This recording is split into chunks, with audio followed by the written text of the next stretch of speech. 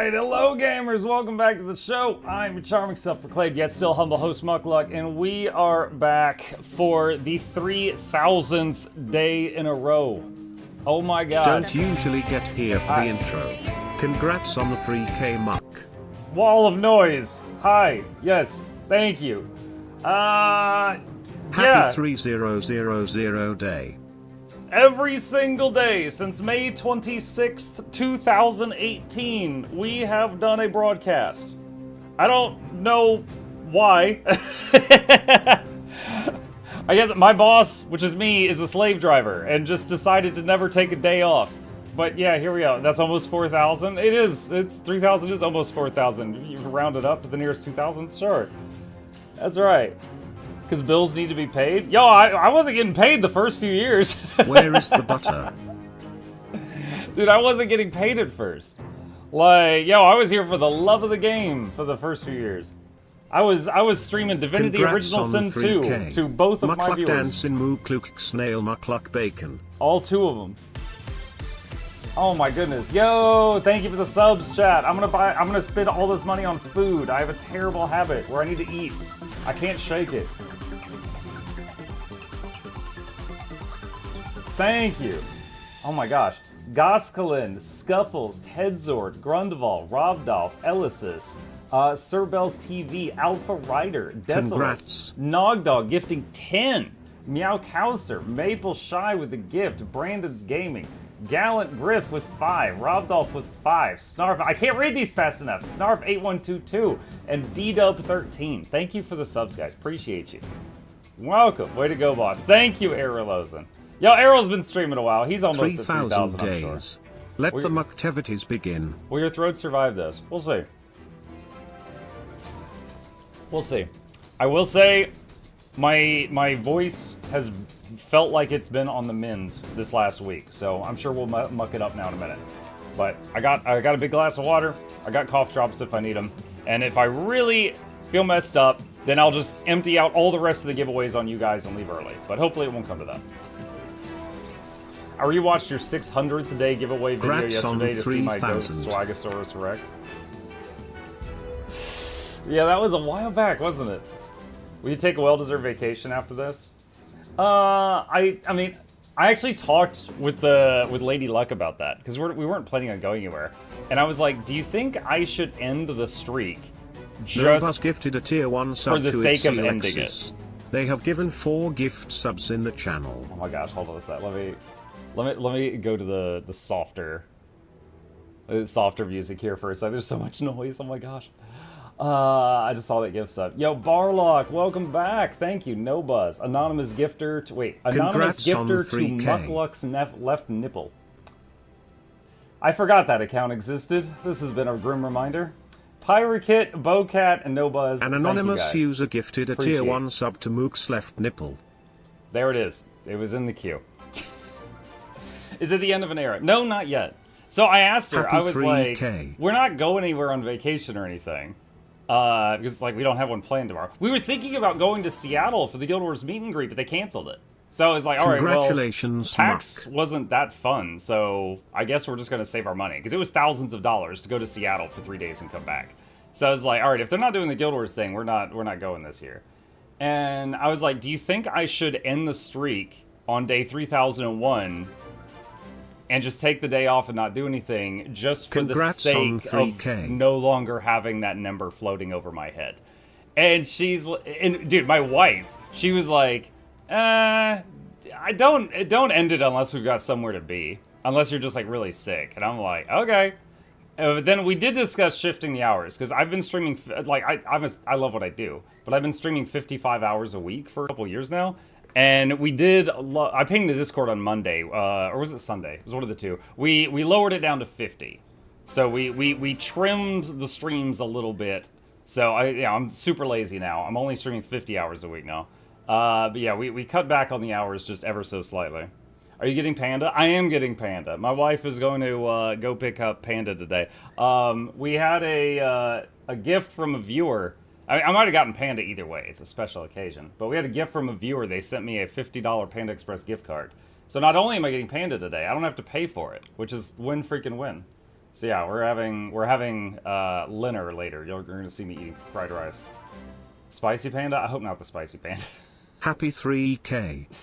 Thank you guys. Did not think we would be doing this 3,000 days ago. Absolutely did not. Patch notes. Are there patch notes? Did they... Dude, on this day where I am taxing my voice, are there new patch notes? I could check. There are? Shoot me a link. Let me see them. Gamba on 3K days. Oh gosh. 4 wins. Nimafor's got them. Thank you, Nimafor. Alright, what do we got? So yeah, basically, Lady Luck was like, "No, we'll find a good reason for you to end the streak." Guys, look at me! I'm and then so you can end curvy! it. Oh my gosh. Yo, Nick with the 5 memberships. Thank you. Celix with a $50 donation. Muck. Thank you. It's reading it right now. Thank for you stream and sharing games with the community. It's because of you that many people enjoy GW2. On behalf of the community, thank you. And happy 3K days. And put this to chips to cat food. Put this 2 chips to cat food. Thank you. And Sand gifted 50 memberships on the YouTube side. I mean, Chip is here. He's kind of a lump right now. Hey, what's up? What's up? I'm bothering the cat. You know what this little booger did last night? Here, just to show you for a second. All right. So look, there's like a shelf here, right? Last night, this is the keyboard for the stream PC. This is the keyboard for the gaming PC. He jumped from there down to here, and of course it went clickety-clack. He panicked and ran across my desk on the 3K at Mach 2. Thanks for all the awesome and content. His butt knocked my monitor sideways, prompted error messages on both computers, and I had a very big mug of water over here. When he passed that, he left it spinning, and I caught it. And dude, I was like, are you serious? Like his whole his whole cat life, he's basically been hanging out on that tower. But yesterday he just decided, I'm gonna run across everything and see what happens. It gave me a heart attack. Typical orange cat behavior. Yeah, he got the 1 brain cell last night at 2 in the morning. The breaking YouTube chat. Yeah, I see it. I see it. They're very kind. Who's that? Yes, Sand gifted 50 YouTube memberships. And also, Sand gifted 50 YouTube memberships. And also, Nick gifted 5 YouTube memberships. Thank you, guys. And once again, Celix, thank you for the $50 tip. Appreciate that as well. Very spammy, too. Jackals, don't complain about the spam. They're paying for my ramen. You know, the price of ramen's gone up. It used to be 30 cents a cup. Now it's 70. Ramenflation. If people complaining about gas, they're not looking at the ramen prices. If only I was hooked on Arizona iced tea, then I would be alright. That price hasn't moved. A cat is never truly tamed, only waiting to pounce. Okay. That's more or less how Freakazoid is created. My cats will jump on my desk when no one is around to look for crumbs. They frequently type things into search bars and open random windows on both PCs. Yeah. The craziest thing I ever had a cat do, when I was hooked on World of Warcraft, there's flying mounts just like the Sky Scale for those that have never played it, but there is like an edge of the world, right? So like if WoW doesn't have like zone lines between lands. Like you could just get on your flying mount and fly south and go like all the way through all these zones. But if you hit the edge of the map, it's this bar pops up called fatigue, and if fatigue runs out, it just kills you. And my one day I went AFK, and I can only assume the cat ran across the keyboard because I come back and it's like, let's say I was here, I come back and I'm dead over here. This cat somehow ran across my keyboard, got me on my flying mount, and sent my auto run turned on, and just sent me flying until the edge of the world. And then I died because of fatigue, and when I came back, I had to res at the spirit healer in WoW, which means your stats are debuffed by 75% for like 10 minutes, so you can't really play the game, because I couldn't retrieve my corpse. Like, he sent my corpse straight to Mars. And I was just like, wow, okay. It felt like it was done with intent. That's how Columbus discovered America. Yeah, a cat ran across the ship's steering wheel. Yeah, okay. That's why my computer's auto-lock. I'm catless now, though. Congrats on 3K. Thank you guys. Thank you. Yeah, we got a lot planned for you guys. Let me give you guys a sneak peek, right? Like a teaser. Okay. So first of all, some of you may remember a game we did once that looked like this. So what we're gonna do later, starting 2 hours, well, hour and 45 minutes from now, is if I call your name, like, you will get to pick a tile. Let's say you pick A1. And then let's say I've got another sheet of paper over here that you can't see that says, if they pick prize A1, give them sunrise. Or whatever.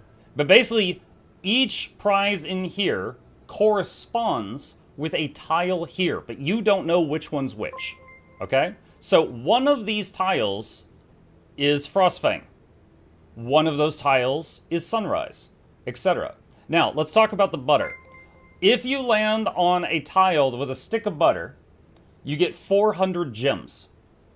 I have 50 gem codes that are each worth 400 gems.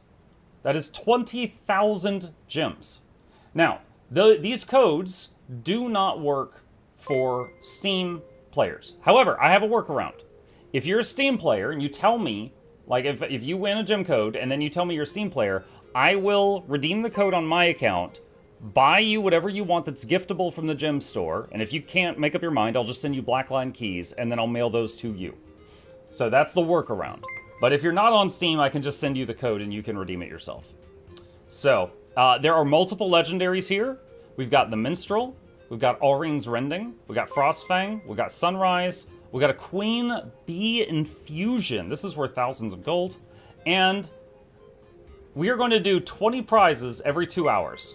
So right now it's noon for me. At 2, 4, 6, 8, and 10, we will clear out 20 of these. There's 100 prizes here. At midnight, we'll have another stack of codes I will be giving away. We'll be done with this after 10 p.m. At midnight, the final prizes will go out, which includes an Eternity and the most expensive item today, the Etheric Anchor. For those that don't know what this is 2 legendaries. This is New in Visions of Eternity. If you bind it to yourself, it gives you a legendary staff and spear. And if you don't want it... Dude, it's lagging. Hold on a second. The bank's like, no, you can't have it. I'm not giving it up. Oh, well, this is awesome. I can't interact with the bank. Am I link dead? Okay, well, hang on a second. What I was going to do was show you this. 5,000 gold. If you don't want it, it's 5,000 gold. So, that is the most expensive single prize today. New build. I just logged in. Stupid game. Oh my god. Hang on a second. I swear yesterday was 300. Where did time go? Grats on 3K. Just a minute. Happy 3K, Mucko. I'm spending today opening 80k Ecto in Zephyrite boxes. Fun fact, the more boxes you open, your game client lags down to the point it becomes a slideshow. Okay. Yeah, I remember I opened a bunch of boxes last year, and I think I got a Con-Ur infusion and a few other things that are still in my bank. Alright. Try again. My game is crashing. If you have Arc DPS, it is notorious for crashing the game after an update. Might be that. New gem store, Tiny Crown, Mug Princess soon. Oh my god, no. I already have the maid outfit and the princess outfit because people gifted me those. Okay, let me see. Can I? Yeah, there we go. Okay, there. That's fixed. Don't forget patch notes. Oh man, I don't know if I'm gonna have the voice to do the patch notes today. All right, hold on. What's going on? Third-party programs, Labyrinthine Cliffs. The holiday has begun. Annual achievements for the holiday. Standard stuff. Clockwork Spear. Open world. A raccoon. Oh, the Jimothy thing. They added Jimothy to the game. Some bug fixes. World v World. Did they nerf druids? No. Wait, Ranger. Poison Volley. Wait, what? That's shortbow 2. The audio of this skill has been adjusted to fix an issue that caused frame stuttering. I have had people ask me. They've been like, Muck, every time I use shortbow 2, my game lags. Does that happen to you? And I've always been like, no. That is crazy. The audio of the skill made frame stutter? That is weird. Okay, I'm not going to worry about those news right now. There's not much there. But, yeah, holiday's back. Let's see. Where's Jimothy and Lion's Art? I do not know.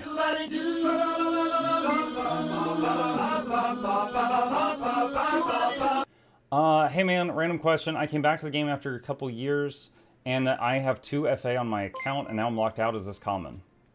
No, I've never heard of anybody having that issue. I would try to open a ticket with him if you're able. That is some crazy spaghetti code. Yeah, I guess so. Oh my gosh, all the bings. We have so many notifications in the queue right now. Thank you, all of the people gifting stuff. Both the YouTube memberships and the donos and the bits and the subs. Thank you, thank you, thank you, thank you.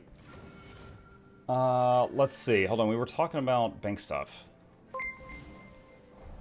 Make it stop? No. Gratzel 3K, thank you. Jimothy got added to like every game all at once. Supposedly it was an ArenaNet employee or like the spouse of an ArenaNet employee that actually took the original video of Jimothy. Let's see. Yeah, right here. This Winter's Heart Infusion and this Heart of the Khan I got from last year's thingy. And I think I don't remember if I broke even on money or not, because I gambled like tons of ectos and then I ended up with these. So it's pretty cool to get them, but what's a Jimothy? It's hold on, a picture is 1,000 words. Someone recorded this raccoon in real... Oh, if you Google Jimothy, he runs across the page. I didn't know that would actually happen. So someone recorded a raccoon in real life that has like no neck. And everybody on the internet started calling him Jimothy. And it looks kind of like that weird cartoon thing. And lots of games... That's him right there. That was the real video. Lots of games have added a... Jimothy as like a miniature in the game ever since seeing that thing. It's Charmon? That's Charmon? The Seattle cryptid? Yeah. Yeah. Imagine if he had been spotted in a time before cell phone cameras. Like, yeah, it would just be called the Seattle cryptid. It'd be like a local legend. He's got a spinal deformity. Dude, he's like the Tasmanian devil. He's just like a mouth with feet. It's a chupacabras. It's chupacabras. Wii Hype are giving more drops away. It might be worth doing that while streaming. My Wii Hype is broken right now, so I don't want to deal with that at the moment. Muck Jimothy questline vid? I don't know that there is a questline. I don't know anything about that. In Berlin, the police mistook a boar for a lion a few years ago, even with cell phone footage. A boar for a lion. Gotta rename all raccoons Jimothy for April Fools. Wow. Oh my god, the bings. The bings! Okay, hang on a second. Let me do something here. So what is happening right now, just to explain it, is hold on, can I just mute that? Okay, there we go, it's muted. So on Twitch, whenever someone like gifts 5 subs, it just says like, you know, Nogdog gifted 5 subs. But on YouTube, when someone gives 5 memberships, it plays an alert for each of the individual people that got a membership. So since Sand very generously gifted out 100 YouTube memberships, it was doing 100 notifications. So I muted the binging sound for a few minutes. We're just gonna let that play out. That's a stream elements thing. Stream elements in YouTube just don't play nice together. Muck, did the infusions fall under the no double ledger? I'm not really tracking that, Jackals. I don't think that's going to happen. But yeah, we'll figure it out. Do you already have all the news links? I mean, I was sent this. It basically just says we did some bug fixes and the holiday has begun and Jimothy is here. There's really not much here. So I'm not going to sweat making a news video on that today while we're all, getting together for this. What's the most annoying legendary to grind? Etheric Anchor. One of the steps is you need, like, 50 amalgamated draconic lodestones or something like that? It's absolutely insane. I've already gambled away my stock of mithril ore and gotten nothing. How do you join the giveaway? Just be here when it happens, and I will give a prompt. I'll be like, all right, everybody who wants to enter, type potato, and then you all will spam potato, and then I'll be like, oh god, the spam, and then I'll give out prizes. Like, I'll have something for you to type that will basically filter out the AFK people. But the first giveaway is in like 90 minutes, so just if you just want to turn your ears on in 90 minutes. That's when it'll be. I was going to ask you if they added more skins to the unlocks, but you probably don't have all the unlocks. Well, there's a new annual achievement, so possibly. Let's see. Aspect Blessed Glove Box. I can't preview it. Hey, look, it's the Tree of Birds. How are you today? Is that the annual one?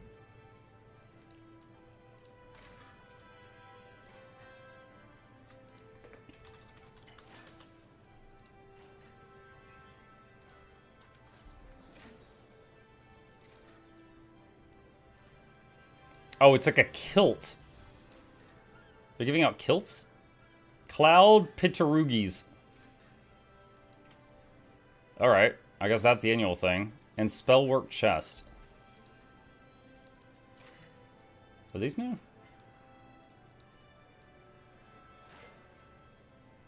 The fire is made out of gears? How do they even think of that? Yeah, these are new.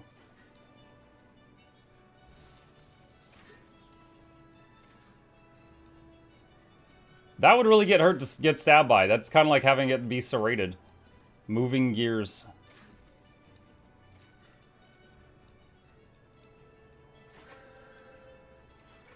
That's pretty slick. Now, I'm not sure who this fits better. Engineer because gears or Mesmer because purple.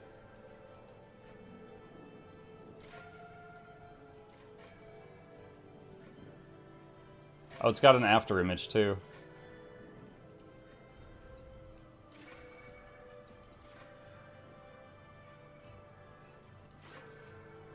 Ooh. Okay. Weapons typically do not look very large on Asura. If a weapon looks this big on an Asura, this probably looks absolutely gigantic when held by a Char or a Norn.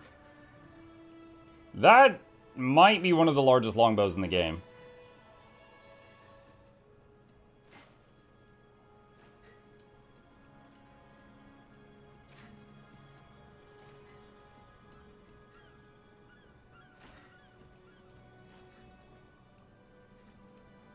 Those are pretty slick. Art team did a good job with this set. I like it. So that's in the annual thing. Would you say it's a longer bow? Mm-hmm. Just to repeat for Muck's benefit, Jimothy was first filmed and named by the partner of an ANET employee, apparently. Yeah, I saw that floating around like Twitter or something. Well, congrats on 3K daily streams. Don't stop, won't stop, never give up till you reach the top. I mean, I think it's like, what is it? If you've got more than like 20 viewers, you're in the like top 5% of Twitch or something. So I know we're in the top 1%, but I don't know if I'll ever make it to the top 0.1%. There's a huge difference there. But happy to keep doing this as long as I can. Gratz currently do not have the time, unfortunately. No problem, Cal. Thanks for stopping by, man. Let's see. Happy 3,000. Thank you, MKin. 3,000 days in a row. Yeah. I started streaming in May of 2018, and I was... Oh, shoot, I gotta pick a team. Spritzberg sounds funny. There we go. All right.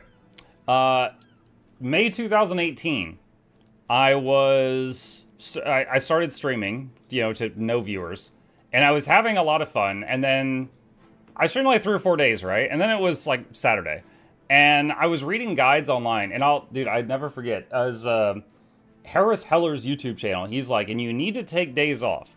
And on my day off, which was like 5 days into streaming, I was like, all I want to do today is stream. Like, there's nothing else I'd rather be doing. So I'll take the next day off when I feel like I need one. That was 3,000 days ago. To the day. So, yeah, apparently I never felt like I needed one after that. Workaholic? Yep.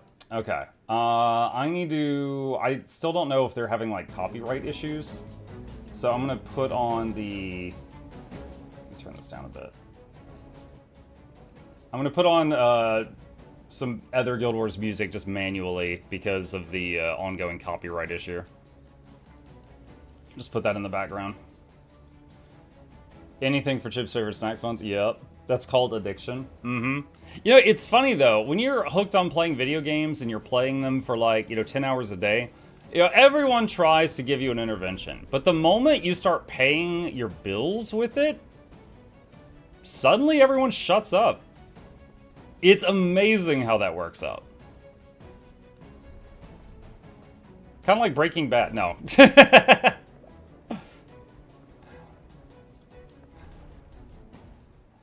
So 100 YouTube subs give sounds for like 20 minutes straight. Noted. I might use this to annoy you. Oh, great. Well, for now, I'll unmute the thing. Muck, you were a sysadmin before, right? No, I wasn't that important. I did work in tech support. The highest tier I got was, like, I was the head of the tier 1 team. So, like, when you call in, the first people that would answer the phone to try to help you, have you turned it off and on again? I was leading that department. I did get offered a promotion multiple times, and I declined it. And the reason was, and I don't know how many of y'all can identify with this, my boss really, in my opinion, kind of abused the workers who were on salary. All right? Like, if you were on salary and you were not hourly, he would call them in for anything, any day of the week. And if I took the promotion to go from head of tier 1 to the next tier, it was going to move me to salary, and I was like, I will no longer have any personal time. My boss, like, he abuses it way too much.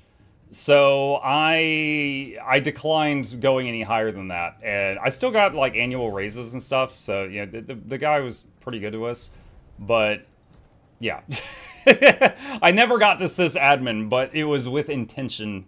It was with intent. I'm not American. That's not allowed in the Netherlands. When you're off, you're off. I mean, that sounds great. That wasn't how it was for us. That's why your guides are great. You train the tech support to be clear and patient. Yeah, one thing one of my bosses said a long time ago is if you can't explain what you're talking about to an idiot, you don't understand it well enough. So I just explain things as if I'm talking to one of my customers, and it works out.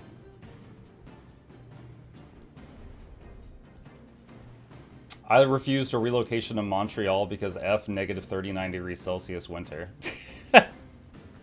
That's kind of like earlier, someone was like, Muck, is it like super hot out over there?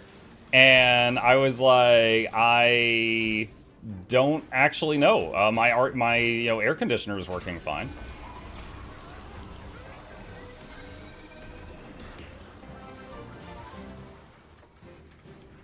Can you stop making Congrats on the clones for a minute? 3,000.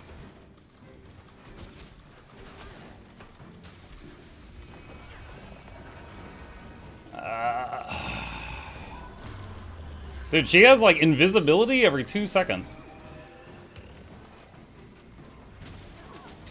Now she's reflecting.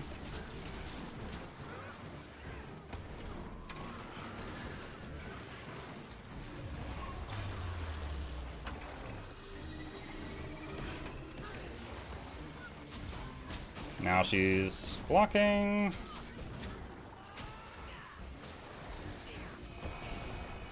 Dude, what is her damage? Like, this is annoying, but I feel like I'm fighting a Tickle Me Elmo. Hopper. Hi!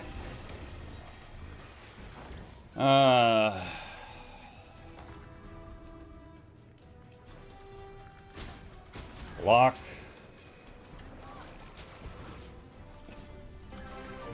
Okay. Grats on 3K. And THX for the entertainment and the get to the points I learned so much off of. You're very welcome. Thank you for the grats. Hello all, here's to many more days of muck streams. Thank you, thank you, thank you. Recently learned an RPG called Hybrid. That's exactly the one, correct? Technically, it's illegal to treat employees like that where I'm from. Yeah, the worst I ever saw it in tech support was there was a time where there was like a system outage, right? And everyone was busy because like tier 1 was getting phone calls like, you know, constantly, nonstop through the whole day about people like, hey, the system's down. So, and we were told to act like we had we just found out. Like, oh, thanks for calling us. We didn't know. We're on it. And it's like our boss basically told us lie to everybody to buy time. And so literally for 8 hours, I'm at work like, hello? What? No. Really? We're on it. Top men. Click. Hello? What? No. Really? We're on it. Top men. Click. What? And I'm just doing that for like 8 hours. So it sucked for everybody. But the people who were like on salary, they were at the data center, I kid you not, for like over 50 hours.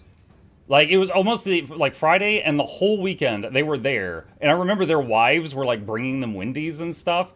And they came in Monday morning and none of them had shaved. They all had like, you know, 3-day beards. And they had to work like the whole weekend in order to like fix the system. And, you know, they got overtime and all for it, but I got to go home and play World of Warcraft. They didn't get to do that. Did anyone catch on? Yeah, there was one guy that called back after a few hours, and he's like, this is exactly what you said a few hours ago. And then I had to use my, you know, ace in the hole, which was crinkle paper in front of the mic, and be like, what's that, sir? I'm sorry, you're breaking up. Yeah, some of them caught on because they called back.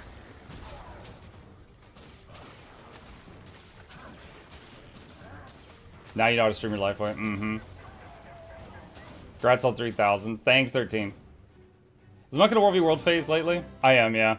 I started doing World v World. Congrats on the 3K daily streams. Here's to many more Mukluk love.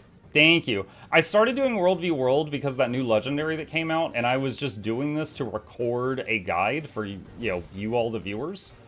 And while I was in here, I got hooked on it again. And so I've been playing it a lot ever since. And that has, I think there's been like 3 YouTube videos came out as a result of this, like 2 funny moments videos and 1 guide on how I play it. New legendary. Yeah, in Visions of Eternity, they added a legendary accessory to World v World called Strife Unending, and you can earn it twice. So if you really like World v World, it's an easy way to get 1 or 2 legendary accessories. So I was recording a guide on how to get that, and like while doing that, I started having, you know, fun, that forbidden F word, and so I've been playing it a lot lately. And as someone with 10,000 hours in Guild Wars 2, I know all the bosses. I know what the bosses do. It's a script, and I'm kind of burned out on those. World v World, I never know what the heck people are gonna do. Same with PvP, but you know, the reason I've been playing more World v World than PvP is 1, my favorite class, Druid, works better in World v World than it does in PvP, and 2, there are certain classes that are overpowered right now. And when you're in World v World, if you run into them, you could just run away and go somewhere else. But in PvP, you're trapped in a room with them, and you have to stay there until the time runs out, and sometimes that's just not fun.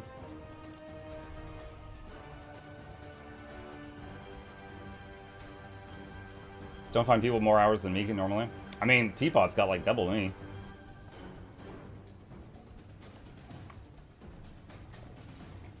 Muck, what do you think Wages of the Stars is as a legendary weapon? What? I do not understand that question. As software engineer, I try to make time for the first line folks before people get it in the face all they can do much about it. Yeah. Like, I will say, like, I think I was good at my job when I was in tech support. I hated doing it, though. It's kind of, like, soul eroding. Like, because my job was talking to people that were already angry when I picked up the phone. And that really wears you down. It's like, if something happened and I couldn't do this anymore... days in a row, Muck. This is for cake. Thank you, Try. If something happened and I could not do this anymore, I legitimately would rather go flip burgers than go back to tech support. And I obviously it would be a pay cut. I would deal with that. I do not want to go back into tech support. I feel like I've served my time at a penal colony, and I don't need to do any more of that. I have served my time.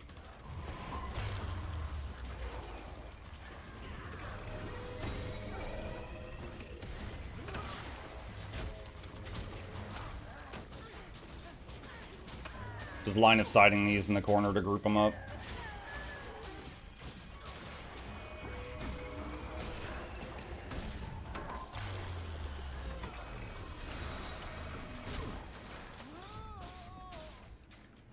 Have you ever worked in retail? I have not, but I am sure that that's hard work.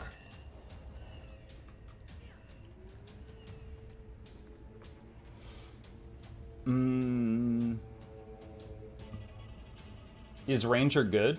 I mean, I like it.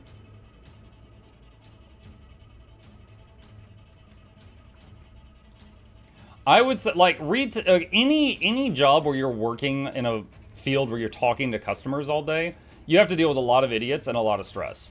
I completely recognize that. The reason I was saying that about tech support is tech support, people are calling in, they're already mad. If you're in retail, a lot of the, like, not everyone's angry the moment you talk to them, right? Some people are just there and they're like, hey, I'm buying this, check me out, and that's it. That's the end of it. Congrats on your 3,000 daily stream. 95% of the people calling in are angry, and 5% are patient, but no one's happy to see you. There is no one who is in a good mood when they call you. Like, at all. So, now, again, I've not worked in retail, but at least in retail, some people are just like, hey, ring me up, we're done. That's it.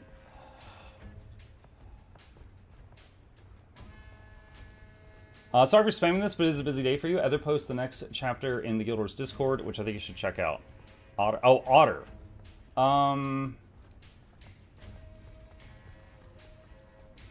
He posted a thing about Jimothy. Festival of the Four Winds is back. Head to the Labyrinthine Cliffs. Blah, blah, blah. Check out our blog for more info. I already saw that. Don't forget to search around Lion's Arch Grand Piazza to claim Jimothy as a miniature and add them to your homestead.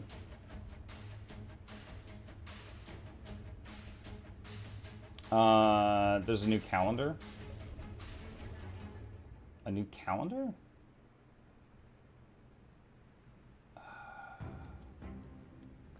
I don't know what you're trying to point me to. Above it on the next release. Oh, here we go. Mark your calendars. Code of Creation arrives on September 15th with all new story chapters, explorable map, fractal raid encounter, convergence, mastery, legendary sword, mastery achievements, scores, and more. Okay, other than sword, we knew all that. Hang on. I've had this image open in a tab since the launch of Visions of Eternity because it keeps answering questions. We already knew all of that, except we only knew legendary weapons, so now we know it's a sword.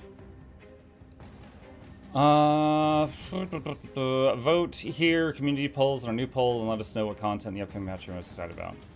Yeah. Okay. Cool. Yep, most of that is as expected. They have more info about names in the community poll.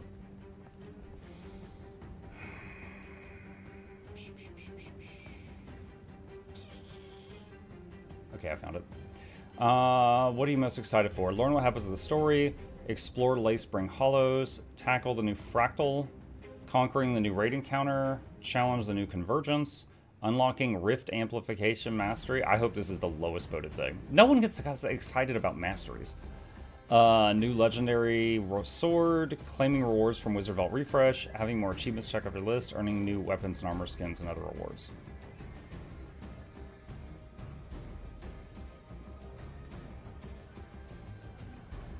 Called it. Mastery. 1%. 1% of the votes. Called it.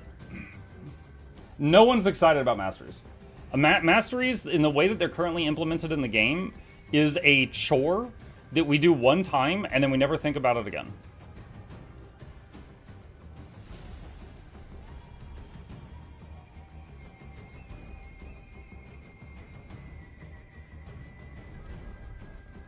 Masteries or band-aids? I think of masteries more as time gates. Like, they're often there to prevent you from enjoying the new features 1 second into the patch.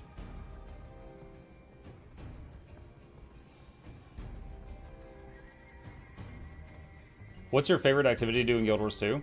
It changes over time. There's been times where for months all I did was raiding. There's been times where for months all I did was PvP. Lately, World v World is my #1 activity. But it just depends on when you ask me. AI says you're 9+ hours deep into the stream. Glad AI is not running my alarm clock.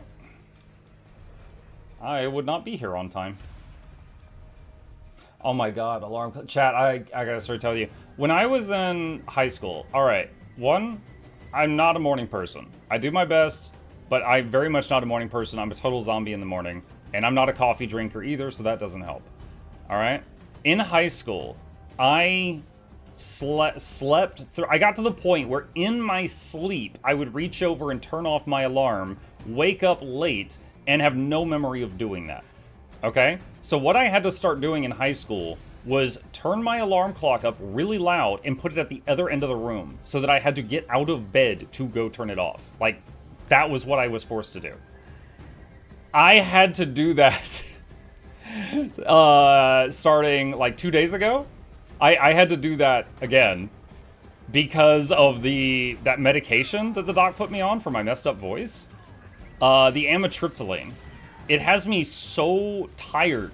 Like, it knocks me out. So I take it right before bed and it's still in my system in the morning, and I started doing that crap again where I would turn off my alarm clock while still asleep, and then my wife would be shaking me awake at like noon. Like, what are you doing? And so I had to, starting like 2 days ago, my alarm clock is my phone these days, but I had to put my phone on my dresser, which is at the opposite end of the bedroom, so that I have to get out of bed to turn it off, because I started doing the in my sleep turn my alarms off again, and then have no memory of it later.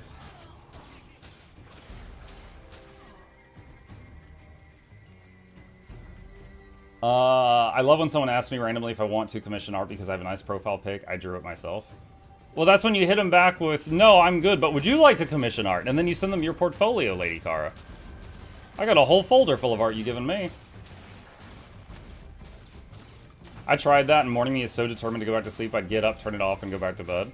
Oh, man. You need one of those, like, Looney Tunes beds that when the alarm goes off, it just catapults you out of the bed onto the floor.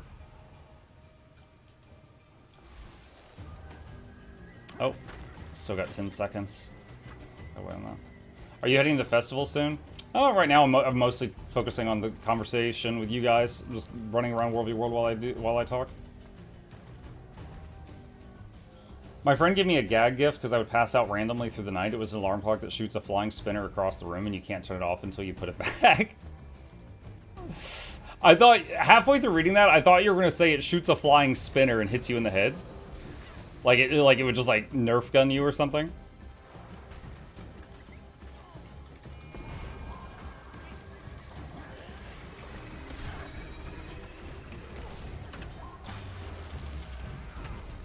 Got any advice for Soulbeast trying to start World v World? My advice for anyone trying to start World v World is find a big group of people to join and follow them around, mooch, and do what they do and learn what they're doing. Like, do not run around solo the first time you're in World v World when you don't know what you're doing, because you're going to get farmed. But you'll get way more profit by being in a group, because, like, if your group kills another group, you're going to get credit for, like, 50 kills at once. And you can learn what they're doing at the same time.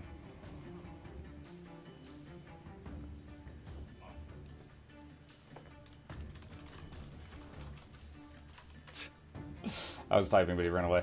Mike, have you done the Queen's Gauntlet solo fights available during the festival? Yes. It was years ago, but I did clear it. What's her name? Like, Leandri the Dark or something like that? And Turai Osa? Yeah, it's been a long time. I don't remember the fights, but I did clear all that a couple years ago.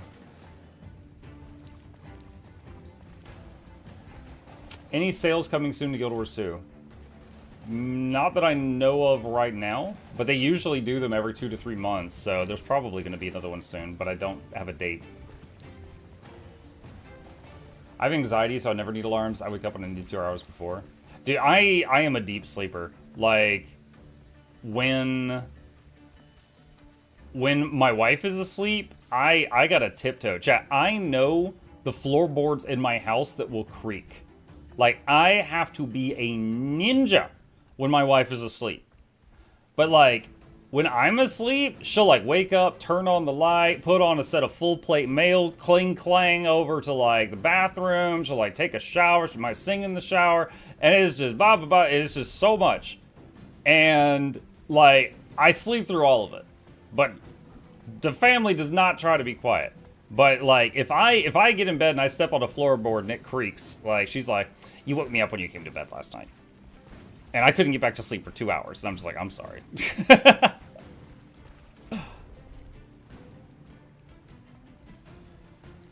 Okay, I think I'm red team. So no one here is my friend.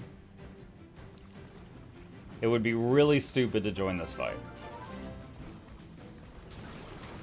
Think this message requires some attention. Mukluk Snail. It would be really stupid to join this fight. Leandra, yes. Hi, Steph. You think this message requires attention? I see your message. I see it.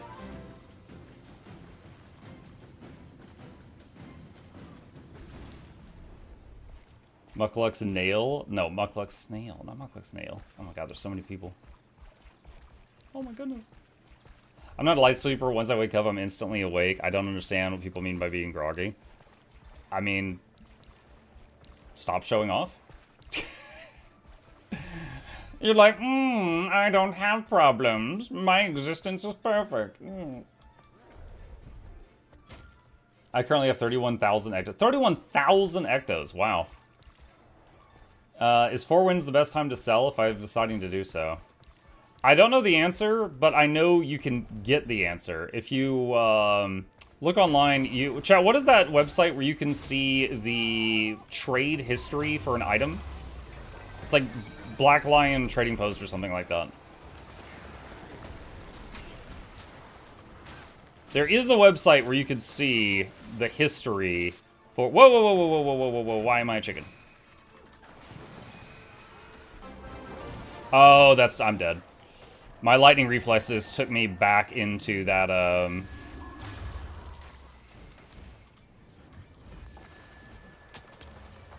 Wait, really?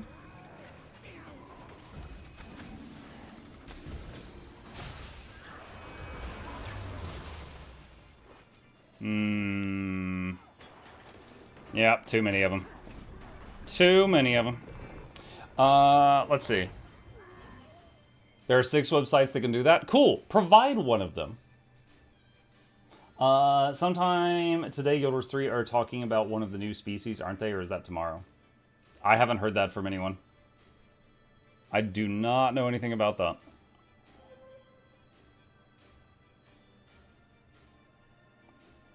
There you go. Magnifying lens has provided it. GW2TP.com, glob of ectoplasm. All right, so here you go. So right now, it's up there. Stonks. So it seems to be one of the better times to sell if you are interested in doing that. Yep. Thank you.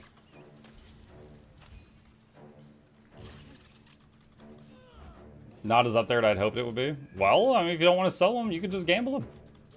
Get some goodies.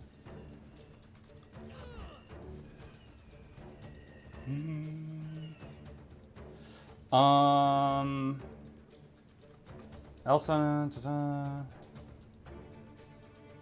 question, but sell what crafting stuff? They're talking about ectos. purple balls, these things.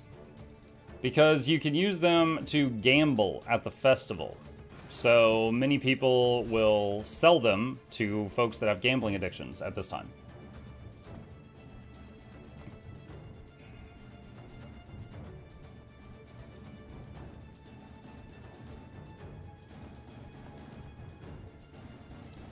Will it go up? We just provided you the website that can check that.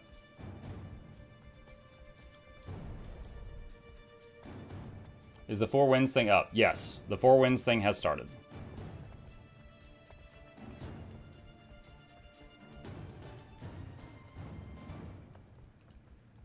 Mike, how's the voice? It's a little worse every time I'm asked about it. Do you need another build? Do you need a other build than a PvE build to play World v World? Yes. Yes, for example, most DPS in PvE will run Berserker stats, there'll be glass cannons, they won't have a stun break, they won't have condition cleanse because they party with other people and depend on that stuff from others. But if you are in World v World, most people don't run glass cannon in World v World. You probably want to have a stun break and condition cleanse on your hotbar, things like that. So yeah, you would run different stuff.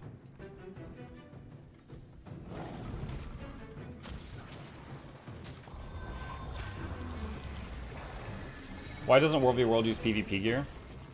So, I don't know their reasoning, but I can guess. Here's the thing. Currently in PvP, if you only PvP all the time, there's really nothing to work toward. You have everything unlocked immediately. But World v World, people with better gear do have a small advantage. People that spend time getting a food buff, getting a utility buff, stuff like that will have a small advantage. So it's nice to have a game mode where the stuff you worked really hard for can actually be utilized. So, and if you hate that, if you're like, I don't want to go against people that have 5% better stats because I haven't worked toward that, you can just skip World v World and do PvP. But is there a way when using Legendary Starter Kit to just open it instead of being teleported to the Wizard Vault? I don't know. Ever since they added that Legendary Vault thing, I'm not sure if that's possible anymore.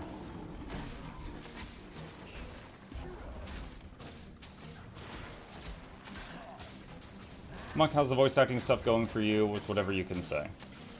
I am allowed to say that I am voicing a supporting character role in the game Emberville.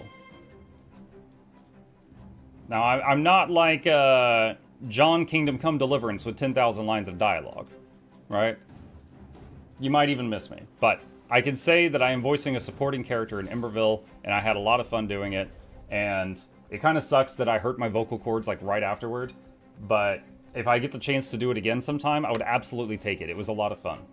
It was kind of like playing D&D with some friends and just throwing myself into a goofy role and just acting like a clown, and then getting, you know, getting to see that become someone in a game was pretty neat. It was an awesome experience. You already finished? I have already recorded what they need from me so far. That's what I can say. Now, is it possible that they'll call me up again later on because that character comes back in the future or something? Maybe. I don't know what's going to happen to that character. So, at the moment, all I can say is I recorded what they needed from me so far. Can I have your autograph before you become too famous for us? See what I can do. That reminds me of when I was in Seattle, and people had me sign some stuff, and I kept having to mentally kick myself and be like, "Don't write Michael," because I had never signed anything as Mukluk before in my life, and I kept like almost writing Michael on everything. Do you sell cabbages? No, I don't sell cabbages. From Gildersleeve's blog post on Playable Species next week, you'll hear from our narrative team. We'll be introducing the first of our 4 playable races, is what it said. Oh, that thing. Okay. Sorry, people kept making it sound like they were going to reveal the 4th race. So, but like next week they might be talking about like humans. So, yeah. Okay, sorry. That rings a bell now, but I think some people got that twisted a little bit and started talking about like it was something else. Call you Muck Mercer at some point. Oh man, Matt is in so many things for reals.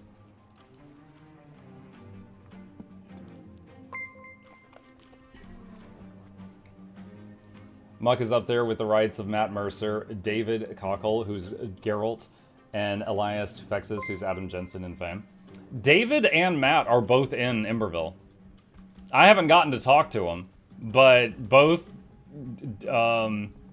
David, who is Geralt of Rivia, and Matt Mercer, who is everything else, both of them are on the Emberville project. Also, the lady who's the voice of the Baldur's Gate 3 narrator, constantly forget the name, I'm sorry, she is on the project as well, and there's a bunch of others that are big names.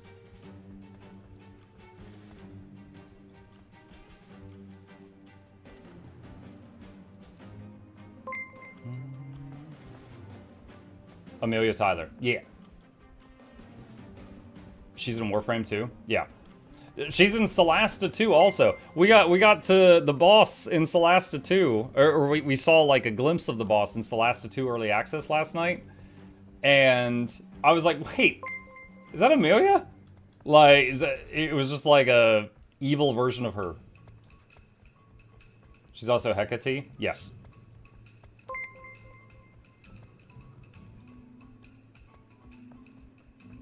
Hi Mark, thanks for your content and fun videos. Thank you, JJo. Your 10,000 consecutive day of streaming will be Tuesday, October 10th, 2045. Oh, man. Well, it's a date. I'll meet you there. I'll meet you then.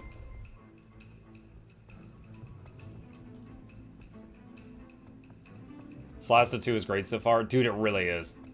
If any of you enjoyed Baldur's Gate 3, Solasta 2 Early Access has been really good so far, and it is not the exact same, but it scratches the same itch.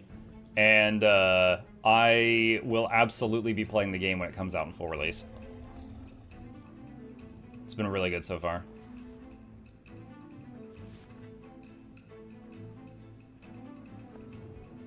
I like the overworld map. Yeah, I would say Solasta 2 has a few features it does better, and a few features it does worse than BG3. But if you like one, I think you'll like both.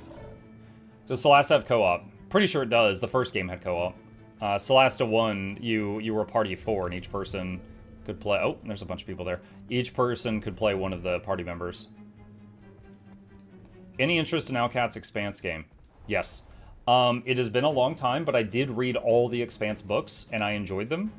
So I am interested, both because I enjoyed the books, and also because I've enjoyed just about every game I've played from Alcat. Like Pathfinder Kingmaker, Pathfinder Wrath of the Righteous, Warhammer 40k Rogue Trader. I've played all of those, and some of them multiple times. So, yeah, I would absolutely try that.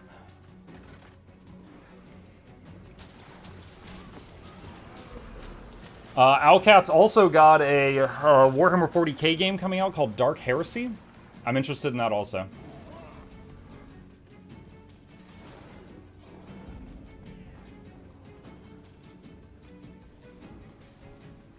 The actress for Lae'zel is also in Solasta. Really? Okay, so either she changed her voice enough that I didn't pick up on that, or I haven't met her character yet. You sell the Muck plush?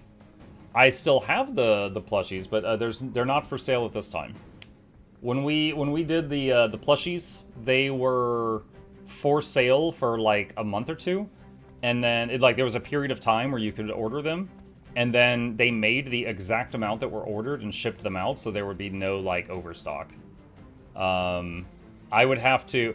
It's almost the 1-year birthday of me asking ArenaNet for permission to make more plushies. Like, it's literally almost been a year. I've poked them multiple times, and they keep saying we're thinking about it. So at this point, I don't know if anything will ever happen. I did ask for permission to make more, like Baby Aurene, like a chibi version of Tybalt. Like, there's a few that I know would do well. but I haven't yet gotten permission to do any more. So they were FOMO plushies? I guess so. I did it through Makeship, and the way Makeship does it, again, so that they don't make any extras, is they have like a month where people can order them, and then after that month, they make the exact amount that were ordered, and they ship those out, and then that's it. And if during that month there is not at least 200 orders, they cancel it and refund everybody. So you have to have at least 200 orders for it to happen. Yo, Steph, thank you for the 5 gifted. Really appreciate that. What plushies did you have? Hold on. Let me see how well this will work. I'm going to turn the camera around here. So on that shelf there, there's 2 plushies. There's one that's like my channel logo, and there's one that is the Asura. The Asura one was the one I had to get ArenaNet's permission for. Because I wanted to... if I had been like tiny goblet creature with pointy hat, I probably could have gotten away with it. But I'm on good terms with them, and I didn't want to screw that up, so I asked them for permission to do an Asura plushie and call it an Asura plushie, and they wrote like a little contract that gave me permission to do it one time.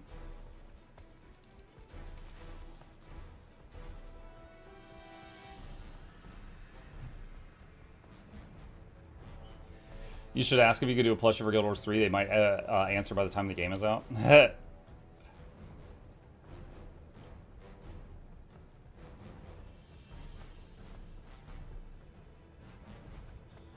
What are your thoughts on Legendary Infusion being added, and how do you think it would work? I mean, Legendaries, their main thing is you can change the stats on them on the fly, as long as you're not in combat, right? Or if, like, Legendary Relic, you can change it to other Relic. So if you had a Legendary Infusion, Infusions usually give, like, very small stat bonuses. So I assume that you would have one and you could change them between, like, you know, 5 condition damage or 5 power or 5 healing power. But also, when you make Legendary Runes or Sigils, you have to make multiple of them. So if you did Legendary Infusions, you would need what? 1, 2, 3, 4, 5, 6, 7, 8, 9, 10, 11, 12, 13, 14, 15, 16, 17, 18, 19, 20. What, 20? Not counting underwater? You need like 20 Legendary Infusions to cover everything? 18 if you're Engineer because you don't weapon swap?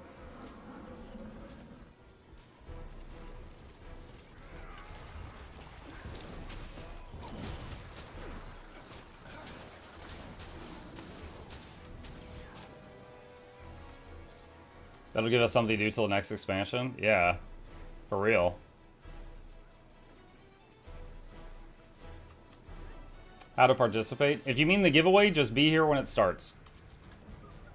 I'll ask a question that will prompt everyone to type something, and that way we don't end up giving prizes to AFK people, and then we'll start drawing names. I just got my spear for my Necro watching your guide, thank you. You're welcome. Congrats.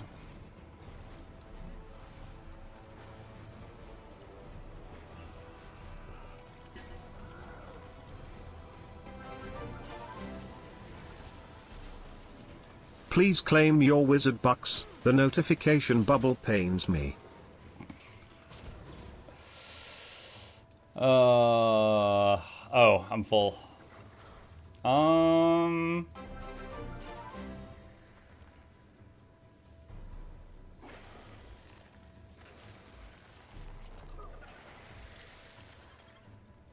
don't know. What should I get?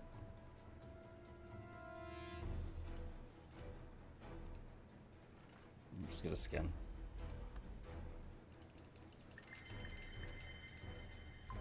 I love how easy World v World dailies are. Like, I've just been derping around while talking to you guys, and I've gotten almost all of them done. Muck, to troll the chat. Open your bangs and let us bask in the glory of your bag slots. My bangs? Open my bangs? I think he meant bags. There you go. My bag slots. My baggy waggies. My thick loot bags. What's left of them? Well, I mean, I always push them back. Like, if I pull my hair straight down, you know, it can almost reach the tip of my nose, but I always just do this, so.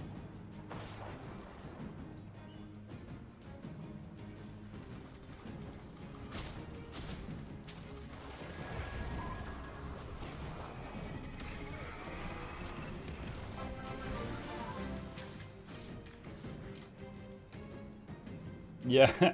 Also, Zelix, thank you for the $25 tip. Michaelis with 3,000 bits also. Goodness. Happy 3,000 Muck. Congrats, that is a huge accomplishment. Oh my gosh, chat. Do you think if I stream 1 million days in a row, he'll give me 1,000,000 bits? I could finally retire. I have to check how many years is 1,000,000 days. I might be dead by then.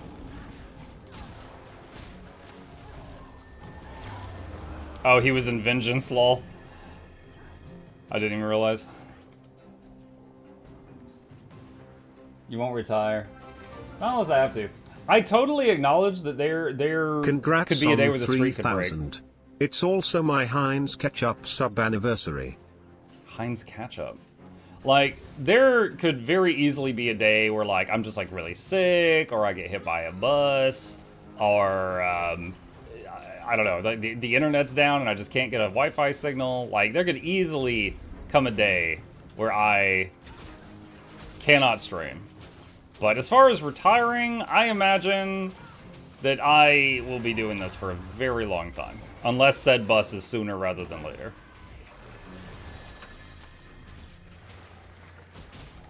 Muck 1 million days is 2,740 years. So what you're saying is I need to drink more water.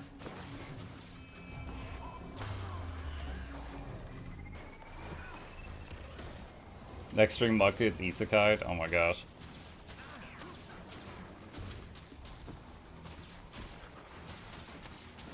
I was in my living room and I got hit by a bus and now I've been reborn in another world where I'm the main character, but I've got to get back home within 24 hours or I lose my stream streak?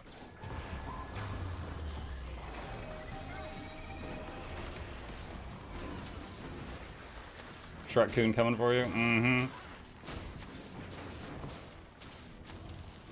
Could be worse.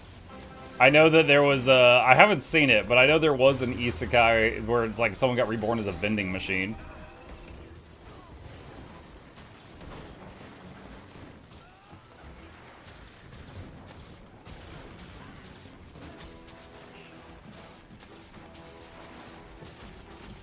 So I can kill this Tower Lord.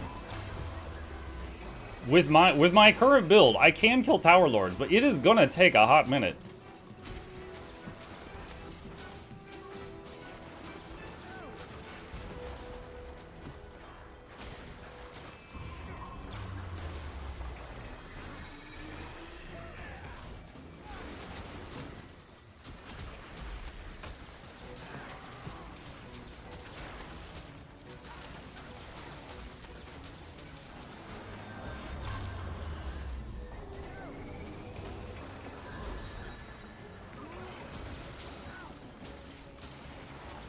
Do you mainly do World v World and PvP nowadays? I have been mainly doing World v World. Just because it's been a lot of fun for me lately. Usually I'll do... Grats on 3,000. Thank you, Mukluk Auntie. Bacon. Usually I do World v World when I'm playing Guild Wars 2, and I usually, devote Tuesdays to Guild Wars 2. We call it Guild Wars Tuesdays. Currently on our channel, because I stream every day, we've got Mutiny Monday, where I play games that y'all can screw with me while I'm playing them. We got Guild Wars Tuesdays and Warframe Wednesdays. And then all the other days is just we, continuously work through different games. Like right now, we're playing the Solasta 2 Early Access. What are the other ones? Beast of Reincarnation is a Souls-like game. It's currently our morning stream game. We've been going through the Room series, which are like puzzle games, and we're currently on the Room 4. Probably just got one more stream of that. Hello, Choya. Congrats on 3K. Glad I could be a part of it. That's right. When I finally make it big, you're gonna be like, I watched his 3K. Congrats, I Muck. was there. Unbelievable achievement. I was there. Oh, an Invisible Warrior. No one expects Invisible Warriors. 3,000 in a row. That's what I said. We've streamed every day since May 26, 2018. Muck, are you still hating the Warframe fanbase? It's okay. It is very interesting. Hold on a second. I am going to explain very carefully how much I hate them. Just a second. Okay.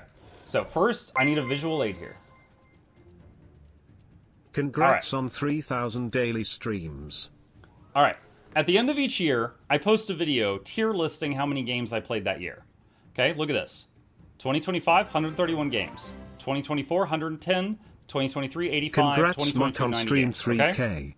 So right here, that's 400 games. That is 400 games in roughly 4 years, and I've been streaming for 8 years. So we'll lowball it, and we'll say that I have played 500 to 600 games on stream in the last 8 years, okay? We're lowballing that number, okay? In that time, Warframe has absolutely been one of the nicest and also one of the worst communities of a game that I've tried in that time. And the reason it's both of those is the population. It has got a massive fan base, right? So it's like, oh, well, only 1% of them do spoilers. Okay, well, there's like 1 million of them. 1% is still thousands of people. So it's like, I get a lot of viewers when I try Warframe, because a lot of, just like Guild Wars 2, right? I like watching people try Guild Wars 2 for the first time. They like watching people try Warframe for the first time. But they cannot shut up. So there's some like major story beats in the game that you should not spoil for people, and they're like telling me on minute 1. And it's just like, oh my god. So it's, out of the last like, what, 500-600 games I've played, in terms of like people spoiling, it's been the worst. But like, also generosity, it's been one of the best. Because people, I've returned all of the things people have mailed me, but a lot of people have tried sending me like free stuff because they want me to have a good time, and I'm like, I appreciate it, but no thank you. I want to experience it how, you know, how they intended.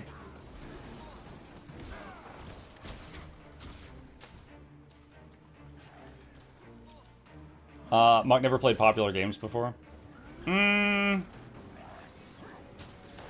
I don't know. To say that every other game I've played was not popular, I don't think that's true. Like, okay, you know what? Here, I played Fallout New Vegas, just like a year or two ago.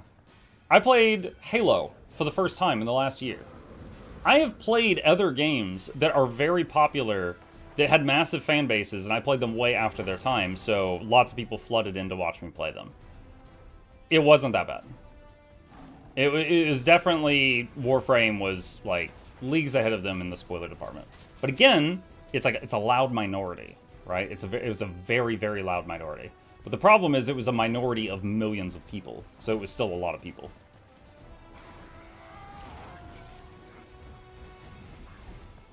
They have a very passionate fan base. Yep. Have you played Baldur's Gate 3? Yeah. Right when it launched, I did a good playthrough, and then I did an evil playthrough. And then later, I came back and we did a playthrough on the hardcore mode, where if you wipe, it deletes your save file. And we beat the whole game on that, so I got the golden dice. So I have done like 300 hours of Baldur's Gate 3. I've beaten it 3 times, and I've done it with no deaths.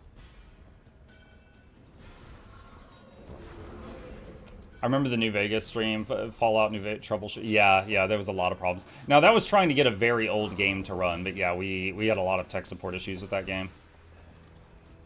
And it was funny, because, like, the Fallout New Vegas fanbase is so accepting of the technical issues. Like, the game would suddenly spawn, like, 300 Deathclaws and explode, and then it would just, like, crash, and they'd be in chat like, oh, that's so New Vegas. Oh, it's so New Vegas. And I was just like, what? Why are they being all cutesy about this? This is annoying.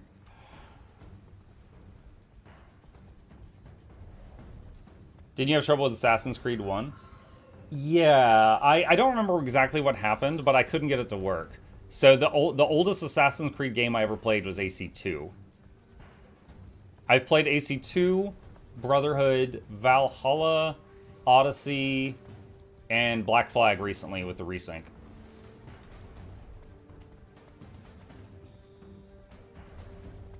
Hey, Canuck. Fallout and Oblivion is 80% modding, 20% playing the game. I guess I'm weird. I played Oblivion without mods.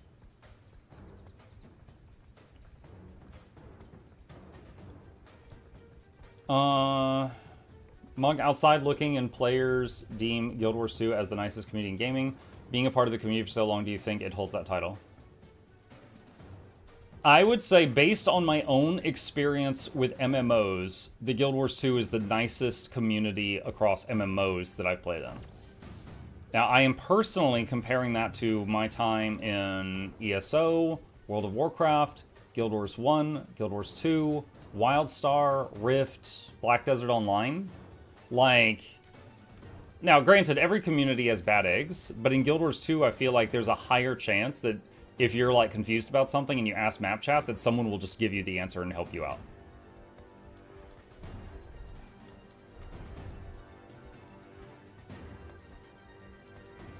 Do you think the free-to-play mode made the community worse? No.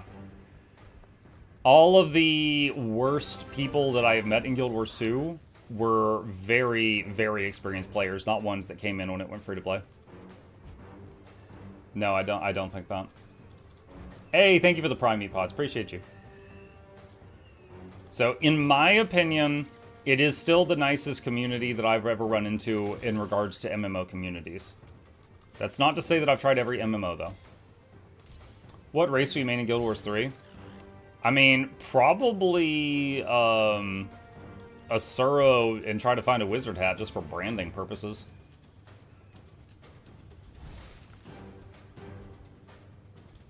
But my typical thing for anyone who's new here, when I play any game, I just like picking the not human options. Let's say Guild Wars 3 has humans, Norns, and Coden. I would play the Coden. Because Norns are just big humans. I know what being a human's like. I'm a human in real life. That's boring. I'd pick the Coden in that example. I just want to pick the weird options. Alright? When I played WoW, I played a undead. I was a walking corpse. When I played EverQuest, I was a troll, which in that game are like, they're 6 foot tall. Yeah, no, that was low ball. Yeah, they're like 7 feet tall. They're like 7 feet tall, green skin, ugly, regeneration, but you're like a monster race. So I like picking just like the weird stuff. In Guild Wars, because of all my guides and stuff, people know me as the Asura guy with the wizard hat. I've actually got one here.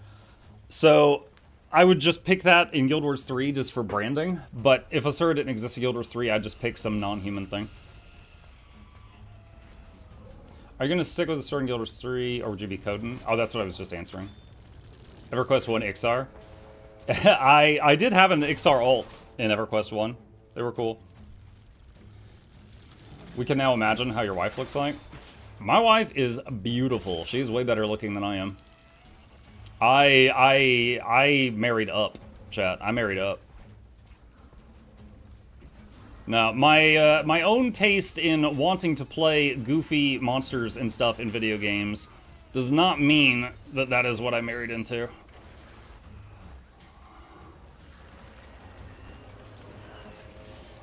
Does your kid play Guild Wars 2? My kid has a Sky Scale. So any of you that think getting the Sky Scale is too hard, please know that an 8-year-old did it. He's 14 now, but he did it years ago. Now, he has not played in quite some time. I think since Janthier came out, he hasn't played Guild Wars. I mean, he's a kid. He's now 14.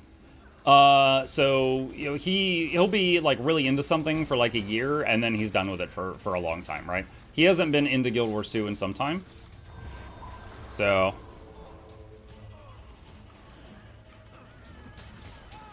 he hasn't played it in a bit. What game does he like now? He's been playing a lot of Darktide with me lately.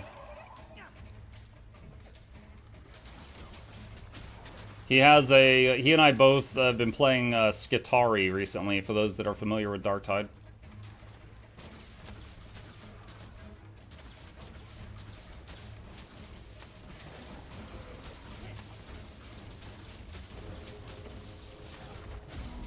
Anna's great. Yeah, Anna is my wife, for those new here.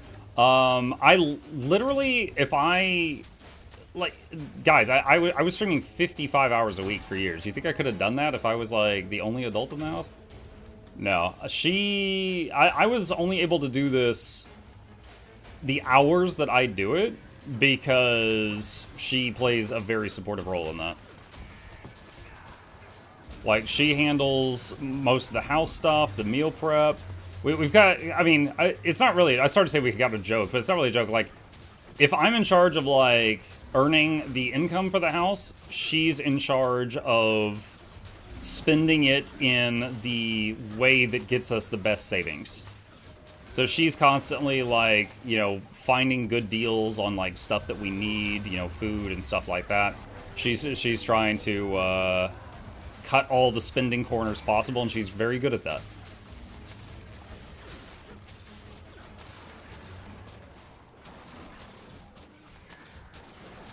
That's a good partner up. Well done.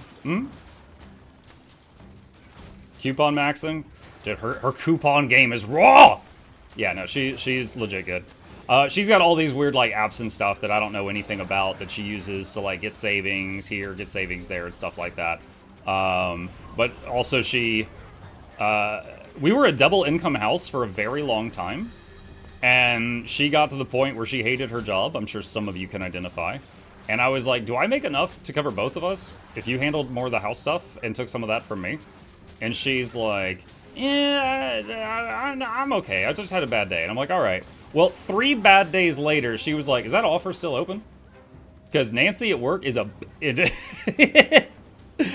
like, yeah, the offer's still open. And so we kind of shifted to, you know, me doing solo income and able to stream more hours, and she took more of the house stuff off of my plate. And yeah, that worked out really well for us. Muck Nancy? Freaking Nancy. All my homies hate Nancy? Yeah. Dude, she was in charge of a couple of things at her old job, but one of them was, like, balancing the books. And so anytime, like, she had, you know, it's like someone carried a 1 3 months ago and everything after that's wrong. So she would have to go back and fix all of it. And it was always because Nancy made a mistake 3 months ago. It was always Nancy. Every time she had a bad day, it all traced back to Nancy.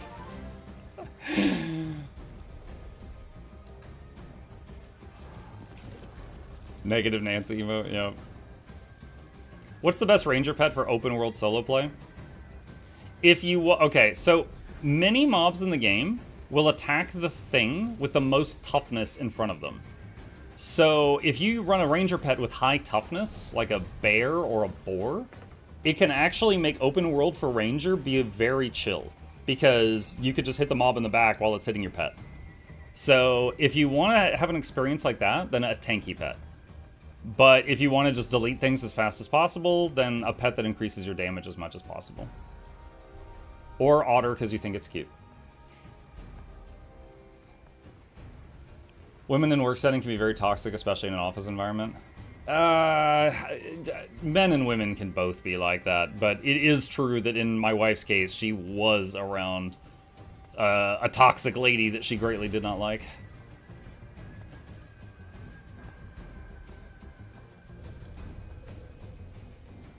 Is that how all aggro works in the game, even fractals and raids, highest toughness? No, there are mini mobs that just kind of will do whatever they want, and they'll just hit whatever. But there are also mini mobs that will just go for the highest toughness target that's in range. So, 50% of the time, it works 100% of the time.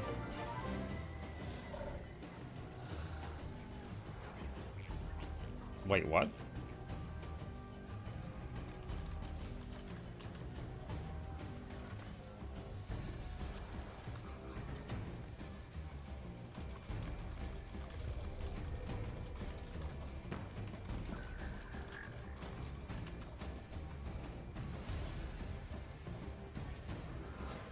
This guy's name is Moist Lipton. Someone aggro to distance, some aggro to toughness. Some do initial aggro AC when they see first, yeah. Oh my goodness. So inappropriate.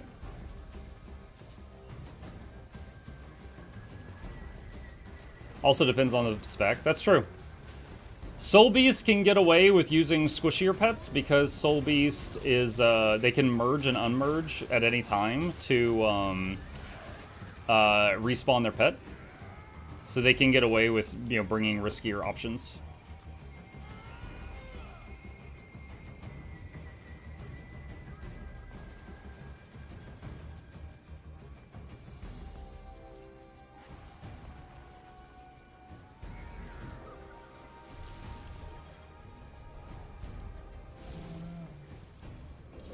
My boss definitely has very specific aggro requirements, like someone being nearby.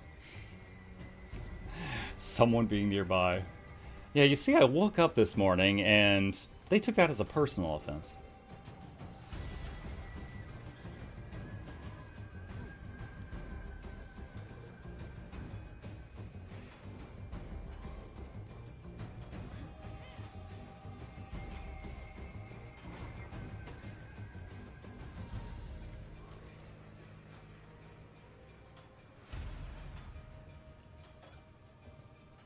You personally made their life harder by continuing to breathe. Yep. Muck's wife aggro is named Nancy. No. No, my wife from the dating phase knew I was a total dork, and she knew what she was getting into. We almost never fight, and if we do have like a disagreement, it's usually because like one of us forgot something and the other's disappointed. And then we get over it pretty fast.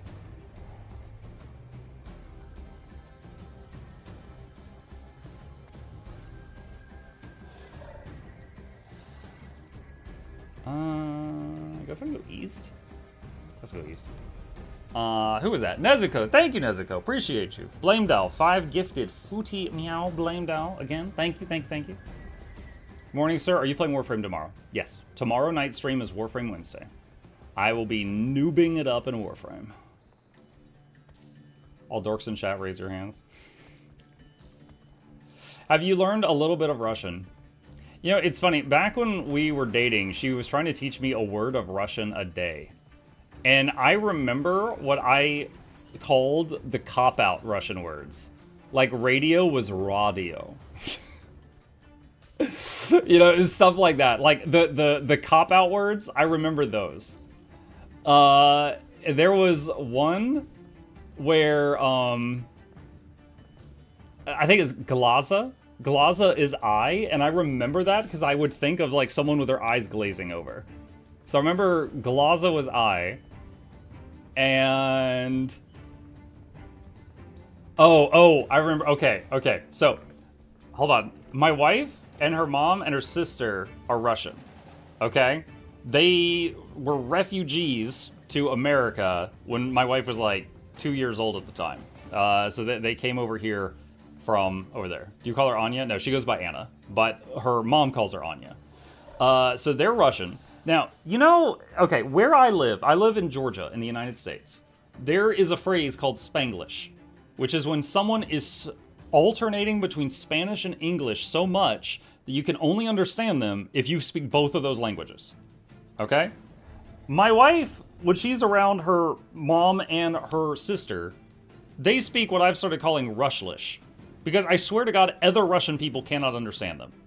Because they moved over from Russia, and they were in a home, in an area surrounded by English people, and their Russian mutated. And now other Russian people have trouble talking to them. And so, like, if my wife is talking to her mom and they're getting into like a fight, and I'll be in the room and they're like, and it's like bouncing back and forth between English and Russian faster, so I'm only catching every other word.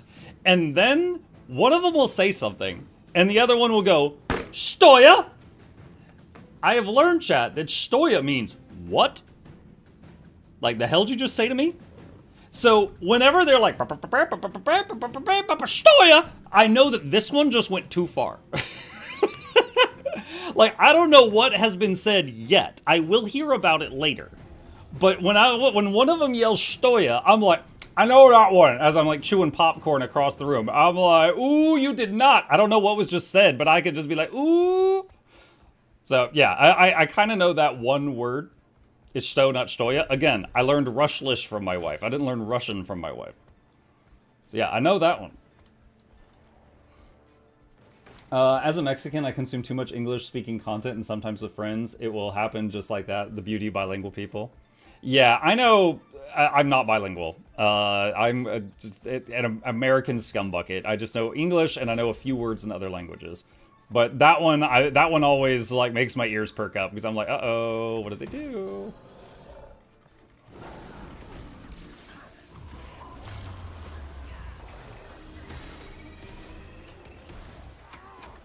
Scum bucket. No, I admit it. There's a couple times in my life I tried learning a second language, and I struggled greatly. So I cannot claim to be bilingual.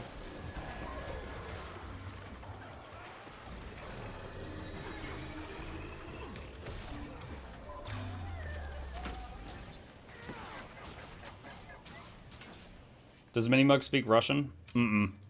No. She, because again, in the house, I don't really know Russian, and my wife knows some, but she hasn't really taught much to Gabe, so he just speaks English. Great opportunity there. Yep.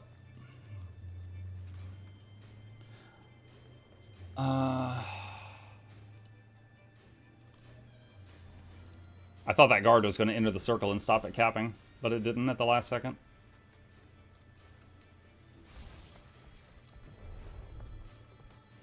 Was Gabe named after Gabe Newell? No. No, he wasn't.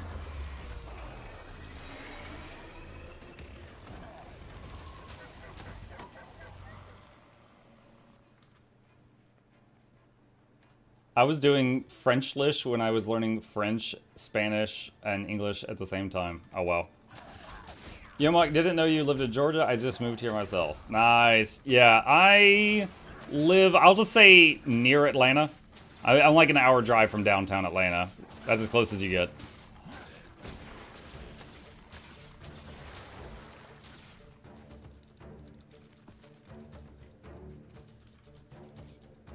I love Waffle House. Dude, I also love Waffle House.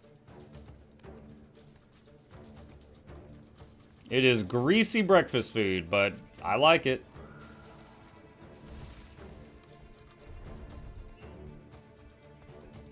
Why don't you ever claim any spots at World v. World? I actually should have claimed that, because if I claim it, my guild perk would allow me to pick up 20 supply. But I was focused on chat and I wasn't thinking about it.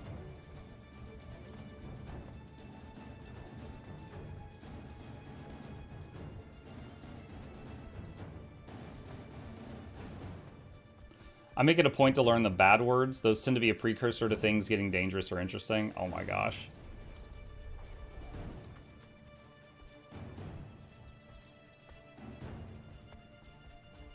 How about Bojangles? Okay, I know of the establishment called Bojangles. I've never eaten there. But I have driven? I have drived past it many times.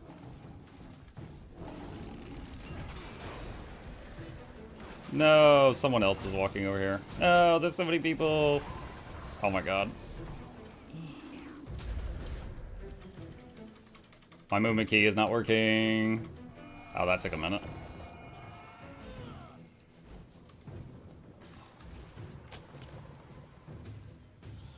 Waffle House, Hash Brown said different. Mm-hmm.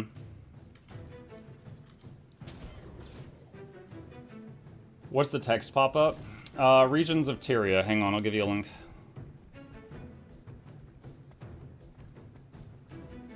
You gotta try Bojangles Spicy Chicken Biscuit. I'll keep that in mind. I worked with a lot of Punjabi people for a while. They taught me bad words, which came in handy one time. When I was helping a client, they started cursing me out, and I called them out on it.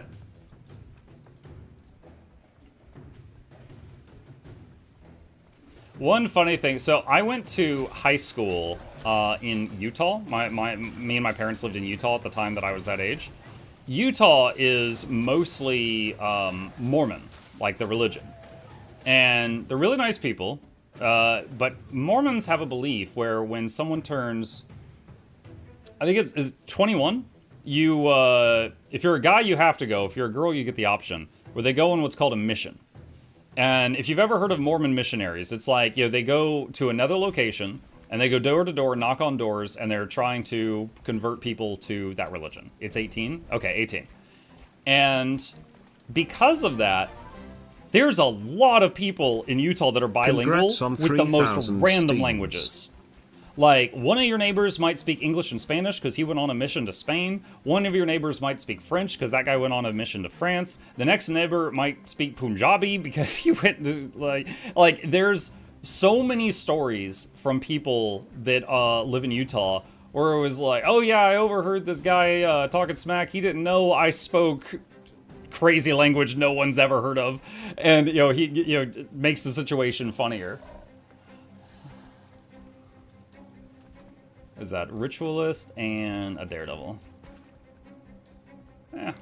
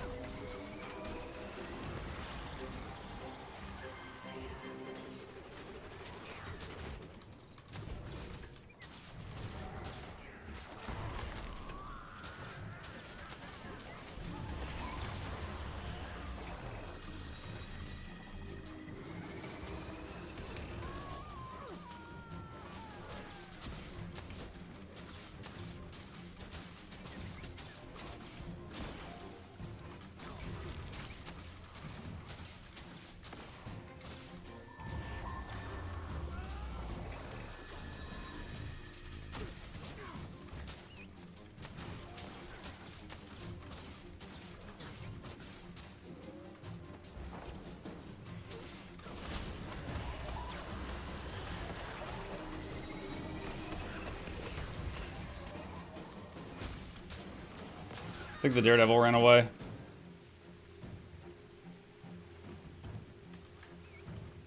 See, Chad, I'll always try a 1v2, and I know I'm going into it with a disadvantage, but if they don't play the matchup well, there's always a chance.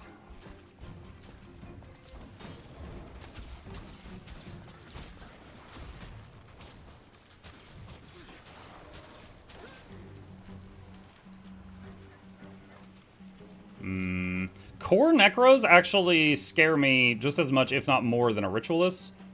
I don't want to fight her and the guards at the same time.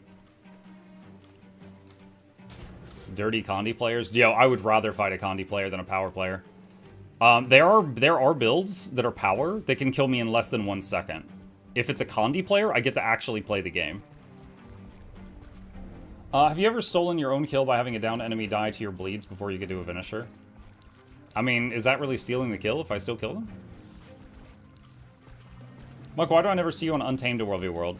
I'm not as good at it. I've tried it a few times, and I was not as threatening. So, I didn't stick with it. When's the first giveaway? About 15 minutes.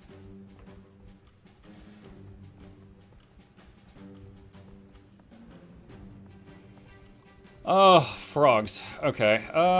This is going to be rough. We're going to try to line of sight these back here. So frogs are immune to poison, which is in my kit. And I will not be able to use it here.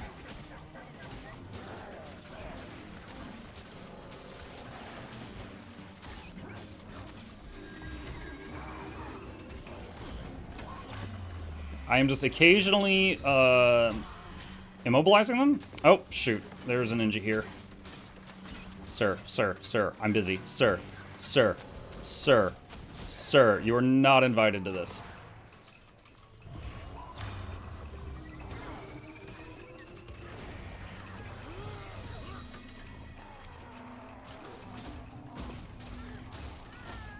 Sir, sir, sir.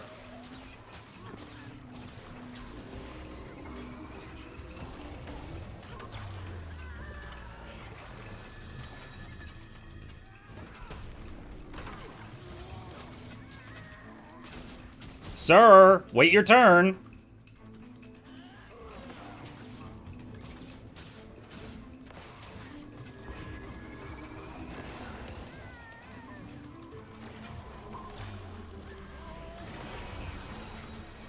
Okay. Oh no, there's more dudes. Dang it. I finally killed all the NPCs while ignoring the scrapper. And then more people showed up.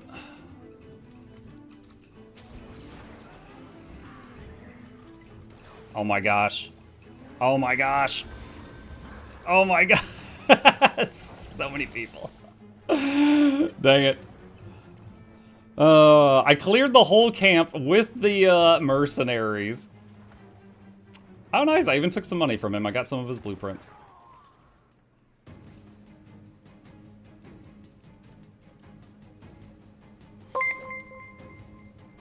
What's up, Plague? Hoo boy, here it is, the big three, the trio, the 3-day, the stream 3. Mucking. 1000. Here, go do a crime. Did Kronk write this? Have something to celebrate, on me, but don't go spending it all in once play young man. Love you 3000, muck love. Thank you, Plague. Appreciate you. How does moving to EU from EU to NA mess with your War v World link? I have a link on EU and I have a link on NA, and then once picked, I can't change them, just like you guys. But it puts me in a separate link on the NA side. I came back from a long hiatus and I just did like 3 expansions. What's your opinion of the story direction? The story direction. Ooh. Okay, so after End of Dragons, they started doing like mostly standalone stories that don't have as much to do with each other. So I would say I could give you like a different answer for each of them. Like I have an opinion on Soto, I have an opinion on Janthier, I have an opinion on Visions. Visions of Eternity loved the intro. Okay? Like, we've got this villain who respects us, and he's like, you'll come around, you'll understand why I'm about to do what I'm about to do. He's gotten this item that gives him great power. We're like, we don't know what he's up to, and we're nervous about that, so we're trying to stop him. Like, I'm intrigued, I'm interested. However, I didn't care for the most recent story update as much, and the reason for that is before the most recent update, we're chasing the bad guy has the MacGuffin, we gotta stop him, we don't know what he's gonna do. After the most recent update, we're chasing the bad guy has the MacGuffin, we're chasing him, we don't know what he's about to do. Nothing changed. Like, the most recent update, like, the wheels were spinning, but we didn't go anywhere. Like, nothing happened. So, I am very intrigued by the story, but I'm hoping they can stick the landing, because if they don't stick the landing, then that's gonna ruin the whole thing. And I had a similar opinion on Soto. Secrets of the Obscure loved the opening. Like, you guys remember when Saris was chasing us and we were like crawling away, like, oh my god, this is nightmare fuel? That was amazing. But then where they went with it, did not care for that at all. I did not care for where they went with Soto. So, yeah, I've got a different opinion on each story.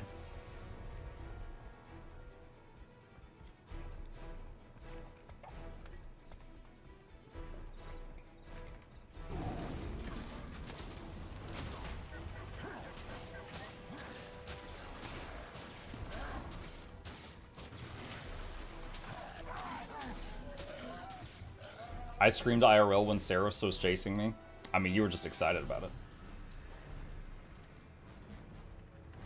Is RDVS worth it? I mean, if you find it useful. I mean, it's a tool to measure damage. So if you find that useful, it can be. Shoot. All right. So Amalgam, in my opinion, is the strongest thing in the game right now. A good one requires my full concentration to kill. And we're fighting a good... Oh, okay, never mind. Alright, so I thought I was fighting 2 people. I'm apparently fighting 1.1 people. Never mind.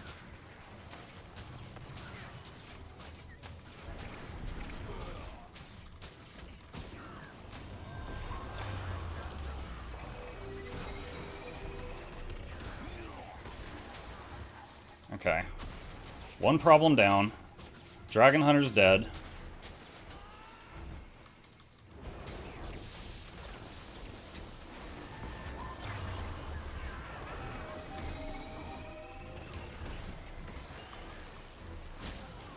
Wait, is that the same Dragon Hunter or another one?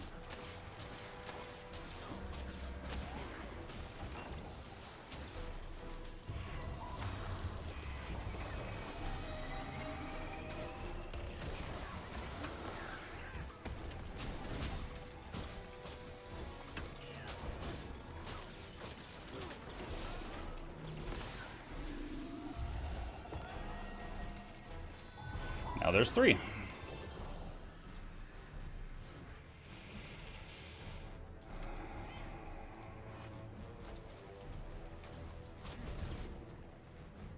Let's see if they can swim.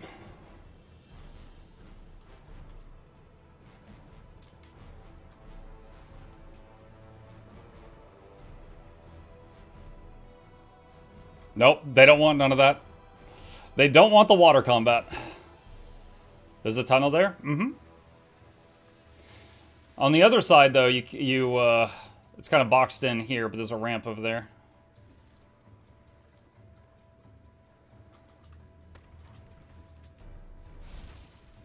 That's another thing I like about World v. World is I have a what I believe is a rare opinion. I actually like the water combat in this game. It's not balanced, because they haven't balanced it since the game launched, but I like it. It's fun. So, sometimes, if you're losing a land battle, you might win if you take the fight to the water. There's a lot of people in World v. World that haven't updated their water gear since their level 8 rebreather. You know who you are. So, if I'm just like, I'm like, you know what, I will lose this fight if I stay here. Let's jump in the water and see what happens.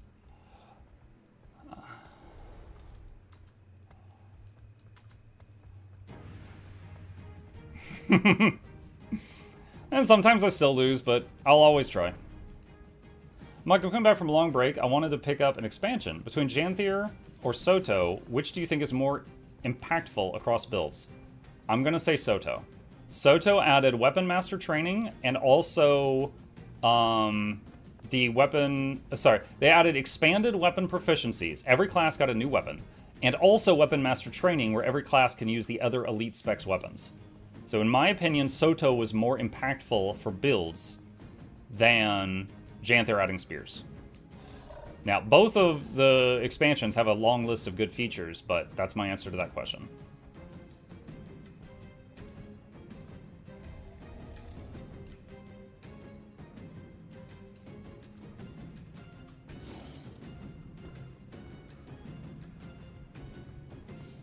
In Soto, I hope to see awesome cutscenes of huge confrontation between Cryptus and Epark and Astroward and Patha, more dramatic dialogues and desperation vibes.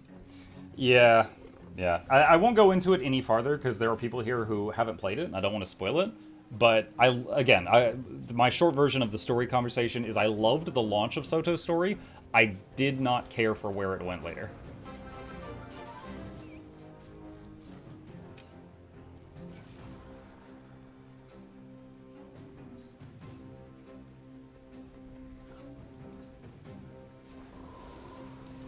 Boop, thank you for the tier 1. Appreciate you, Boop.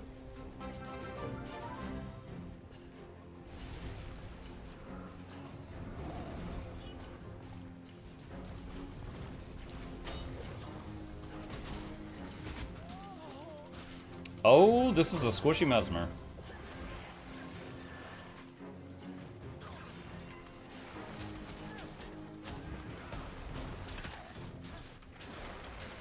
It's Pikachu! I didn't even realize anyone still had that as their patron sound.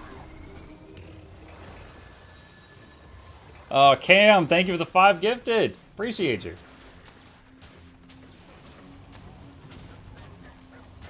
Mike, what are your thoughts on Into the Spider's Lair meta? Which one is that? Is that the one at the end of Soto?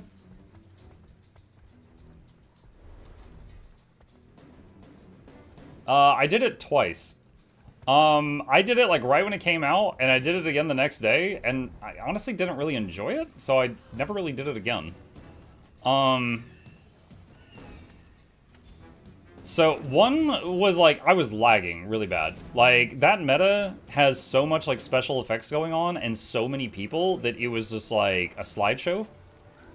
And that whole zone, like, I don't know, I think it's just like the art style, but that whole zone, it's like they took depression and spritzed it in the air.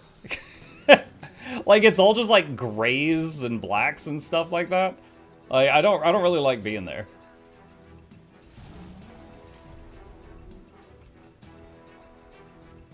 Congrats on 3,000. Thank you, Kaneko. Yo, Mike, happy birthday. It's kind of a birthday. It fails like 50% of the time when I tried it. Yeah, like I said, I did it like twice when it first came out, and I just never went back. Thanks for the daily streams and content. You're very welcome. How do you track chat on your end? I think it would be easiest if I... Oh, hold on a sec. Let me see if I can... Oh my god. I might die here.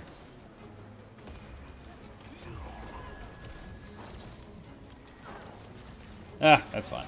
Hang on, let me respawn at the waypoint, and then I'll show you the answer to your question. Okay, so we're gonna zoom in here. I'm gonna turn the green screen off, and I'm gonna lift my camera up, and I'll show you my setup here. All right, so there's the gaming screen. All right, and up above is the stream software on another monitor, so I can glance up there if something is wrong and take a look. And then I've got 3 monitors. That's top, that's in front of me, and to the right of me, there's a monitor here. And this is Twitch chat, and this is YouTube chat. I got you guys right next to each other. And then over here is just my Twitch dashboard. So if I need to do anything on that side, I can do that. But you notice there's a lot of tabs open up there. Some of that's related to the giveaway. Some of that is socials. But at this point, I am over answering. That is how I watch the chats. So I glance over whenever I see something move, as long as I'm not focused, and try to respond to it. Any chips? Yeah, he's right there. He's napping.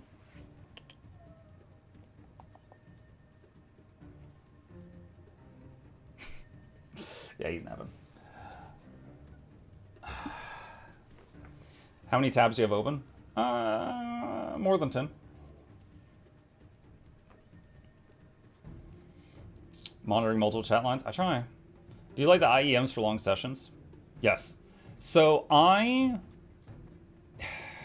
more when I was younger than now, I am someone who can get migraines.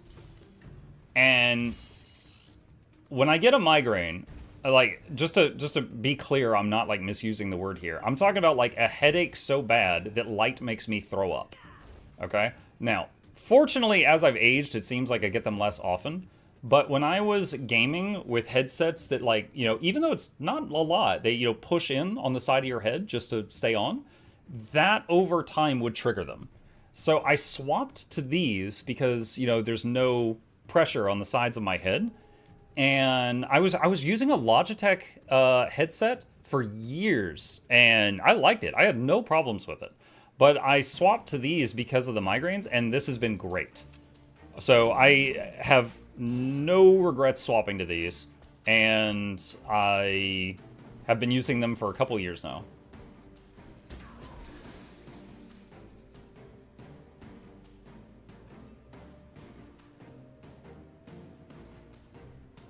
You guys saw that too, right? Like a net just hit me in the back?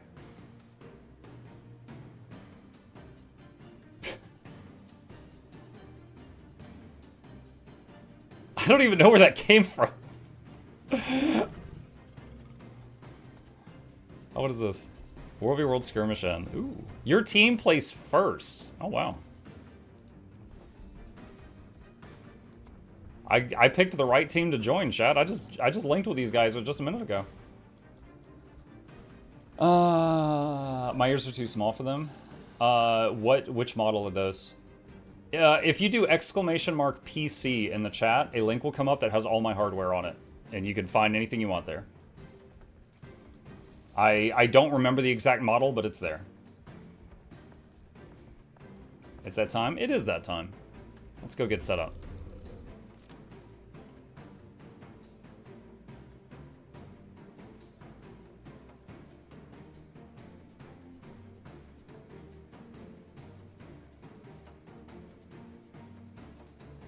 Hang on. So yeah, if I... that was the headset I was using for years, and the only reason I stopped using it was because of my migraines. The headset itself, I like, so I'll recommend that. And that's the earbuds. I used to have Amazon referral links in here, but I like lost the... I'm beating around the bush here. They kicked me out of the program. And it is impossible to talk to a human at Amazon. And I could not get the bots to recognize that they did that incorrectly. So these are just normal links. These are not referral links.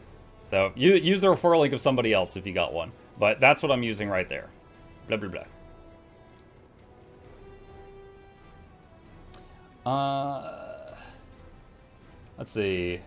I opened 8,500 Zephyrite supply boxes and I got absolutely nothing. You should definitely call ArenaNet. Tell them that something's broken. So you owe me infusions. Fix it. I think it's because of the honey lawsuit thing going on. No, I lost the Amazon thing years ago. They said I did a thing, and I didn't do it. And I wrote them back and was like, I did not do that with my links. Can you please remove this, this flag on my account? And they were like, remove the problem and then reapply, and we will check it. And I was like, okay. So I reapplied, and then they were like, congrats on the 3,000. For trying to reapply and circumvent the proper process for what you did, we are going to discontinue your account with us. Noxxi _ Grenrose raided my stream The with whole 12 thing viewers. made my head spin. It was really weird. And then I lost one, because I had like an Amazon referral link for like America and Canada and Germany. And I think it was the German one that kicked me out. And I was like, okay, whatever. I guess I'll just lose that one. And then a few months later, they did like an audit, and they're like, we found that you made accounts in other countries after getting kicked out of the German one, so we're kicking you out of those too. How dare you do this? And I'm like, I already had those.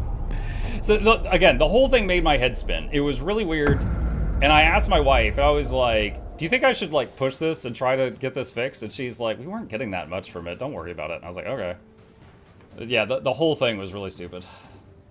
All your problems started with the Germans? I don't know about that.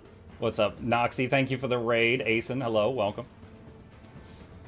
My headset started shedding. I took 2 very soft pieces of cloth and made rubber thread and covers for it. Oh, nice. Yeah, in my experience with headsets, the first thing that usually go would be the like leather stuff around the earpieces would start flaking after enough use because of like, I don't know, absorbing like oil from the skin or something. But yeah, anyway, so the short answer, those links are just for like normal Amazon. They're not referral links. If you've got referral links for somebody else, use Markipliers or something. But yeah, that's got all my hardware that I'm using right now in it. Okay. I constantly have to change cushions on my headset. Yeah. With the with these things, because they go in the ear, I have to clean them off on occasion, but it's just like wiping them with a tissue. Because that might get like oily, or on rare cases there might be like earwax or something on them. But that's it. It's just like the little bit that goes in the ear is the only part that ever gets dirty. I can no longer review things on Amazon. They said I did a bad review, but will not tell me what, when, or why. That's the problem with mega corporations. It's like impossible to get help when you need to talk to somebody. I never really thought that like I would miss the time where you could call a number and maybe you had to sit on hold for an hour, but you did eventually talk to a human being. Because now it's like, if I have a problem with Twitch, like there's no phone number to call. I can't talk to anybody. It's like open a ticket, put them on blast on Twitter, and pray.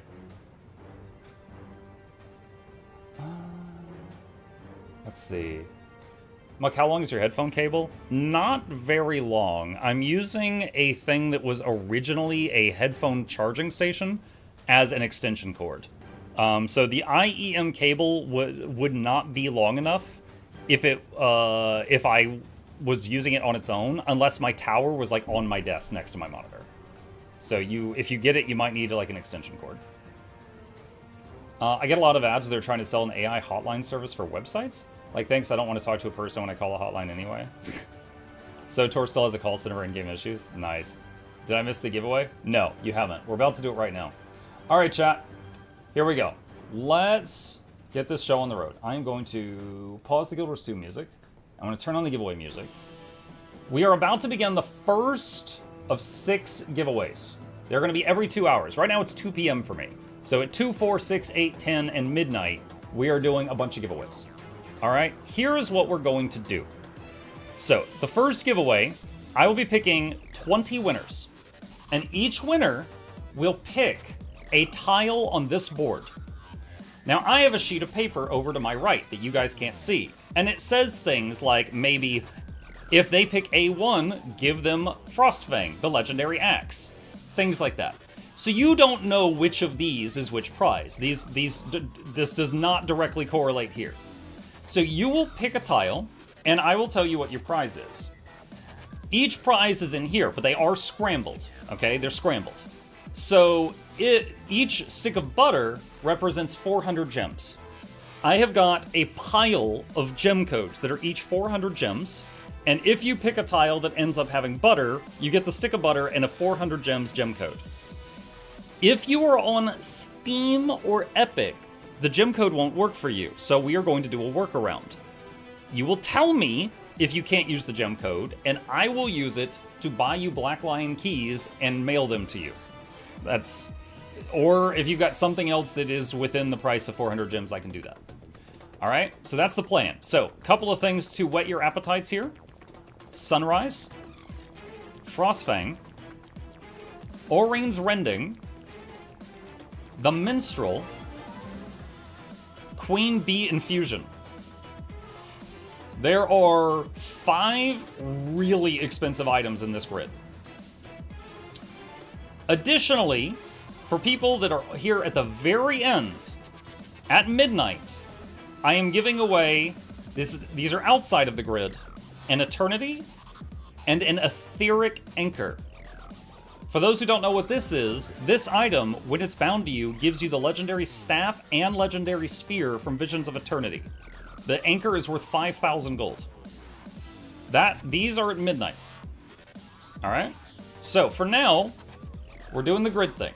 If you would like to enter, here's what you need to do. Hold on, I'm turning on the giveaway bot right now. You need to be a follower if you're on Twitch, or a subscriber if you're on YouTube. That's not much, that's the free button. That gets you in. If you are a Twitch sub or a Patreon patron, you'll get one extra chance to win, because you pay for my food and I appreciate you. And the last thing is to enter. Put your Guild Wars 2 account name in the chat 1 time starting now. If you spam it, the bot will kick you out of the giveaway for spamming. So just once, just do it once. Yes, NA is fine, yes, EU is fine, yes, YouTube is fine, yes, Twitch is fine. All that's fine. So we're gonna do that until that timer hits 0, so 5 minutes, and then I will pick 20 winners from the entries that y'all do. Now, while you guys are doing that, I am going to get another drink and do a bathroom break. So, enter that giveaway if you want in, and the next one will be in 2 hours. Are you allowed to do double sub chance since there's gem codes involved? You know what? That's a fair question. I'm not sure. So, to play it safe, we'll turn off the double luck for subs for this one, because I cannot confidently say that. There is legal issues involved if you do a giveaway where subs get extra luck if the prize was bought with USD, US dollars. But these weren't bought, they were given to me. But it's kind of towing the line. So, fair point. I will turn off the extra luck for these. So if you do choose to sub or become a patron, know that I appreciate you and you make this show possible, but we're gonna play it safe on this one. All right, I'll be right back. Restroom, drink, returning.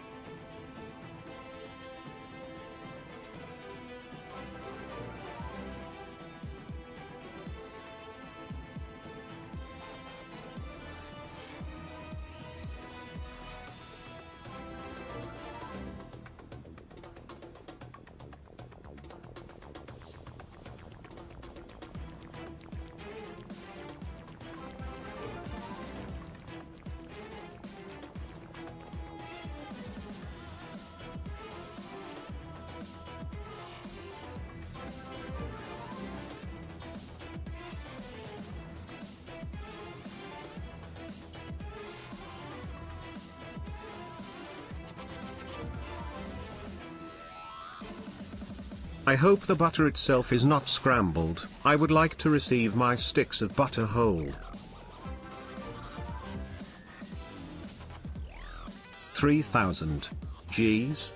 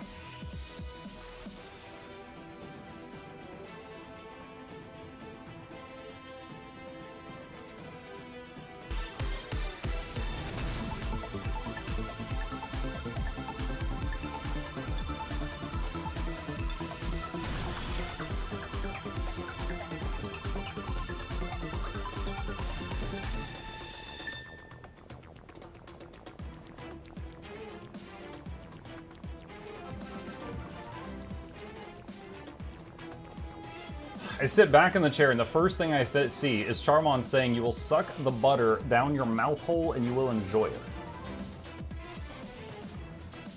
Ignatius.6841.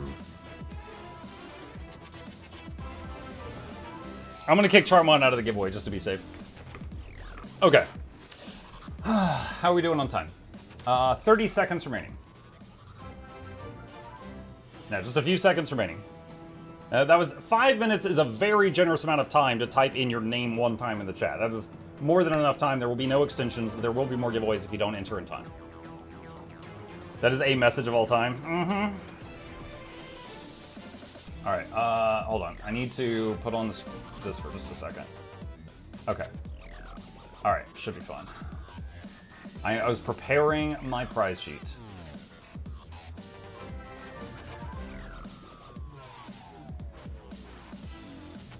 Okay, that's it. That is it. To all the people who just subbed or did membership, also level 6 golden Kappa train. We triggered the Twitch scam train. Well done, I guess. So congrats on future golden Kappas. But thank you guys for all the people who just subbed and supported the stream. Appreciate you. Literally pay my bills and let me keep making guide videos, which I like doing. All right, we are going to draw 20 winners now. All right, so let's jump into this. If I call your name, pick a tile, okay? If I call your name, you pick a tile. All right, first name. My Lil 556. Good luck, everyone. Are you here? Do you think the Leggies will last as long? Dude, literally the very first person who wins could potentially win a legendary if they just pick the right tiles. So, like, for example, you would say, like, oh, I want A1 or I want B2, whatever. You just say what you want. My Lil says yes. 9 months woo. J7. J7. All right, let's do, hold on. Where's the paint bucket? That'll make this easier. Paint bucket, where you at? There we go. All right. We'll do red for this one. All right, J7. Okay, just a second. Looking at my prize sheet. All right. You have picked a stick of butter tile, which means you are getting a 400 gems gem code. Congratulations. Are you on a standalone client or Steam or Epic? If you could answer as quickly as possible. While I'm waiting on My Lil to answer, I will draw the second winner. The second winner is Le Grand Prince. My Lil is on Steam. Okay, so... Okay, give me a sec here. That's gonna add some stuff. All right.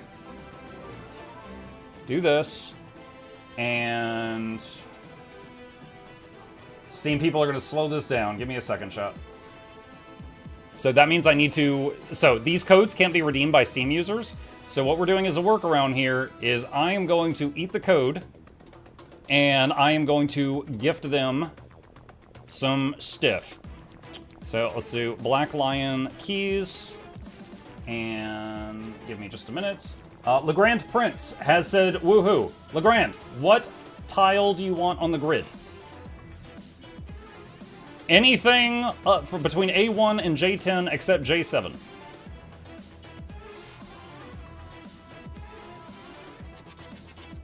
I'll just, let's see. What would it be? 3 keys? It'd be 3 keys. Okay. So 1 and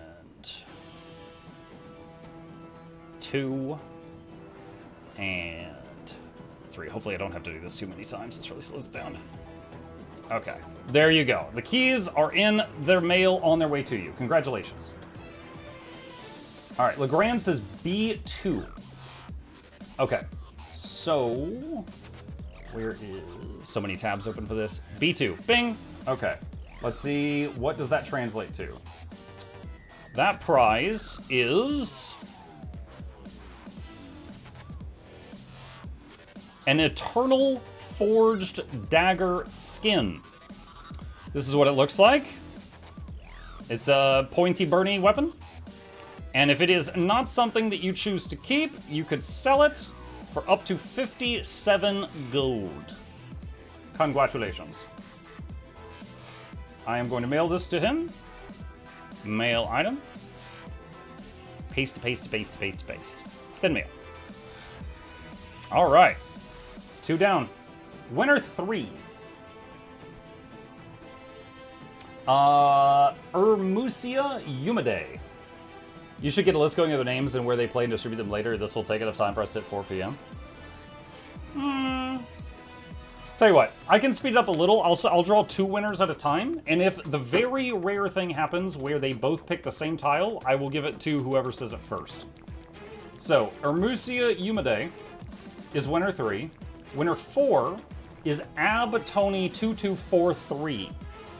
What tiles do you want?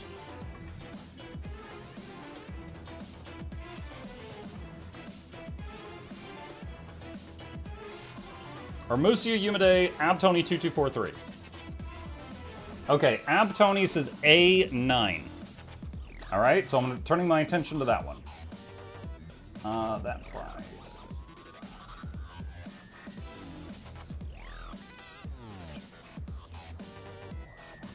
Stick of butter. That means 400 gems for you, sir. That means 400 gems for you. So, AbTony, unless you tell me that you are on Steam or something, I am going to send you the gem code. Are you on standalone or Steam? Standalone. Beautiful. Okay. So, let's see. Give me just a second, chat. I'm going to send them this in the mail real quick. And go here.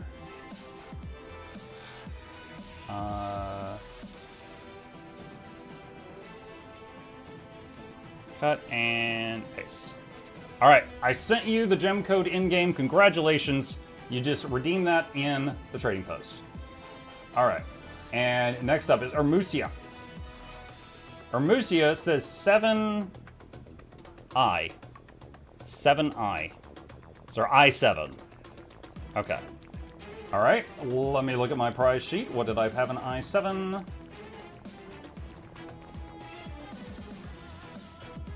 Boop, boop, boop, boop, boop. Your prize is an Ice Reaver Mace. This is what it looks like. Very pointy, very stabby in every single direction. And if you do not wish to keep this, you could sell it and get up to 24 gold.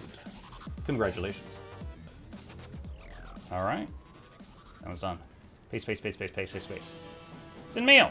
Okay, remember guys, if you already have picked a tile, it will speed this up. All right. Winner number 5 and 6. Number 5, Mavin DGRS. Mavin D. Winner 6, Pezmn. P-E-Z-M-N. Mavin and Pez, please pick your tile for a prize.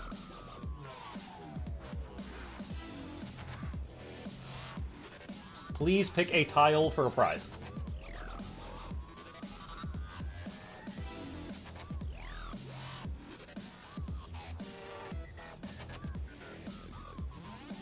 They both typed woo. Okay, Pez said D5. All right, Pez was the first one to answer on my side. So D5. And what did I have there?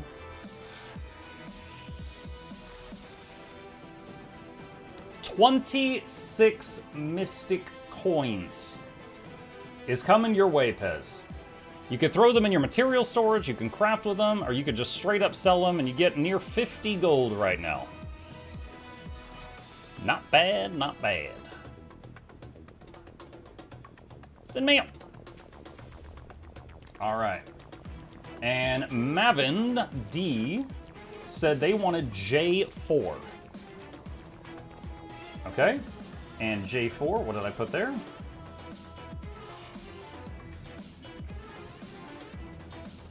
The Lidless Eye. This is an eyeball in a claw on a stick. It is a scepter skin, and I believe it might be part of the legendary Rodgort? Or am I thinking of something else? Hold on, I think there's a recipe with this. I'm double checking. One sec. No, wait.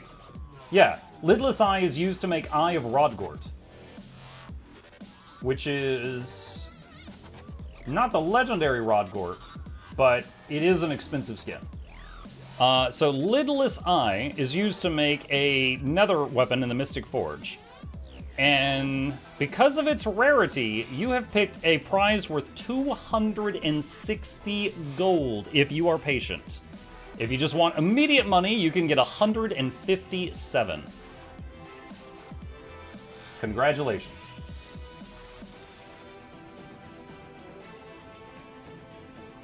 Mail item. Paste, paste, paste, paste, paste, paste, paste. Send mail. Okay, cool. Nice, thanks. You're very welcome. All right, that's 6 down, so 7 and 8. Who do we appreciate? 7 is Euthanize BDO. I guess they don't like Black Desert Online. And 8 is Capola. Is the BDO fan or Capola here? Okay, BDO said C9. All right. What did I put there? Okay.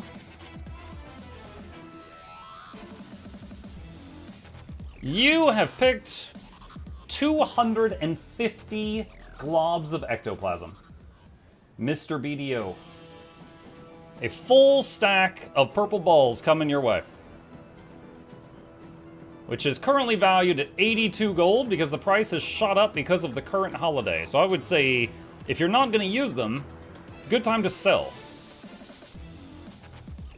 Or go gamble with them at the holiday stuff. Congratulations. All right. Capola says, I want C3. Okay.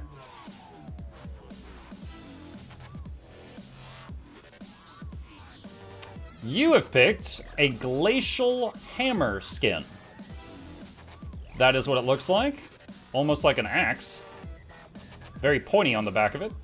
And if you don't want this item, you could liquidate it for an immediate 75 gold, or 100 if you're patient. Congratulations. Mail item. Paste, paste, paste, paste, paste. Send mail. All right. 2 more prizes. Dread Gear and Chem Zam. Are you here? If you're here, please pick a tile on the grid, and please be ready to tell me if you're standalone or not in case you win a gem code. Kemzam says F5. He was the first one to respond. Okay.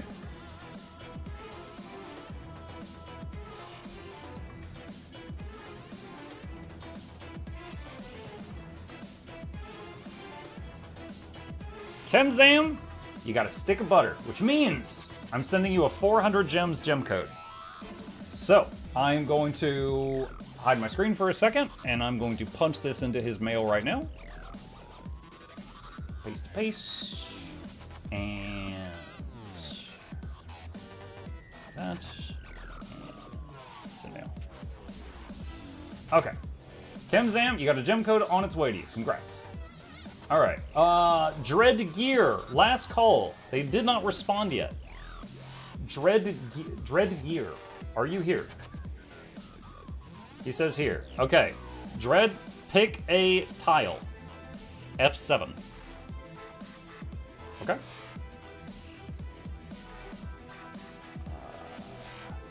Let's see.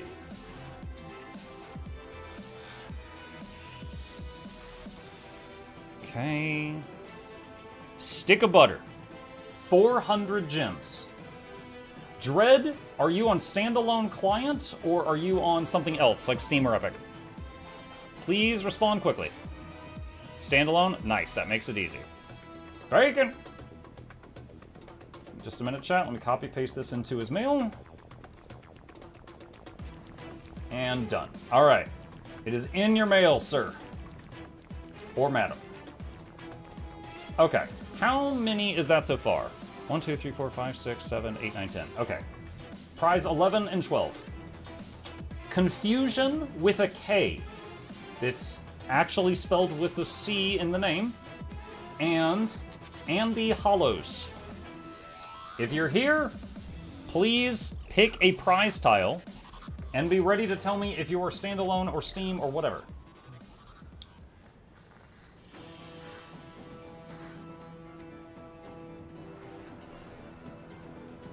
That's why it's confusing. Confusion said E4 standalone. Okay? E4. And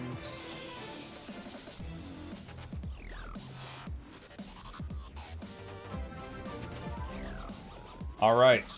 You are getting a Shadow Chevalier Focus, which looks like a spooky goblet. It's a spooky cup. And if it's not something that strikes your fancy, you could sell it for up to 18 gold. Congratulations. Give me just a moment here. Let's see, that was confusion, right? Yeah. Copy. Mail. Paste, paste, paste. Send mail. Okay. Alright, and that was confusion. Okay, next up, Andy said B4. Alright, let's see what B4 is. Go into my prize sheet.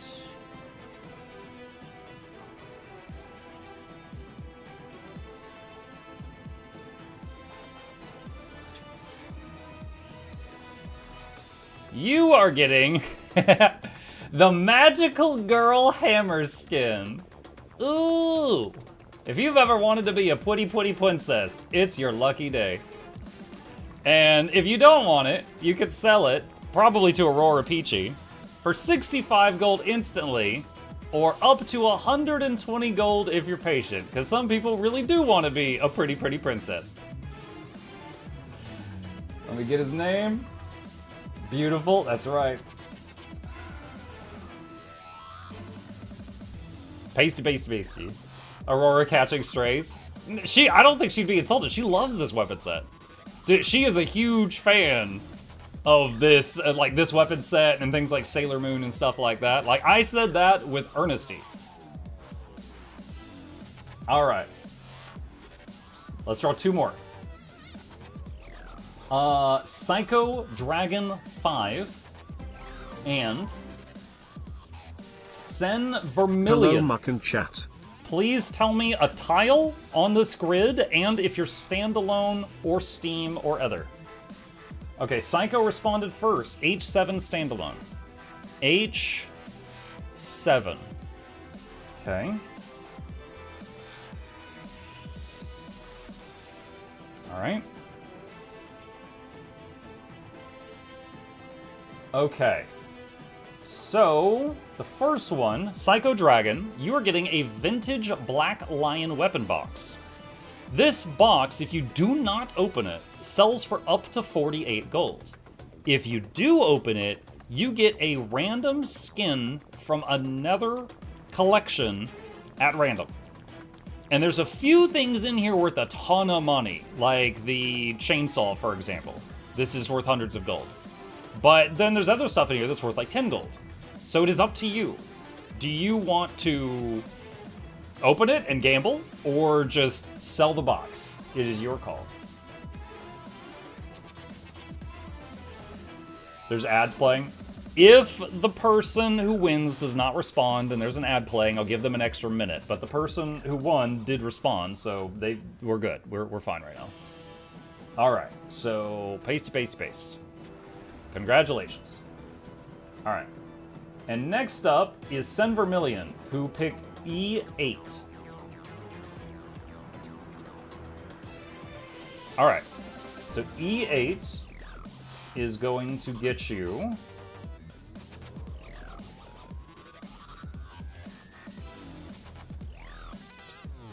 stick of butter. That's 400 gems. So, give me just a second. He's on standalone, so this will be easy. Let me start a mail to him and hide the screen for just a second. And copy and paste. All right, it is in the mail. Muck, did you count cells on a labeled grid? All right, so Stickman is trying to bully me, so I'm going to explain this. On my other screen... Codename Clappies, codename Clappies, codename Clappies, codename Clappies. Thank you, Dare.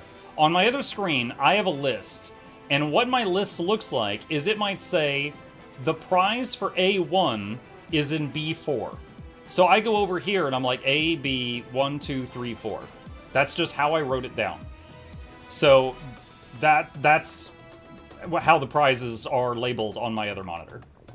So you guys pick a thing, and it's corresponding with another tile in the grid, and then I count my way to it. Okay. So I sent Sen the code. Yeah, I sent Sen the code. All right, and it's 50% butter.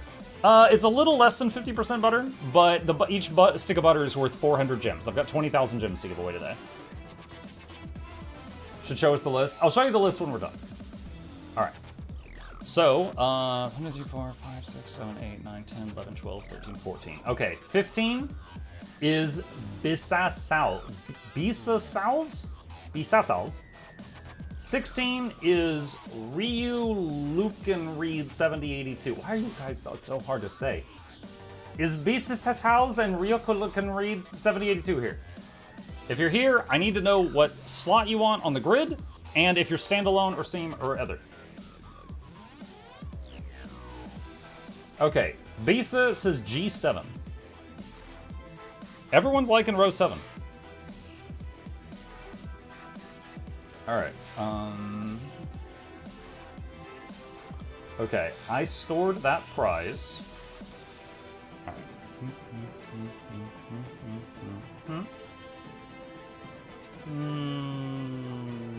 Oh, so close. Stick of butter. You are getting 400 gems. Oh my god, threading the needle between two legendaries. Alright. Let's see. Standalone. Alright. Make a mail. Pasty paste. And hide this for a second. And copy code. Paste into mail and send. Okay. And see, that was Bisa. Okay, Rio Lucan Reed. Last call. Are you here? I'm going to display the name on the screen again. Rio Lucan Reed. Are you here?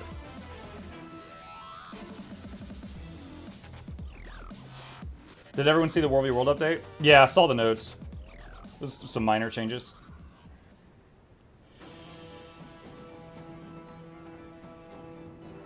Alright, 3, 2... Oh, he just said I'm here. Okay. Ryu, pick a tile and tell me if you're on the standalone game client or not. You are cutting it very close, sir or madam.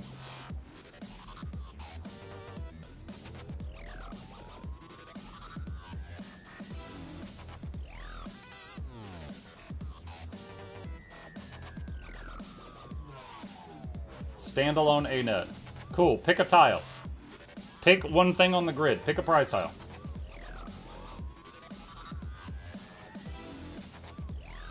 A7. Okay, finally got something. Alright, A7. Where did I store the A7 prize?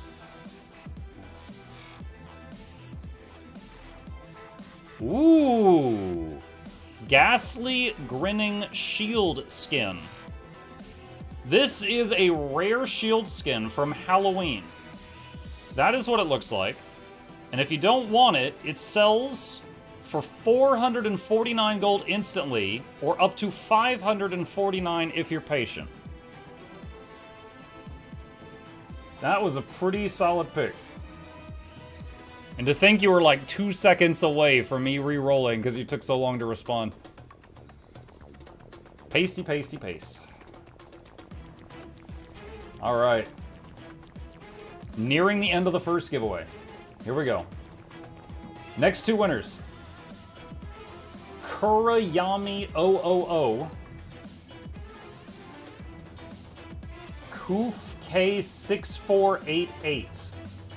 If either of those people are here, tell me a tile, and tell me if you're standalone client or not, just in case.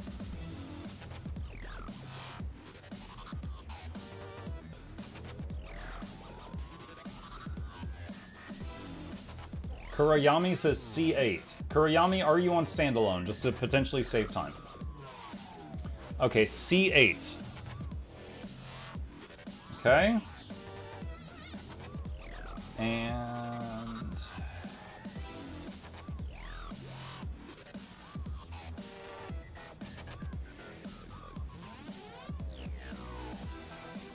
you are getting a gem code. 400 gems on their way to you. Oh, this person is on Steam. Okay, then I will mail them Black Lion keys. Give me just a moment here. Take care of this real quick. I don't remember if I used this code yet or not, so I'm gonna test it. Okay, yeah, we already used that one. I can delete that off my list. Okay. All right, and let's get their name. Right. And Blackline keys. You sharing the screen with the codes? Yeah, as I was redeeming it, so it didn't really matter. Because, like, I was literally mailing the thing. Or I was redeeming it, so it didn't really matter.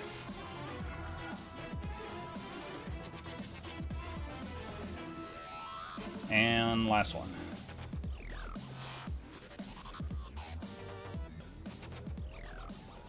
Okay.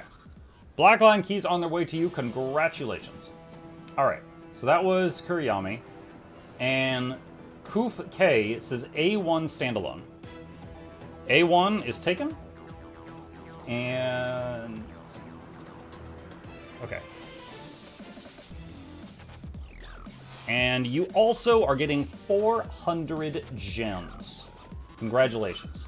Alright, this one's standalone. I could just send them the code. This will just take a moment.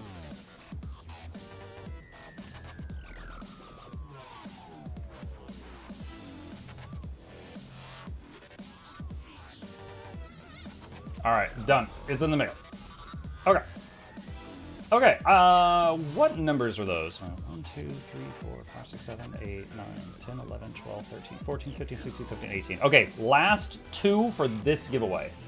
Winner 19 is Mr. G17. And winner number 20 is Zero Lucian. The two of you, tell me if you're standalone or not, and pick a prize tile that has not been picked.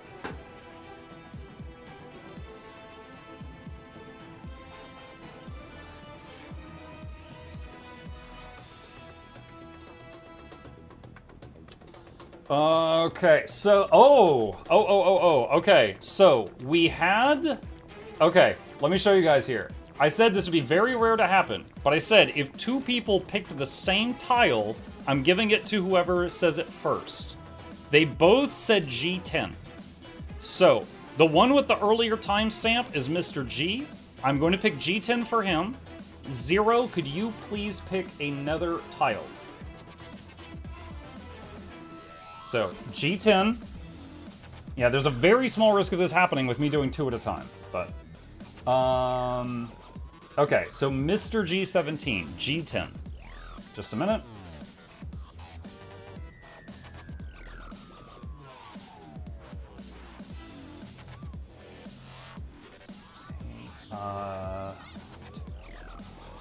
Okay. So this one is for Mr. G. You are getting a Phoenix Staff skin. It is this etched stick with a red bauble on top with some fire on it. And if you do not want to keep this, it will instantly sell for 15 gold or up to 30 if you are patient. Congratulations. Just a moment. Paste, paste, paste, paste, paste, paste, paste. It's in me. Okay. And next up, Zero, who was unable to get the tile he wanted, and he repicked H10. How crazy would it be if he got a legendary now after getting forced to pick again? All right, let's see what's in H10. Going to my sheet over here. Okay. Not bad. 200 antique summoning stones. Dat ASS. These are used for making Generation 3 legendary weapons from End of Dragons. And if you can't use them or you don't want them, you can sell this whole pile for up to 271 gold. Congratulations. Paste, paste, paste, paste, paste, paste, paste. It's in me. Okay. That's 20, right? 1, 2, 3, 4, 5, 6, 7, 8, 9, 10, 11, 12, 13, 14, 15, 16, 17, 18, 19, 20. Okay. Woo! All right. Let's... Oh, wait, what did I just do? I hit the wrong button there. One sec. That's the button I meant to hit. Okay.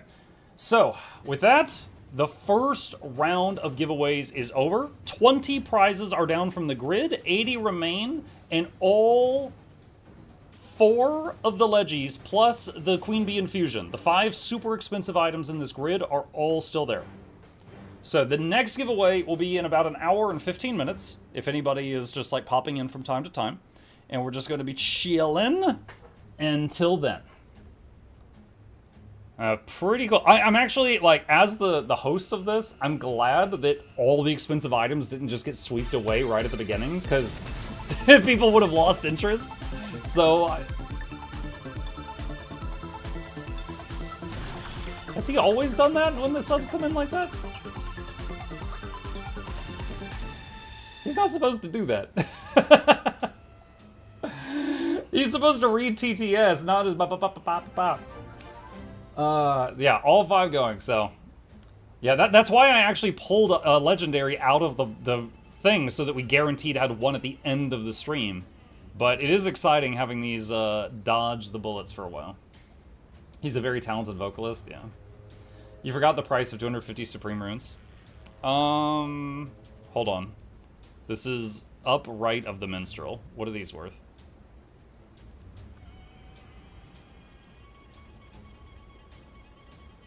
You know what? I undervalued those. I did. I did undervalue those.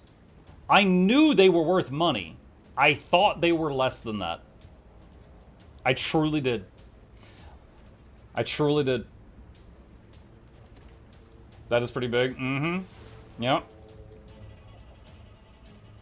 Yeah, I mean, like, it's still going out. Nothing's getting changed there. It's still going to be a prize, but they are worth more than I thought they were, 100%. Maybe split it. Nope, that was a donation, and they specifically said, I want all of these to go to one winner. I don't know why, but they did. There was another interesting one is these 4 items here. The person who donated them said all these go to the same person. Okay. So this is all one prize later on. This guy thought I built that stack just to give him something. Nah bro, it's something I did because it was expensive. I knew it was hundreds of gold. I did not realize it was thousands. I did not realize the price had gone up that much since I last looked at them. But yeah.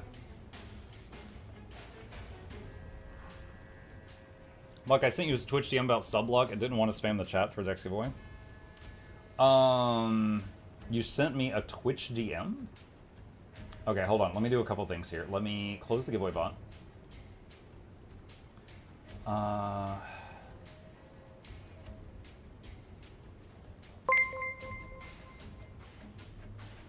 How am I supposed to hold all Gotcha, these okay. supreme runes of holding? I have to use one supreme rune to hold the other supreme runes.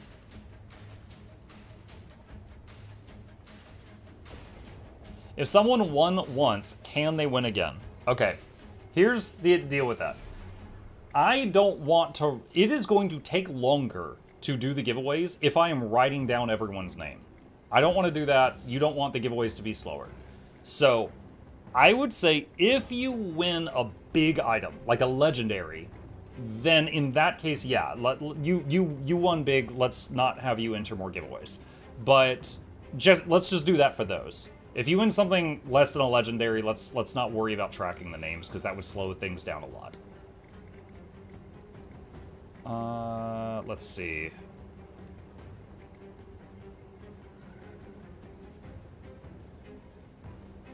Can I fast travel? I was trying to see if I could fast travel using that thing to the festival, but I don't think I can. Supreme Runes of Holding can drop from convergences. For years, the only way to get them was the gambling thing, the casino. But then they were like, wow, it kind of sucks. This is the only way to get these things. They added them to convergence loot. Are you accepting any more donos to the giveaway at the end? I've already made the prize grid, so if you want to send me more stuff, I will thank you for it, and I can absolutely add it to the giveaway vault for future giveaways. But the ones for today, I've already done all the work making the prize sheet and everything, so it would I wouldn't want to add it to today's. You should go to the Ascended Teleporter to go to the current festival. I should be able to. I wonder, can I just waypoint there? Where is it at?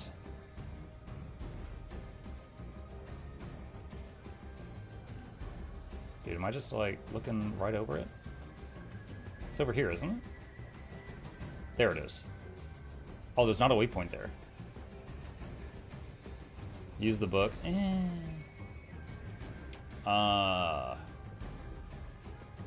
Shoot. There is a teleport scroll of festivals. Yeah, I don't know if I have that. Bro, I'm trying to remember how to get over there. There. Inventory management. I have got more open space in my bags than you own in total. Shut up. Okay, there's the balloon.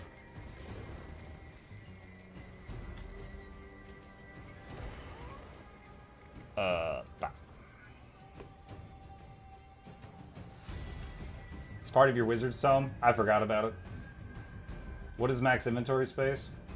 Max space is 32 slot containers times... How many slots? They keep changing max slots. 1, 2, 3, 4, 5, 6, 7, 8, 9, 10, 11, 12, 13, 14, 15, 16? 16 slots. So 16 times 32. I don't have a 32 slot in my last slot. So it's 500 and something, and I'm at 490.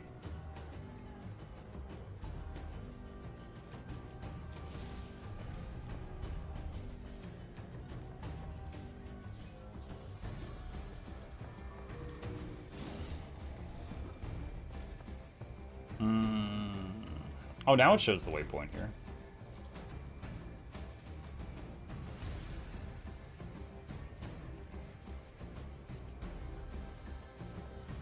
Oh, these my baggies. My massive mucking satchels. My super stuffed pouches. My honker-donker baggy waggies. Let me see. What is the... Where was the person that you spent ectos on to gamble? Oh, does Sparking Stone have anything new?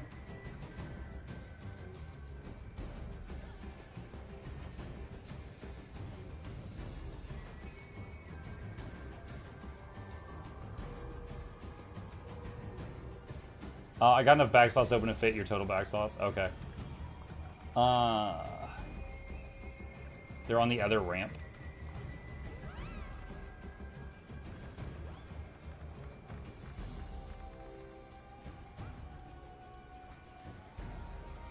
Oh, is this the one? Zephyrite supply boxes?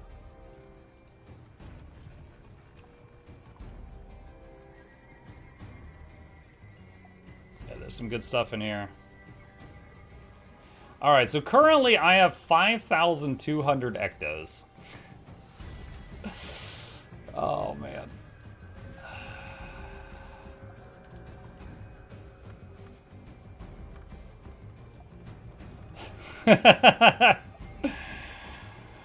Hold on, what is the value of each stack of ectos?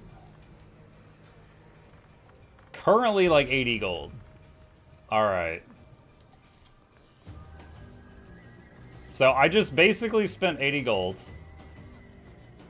And that got me 700. Wait, what? Hold on. Yeah, there's another one. Where was this one hiding? Oh, it went right there. Okay, so that got me 1,000 boxes. All right. Let's see if I can turn a profit or if I'm just throwing all this in the toilet. A lot of achievements popping up. It took the slots the ectos were in. I see that now. Okay, so that was like 20 gold worth. Got a bunch of materials, some Suncatcher skins. Oh my god, the quartz. There's so much quartz.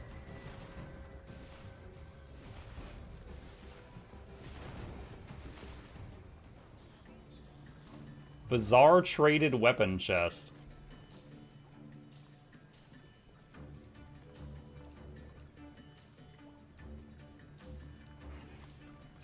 Oh, this is the stuff that the bear was selling.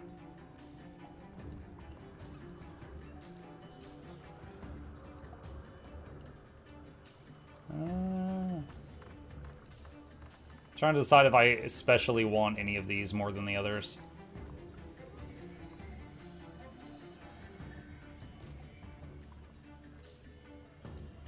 Does the chest sell? No, it's account bound. Alright, I'll just, wait, it's already unlocked. Wait, do I already have a lot of these? Okay, I already have a bunch of these, I didn't realize.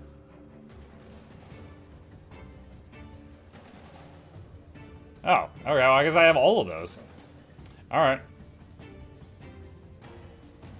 Muck, I turned 30 in October and you gave me hope for the future, thank you. I gave you hope for the future? Wow. Well, I'm doing a better job than I thought I was. You're welcome for whatever part I played.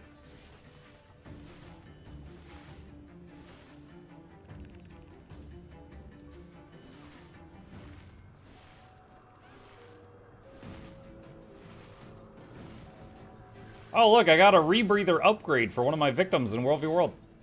Ha. Alright, that's 4 stacks. That's 1,000 boxes. Got a lot of materials. I'll deposit those. And what's left? We got some yellow skins, a bunch of quartz, runes of the Zephyrite. Those are probably worth like a penny. Oh, 6 pennies. Okay. Alright. Alright. Muck, you give me hope because you're older than me. I was calling you an old man, but yeah, you get me through stressful times, so I'll thank you for that. Oh, you're welcome. You're welcome. I'll say my success story is, was it Morgan Freeman who didn't, like, make it big in Hollywood until he was already, like, old? Like, he was, like, 60s or 70s or something? Like, I was already quite a bit older than what I thought I would be when I tried streaming for the first time. So, there are definitely some success stories of folks that, started really late. Alright, so we have got another 1,000 here. So I spent another 80 gold, essentially, in Ectos. He is complaining. Welcome home from school. Gabe is hauling chip in here, chat. He's enjoying it. He's grumbling. That's his way of expressing his thanks. Oh, okay. Mwah. Wow. Alright. Back up, back up, back up, back up, back up. He is squirmy, and it makes me nervous. He's squirming as much as usual.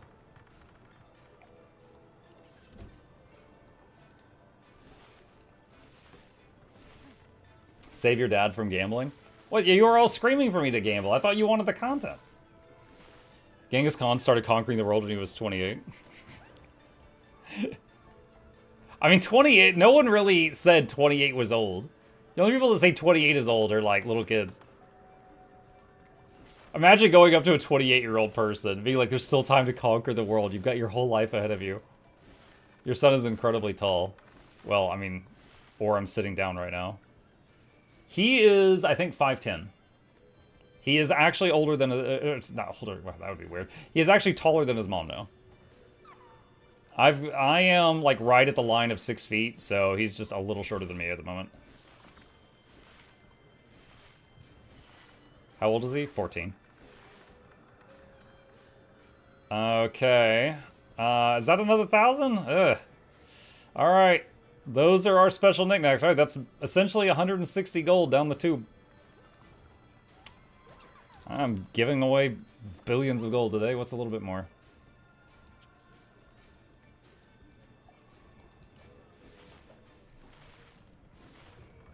Thanks for reinforcing this isn't worth it for me. You're welcome.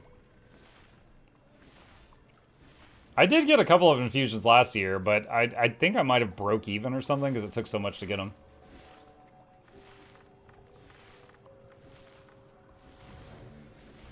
There's a new trader for some of the janky rewards from the boxes. Oh, is there?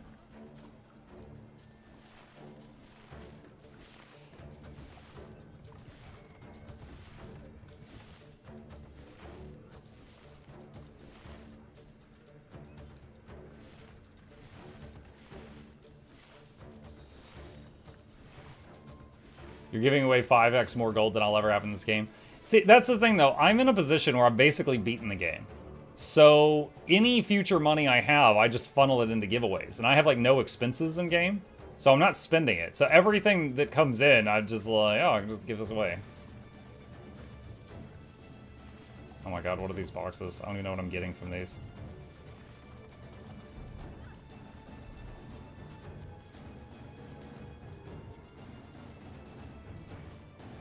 Okay.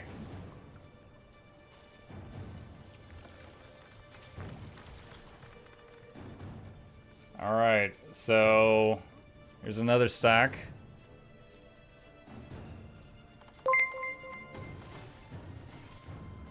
Haven't caught many of your streams lately, but by the look of it, the clone needs about 1 to 2k more streams in the oven until he can tag in as the replacement. Mukluk Dennis.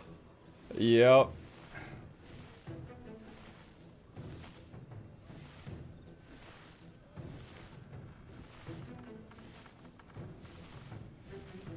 Chat, remind me, is 4 Winds the one with the boss rush and Divinity's Reach? Yeah. Yes, it is. Mug, can you briefly explain your inventory setup? I'm struggling right now after a long break, and YouTube videos regarding bags are 2 to 5 years old. Thanks and congrats on 3K. Hey, Saint. That video is still accurate. It's an old video, but it hasn't really changed. So, like, a couple of things that I do here, like, this box here shows bags individually. I uncheck this, so it just shows one big mega bag. That's one of the big things I do. And then as far as, like, cleaning out your bags, the video is still accurate. Like, the first thing to do is you hit deposit all materials. Those go to your storage. The second thing you do is you go up to a merchant that has a sell button. None of these do. And you go to the second tab and you hit sell all junk. And after that, after those 2 steps are done, then you go through your bag and start looking at stuff in, like, a step-by-step process. If you got any more specific of a question than that, let me know, but that's the gist. Happy 3K. Thank you, Sergeant. How many bags are those? These are 32 slot bags. If your goal is to build bigger bags, 32 slots are incredibly expensive. Like, it's more expensive to make one 32 slot bag than it is to make like 5 20 slots. So get all your bags to 20 slot size, then get all of them to 24, then all of them to 28, then all of them to 32. Do it like that and it's cheaper.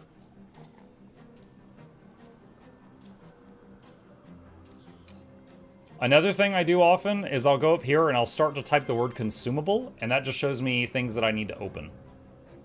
And then I'll open all of these, and then I'll get rid of the filter, and then I'll clean it out. Happy 3K, thank you.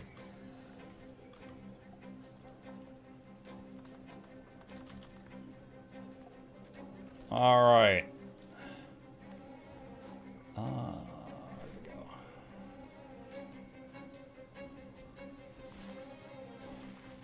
I think we're nearing 400 gold worth of Ecto having been spent.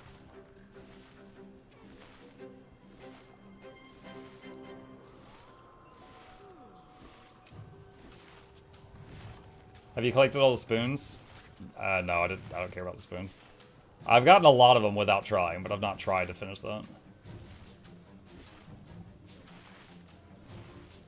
My only issue is I have one tune in the max bag slot, so it makes it possible to swap mains.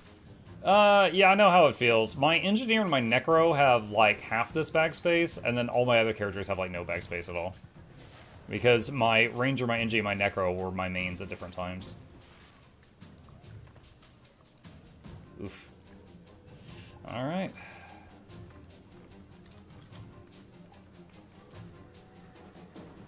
I feel like they owe me at least one infusion by now. Piece of Zytappy.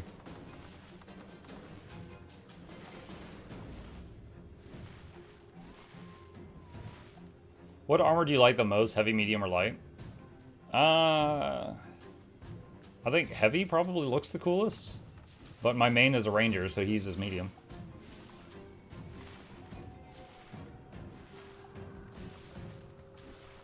What are we supposed to do with all those quartz? You make that meme of the guy, like, and he's just, like, dropping quartz everywhere.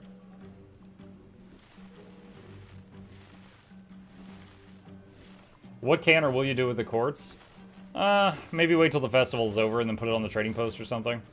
Depends how patient I am being with all of it being in my bag.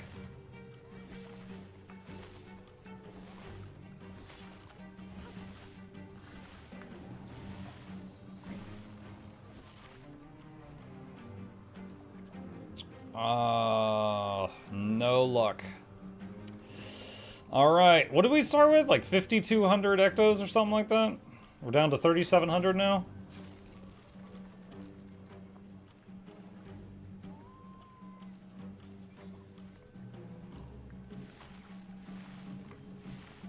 Am I gonna retire and open a rebreather store? Is this game still fun after you've not played in 3 to 5 years?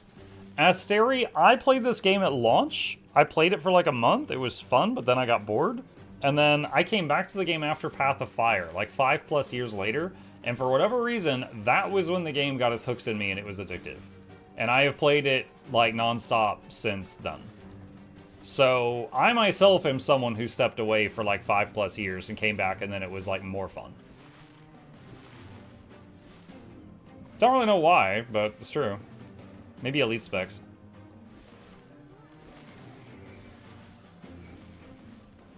Are Boreal bags the cheapest, best inventory bags to upgrade slowly to 32 over time? Yes, with the exception of the occasional free 32 slot bag. Like, if you are working on Season of the Dragons, you get a 32 slot bag for free while you're working on it. If you are doing Sandswept Isles for the first time, you can get a 32 slot bag from there doing a quest. So there's a couple of one-offs, but outside of that, yes, the Boreals.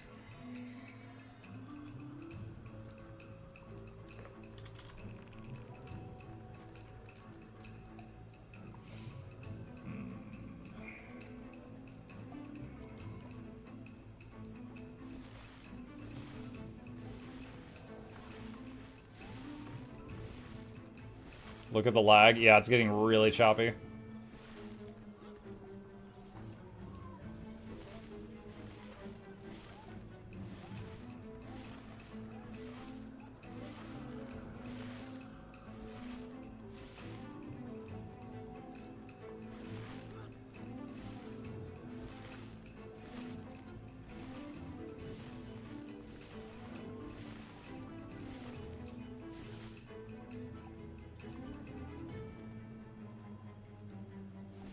What's with the breathers? I don't know.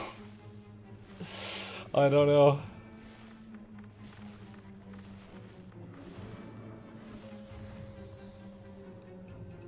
It's because you're not opening your achievements? You mean these?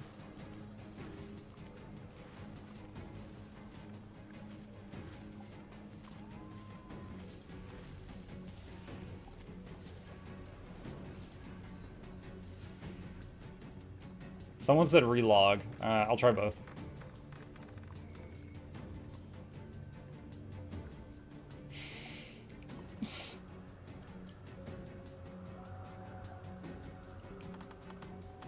Oh my god. Just go to your character menu. I'm trying.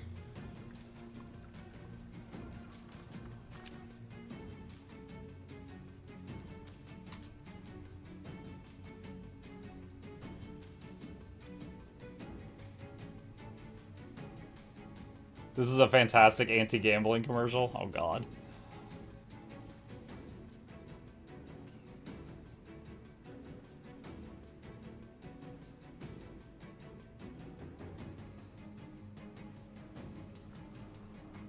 Okay. We're good for a minute.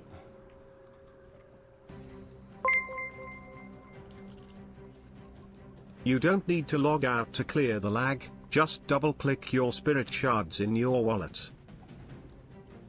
Yeah, I forgot about that.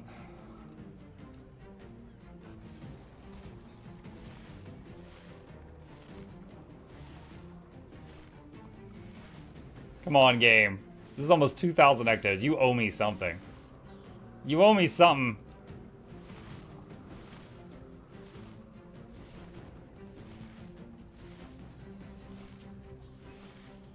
What does double-clicking the spirit shards do?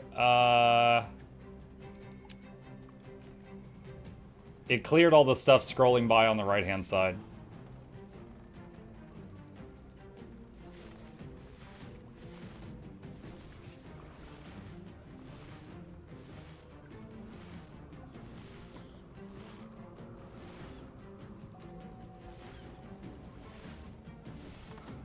Charmon must be so proud right now. I don't think Charmon approves of burning ectos.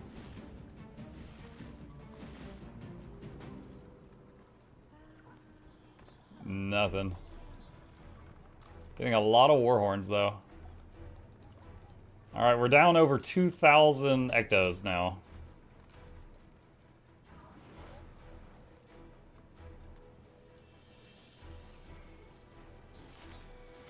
Does this use the ectos you had for giveaways? No. The giveaway stuff is all in the guild vault. This does not pull from the guild vault. That's a funny mental image though. Me gambling all this stuff, go back to town. Where's my giveaway stuff? Oh no. Sorry guys, who wants a quarter?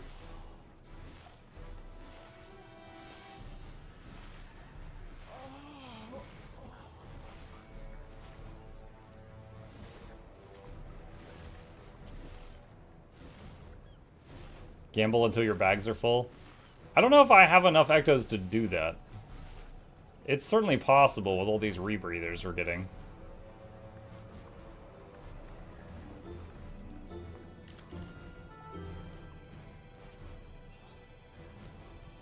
Any IRL item giveaways today? You mean like when I gave out plushies? No, I don't have any IRL stuff right now.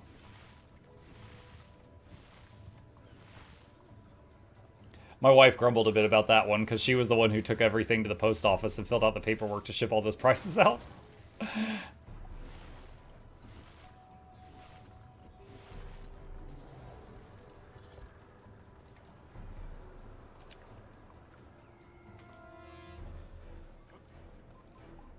Plushies? Yeah, we got permission from ArenaNet once to make Asura plushies. There's an emote. Someone do the spin emote. There's an emote in the chat that's a picture of the plushie turning around on a turntable. Just don't, but we don't have any more of those sell right now. the giveaway prices again. Mukluk smug.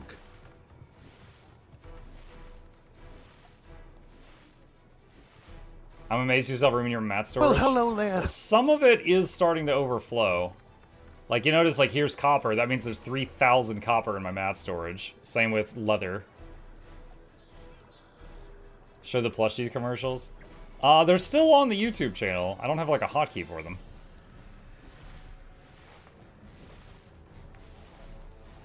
YouTube is pooping itself. Yeah, I keep seeing disconnected from chat, reconnected from reconnecting to chat on the YouTube side. I don't know what's going on over there.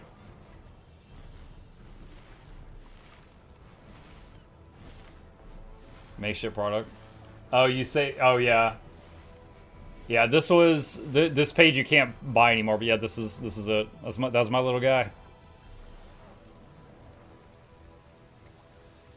Yep.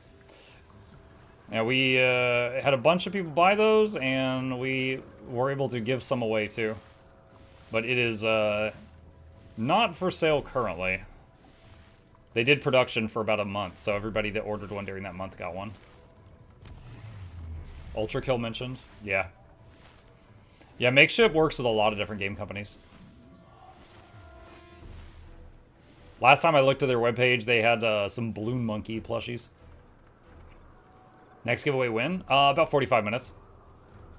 You guys are just tricking me into burning away my life savings until then in the name of content.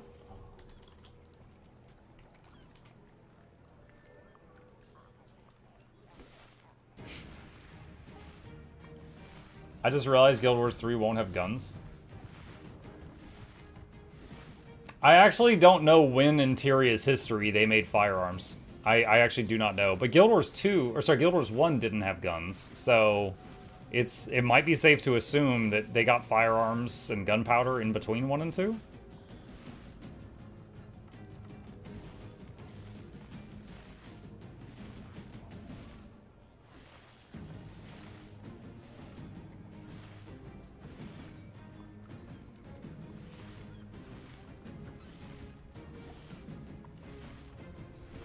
You're on the side of ANET. Why do they hate horses? What makes you think they hate horses? Maybe horses are the 4th unnamed race. Maybe we're gonna be the horses. And then we all die when ore explodes.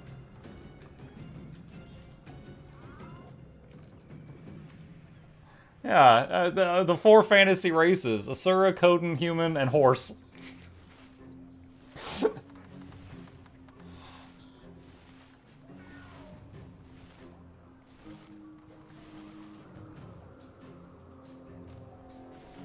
What about centaurs? I mean, centaurs is just the humans and the horses got together. It's tragic.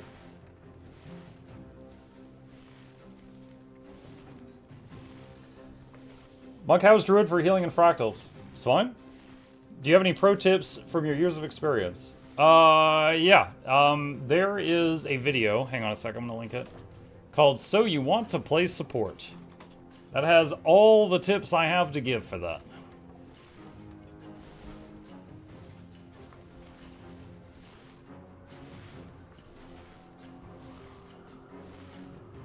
I do still think it would be funny if Guild Wars 3 had horses and they never call attention to it. And then they surprise us when the, like, 5th expansion for Guild Wars 3 is called Horsepocalypse. And then we find out.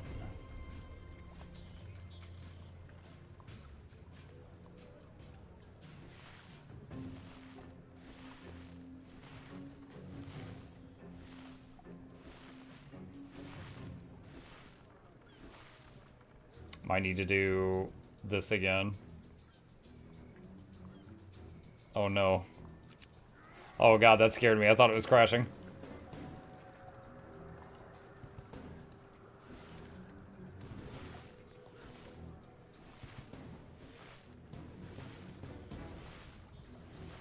$12K spirit shards. Like I said, I've beaten the game, so I don't have any expenses. So everything I earn just piles up. I would, honestly, if I could, I would use the spirit shards for a giveaway, but it'd be, like, all the ways I know how to do that are so much work.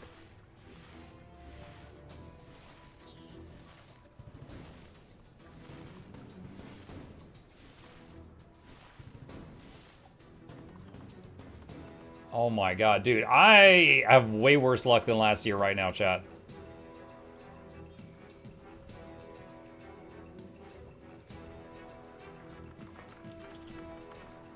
So I started with like 5,000 ectos, we're down to 1,200. So this is like 4,000 ectos.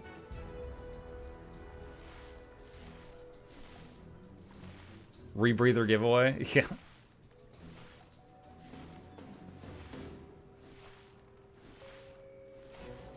Last year, I got a Winter's Heart infusion and a Con-Ur infusion, and kind of broke even, because I'd spent so much getting them.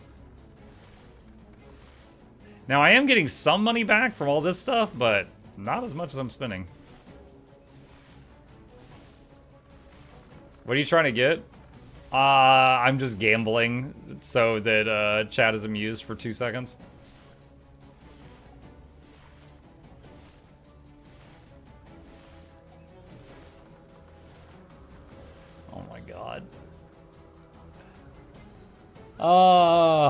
Should I try actual gambling to see what I get?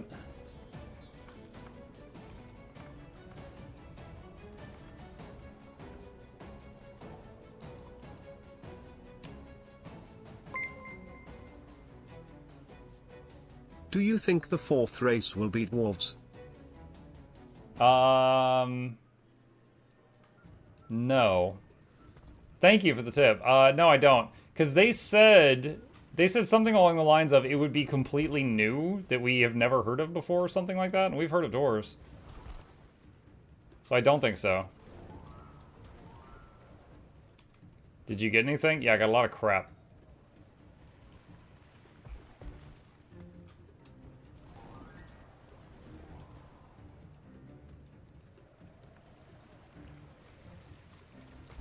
Cat girls? Not impossible.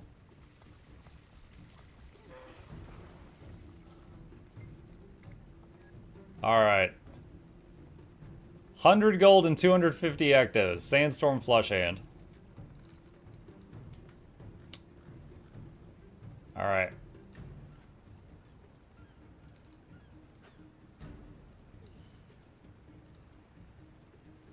$25 dragon cards. 8 massive globs of ecto. So, hang on. So 3, 5, 4. Yeah, so I got 25 gold back. And I got 400. So I gained 150 ectos.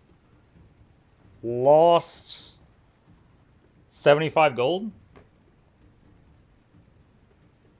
That's a slight loss overall.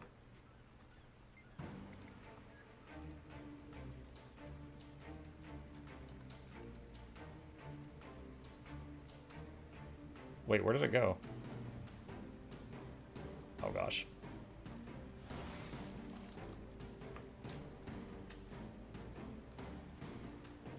There we go. Okay. 6 globs and another 25 gold. No. I'll stop when I win, chat.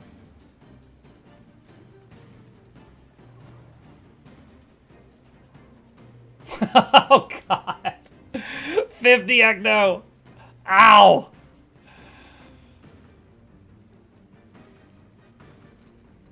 Alright, that's the last one. I'm down to the dregs. 150 gold worth of gray items. And 500 ectos. Yo, okay, that last one won. The last one, I spent 250 ectos, I got 500. And I spent 100 gold, and I got back 150. So, there we go. I won. So, I honestly, it was still a net loss, but I got back 200 of the gold that I spent. Oh, man. Can I take the waypoint back to the cliffs now? No, I can't. Hold on. Where was the Wizard's Tome?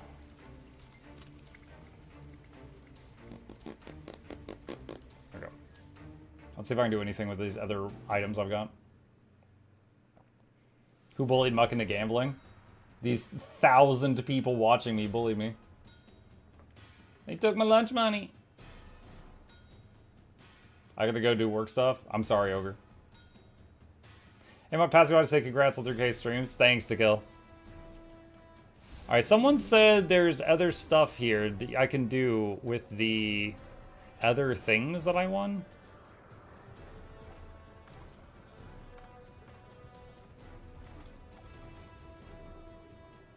Oh, this? Oh. I can sell some of these sun catchers and things.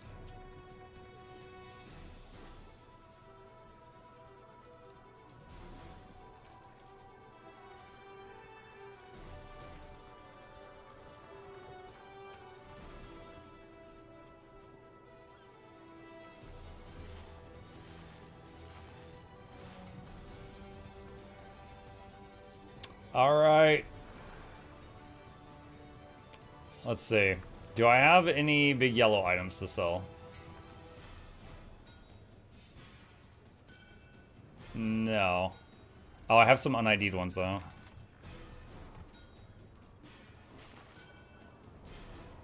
Alright, still no. Alright, salvage yellows.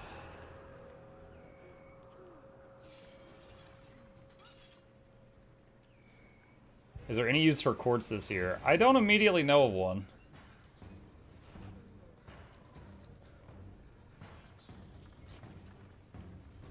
Okay. RIP.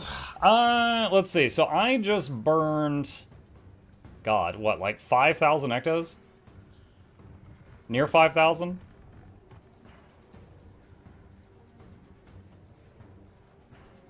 That's around like 1,500 gold. That's around like 1,500 gold. Oh, time to go back into frugal mode. See, if you play the game frugally for a long time, you get to occasionally do something really stupid. And that was me cashing out on all my stupid. Mark, for new Ranger player about 3 months in, what's the best solo elite spec in your opinion? If you're just running around an open world, there's really not a wrong answer. Ranger is one of the easier open world builds because you can just have a tank pet stand in front of you and tank for you. So there's really no bad answer there.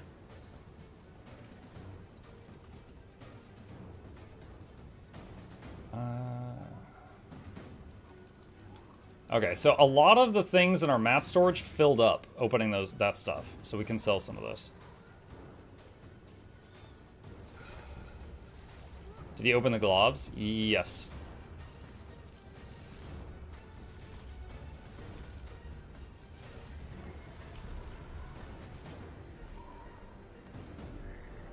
Next is copper. Mock will charge all those crystals now. Will?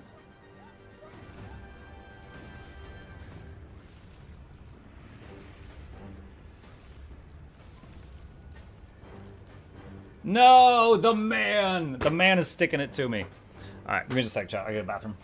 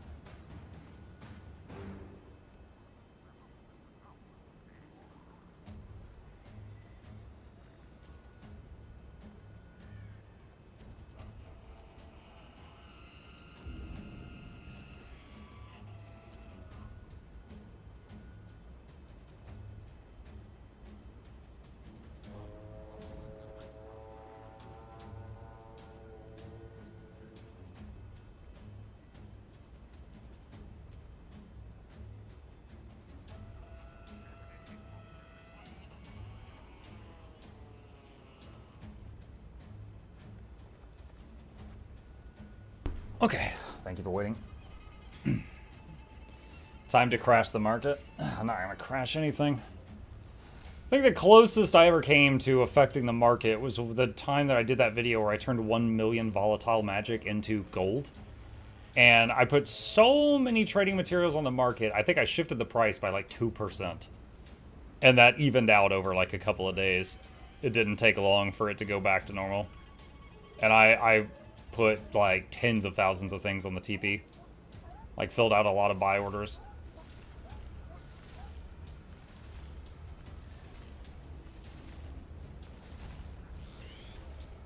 Have you shared thoughts or speculations on the new VOE teaser? Are you talking about the little GIF that they posted? About like vlogs and stuff?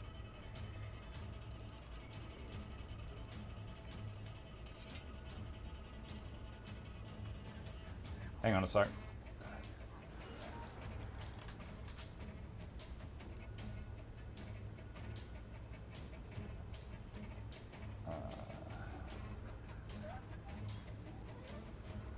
Wait, did they not put it on, did they only put it on Blue Sky?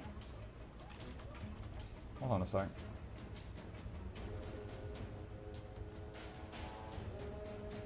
That is really weird. Anyway, so I think they're talking about this.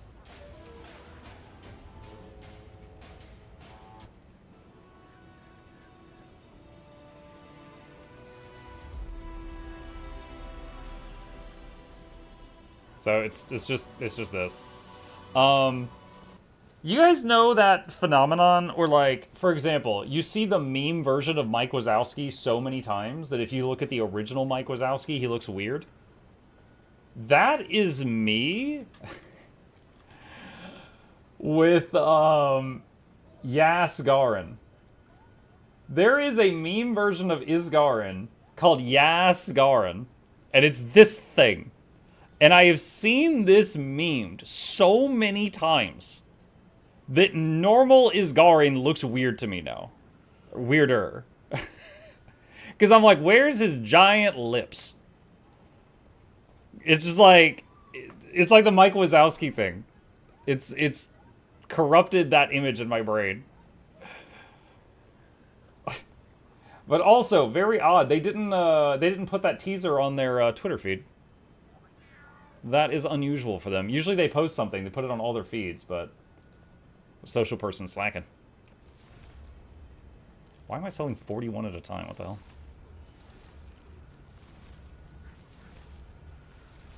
Do you stream on YouTube? Mm-hmm. Yeah, I'm streaming to Twitch and YouTube both right now.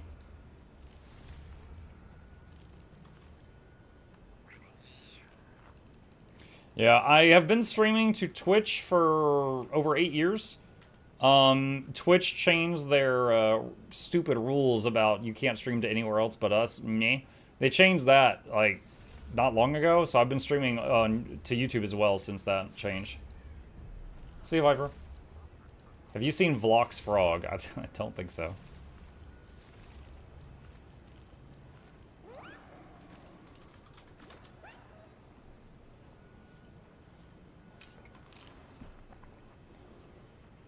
Yeah. Also, the chat box that's in the bottom right-hand corner of the stream, that is Twitch and YouTube chat combined. So if you're watching that, you guys can say hi to each other. Like Jelly just called Twitch nerds, for example. Effley likes to tell YouTube they stink. They love each other.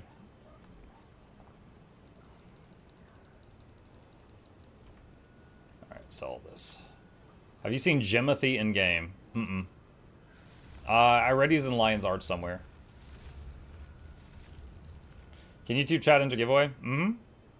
Twitch chat, YouTube chat, NA players, EU players, even the French. Yeah, we allow it today. Ah.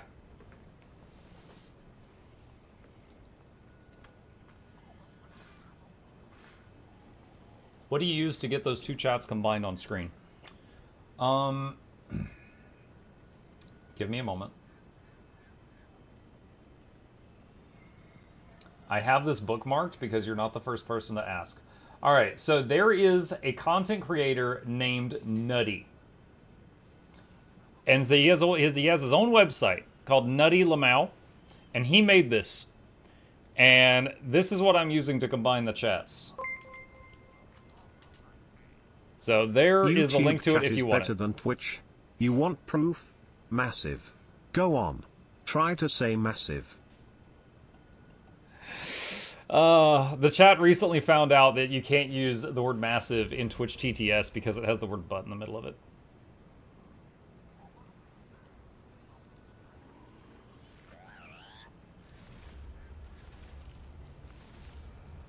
Massive? No, I said TTS. Like, you can't make the bot say it on the Twitch side.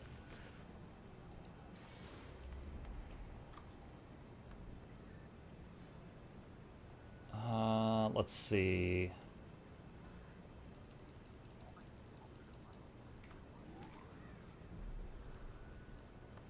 We're getting some pennies back from selling all this stuff I got. Ugh. Let me show you guys. So last year when I did the gambling thing that just, you know, took all my ectos, I got a Heart of the Conner and I got a Winter's Heart Infusion. Now, it took so long to get those that it barely covered the cost of everything I lost. But this year I didn't get anything. So this year was just loss.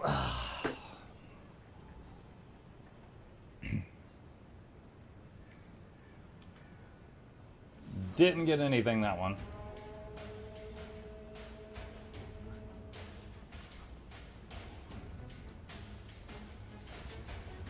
So far I'm up 3k gold. Yo, stop while you're ahead.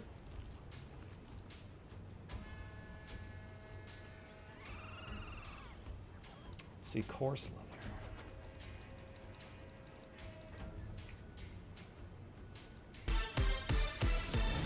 Yo!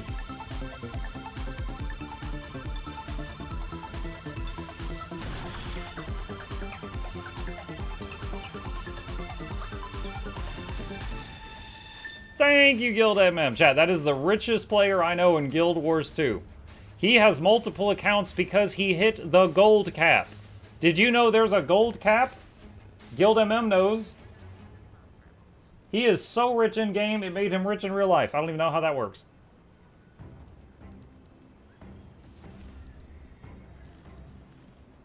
Is the whole point of this festival Gamba?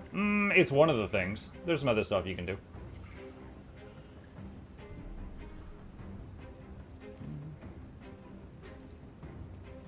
What is the gold cap? I think it's 100,000 or 200,000 and something.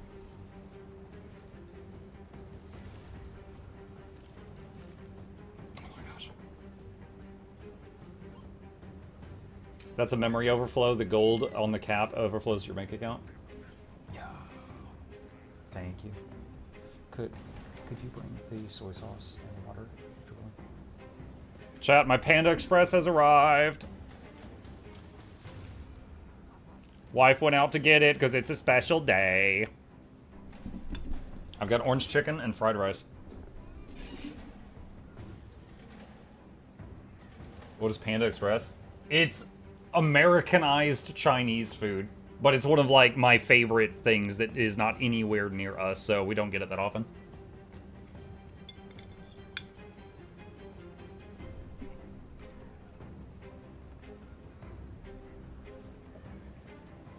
Is it extra spicy? Not this time. She got the right stuff this time. That's for those who weren't here, that was a reference to another long stream I did where my wife brought Panda. Instead of getting me orange chicken, which is one of my favorite things there, she accidentally got super extra spicy orange chicken, which looks the same, but it killed my insides. I was like, something's wrong!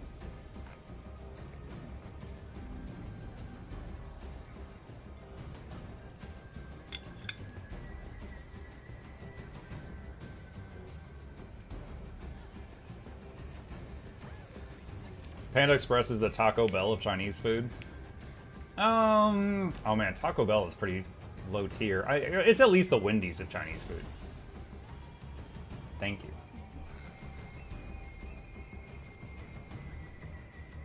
Love the spicy orange chicken. I have zero tolerance for spicy stuff. Like, I'm the kind of guy that if we had some kind of like charity stretch goal, like having me eat a bite of something spicy would be one of the things, because I'm very weak to it.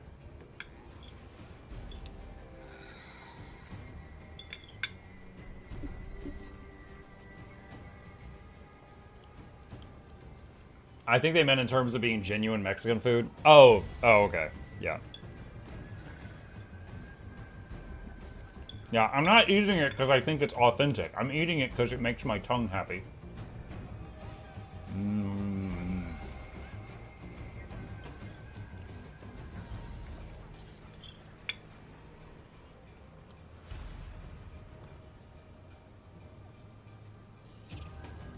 When's the last time you had Taco Bell? Truth be told, I haven't had Taco Bell in, like, over a decade. There's not any near me, and it was never, like, one of my favorite things. I get it sometimes.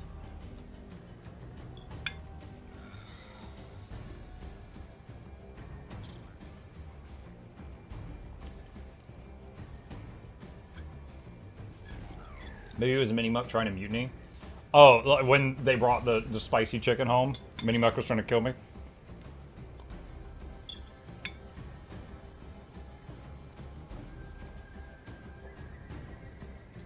Mark, the currently playing music is from a playlist, if I understand correctly. It's on Spotify, and yes, is it public? It's not on Spotify. So it's literally just a folder on my computer. Hang on. All right, literally, I'm just playing this folder, and it is on a loop and on shuffle, so it just pulls from this randomly. These are songs that, at the moment, I know do not have issues with the person who is doing the fraudulent copyright claims on YouTube for Guild Wars music.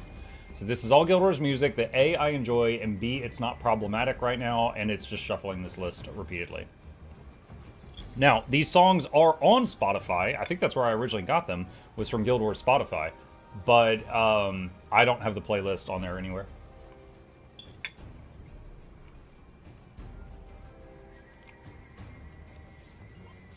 Muck, let me make you some food. I always sprinkle tons of cayenne pepper onto stuff. Oh my god. Dude, I'm gonna look like that Purgator Servo skull just spinning around breathing fire.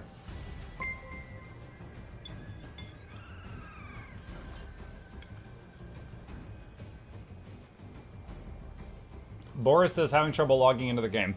Alright, today was a patch day. This goes for all of you. If you ever have a patch day and you run my add-ons and you can't launch the game, the number one thing you should always think of is Arc DPS. Very useful tool. It hates updates. So if there's ever a patch day and you're crashing, look at Arc DPS and be like, what are you doing? And you may have to disable that.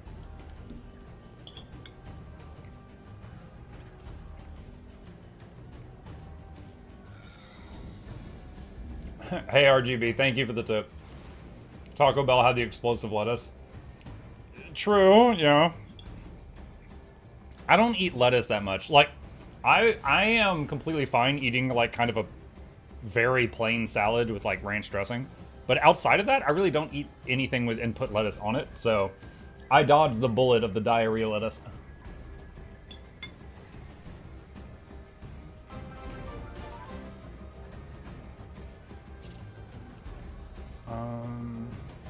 Oh, that's what's overflowing right there.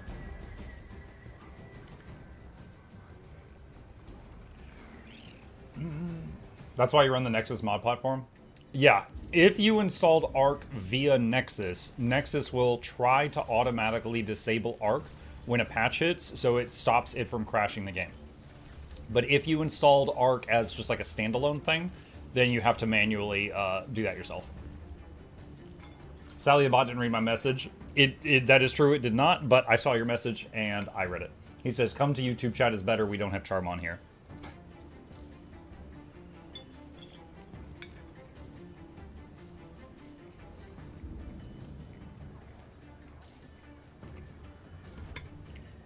Is the mount skins gone for everyone else? Mount skins? Wait, what? What do you mean? No, I still have my mount skins.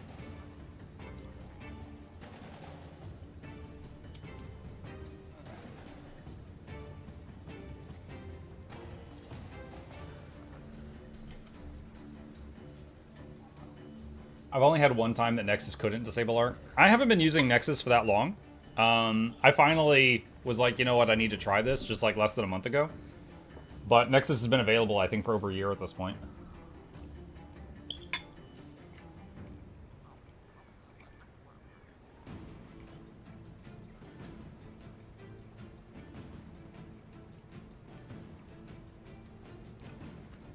How long has the Guild Wars music copyright strike been going on? Alright. Over a year. Hold on, I want to clarify what's happening for people who don't know. Here's the situation.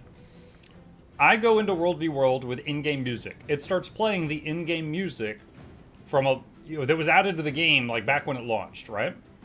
That music sounds similar to something else. A guy on YouTube has a bot set up that anytime a video is uploaded to YouTube and it has that music, it claims it and says, this is mine, and takes the money from that video. So one, he doesn't work for ArenaNet. Two, it's not even ArenaNet's music, it's just something that sounds kind of similar. So this guy is fraudulently, whether, intentional or not, taking money from all Guild Wars content creators that upload videos with in-game music from the base game. So the playlist I showed you earlier that I'm playing right now is like Heart of Thorns music, Path of Fire music, stuff like that. It's not the stuff from the base game. ArenaNet's not happy about it either because someone is pretending to be them and claiming their music on videos. So they have legal people that are trying to get to the bottom of this, but it's been a headache for over a year. And it's the reason why when you come to my streams and I'm doing Guild Wars 2, I'm playing like a custom sound thing.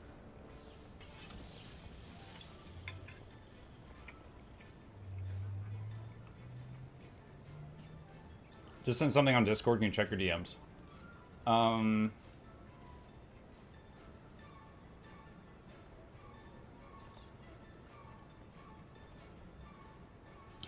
X4, thank you very much. I will try to add this to the last giveaway at the very end. Because I don't want to change the prize grid, but that's very kind of you. X4 just sent me 4,000 gems to redeem and mail out prizes with. I will go ahead and do that now, and we will try to add that to the final giveaway of the day, because I've already got everything like figured out up until that point. There we go. Thank you, X4. Very kind.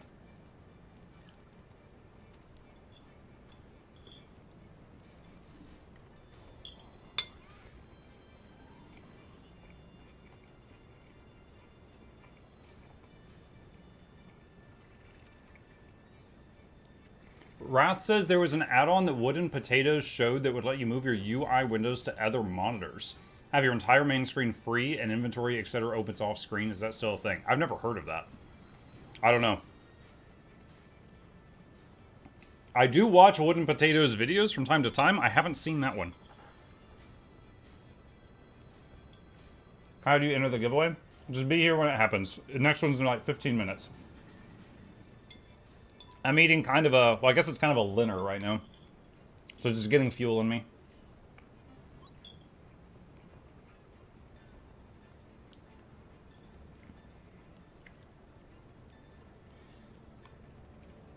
Vinny says, I don't think that's possible. I made the UI stuff he showed recently. I saw a Wooden Potatoes video where he was able to move UI elements around. Like move the hotbar to a different location, stuff like that. I haven't seen what you're talking about, though. Noxxi says, look at my thing. Yo, see, this is what I see. Noxxi fixed it. This is what I see when I look at this poster.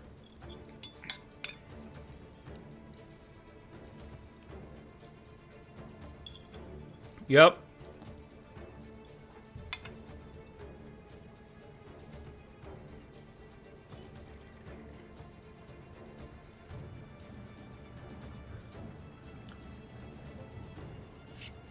Are hot hit point trains... Oh, HP trains. Yeah, the hero points? Yeah. Because anytime someone gets in the mood to make a new character and they don't want to go earn hero points, they join a hero point train. So yeah, those still happen.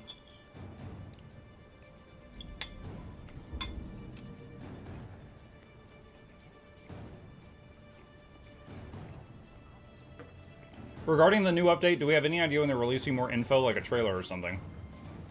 I mean, we know... If you go to the Wizards Vault, you can see when the next big patch is. It's in 35 days.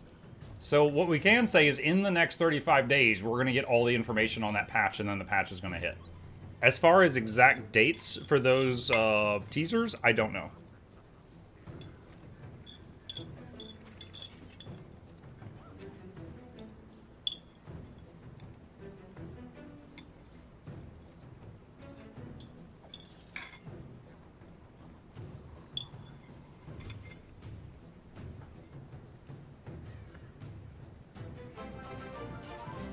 Hot and POF trains still ongoing. We're weekly, yo. Yeah. Like, it's... There are activities that, you know, like a veteran player might be like, oh, I've done that, I'm never doing that again. But those are activities, like the Hero Point trains is something that new players and people that like to make alts do regularly. Is the Hall of Monument stuff starting the next update or later? I think it's after that. So the next update in 35 days is the final story beat for Visions of Eternity with all the remaining features that we don't have yet. And then after that, this Hall of Monument stuff connecting Guild Wars 2 to Guild Wars 3 will start coming out in chunks. Like there will be base game, which includes like a rework to the Zaitan fight. Then there will be like hot stuff, and then they're going to go through all of it in chronological order.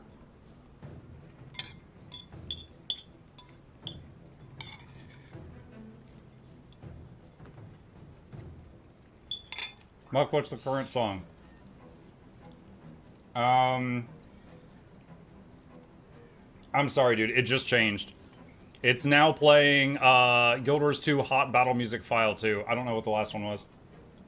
Sorry. At me more when the next time it comes on. I showed the full list earlier, but...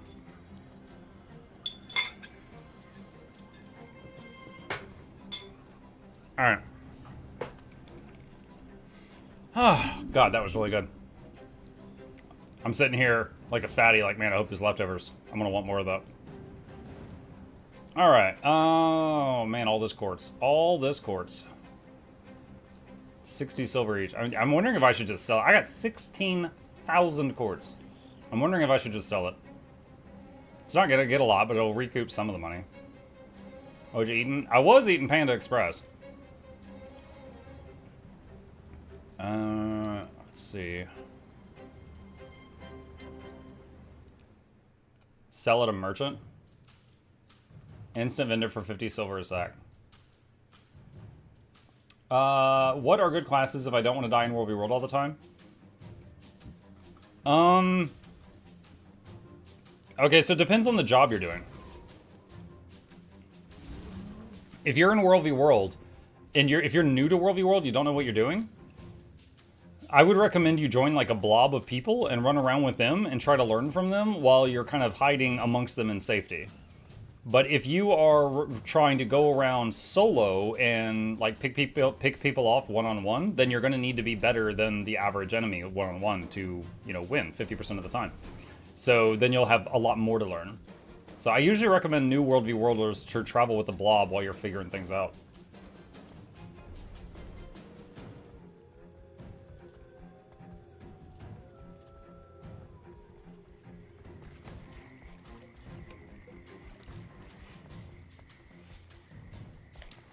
Like, for example, thieves. Highest mobility in the game of any class. So if you're good at keeping an eye on your surroundings and teleporting away from danger, thief is very survivable. But if you get caught, they're very squishy. So it depends on how good are you at staying away from the danger.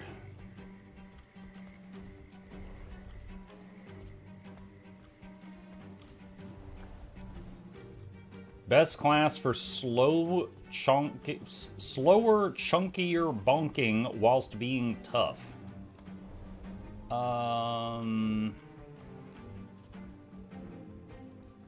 Slow, chunky bonking? I don't know what to say to that. One person recommends Revenant. Warrior with Hammer. Hammer Dragon Hunter.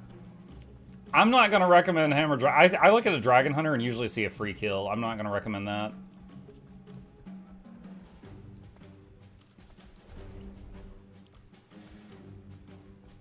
Rev, Necro. Yeah, Necro. You know what? Necro is one of the only ones that I'll be like, yeah, even the core version is terrifying. I have gotten killed multiple times by core Necromancers in here. Did you see the new rewards for World v World? I did not know.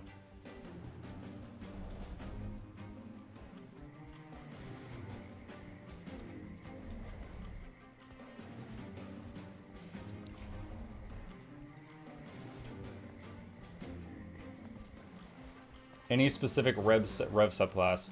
Herald is good at pulsing boons around itself passively. So, you know, buffing people around you, and if you're in a blob, it's really easy to get credit for, like, all the kills the blob does. So, lots of rewards. If you're running around on your own, I have seen everything. I've seen Heralds, Vindicators, Renegades, probably less common on those. Conduit's probably the most common, but that might just be because it's new. But I do see Conduits a lot.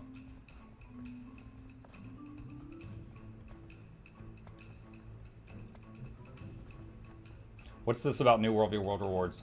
I think... was I talking about this patch notes right here? Added placement-based skirmish rewards that become active when a war score beta is enabled. Qualify for these rewards by gaining participation. Rewards can be granted while offline. And then there's a few other notes here.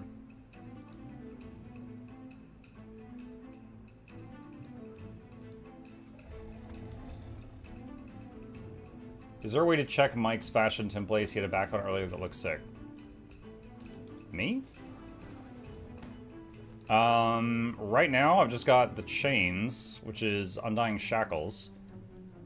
The one I had when I was in town was the Wayfarer's Hinge, which is a massive quest to get. Mux, I meant. I just assumed you knew my real name, because my name is Michael. I was like, it's kind of weird for someone in chat to be like, yo, Mike. But I wasn't gonna, like, throw a fit about it.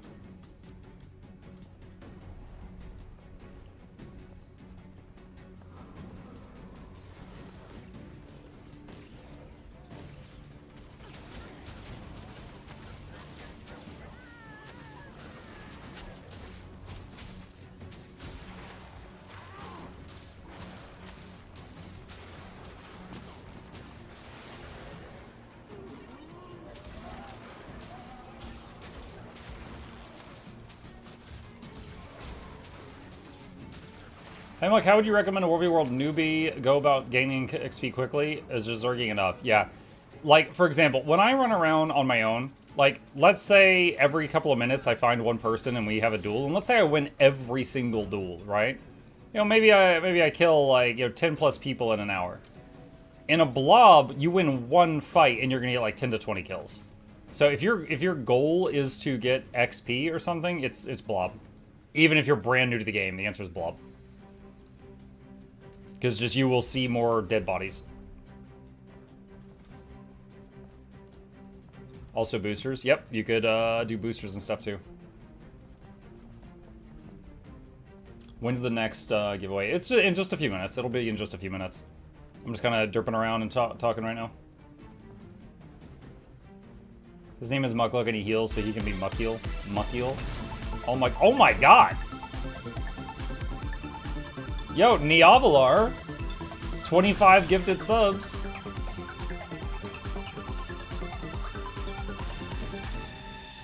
Oh boy, thank you.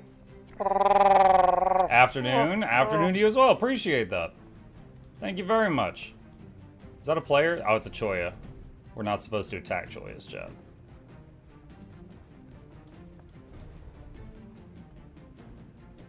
I still don't understand how healers get support on kills at World v. World. Okay, this is actually pretty simple, Merrick.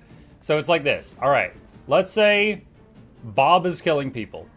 If Sam gives Bob a boon or a heal or cleanses a condition, just something helpful, then Sam will also get an assist for that kill. Like, any kill in the next, like, minute. So, like, if you give the killer a buff, a heal, something, even if you didn't do damage to their victim, you will also get credit for the kill. So, if you're in a blob and you're just pulsing out boons or heals, you are mooching successfully.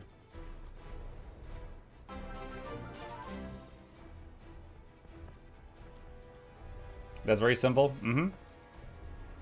And it used to not be that way. It used to be that if you played healer in World v. World, you got way less loot than the people doing the killing. But they changed it because, you know, healers were hard enough to find, and they certainly were not encouraging playing a support in World v. World by giving them no rewards.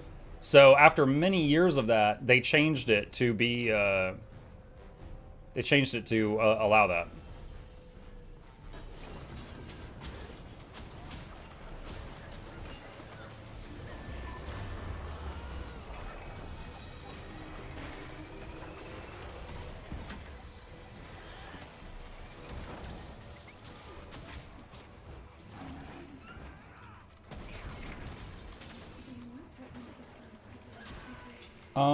We could save the seconds for later. Thank you. I've still got the soy sauce here too when you can. Just letting you know.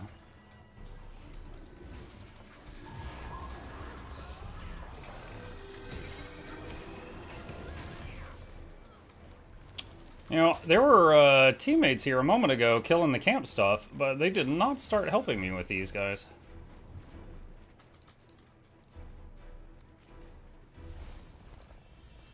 And the Luminary was rough enough. Adding that other guy to it was a bit too much. But it's time to do the giveaway, so let's get stupid.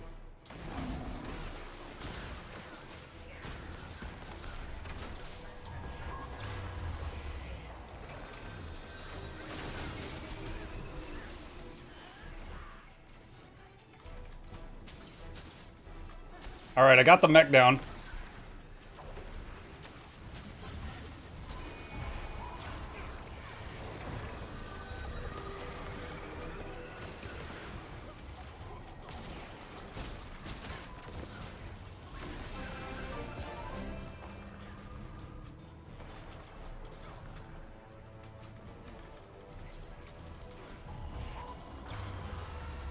How? Okay, someone must to use like Signet of Mercy on him or something.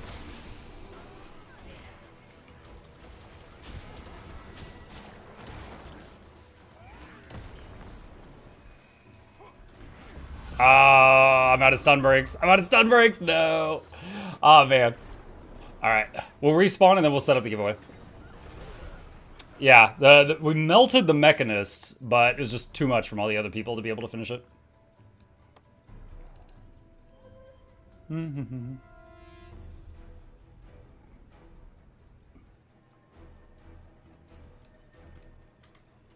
Ads. It's always kind of amuses me when there's people that are new to Twitch that join the stream like for giveaways and stuff. Like they're the baby viewers. They're near and dear to my heart, but they always announce when there's ads. It's like they're at an airport and they're like, I need to announce my departure. If you're not using an ad blocker or you're not subbed, an ad plays like every 30 minutes, and I know exactly what it is because people tell me for some reason. All right, let's get this going. Let me set the giveaway bot up. Let me pause this. Let me set the mood. All right. Muck, what did you think of the new Crown and Blackline weapon skins? I can't recall immediately what the new ones are, but I need to focus on this right now. Okay. All right, chat. Rules for the giveaway. If you want to enter, you have to be a follower if you're on Twitch, or a subscriber if you are on YouTube. They went live today. Jackal, I don't care right now. I'm busy. You need to be a follower on Twitch or a subscriber on YouTube. That is the free button, and you hit that or the bot will ignore you because I'm not asking you for much here. And the second thing I need from you is if you want to enter, do your Guild Wars 2... Wait, hold on. We had a technical issue. One second. There we go. It's working now. Put your Guild Wars 2 display name in the chat one time starting now. Do not spam it or the bot will kick you out. Just put your Guild Wars 2 display name. You can find that right here. There's mine. This is not private information. Put it one time in the chat starting now. Yes, the giveaway works for NA. Yes, it works for EU. Yes, it works for Twitch. Yes, it works for YouTube. And today we are allowing French. So all those are okay today.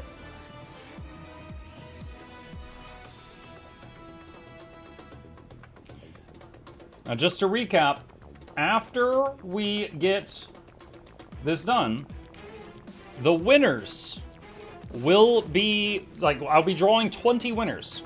And if I draw your name, you will pick an empty tile on this grid. Each tile represents a prize. There are legendaries. There are infusions. There are... Everything on here is worth something, but there are some things that are way better than others. So, you'll pick something on the grid, and I will tell you what prize you get.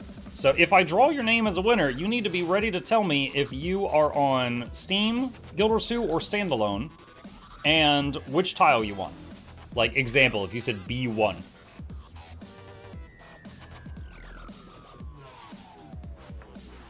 So be ready.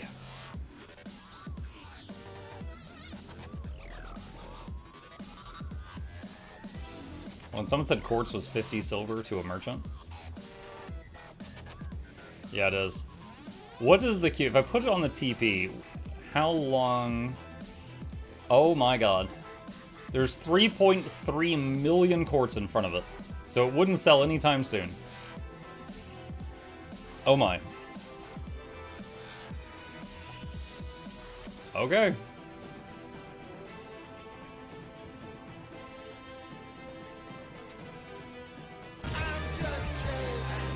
Oh wow, I haven't heard that one in a while.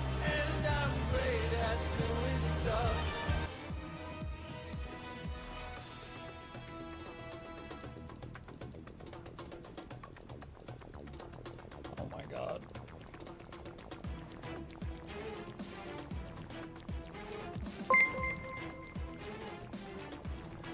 $3.00 bits for 3,000 days calzone.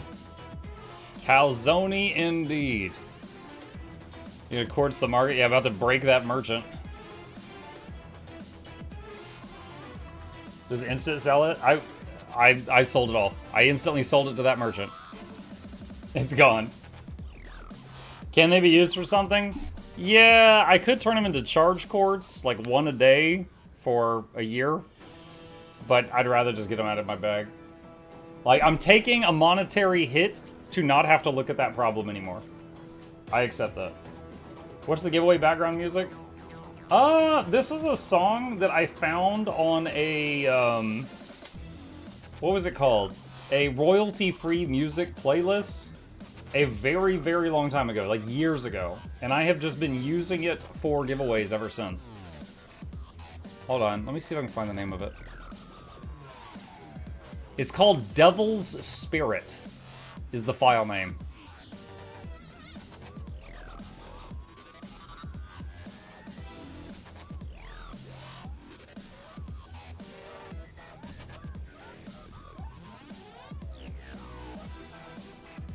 Edgy? Yep.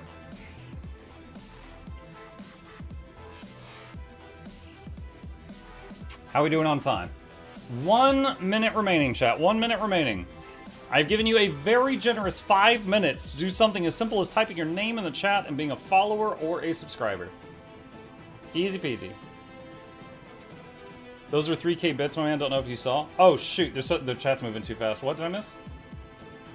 Sherlock said 3... Oh. Dude, he even wrote... Look, he did 3,000, but then he wrote 300 bits for 3,000 days calzone. Thank you, Sherlock. It is true, I did not see it. Really appreciate that. Thank you, thank you, thank you. I heard the thing, and that was it. Appreciate that. That will go toward my food addiction. What is the best spot to park an alt for daily rewards? If you just want one spot, the Sanctum of Nabka in Crystal Desert has 3 large chests there. You can put one character there and open 3 chests a day. Do you still have old stream effects that you were using for older giveaways? Some? Like, I try to kind of clean up after myself. Like, on occasion, I will go in and, like, things that are not in use anymore, I'll just remove them, because they could cause problems if something weird happens. What's a decent class that can dual-wield swords? Necromancer, believe it or not. Guardian.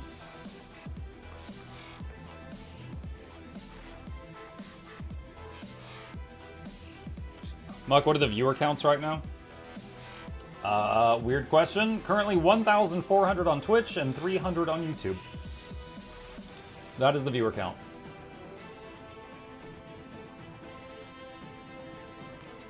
Kandia Warrior can dual swords.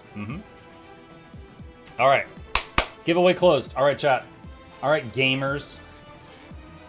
20 winners. I'm going to do 2 at a time to try to speed this up. Help me make this fast. If I call your name, pick a tile that is still white on this grid.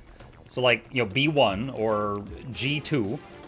And tell me if you're on standalone or Steam for Guild Wars 2. That way, if you pick one of the tiles that wins a gem code, I'll already know how to give it to you. Okay? All right. Pick 2 winners. Fee Her and My Lil 556. Are you here? If you're here, I need a spot on the grid and what type of client you're on. Fee Her says H3 and client. All right, we'll use green this time. H3. Okay, let me go to my cheat sheet. H3 prize is where?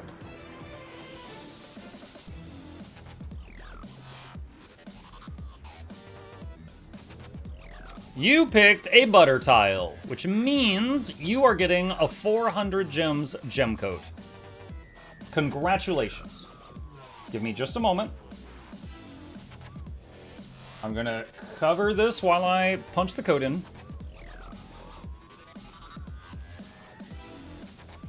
And where's my code sheet? There it is.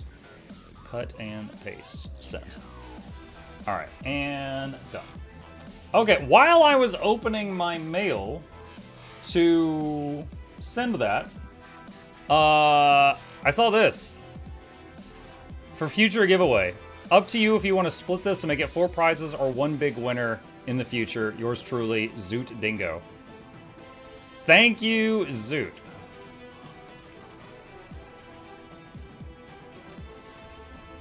$1,000 mystic coins, chat. 1,000 coins.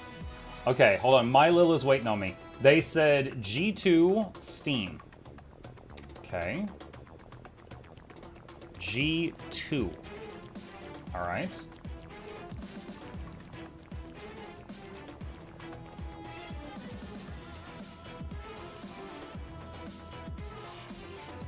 Butter. You are also getting gems, my friend. However, you said you are on Steam, so the best I can do is I am going to eat the code and spend it on keys and mail you the keys. So, give me just a minute, chat. Get this done as fast as I can. Going to go here and do that. And that's done. And keys.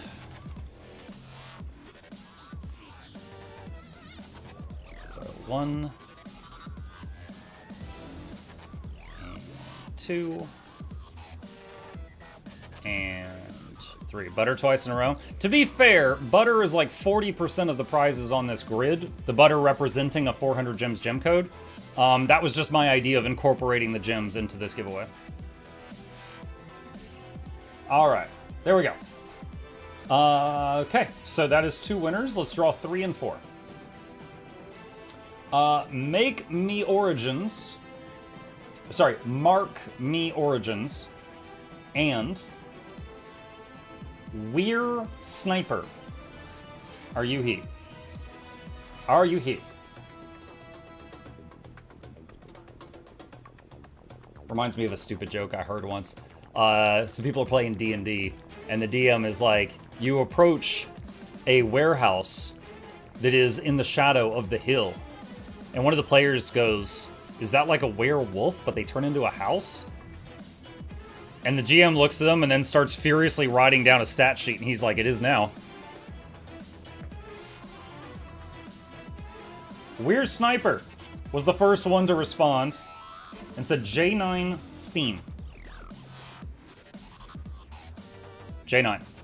Okay. Let me see. What do I have there?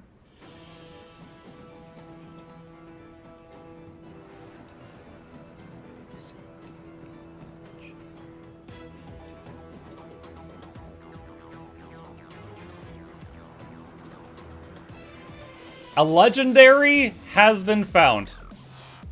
You are now the happy owner, I hope, of Frostfang. The legendary Generation 1 axe. It has a nom nom teeth thing. And if you do not want it and you don't bind it to yourself, you can instantly sell this for 1,600 gold. Or up to 1850 if you're patient. Congratulations. They said, holy yes, very happy. Alright. Let me triple check this. I certainly don't want to make a typo with this one more than anything else. Alright, mail item. Alright.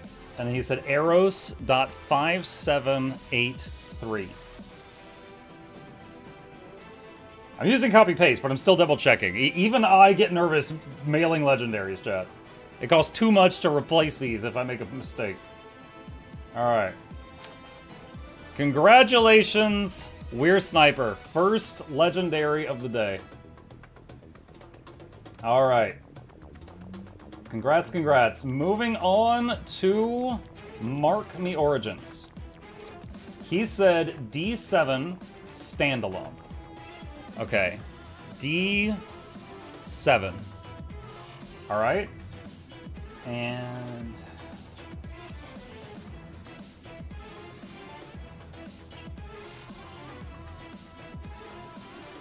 you have picked the square with the orchestral rifle. This is a gun that also resembles a trumpet and makes doot-doot music sounds as you murder people. It also has little music notes that pour out of the end of it. If you don't like this, you could sell it for 66 gold immediately, or up to 119 if you are a patient player. Congratulations. Mail item. Paste, paste, paste, paste, paste, paste, paste. It's in mail. Alright. Okay. The first legendary has been pulled off the board, chat. So we got to 20... I think it was winner number 23. Got the first legendary. And there's 6 items in here of legendary value. So that took a little longer than averages would dictate. Alright. Next winners. I'm looking for Seth278 and General Ethos. From both of you, if you're here and paying attention, I need you to pick a grid tile and tell me if you're on standalone client or not in case you win gems. Did I win something? I was busy for a few minutes. Yeah, you want to buy Frost, but you didn't respond, so I ate it. It tasted like Skittles. Surely there's not another legendary under I6, right? Standalone. Okay. I6. Let's see. I6. You have picked a butter tile. I will be sending you 400 gems to buy whatever you want. Pasty, pasty, pasty, paste. Alright, I need the bacon for a second, so no one steals your code. Not that any of you would do that, I'm sure. Alright, I have sent you a gem code via in-game mail, Seth. Congratulations. Alright. General Ethos replied G6 standalone. Okay.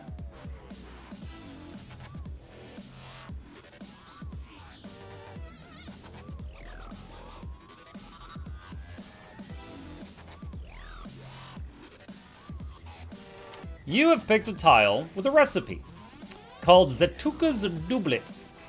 This allows a crafter to make Ascended Light Armor with Harrier stats, which is one of the best healer stats in the game. If this is of no interest to you, you can sell this to other crafters for 36 gold instantly, or up to 74 if you're patient.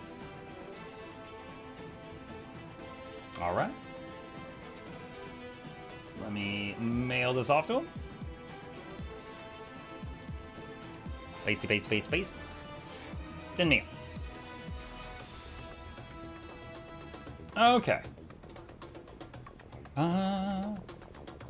Let's see. All right, so that's it for that one. All right, we need 2 more. All right, next winners. Sheep. Or, oh, no, it's like Trash Heap. I was like, Trush Sheep? Sounds like a Pokemon. Trash Heap? And Kringero. If the 2 of you are here, I need you to pick a tile, one of the white tiles on the board, and tell me if you're standalone or not. Kring was the first one to give me both of those things. He said A4. Okay. Let me check my list here. All right. You have picked a butter tile. That means 400 gems. And you're on the standalone client, so I can just send you the whole code. Let me get this ready. Bacon preserve us. Oh, there we go. And just a moment. And send mail. All right, check your in-game mail, and you have got some gems there. Okay, and that was Kring. Next up is Trash Heap, who said H8 standalone. H8, and go to my sheet.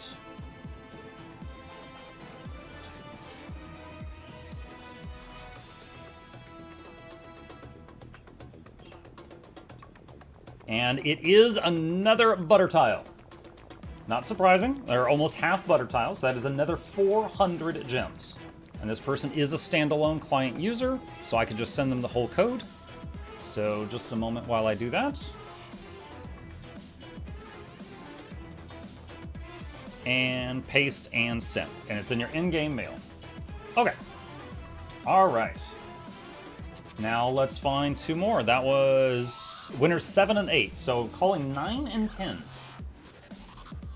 JIW Sun and Quercio 91. Oh, JIW, I love you. He said G3 standalone like instantly. He was ready, chat. I give you the most ready person of the day award. All right, G3, he said. G3 standalone. And I put that price. You have picked the tile that has an Equinox dagger. This whole weapon set has a split on it where it has half dark, half light. That is what it looks like. And if it's of no interest to you, you could sell it and get instant 54 gold or up to 83 if patient. Congratulations. Woo, I'm a dagger enjoyer. My man. Paste, paste, paste, paste, paste. And send. Okay. All right. And the other one was Quercio, who said D10 standalone. D10, all the way at the bottom. Okay.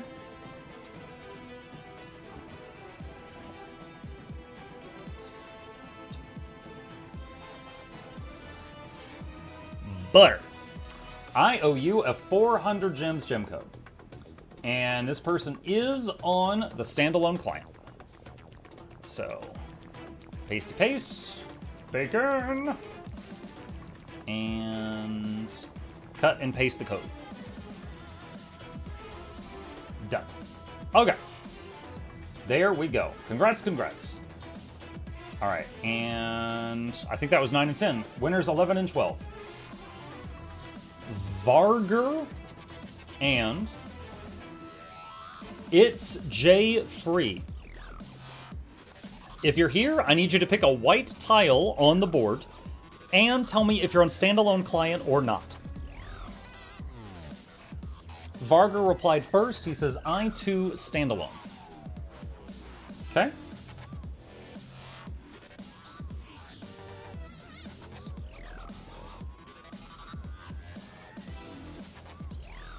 You have selected Vine Lord Edge Bloom Shortbow. This is what it looks like. It's called Edge Bloom. It's kind of Edge Lord. That's it right there. It's got some red aura and some roses on it. And if you do not want to keep this, you could sell it for up to 11 gold. You got me a doot doot. You got me a doot doot? Yep, got your doot doot. So, mail item. And this is for Varg. And paste, paste, paste, paste, paste. It's in mail. Alright. J Free said F1 standalone. Alright. Boop. And where's my price sheet? F1. Okay. You have selected an Alchemist Dagger. This is what it looks like. The whole Alchemist set looks like potion bottles that are turned over and the spill is making the thing. So in this case, a knife. It also changes colors a lot. That is what it looks like. And should you not wish to keep this, you could instantly get 56 gold or up to 78 if patient. Muck, can you do the cello impression? Cello frag? What's one of his lines?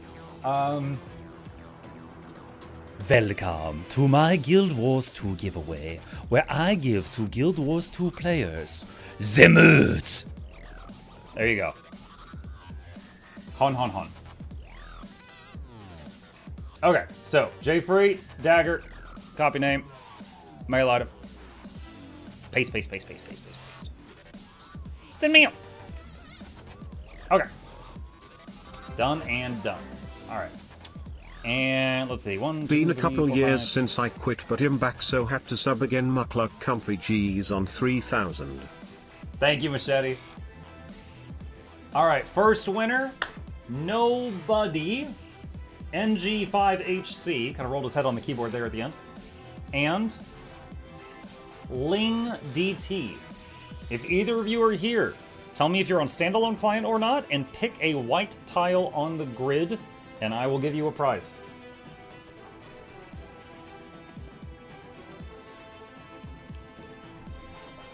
Once again, that's Nobody, NG5HC, and Ling DT. Okay, nobody responded. He said C5 standalone.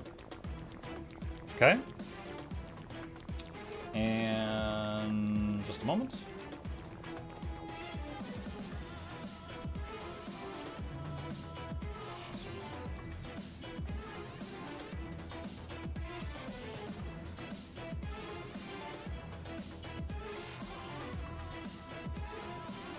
All right. The first winner picked a butter tile. So I have got a gem code for you. So 400 gems are heading your way. Pasty, pasty, and bacon to protect the code. And cut and paste and send. Okay. There we go. And that is for nobody. And Ling says standalone B1. So B1. And where did I put that prize? Okay. I believe it is that one. Hold on, just checking. Yeah.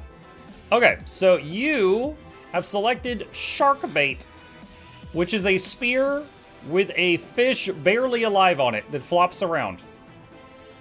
I don't have much more to say about this one. If you don't want this very creepy dying fish, you can sell it and instantly get 20 gold, or up to 64 if you're patient. Copy this name. Mail item. Paste, paste, paste, paste, paste, paste, paste. It's in mail. Okay. 2 more winners. 4Z73C and Creps J. Mowell. If either of you are here, I need you to pick a white tile on the grid and tell me if you are on standalone client or something else. Thanks, you're very welcome.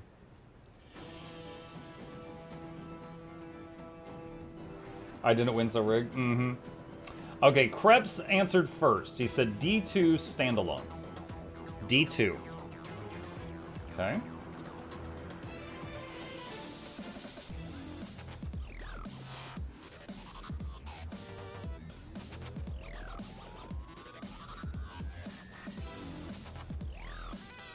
You have chosen wisely. You are now hopefully the happy owner of 250 Mystic coins, which are worth near 2 gold each, so that brings a grand total of a 465 gold prize. Congratulations.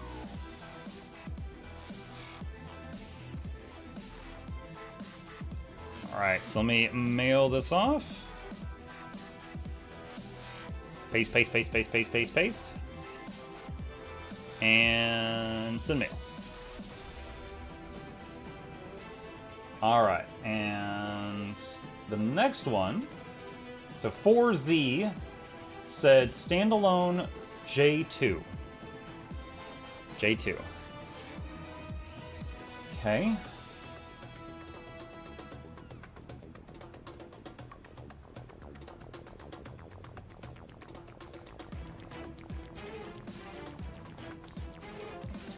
Butter tile.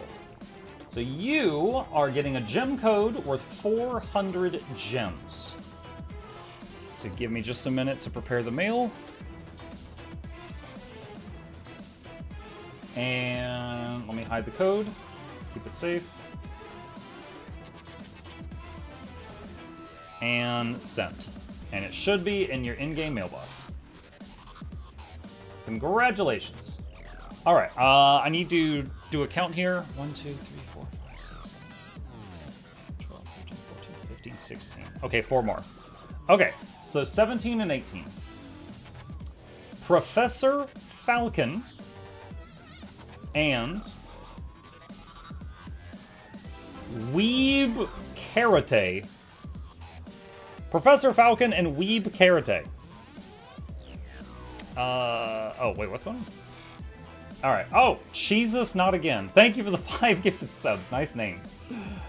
All right, Professor Falcon responded first. He said F9 standalone.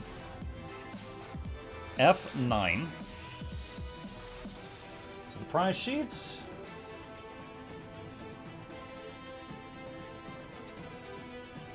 You are getting a full stack of unidentified yellow gear. You can sell the whole stack unidentified and get about 67 gold. Or do the equivalent of gambling and identify it all and maybe get something worth way more than that. But you don't know. 6, 7, ha ha ha ha ha. Sorry, I'll round it up. 69. Now the older people can go ha ha ha. Is that better? All right. Pasty, pasty, pasty, pasty, pasty. It's in meal. Our kids these days have no humor. They're all laughing at 6, 7. In my day, we looked at a picture of Farquaad Markiplier saying E. Now that was comedy. Okay. Weeb says E1 standalone. E1. E. Right after making that joke, too. Jesus. Okay.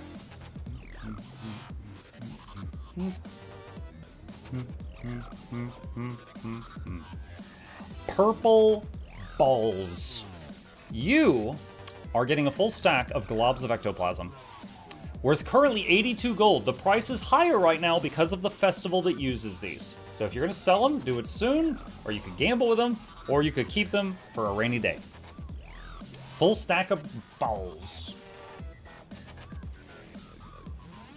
Not me, who just gambled away like 5,000 of these earlier. It's a meal. All right, chat. The last 2 winners for the current giveaway. And then the next one will be in 90 minutes. Winner number 19 out of 20. Bucket, Bucket, Bucket. That's their name. Winner 20 out of 20. The Savage Man. If Bucket, Bucket, Bucket, or Savage Man are here, please pick a white tile on the prize board, as well as telling me if you are on the standalone client or not. Pick a white tile and tell me if you're on the standalone client or not. Savage Man says C4. Ah, dynamite! Alright, C4. Just a moment.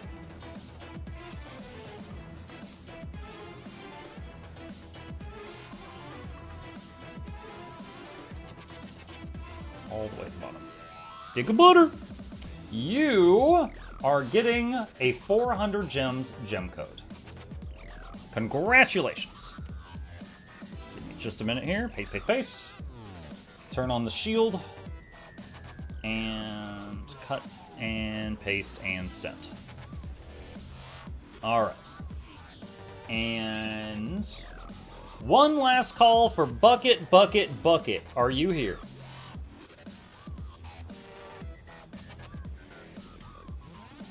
Bucket, Bucket, Bucket.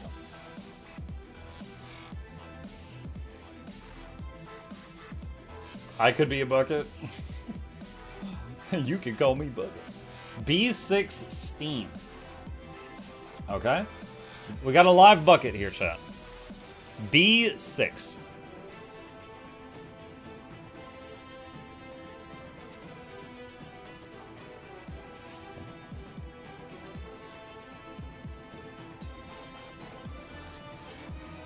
Butter tile. And this one is a Steam user. Okay. Give me just a moment here. So because they're a Steam user, I will need to use the code on my end and mail them Blackline keys. So just a second here.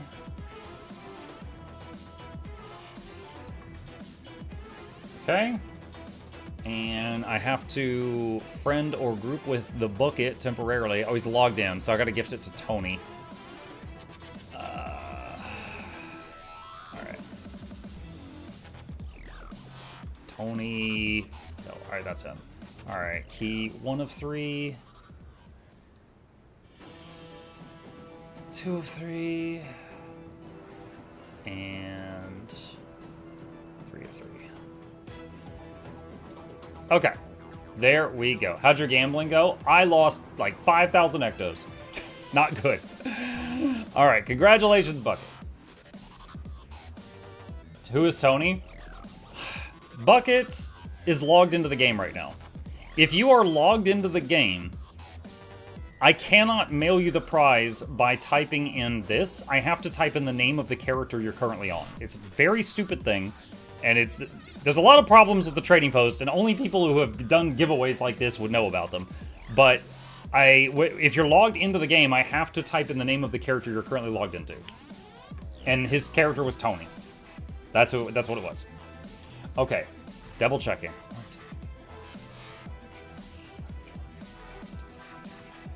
20. Okay, 40 of the 60 prizes on the board are claimed. There are still 5 big ticket items. So we are more than due another big ticket prize. But that is the end of the current giveaway. Let me swap this back over. And the next one will be in 80 minutes. So if you're interested in being in that one, be back here in 80 minutes. How much butter was claimed? Well, you can see what's left here. You can see what's left. If they are in a live bucket, do they mimic? Maybe. Maybe. Thank you, you're very welcome. You are very welcome. Let's see, alright. How do we enter the giveaway? Just be here when we start the giveaway, and I will give you instructions, and you do those instructions, and you're in. It's basically just at the right time, I'll ask you to put your names in the chat. That way we reduce the chances of calling on someone who is AFK and not responding. Best giveaway I've seen. I try to make it, I mean, hopefully you guys find this fun and amusing, right?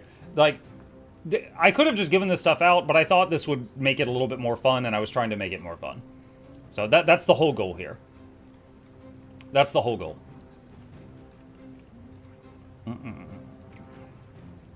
Throat lozenge? Yeah. I mean, we're talking a lot today. Yappity yap yap. I'm not shutting up. Muck, thanks for being yourself and doing this today. I'm having a job hunt, so this is a good distraction. You're welcome. You're welcome.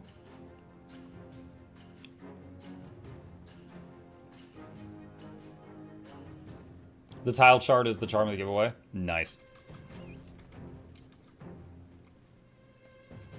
Let me see here. I was watching Paper Roll on YouTube recently, who, in my opinion, is a better World v World Ranger than I am, and I've learned a few tricks from watching him. And he was talking about weapon swap sigils. So weapon swap sigils will trigger anytime you swap weapons or do something that counts as a weapon swap, such as going into Celestial Avatar. So if you go into Avatar and then leave immediately, that's a weapon swap, but then it's another weapon swap after like 2 seconds, which will not trigger the weapon swap sigil again because they're on cooldown for 9 seconds. So he says when I play a build, I put different weapon swap sigils on each of my 2 weapons. That way, you know, if Sigil of Cleansing is on this, it will be on cooldown after going into Astral, and then you swap to Staff, and then Staff has Cleansing, but it's not going to work because it's on cooldown. So I was thinking of taking that to heart and making sure my weapons had different sigils, because currently they're both running Cleansing. So I think I might change this with something else. X4, thank you for the 5 gifted subs. Also, Cheeses, appreciate both of you. Thank you, thank you. Monk, I've seen some giveaways where they put the call sign of the winner in chains and a monster gets closer and closer. If the winner doesn't respond, their call sign gets eaten. That's pretty creative. That's pretty creative. I will say one thing I always have to be careful of is when... All right, so this is the giveaway bot, right? And when I draw a winner, it will show me only the chat from that one person. That way I can immediately see, even if chat is flying past, I can immediately see if they respond. Because in this window, I only see the chat from the winner. However, it's slower to YouTube. So sometimes it'll pop up and it'll be like, you know, Billy won. And I might see in the YouTube chat window, Billy's like, oh my God, yes. And then it appears here like 5-10 seconds later. But Twitch is instantaneous. I don't know the technical reason why, but Twitch chat pulls into the bot instantly. YouTube, it does like a check every 10 seconds and then populates it based on that. So whenever I call a name, if they're a YouTube winner, because they've got the little YouTube icon, I know from experience to watch the YouTube chat closely to see if they respond and to give them like an extra second, because this thing, it's something to do with the API key or something like that. I don't know. So there are some weird stuff. The little monster thing, that's a creative idea. I like that. It's not clear how to participate in the giveaway. I'll say it again. When it is time for the next giveaway, I will say everyone who wants to enter the giveaway, put their in-game name in the chat now. And then everybody is going to spam the chat with their in-game name. And that's basically like putting your name on a piece of paper into a bucket. And then I start drawing winners out of the bucket. We do it that way so that there is a less of a chance of me choosing winners that are AFK and not here. That's it. And then, oh, there is one other rule. You have to be a follower or a subscriber. And that is simply because it's a giveaway, man. Of course, I'm trying to build the audience at the same time. But if you really hate me, you can always unsubscribe afterward. That's it. Bring back the neon sign. No, none of you read it. Lol.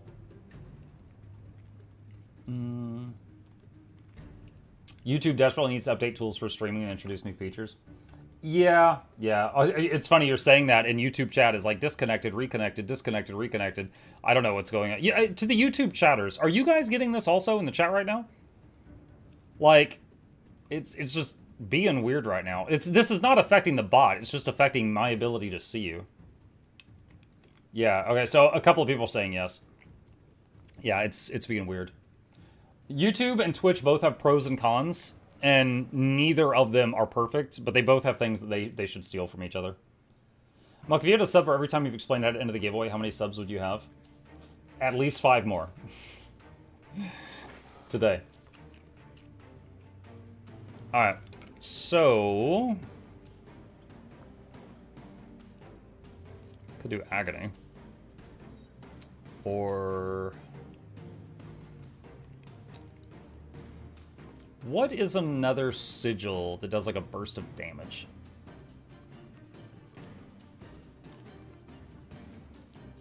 Is it bursting? No, that's 5% Condi. That's something else. I could do bursting. Doom? I've already got Doom. Doom is the one I've got. Hydromancy? Damage nearby foes and shield them for 2 seconds when you swap to this weapon in combat. How much damage does it do? Geo?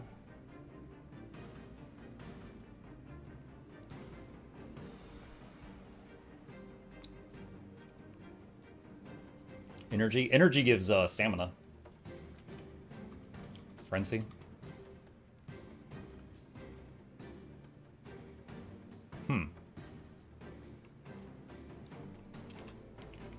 Weapon swap. That's a good idea.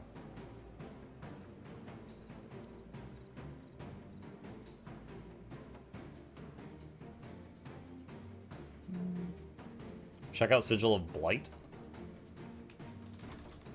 Inflict nearby enemies with 2 stacks of poison for 4 seconds upon landing a critical hit. This build has only a 7% crit chance because it's a Condi build, not a power one, so that's probably not a good selection. We'll try Hydro. Chill is one of the nastiest debuffs in the game.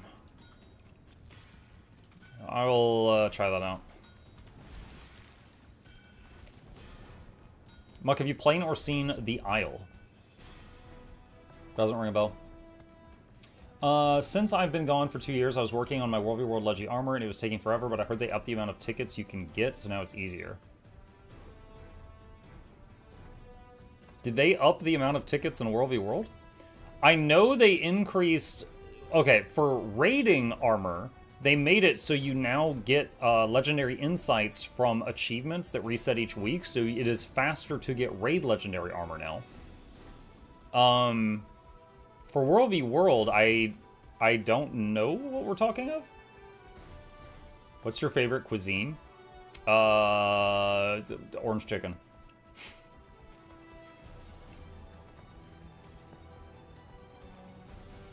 If you have that much butter at the end, are there any chances of you baking us cookies with chocolate? Oh, wow.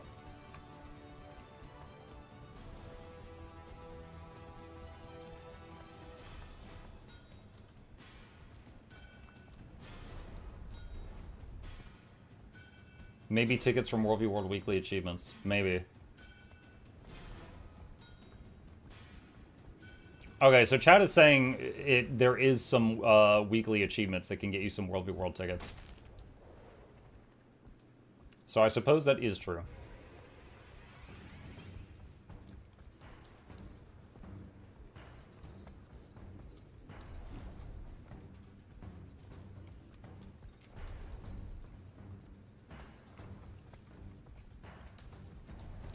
No, I'm not gonna make it. No. Alright, I'll go kill that guard outside then. Mug Jackal has a legendary related question. Chat's moving too fast. I wish you had replied to his question when you added me. I can't see it.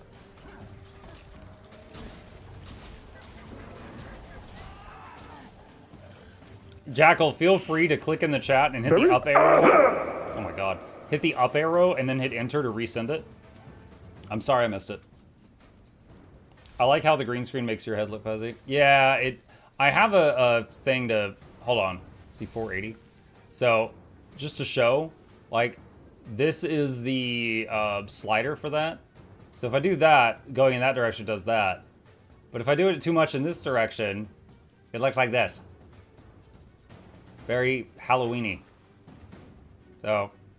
have to get it like pixel perfect, just right, which is sometimes there's like the fuzz above my head and sometimes there's fuzz like on my shirt. Like right now I just got rid of the head fuzz and now we got shirt fuzz. So oh, that's the wrong keyboard. But yeah, I think that right there is probably the best that we're gonna get.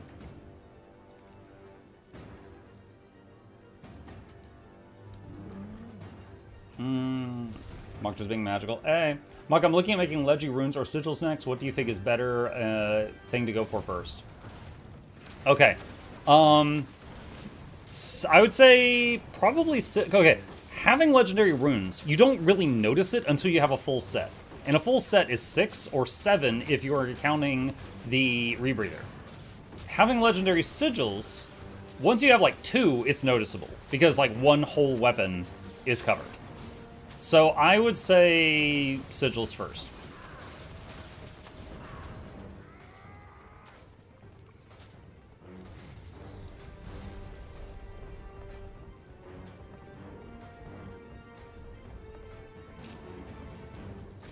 Mr. Muck, I don't feel so good. Is it because you watched me gamble 5,000 ectos? Is that why, Charmon?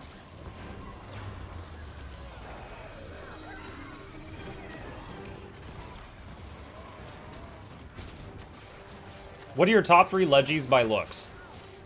I'll give you my top 1. Binding of Hippos. It is a focus, so not many characters can use it. It is a book, and when you enter combat, the book floats in front of you with the pages open, and your left arm becomes like a demon arm. Just popping in to say congratulations on 3,000. I remember 2,000 like it was yesterday. Mukluk love. Yo, Season, thank you for the $30 tip. Appreciate that. Yes, it was a big day. It was a big day. Was it day 2,000 that Co-Cartage stopped by, or was that day 1,000? It was one of those big days that you bribed Co-Carnage to raid me. And that was like our record view count for a very long time.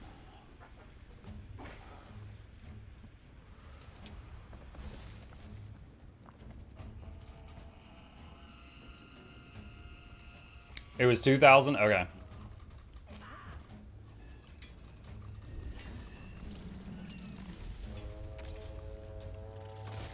Muck, I'm reporting the stream for terrorism? Oh my gosh.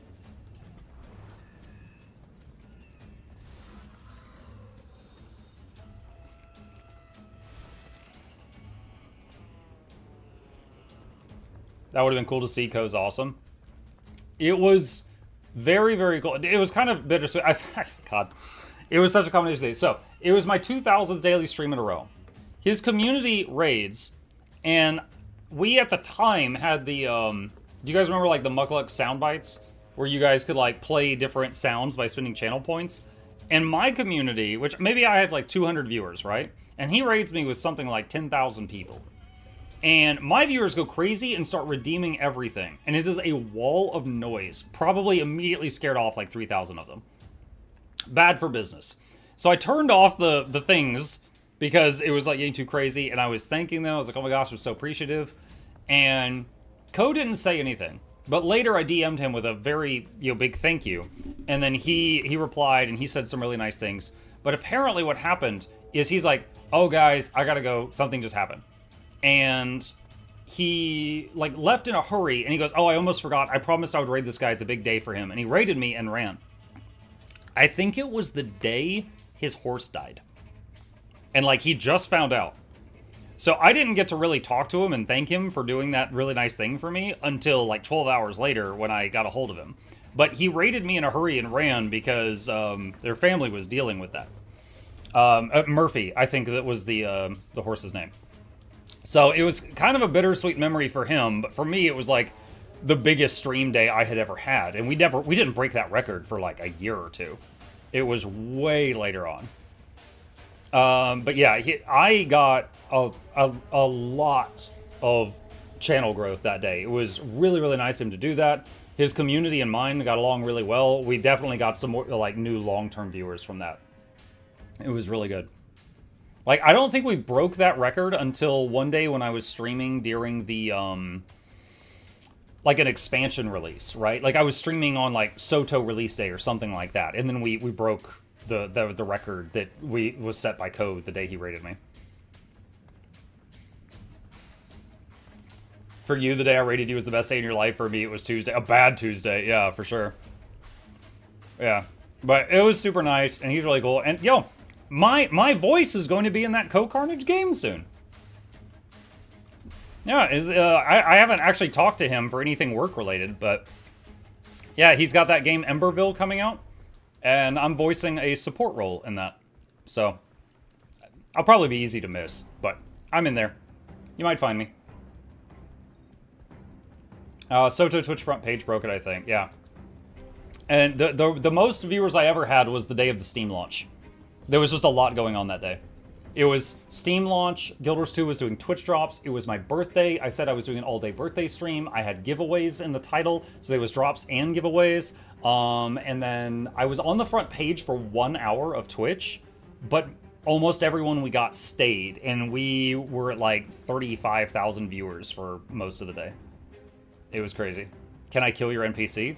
I truly do not know the answer to that, so maybe you can. I don't know.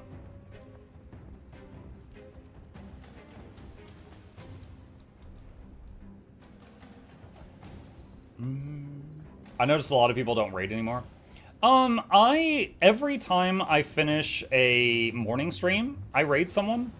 In the evening streams, I usually do the closing credits, because I think a lot of my viewers, when I end the stream at midnight, are going to bed, so I usually do like the closing credits scene. It's like 90 seconds, just wait on this. I lost 4 hours of stream. What's up, Rickon? We saved you a seat.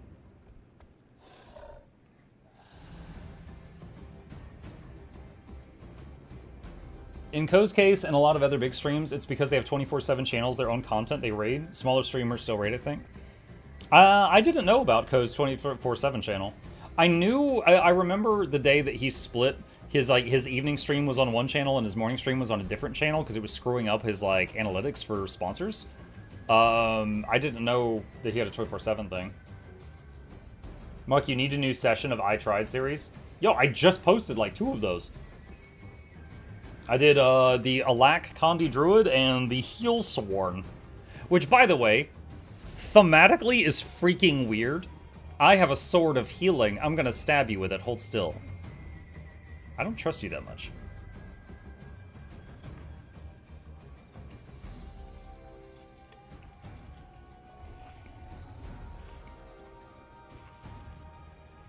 The old Ko channel, not Carnage, is 24/7 right now. I don't even know how to maintain that. But the closest thing to that, I have the Mukluk Plays YouTube channel. That was inspired by how Ko's YouTube channel is set up. Like, it's basically set up the same way. Hang on a sec. Mukluk Plays YouTube. Pull this up here. Wait, what? Blocked? What do you mean blocked? My web browser is being silly. Hang on a minute.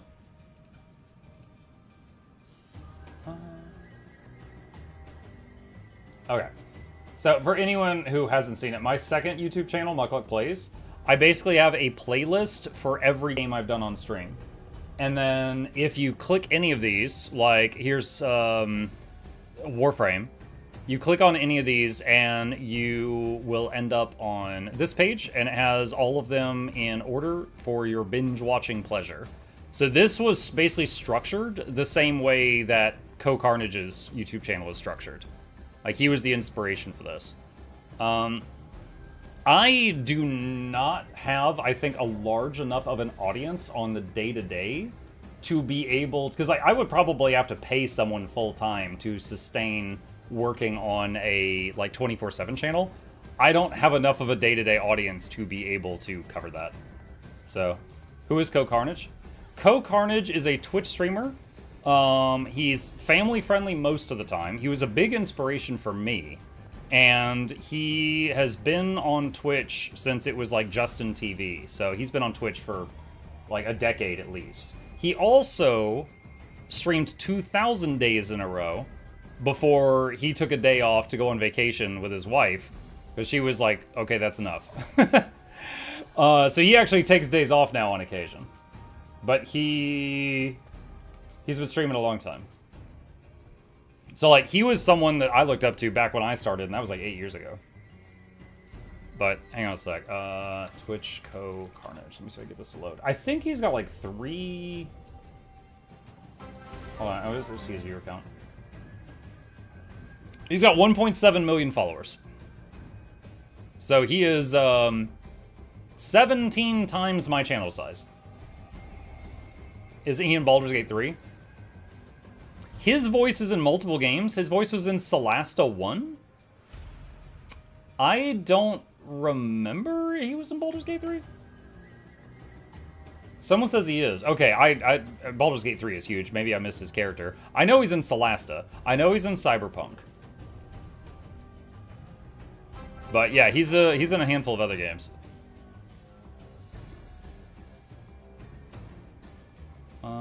Okay, this is done. Anyone near me? Okay.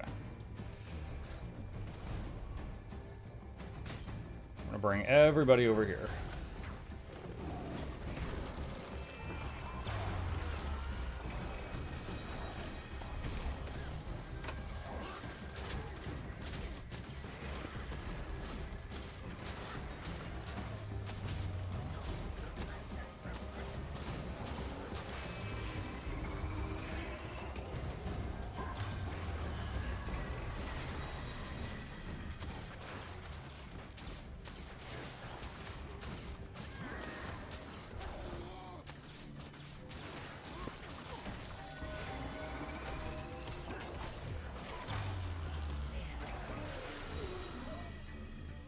Yeah, for anyone who hasn't heard this story, back when I started streaming, I wasn't like a sailor or anything, but I wasn't shying away from like swearing and stuff. And if anything, I was kind of forcing myself to do it more often because I thought that's what you had to do to make like clippable moments.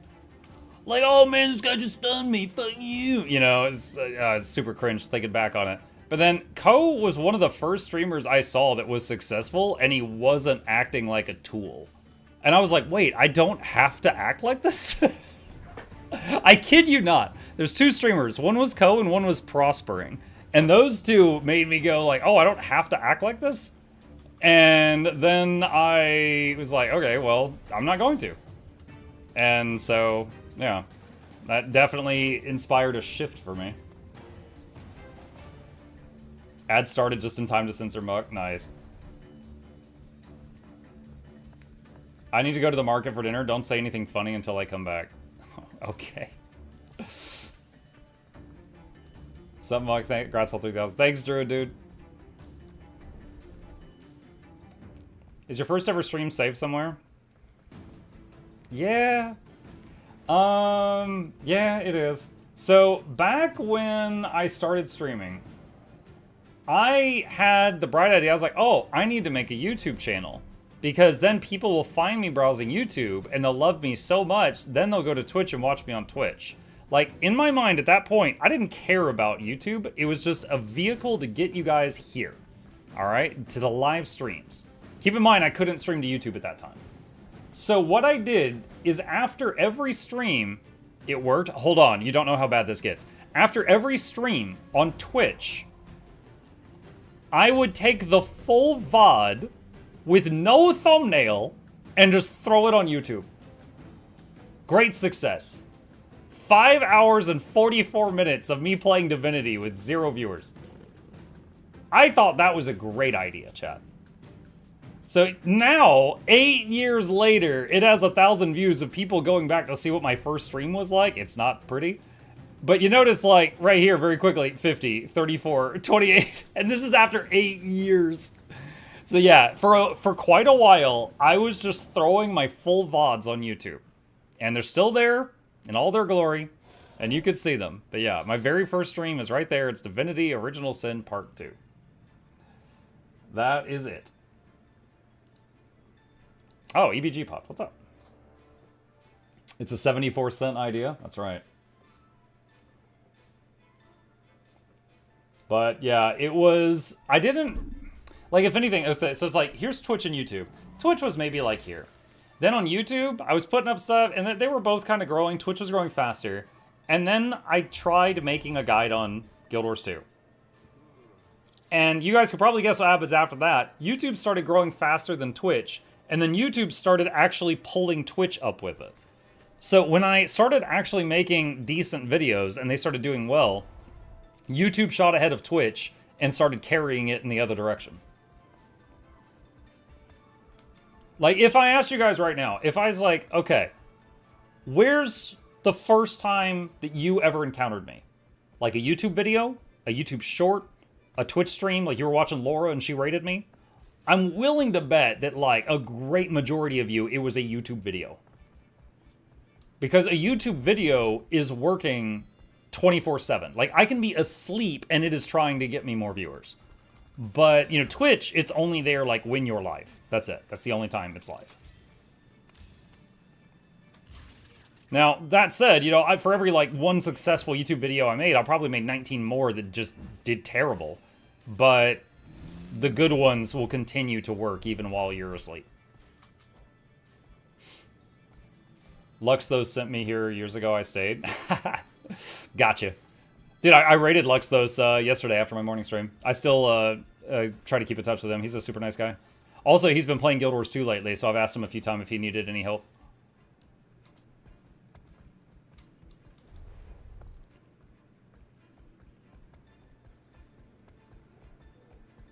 Get to the point series. Yeah, that's one of my better ideas that worked out really well. I heard a rumor that you've done a stream or two. Grats. Touch beakers, touch beakers, touch beakers. No. None of that, no. None of that, no. Thank you, Leroy. Yeah, the get to the point guides have been really good because, like, they kind of grow with Guild Wars 2. And I am fortunate. There's a lot of people that may have made, like, a guide to Cairn. But I am very fortunate that the community considers my guide to Cairn to be, like, the one to watch. So it's the one that gets recommended around and stuff like that, and it continues to trickle in people that know me because of that, like, over time. YouTube Shorts. Yeah, YouTube Shorts has been, like, what me and Noxxi have been doing. Noxxi's my video editor, for those who don't know. Also a streamer. She rated me earlier. But Noxxi has been essentially devoting, like, 1 day a week to making, like, five really good shorts. And then we you know, post those, like, one a day. But I would say they've been kind of, like, mid-range as far as, like, content creator success. You know, like, we've posted a lot, but most shorts just make, like, a couple of dollars. And I spend more than that having Noxxi spend a day making them. So it's worth continuing to do, but I've not really had any, like, pop off. Like, you've got to be a creator where, like, each short gets, like, 100,000 views to even kind of justify having one full-time person to work on that. I watch guides from you as well as Iron Maiden. Yo, when I was learning this game and I was Googling stuff, Ian or Dulphy are the ones who made all the guides that I watched. Do you have videos of you rambling about the story and your reaction to expansion stuff? I usually post a thoughts video like a week after every expansion update. So, like, there is a lot of those videos on the main channel. What the heck? Oh, this Dolyak is desynced.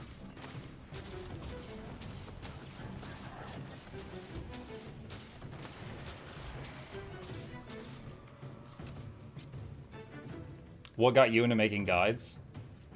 Honestly, the success of them? Like, it feels really good if you make something and it works.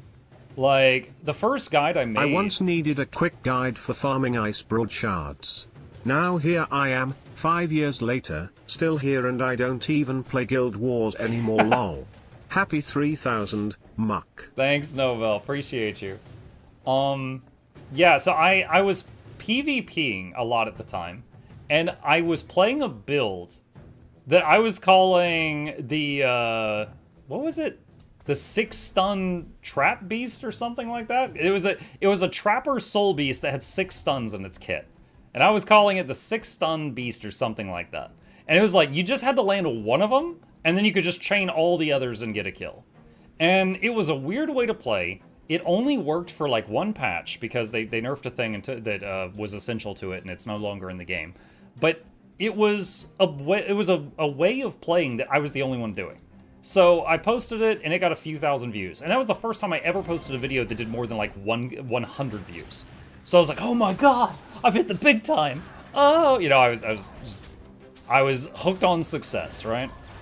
And so after that, I started trying to make guides on other stuff, and I was doing, you know, general topics, such as, like, you know, how do you clean your inventory? How do you start with masteries? You know, things like that.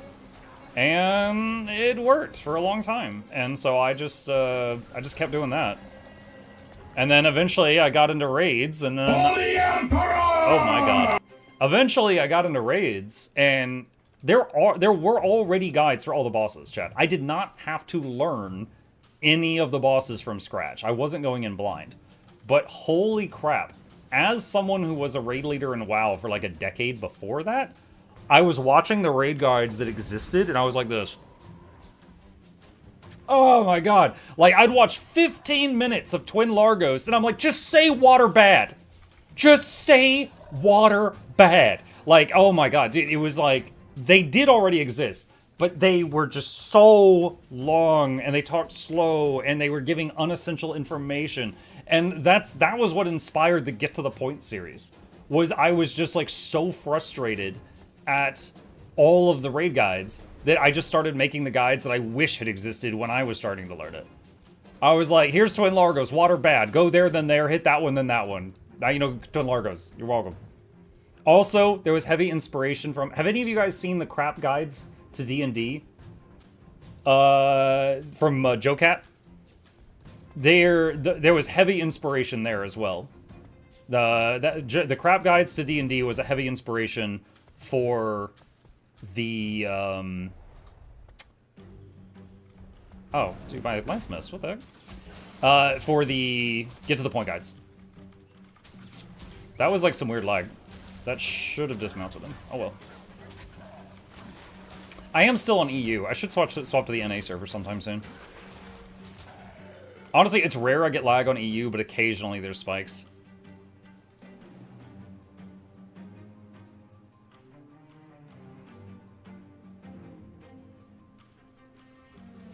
Get to the Point raid guides is legit gold. Know your rotation, watch one of these while LFG's filling up, you're good to go. Yeah, that was the goal with those. Like, some of them are longer, like, especially those newer fights, like the big crab and Kadim the Peerless. Like, those are longer to the point where it's hard to super summarize them, but I tried. Just tapping this guy to get credit.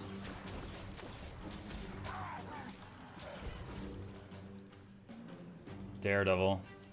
No one is gonna catch that Daredevil if they don't want us to. And Daredevil, or sorry, Thief is the only class where if they're in the water, I'm not chasing them into the water. I feel like Thief is the only one where if they have half a brain, like, you can't beat them. Because they've got that one underwater move where if they hit it, it does evasion on them and attack on you. And if they just spam it, you literally cannot ever hit them back. So I will not try to pick fights with Thieves underwater.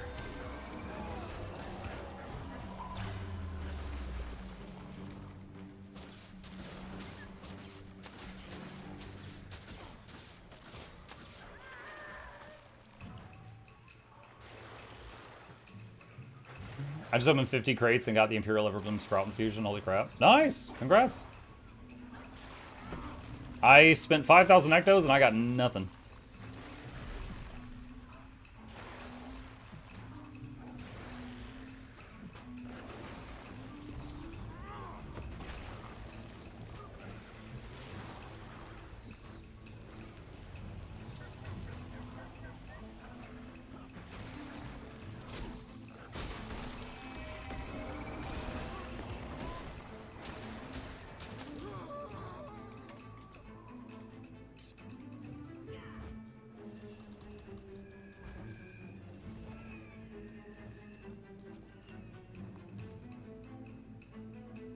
Teapot got 2 infusions, but he spent a ton on loot boxes. Yeah, getting an infusion's cool, but sometimes you're like, oh, I got an infusion, but this doesn't cover the cost of what I spent.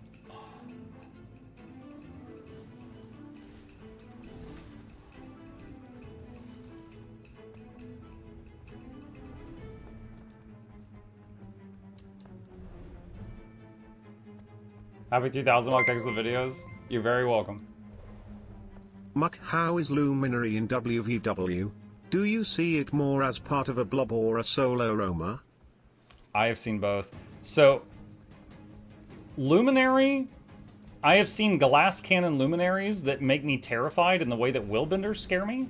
I've also seen brick house healer luminaries that I just like, I cannot hurt. Because Luminary can be played as healer or DPS or hybrid. So I have seen quite a few different ones. What does blob mean? A big group of people. Just like a big, huge group of people. So like, I have seen assassin luminaries that play like willbenders, and I've seen like healer luminaries, and I've seen ones that are kind of middle ground that they have some damage and they're kind of tanky. They kind of try to outlast the opponent, which doesn't really work with me because that's kind of how I'm designed too. So we usually just can't kill each other. But yeah, it's the thing with luminaries, like with a willbender, you look at someone, you're like, oh, it's a willbender. You know exactly what you're dealing with. With luminary, you don't. Because luminary can be built in so many different ways. So just seeing like, oh, it's a luminary, you don't yet really know what you're dealing with.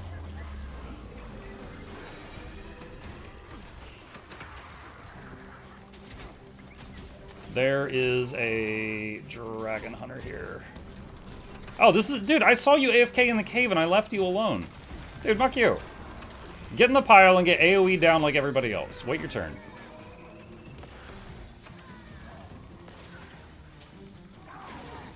Oh, if you're gonna burn your boop off this early, I'll just stomp you.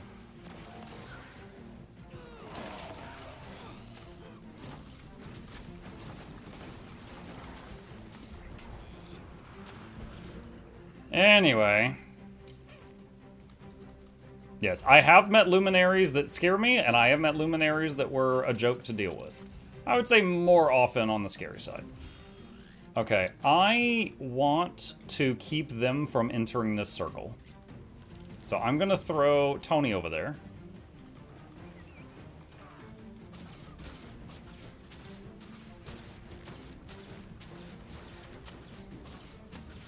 Got it.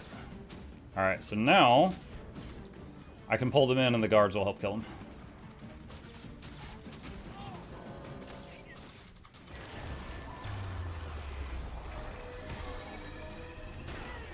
Oh, I should have claimed that. I could have picked up more supply if I'd claimed it.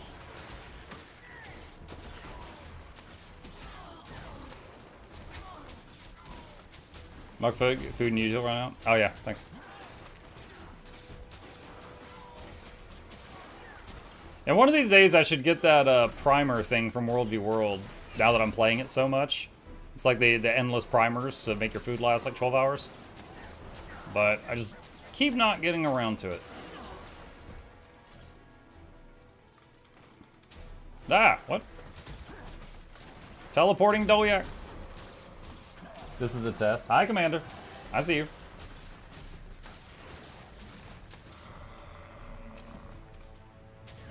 I was going to ask if the raid primer is worth it.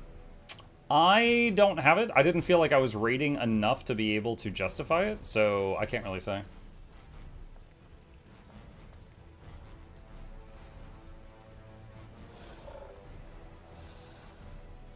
Yeah, I think the raid one uses raid currencies. So if you're using the raid primer and you're not actively raiding a lot, you will run out of currency eventually and then you can't use it anymore.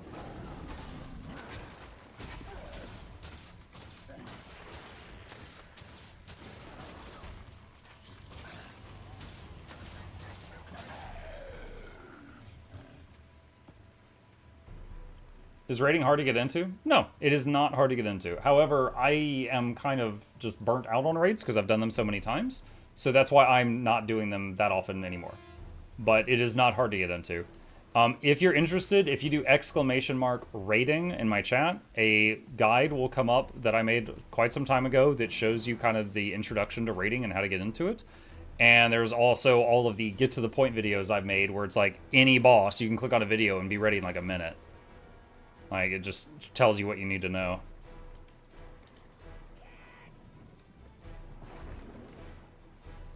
So these days, the current me, like when a new raid comes out, I learn it, I try to make a video guide on it, and then I, post the guide for people who want it. And then if I have a lot of fun, maybe I'll keep doing it, but if I don't have fun, I just do it that one time. That was me with the crab boss that came out in Visions of Eternity. I didn't like doing it that much, but I did it once, I learned it. I talked to people, I got all the tips and tricks that I could find, and then I put them in a video, and it's still there to this day.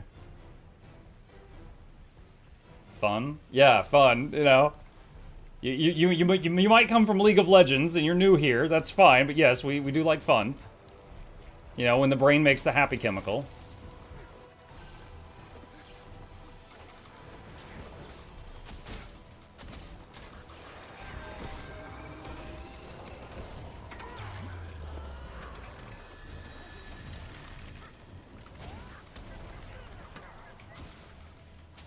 What?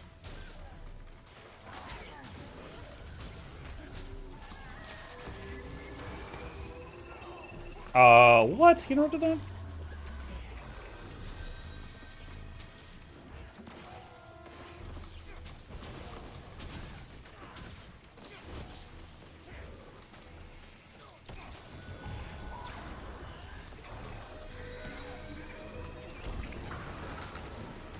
Whoa, my stun break will not go up. Dude, I don't know if you guys saw that button blinking. I hit my stun break like 6 times there.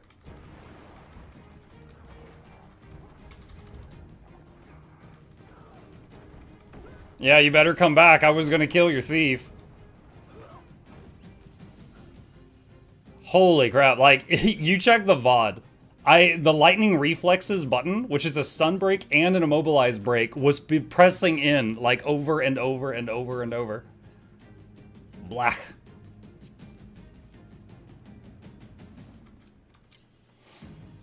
My game's been laggy for the last 2 days or so. I've had a couple of spikes today, but not like a consistent problem. But also, I live in NA and I'm currently playing on EU. I should at some point soon. Probably after the next giveaway, I'll swap back to NA. And then I'll have a little bit better performance.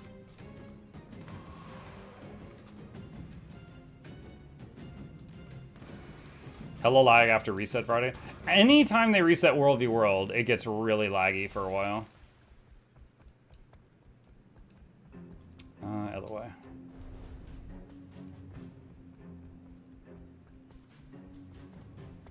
Like, I would go so far as to say is, like, right after World v World reset, it's borderline unplayable for a couple of hours. At least for me.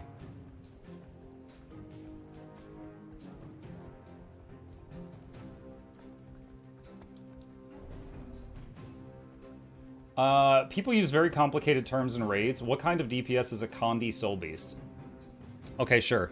So there's 2 types of damage in the game. Power is just you click button, button does damage. It's instantaneous. Condi is condition damage focused. Conditions like poison, burning, bleeding.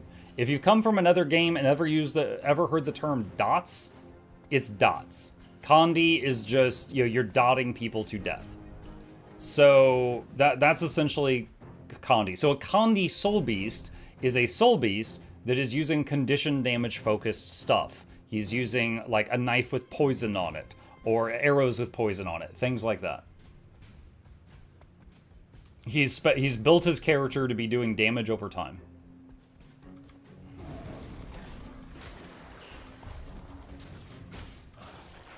Can Reapers be Condi? Literally every class in the game, I think, can be Condi. Like every base class. Reapers can absolutely be Condi. They have a trait that adds, like, poison to their attacks. It's like every time you chill someone, you also poison them or something like that. Chat can fill in if I get something wrong here. But yes, Reapers can absolutely be Condi. I've fought a lot of them. There's a couple of elite specs that don't really work with Condi. Example, Ritualist. Ritualist is very power-leaning. And most of its buttons scale with power or healing, not with condition damage. So if you make a condition damage Ritualist, some of your buttons are just plain gonna suck.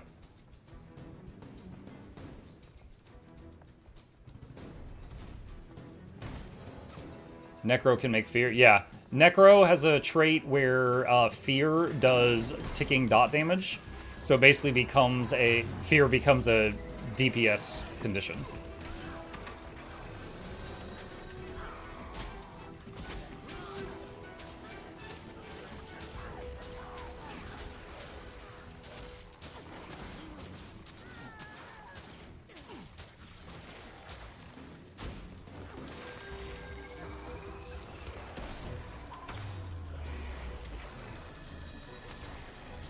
Oh. Oh, so friendly blob showed up as a couple of enemy blues showed up. I would have had to run away if the friends weren't here.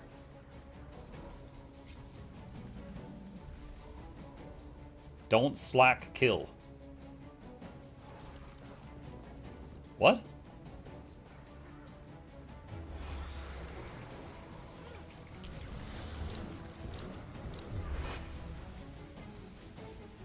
don't know what that guy was talking about. Don't slack kill?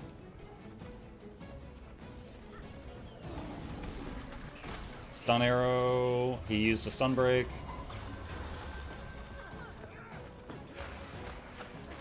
You heard him? I heard him, I just didn't get it.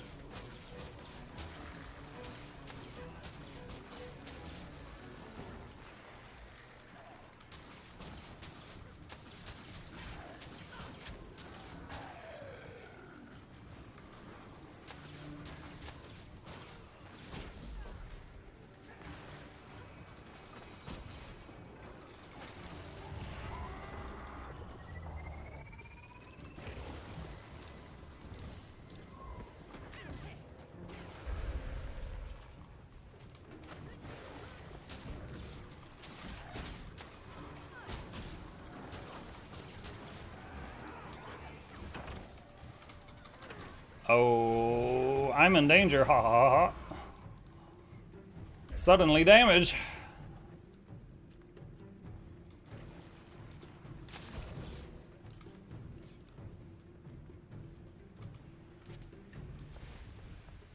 The dude thought you were with the blob probably and we're slacking. Maybe for a second I was wondering if it was a typo and he was trying to say don't stack kill. Like he was mad I stacked up all the NPCs to fight him. And I was just like, huh?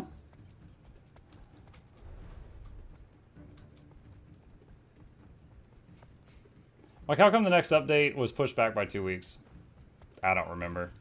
I'm sure they had some excuse. Making Guild Wars 3 or some such nonsense. That is a joke. It's a separate development team. You thought I didn't see you, but I did!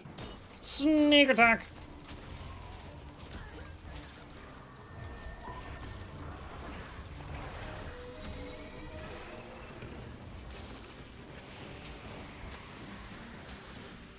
Crap. You're never gonna catch me! See you next year!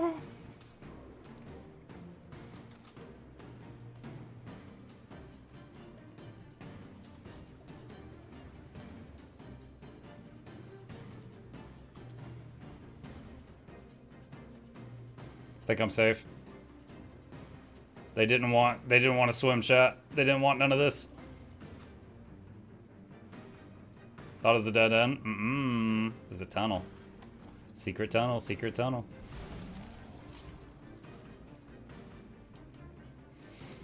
How would you describe Guild Wars 2 to a casual WoW player who knows literally nothing about the game? You know what? I might get killed here, but it's okay if I do. I want to have this conversation. Well, hang on a sec. Yeah, I say that, and then when push came to shove, I didn't really want to get killed, John. As weird as that sounds. Oh, there's too many. There's too many. I am dead. Oh, it's a daredevil. Ah, man. A swimming daredevil walks into a bar, chat. There's no counter.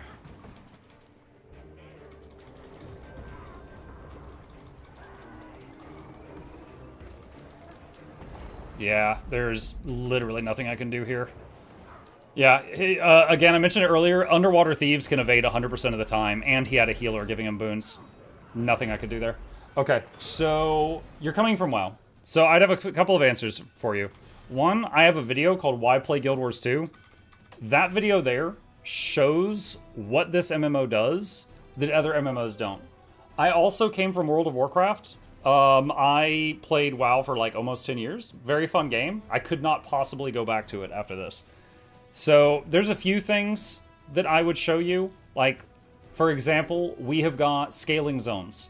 If you are level 80 and your friend's level 30 and you go to a level 30 zone, you are squished down to be a strong level 30 so you can play with your friend. You don't have to get on a lower level character to play with your friends. You can just play on the same character. Whatever zone you're in, it will make you that level maximum. So that's really cool. We've got world bosses. So like a boss occurs in the human newbie area every 2 hours that takes like 20 to 50 people to kill it, called the Shadow Behemoth. There are level 8 people and level 80 people fighting side by side in that zone, shoulder to take that thing down. And they're both contributing because the stats are equalized. So you are able, like, you know how WoW has the, oh, you get to max level, then you can start playing the game? This game doesn't have that. You are playing this game at level 1. You are participating in endgame activities at level 8, if you wish to, okay? So there's also world events. There's, WoW has tried to copy it, not had a lot of success with it. The mounts in this game are the ones that WoW copied when they came, got their dragon flying and stuff like that. There are, I think, 9 different mounts in this game. And each of those mounts has like 100 different skins, but each of those mounts has their own distinct strengths and weaknesses. Like, for example, this is the World v World mount. World v World is PvP. This mount can attach chains to gates and try to rip them off of their hinges. World v World, let's talk about that. You remember Alterac Valley? This is Alterac Valley, but it's 10 times the size. This is a three-way fight. Everyone is assigned either red, green, or blue, and you're taking regions and capping things. And on this map, there are things that you can take on with one person. There are towers that take 5 to 10 people. There are keeps that take like 20 to 30 people, and there's a castle that you might sometimes have a 70 versus 70 versus 70 three-way standoff. Like, it... also, this mode has, like, catapults, battering rams, ballistas. You can... the walls have hit points. You can destroy and siege enemy keeps and things like that. It's... yeah, it's kind of a cross between Winter Grasp, Alterac Valley, massive scale stuff. This game does have a smaller population than WoW, okay? Like, there's no getting around that. But it is a successful MMO that has been around over 10 years. This is not Ashes of Creation. This is, not New World. Like, it is there. It is rooted in place. It's not going anywhere. Ever since Guild Wars 3 was announced, Guild Wars 2 got a massive influx of new players from people that are interested in the franchise. And I get questions from them all the time, and by and large, they are mostly having a good time. So, like, again, this is just the world map for the World v World game mode I'm in. This is not the world map for the game. Another thing that I personally like about it, Mr. or Mrs. Pickle, is how mobile it is. Like, if you look at this, see, I can shoot while moving, right? I can also dodge. I can kick backward. I can dodge backward. Lightning reflexes. This is a very mobile game if you want it to be. There are not many abilities in this game that require you to hold still. There are no abilities in this game that require mana. You do not have to eat and drink after a fight. You do not have to hold still to cast spells. You can be using this fluid movement in combat from, like, level 1. No, you don't have to. You can just hold still and shoot a bow if you want to. But there's nothing, like, rooting you in place. Who just shot at me? Might be someone on that wall.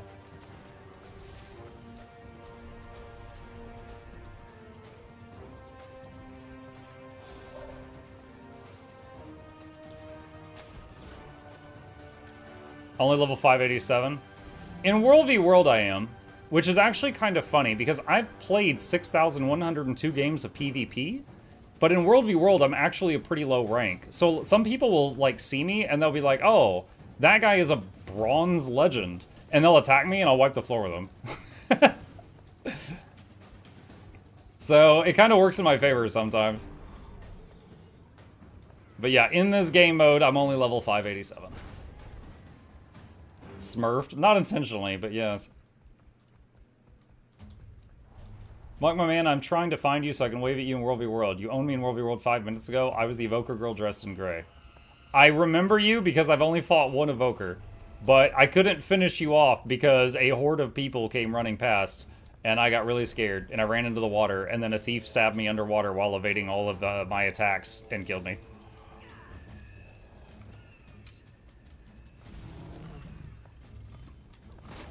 Okay, a Writ and a Berserker. Okay, so this is the Necro's Summon Fleshworm. That's his emergency button. We're gonna get rid of that.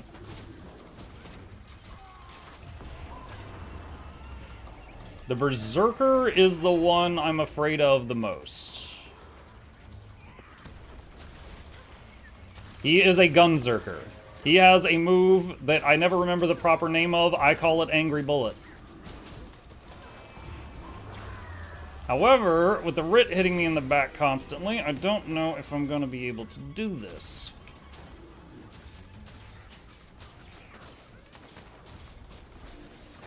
Yep, dead. Shoot. Yeah, couldn't do it. They were both too good. They were both good enough that a 1v2 wasn't feasible. Yeah, the moment I got immobilized and he was able to back away, he just fired his gun at me like 3 times. How to enter the giveaway? Just be here when it happens and I'll give you instructions. Give us body sliders. I'm over with ANET not making new gear that fits the character models but forcing them to be messed up. I don't know. I feel like most games that have like sliders for how you're choosing how your character looks are often a little laggier in my experience. But if you've got like a standardized set of models like WoW has, they usually run better. So I don't know that I care about that, but I mean like clipping equipment I think is a different conversation than body sliders. But yeah, if there's gear that's clipping really badly, then I agree that should be fixed.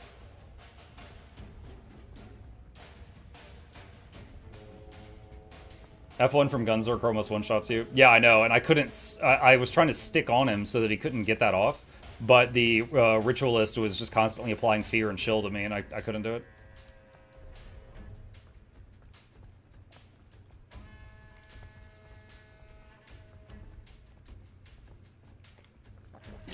I think if I had been 1v1 versus that Gunzerker, or 1v1 versus the Ritualist, it might have been like an even fight. But they were both good enough that fighting them both together just wasn't feasible. Do you have projectile hate on your build? I have 2 things that can destroy projectiles in this build. I can make a water wall that turns projectiles that come through it into healing. And I've got the bubble shield from the turtle. And during the time that I died, if you watch the clip again, if you wish to, you'll see I swapped staff and I was clicking water wall and I was stunned, dead. And I couldn't get the wall to come up.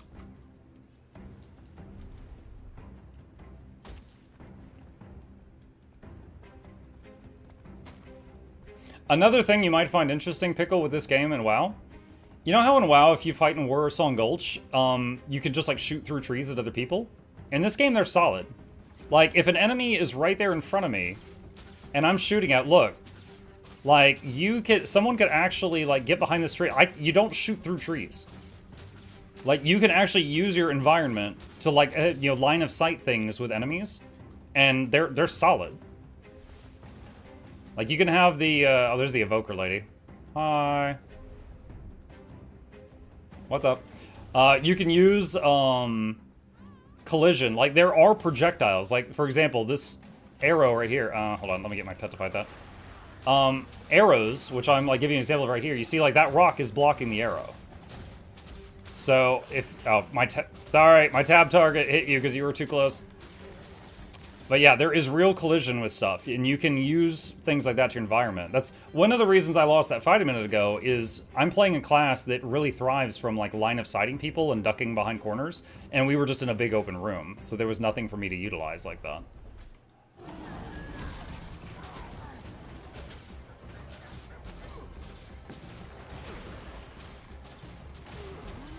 What are you playing right now? Ranger. If it's similar to World of Warcraft's Hunter, but Ranger every class has 4 elite specializations. One of the Ranger one is called Druid. So imagine a Hunter from WoW that was also kind of dipping into Druid from WoW. So it's got some like spells and abilities from the Druid side of things, and I'm playing kind of like a hybrid between those ideas.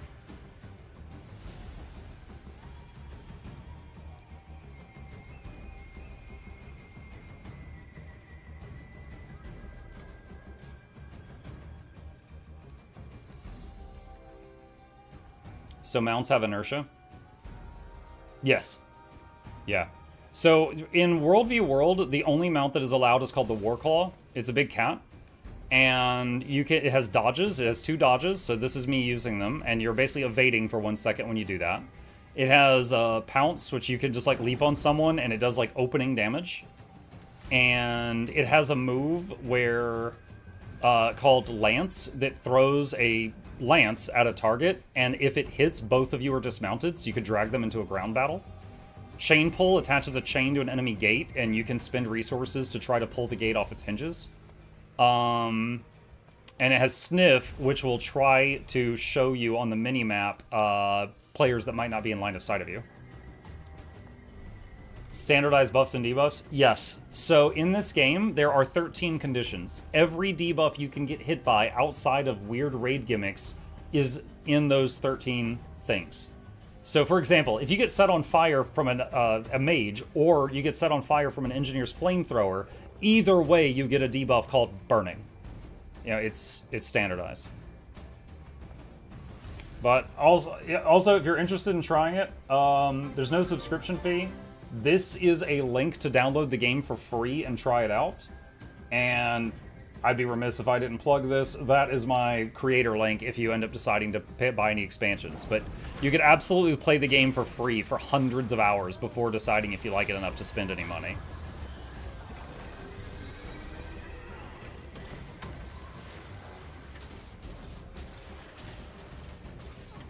Congrats on 3,000. Hey, gamer, thank you. Haven't seen you in a while. Hope you're doing good.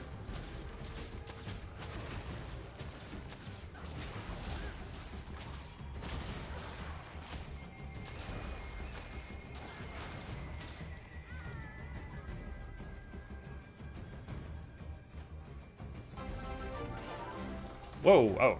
Respawned.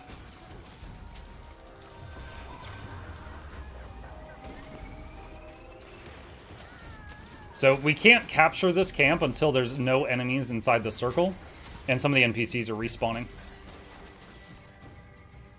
Zaitan fight is being reworked? Yes, they did announce that. Also, Guard, Wookie, and Jackson, thank you. Yeah. When this expansion is done with its final release, which is in 35 days, they said that they're going to start working on the Hall of Monuments for Guild Wars 3. So it's like you do achievements in Guild Wars 2 and you get some goodies in Guild Wars 3 as a result of it. And they said while they're doing that, they're going to do a pass through the whole game and touch up some problems that have been sitting there forever, such as the Zaitan fight. How long till next... Wait, what? Hello, Mr. Giveaway. How long till next Mukluk? Nice. You definitely stunlocked me for a second there. 18 minutes. Alright, this is a Daredevil, most mobile class in the game. If she wants to run away, we cannot stop her. But if she chooses to stay, maybe we can kill her if she makes a mistake.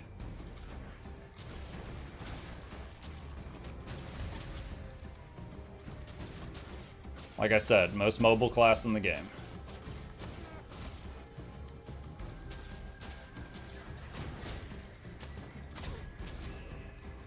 What? Oh, she stole something from the Necro and used it to fear me. Alright. Never been upset about having a teammate nearby before.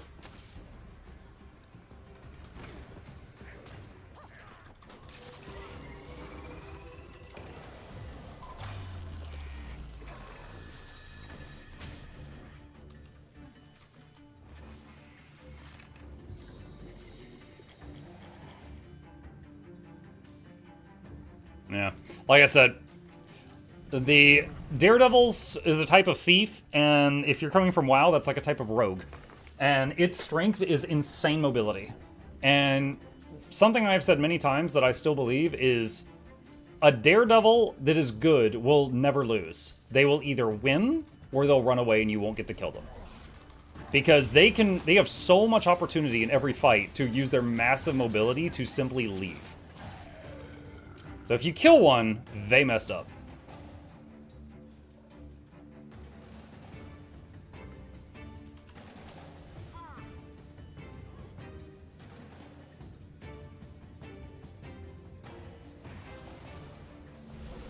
Ha! The Evoker fan in chat that's been following me around just got jumped by the Daredevil that's been following me around trying to kill me. Because they're on different teams. One of them's blue, one of them's green, and I'm red.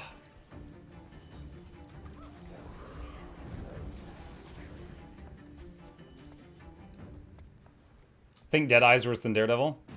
Deadeye had a talent that got reworked just a couple of weeks ago, and I'm still trying to decide how I feel about them. Deadeye had a trait that anytime they dodged, they went into stealth. So imagine, like, every 5 seconds, they stab you or shoot you and turn invisible again. And it was incredibly irritating to fight against. But they changed that trait like a couple weeks ago, and I'm still trying to form an opinion on what I think of their new setup.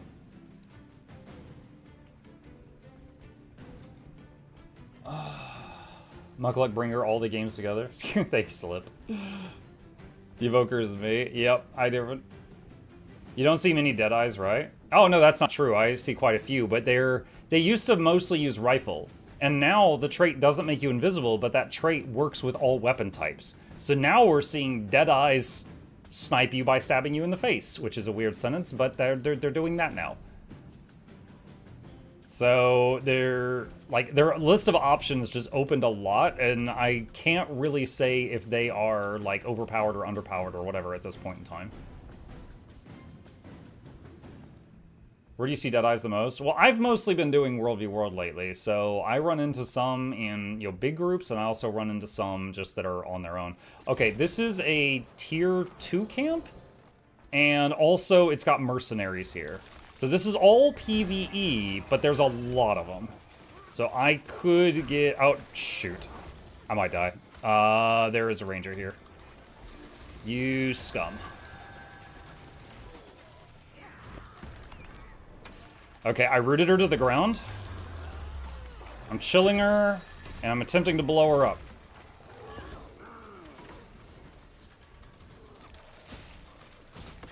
Okay, she's down. But I've still got all these other ads on me.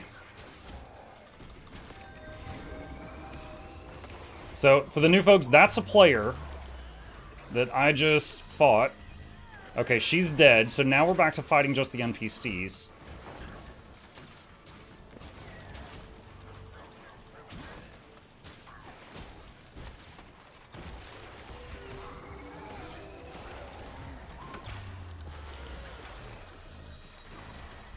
Now, the frog mobs are immune to poison, which is one of my damage sources, so it takes me longer to kill them because one of my attacks doesn't work on them.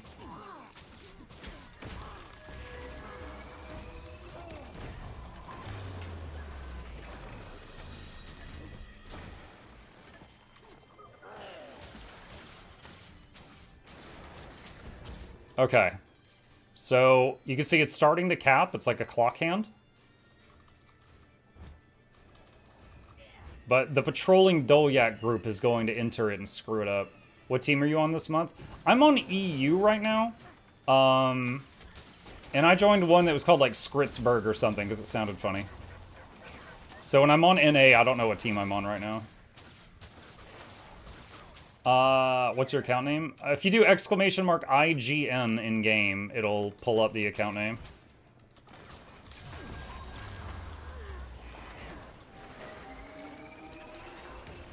Jesus. Okay.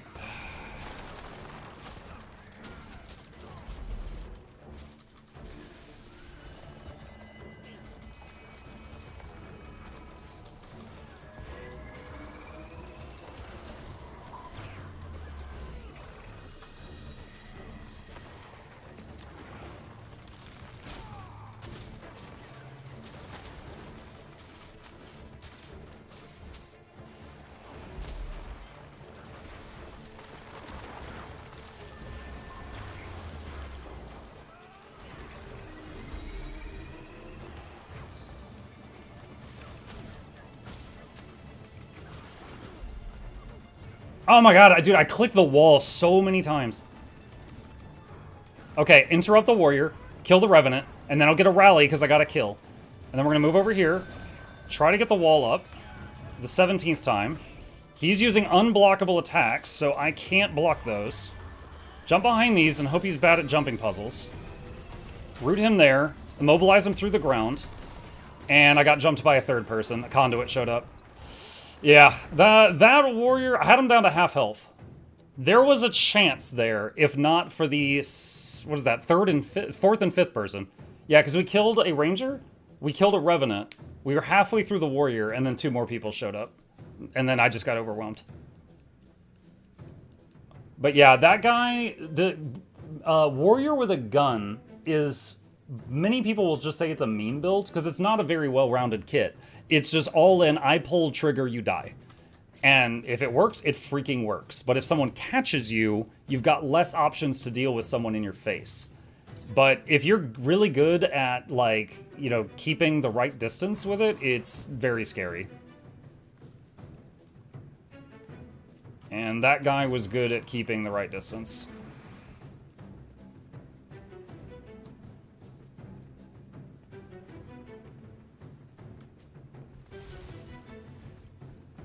What's this song playing right now? This is Matthias Gabriel's raid music. He's a raid boss. How much time till next giveaway? 10 minutes.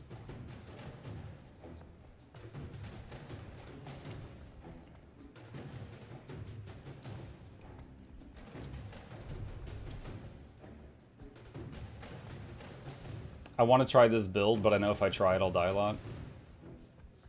That could be true for any build. I mean, some builds are tankier than others. Ranger's survivability is definitely an active defense. Like, someone swings at me, I dodge. They swing at me again, I use shortbow 3, which launches me backwards. They swing at me again, I dodge again. They swing at me again, I use staff 3, and I move out of the way. Like, if I'm holding still, yeah, I die in like 2 seconds. It's an active defense. It's one that involves pressing buttons. Guardian is the same. Guardian actually has some of the lowest hit points in the game, but they have a lot of active buttons that block an attack and things like that and prevent you from getting killed for a moment. So it definitely takes practice. If you're wanting to play a build that's kind of tanky, just kind of on its own merit, Core Necro doesn't require any expansions, and it is terrifying.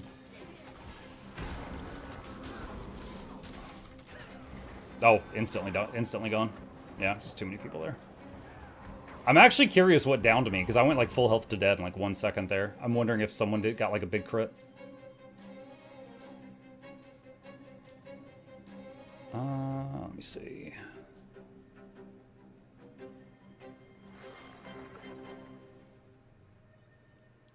Where's the big hit?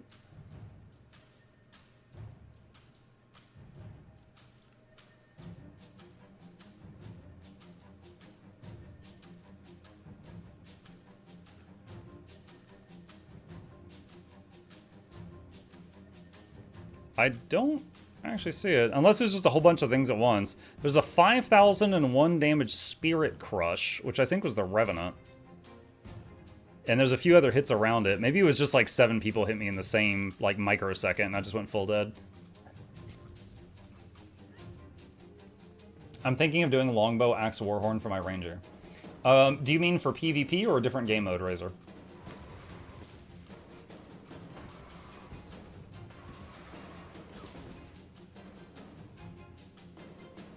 This is the same spot that happened last time. I got shot out of the air and I don't know what did it. Oh, I guess it was her.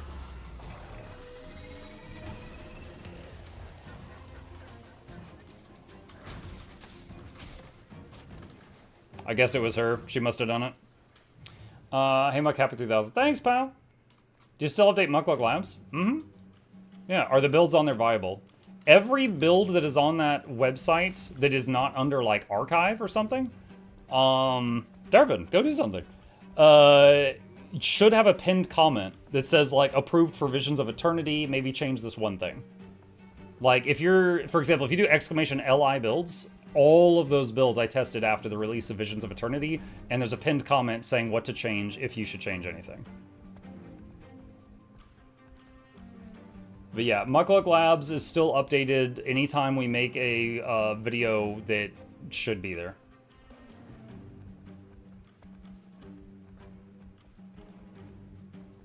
Can you show your character design? I'm trying to like Asura, but most face designs don't convince me. Show my bald head. I made his pupils really big. I thought they looked neat when they had just black eyeballs. So I made his pupils really large, so it almost fills the whole eye socket. And then he's got some like tattoos or something around his eyes. Other than that, it's one of the basic options. He tucks his ears into his hat.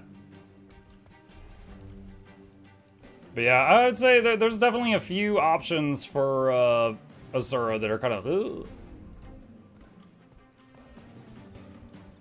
What race is that? They're called Asura. In this world, yeah, they're little guys, like, kind of goblin size, but they're, like, super intelligent. Like, they've got flying cities and stuff. When they go to war, they're usually in the back behind an army of golems. They'll send the golems to war. Hey, Freedom, thank you. Appreciate that.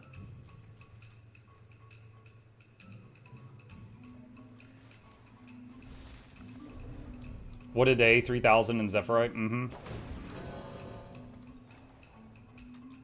Shark rat. Yeah, some folks call them shark rats.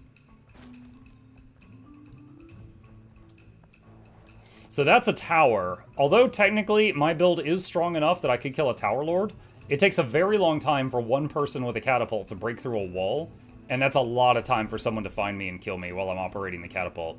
So while I'm running around solo, I don't usually mess with the towers just because it's a big time investment.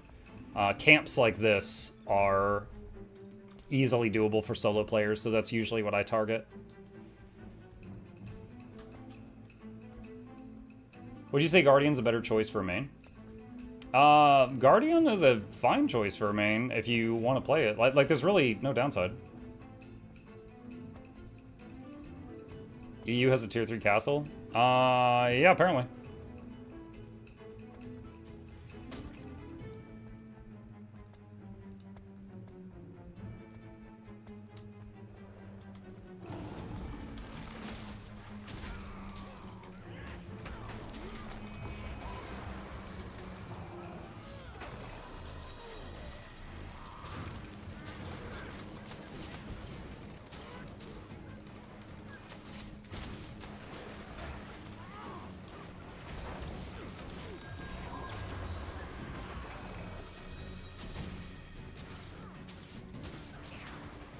There's 3 of them now.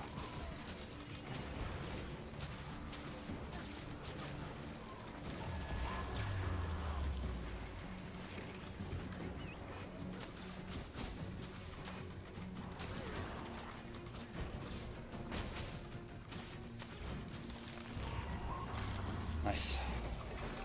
That was us, like me and one other player on my team versus 3 guys on blue team.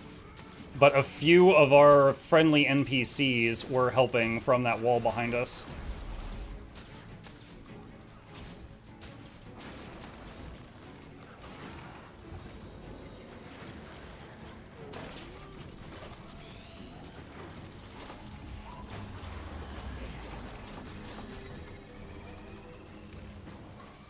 Golem finisher. So therapeutic. Yeah, that was the warrior with the rifle that rocked me earlier when he had help from somebody else. So I was trying to jump him while he was distracted. And he still put up quite a fight, but managed to ink out a win there.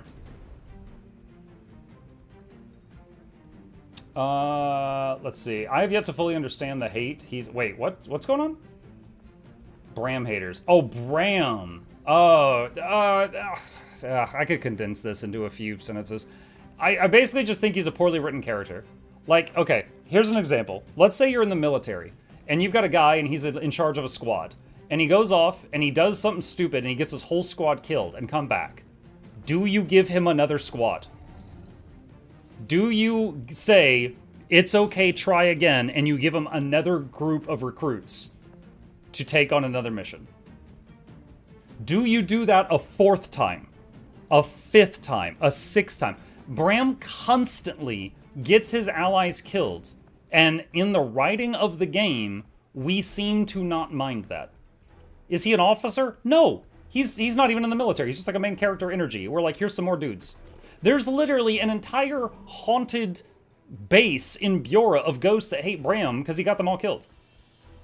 Like, I think he's just terribly written. Because we're always like, oh, it's okay, Bram, you're our buddy, you're our friend, we forgive your war crimes. I'm like, why though? It's really odd. Like, honestly, the first season or two he was in the game, he was written fine. He was a fine character. But then, like, more and more and more, he started doing stupid stuff that was getting more allies killed than enemies, and we just never call him out on it. And I dislike that. It's like, he's not evil, he's not trying to go against us, but he keeps doing stupid things that get allies killed, and he never gets called out on it at all. Is he mentally challenged? Probably. Literally, the entire Icebrood saga could have been avoided if he stopped drinking when we told him to, but he got drunk and he gave the enemy a BFG 9000. Literally! That's the entire Icebrood saga cause. He's powerful but dumb? Yes. Bram was good in Guild Wars 1. He wasn't born in Guild Wars 1, you troll. Okay, it is that time. Yes, anyway, that's it. I have memed on Bram for years. For anyone who's new to the community and you don't understand why I joke around about him, like, it's that. It all stems from that. I just think he's a very poorly written character. I don't have any beef with his graphic or his voice actor or anything like that. I just think he's poorly written. If the certain Guild Wars 3 are fuzzy, will you be Mukluk the furry? Probably Mukluk the fuzzy, just so, I don't get the wrong crowd excited. Dude, I'm still new to this icon. This is the second time today I've gotten this. How often do these skirmishes end? Is this part of the new thing and I just didn't understand it?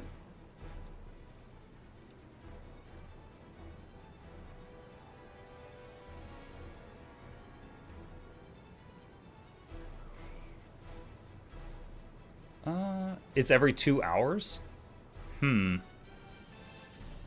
Added placement-based skirmish rewards that become active when War Score Beta is enabled. Is it this?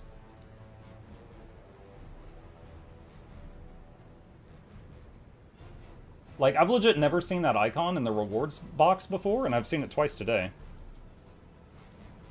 Ritlock caused Living World Season 3 in Path of Fire. Ritlock did. Ritlock... You are right. It was like... Bram's thing was we were like, stop drinking, you're on the job. And he's like, I'm drinking again! And then, Commander, I just woke up, the BFG 9000's gone, I don't know what happened. Okay, that was Bram. But then Ridlock was like, he was trapped in the mist. Mukluk will secretly be sponsored by Rogaine. With Ridlock's thing, Ridlock was trapped in the mist, which is kind of like purgatory. And he was trying to get out, and he accidentally got tricked by, okay, I don't want to spoil people, so let's just say a devil. He accidentally got tricked by a devil, and he gets out of purgatory, but he brought him with him. So Ridlock was just literally trying to get out of a version of hell. So I don't really blame him, but yes, he did screw up, and he is the cause of Path of Fire. But Bram's thing was like literally he couldn't put the cup down. So it's like I'm less forgiving there. A handsome devil? It was a handsome devil, yes. All right. Yeah, Asen, I don't know if you're talking about my Vegeta hairline or about the dude who's bald under the hat, but it's kind of funny either way. All right, let's get this set up, chat. Let's get this set up. It's time. Give me just a moment here. Pause this and set the giveaway mood. All right. For those who were not here for the last one, let's just take this from the top. I got a bunch of stuff to give to you guys. What you see is what is remaining of the prize pool, and we are going to draw 20 winners, and they will get to pick something from my prize board. Every tile here corresponds to a different tile here. If you pick a tile that has butter, that is worth 400 gems. If you pick a butter tile, I will mail you a code for 400 gems. If you would like to enter the giveaway, here's what you need to know. Rule 1, you need to be a follower on Twitch or a YouTube subscriber. Okay? Timer isn't up because I haven't pressed it yet. Khaled, shut up. I'm saying the rules. Rule number 1, you need to be a follower on Twitch or a subscriber if you're on YouTube. That's the free button. You don't have to do much there. All right? I'm not asking for a lot. Rule number 2, once I start the timer, which I'm about to, enter your Guild Wars 2 display name in the chat 1 time starting now. Except Khaled, he's banned. Do not spam it. If you do it more than 3 times, the bot will kick you out of the giveaway because I don't like people who spam. And I think that's a funny way of doing it. Now, if you do get your name drawn, when it is time for me to draw names, I will need 2 things from you. Thing number 1 is you pick a white tile, like C1 or D3, whatever. Okay, you pick a tile. Thing number 2, I am going to want to know if you are on the standalone client of Guild Wars 2 or on something else, because if you win a gem code, I will need to know how to present it to you. So please just be ready to say like D1 standalone or F2 Steam, whatever. Go ahead and prepare your answer in your head so everyone here gets their time saved. Thank you, Laika. I do see it. I do see it. It's scrolling up. I do see it. You thought I wouldn't, but I did. I do. All right. With that, chat, I've been here for 6 hours. I'm going to take a bathroom break. I'm going to get another drink, and we will continue. BRB. Enter the giveaway if you want in. I'll draw winners when I get back.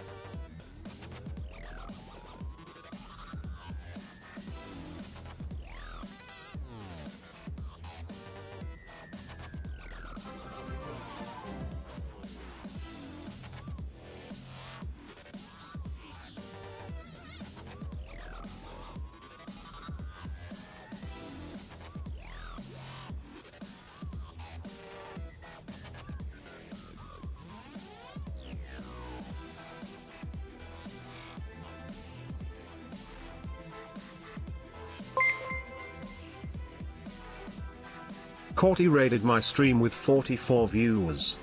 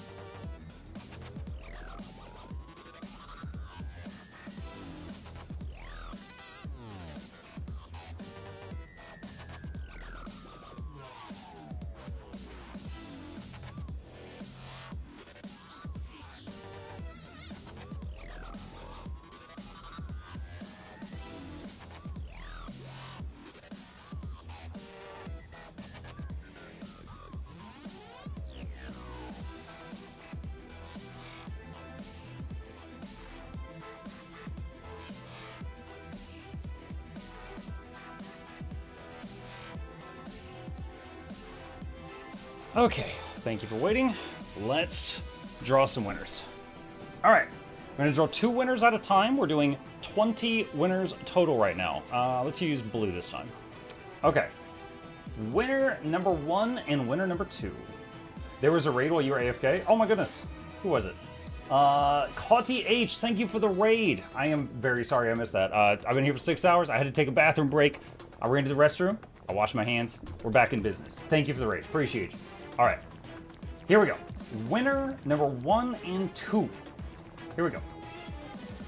Slusser Bust. I feel dirty saying this name. This is like Slanesh vibes. Is Slusser Bust here? And secondly, Tindilla, are you here? That feels safer. All right, Mr. or Mrs. Bust says J10 standalone. Bottom right corner. Okay. J10. All right, hold on. Let me go to my prize sheet here. What did I put in J10? Okay. You are getting a Bright Inquisitor Warhorn. This is what it looks like. Very fancy. Can blow bubbles out of it. What? Oh, Chip's here. And if you want to sell it, you can get 20 gold or up to 65 if you're patient. Congratulations, Mr. or Mrs. Bust. Pasty, pasty, pasty, pasty, paste. It's in mail. Okay. And next up, Tindilla says D8 standalone. So D8. And checking my prize sheet. You have picked a butter tile, which means you are getting a 400 gems gem code. Just a moment while I prepare that for you. Pasty paste. I will hide the screen so that we don't. Chip, why are you yelling at me? I'll hide the screen so no one steals your code. And cut and paste and send. Okay. What? Okay. Hold on a second. Alright. This dude. This guy right here. He's the one yelling. What? Can I get a chair?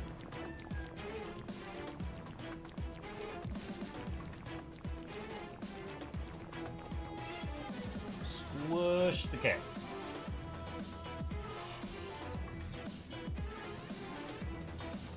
Ah! The one brain cell.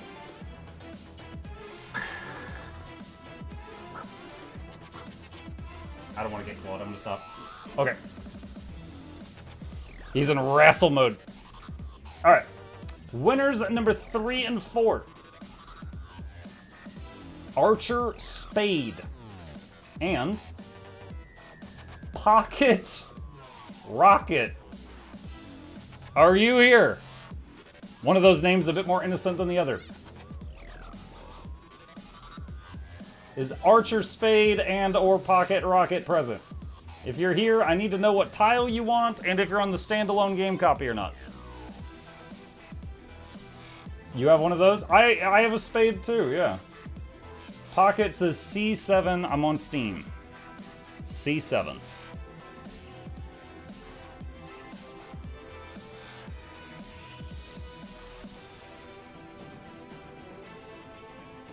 Okay. Alright, you have picked a butter tile, but you said you were on a Steam account, so I will have to do the workaround. Not a problem, just give me just a minute. So I cannot send him one of these codes, they don't work for Steam accounts. So for anybody who wasn't here before, I'm going to use the code on my end, get gems, use those gems to buy him Blackline keys, and mail him those keys. That's the closest thing I can do to what we want here. So give me just a moment. All right, copy his name. Okay, he's on a character named Mukluk.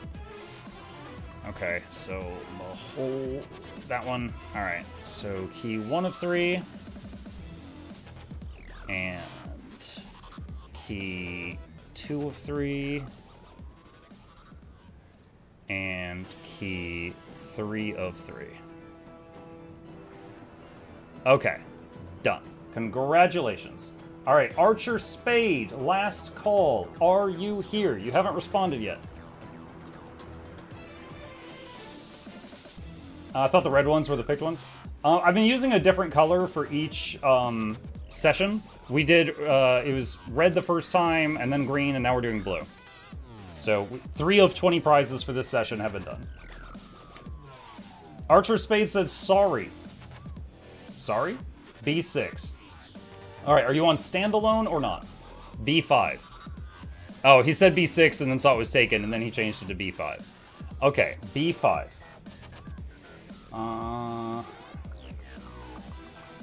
Okay. You have picked 250 globs of ectoplasm. And they are worth 81 gold currently because the price skyrocketed this morning with the new festival. So they are at an all-time high right now. Yours to do with what you wish. Gamba, craft, sell, whatever. That's the wrong thing. Yeah. Pasty, pasty, paste. All right. Congratulations. Real life distracted me. It's okay. All right. So, winners 5 and 6. Inkbound 99. And Navi with a lot of eyes on the end. If you are here, either of those people, tell me a tile that has not been picked, one of the white tiles on the game board, and tell me if you're on the standalone, Guild Wars 2, or other. All right, Inkbound responded first. They said F4 standalone. All right, F4. And my prize sheet.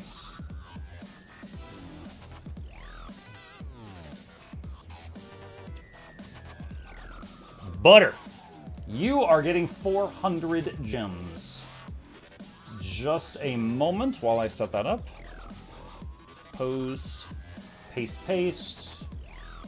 Hide the gems. And put this right there. It is in your in-game mail. Congratulations. All right. And Navi said D8 standalone. Wait. Did someone already do D8? Navi, pick a different one. D8 is already done. D9. Okay, D9. I can do that.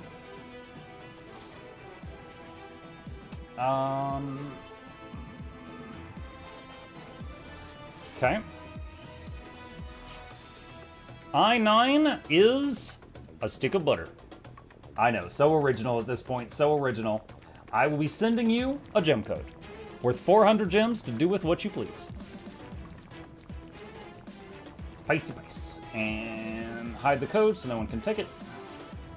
And paste. And done.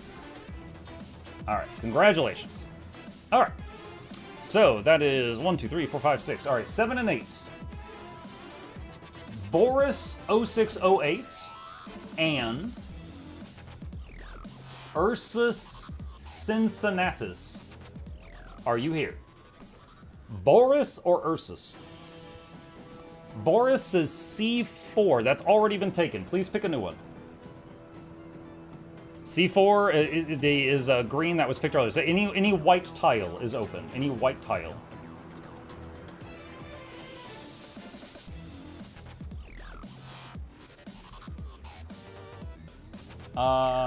Ursus says... Okay, hold on. So we're waiting on Boris. Okay, so Boris changed it to F8 Steam. All right, F8. F8. Okay, just a sec. Go to my prize sheet.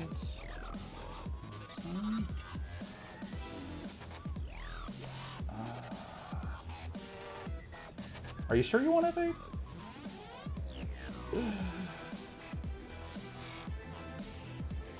All right.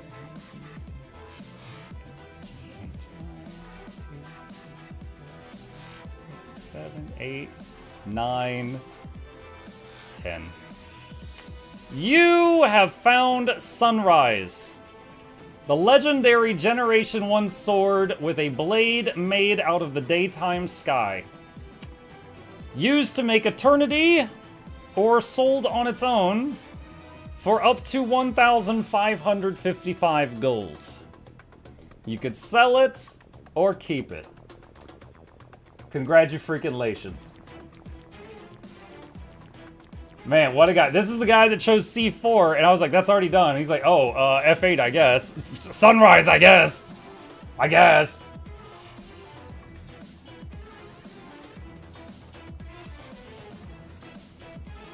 All right, hold on. Triple checking this. Okay. Looks right. Oh, Sid Mail. Congratulations. Congratulations. All right. Congrats. I am a little poorer now. Okay. Yo, Silveric Silvari. Sweeper raided my stream with 53 viewers. The other guy with dark, shadowy, hooded minion emotes. Thank you, Silvari. All right. Ursus says H5 on the prize board. H5. Okay. What prize did I have under H5?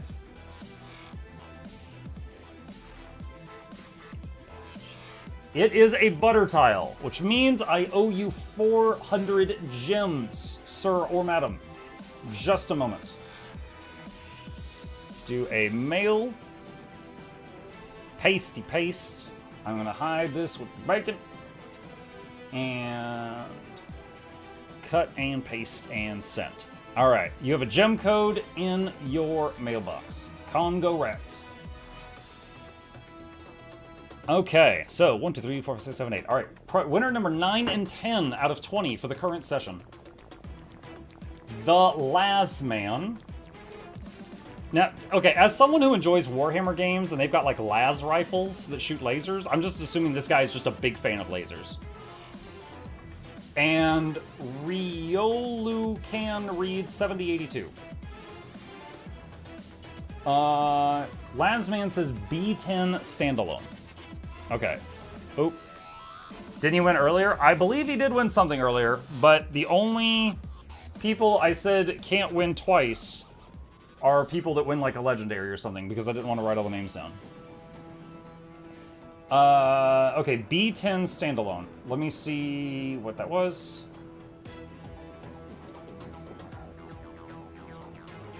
Butter. That is a gems tile. All right, just a moment. Nope, that's the wrong thing. Got 400 gems for you, just a minute.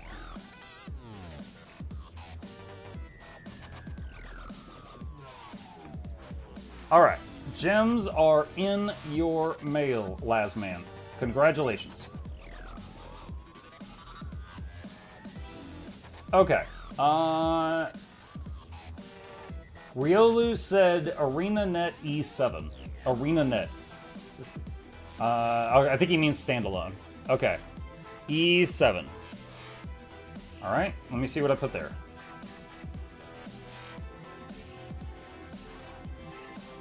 Two double winners. Lasman says he hadn't won earlier today, so I would have to check the VOD to verify that. But he said he hadn't won earlier. Let's see. E7. I got distracted. All right, and butter tile. Another 400 gems code going out. Okay, just a moment.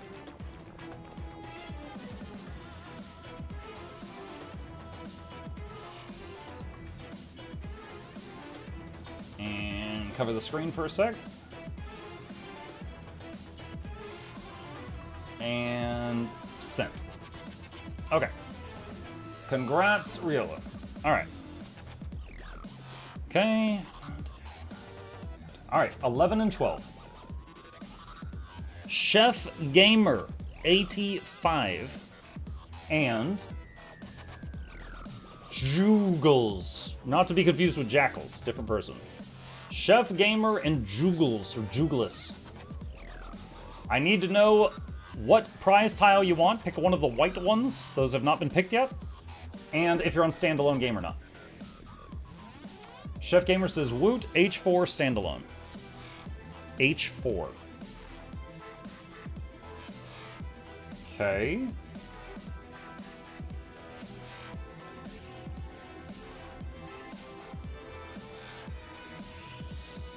Eternal Forged Staff Skin. This is what it looks like. Very Balthazar-y. And if it's not to your liking, can sell it for an immediate 43 gold, or if you're patient, maybe up to 78. Congo rats. Alright, let me mail that to Chef. Paste, paste, paste, paste, paste. Send mail. And let's see. Alright.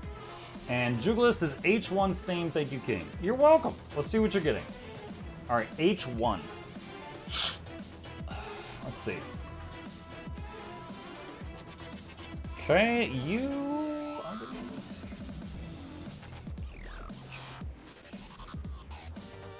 Maguma Axe Skin.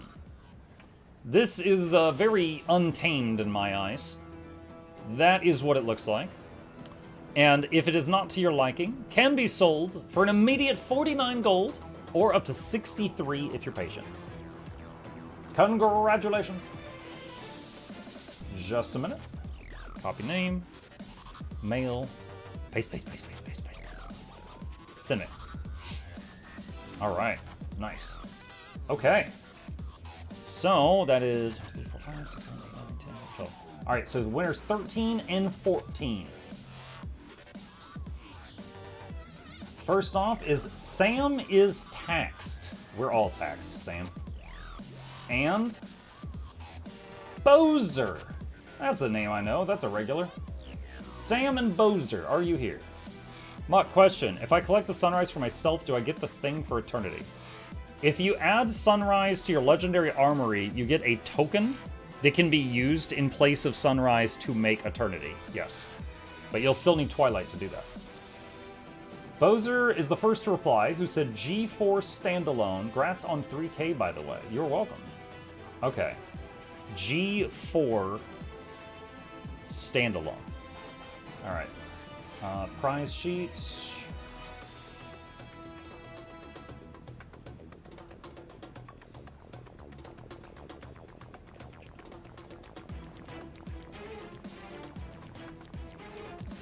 You have picked a Knight's Destroyer sword.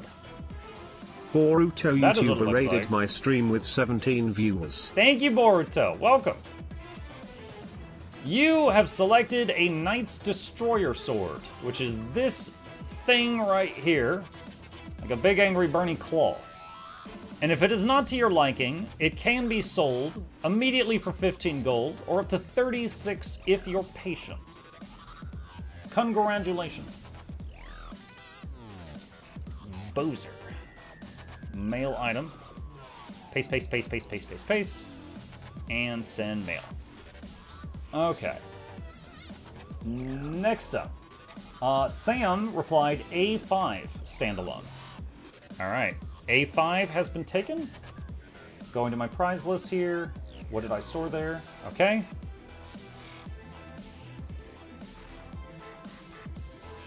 Ooh, not bad, not bad. One of the most expensive tradable orange items in the game, Dusk, which is a piece of the legendary Twilight. That is what it looks like. But why it has so much value is because it's part of a legendary.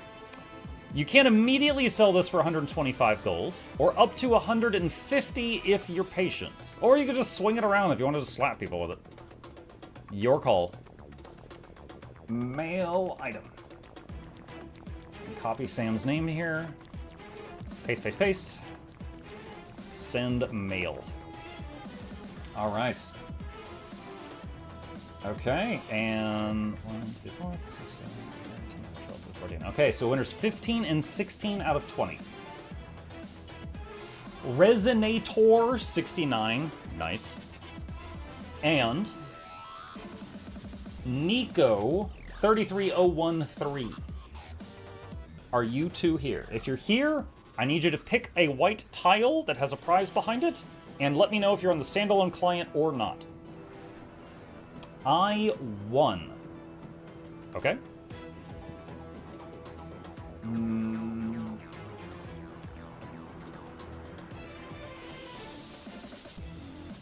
All right. You have hit a butter tile, which means I owe you a 400 gems gem code. So give me just a second. You're on the standalone client, so you can redeem it for whatever you like. So let me punch in your info here, and cut and paste and send. All right. It is on the way. It is on the way. Thank you. You're very welcome. Nico selected I9 standalone.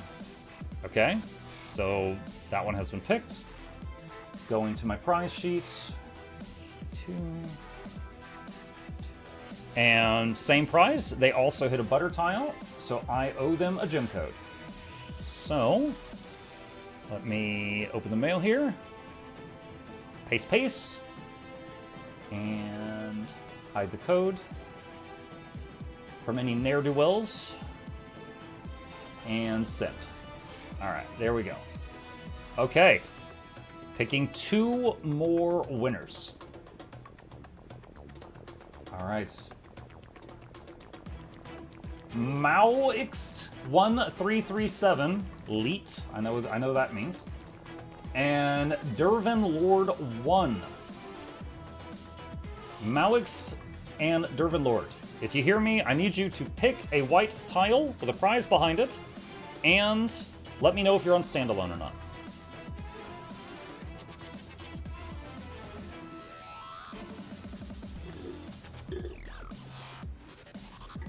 Muck, is it too late to enter? It is too late to enter for this giveaway. The next round of giveaways will start in 90 minutes. Dervin Lord and Mauixt. Okay, some people are saying that there's ads playing. I don't know if these people are seeing ads, so I'm going to give them a few extra seconds here.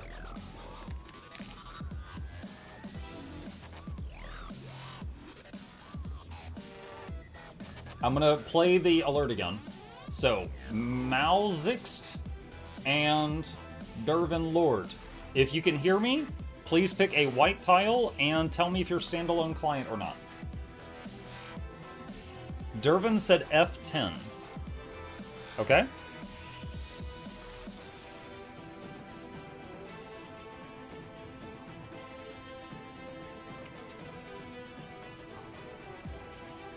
All right, that is a butter tile.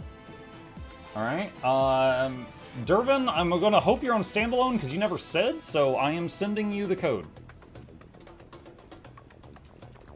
And Mauixt, last call for you before I re-roll that one.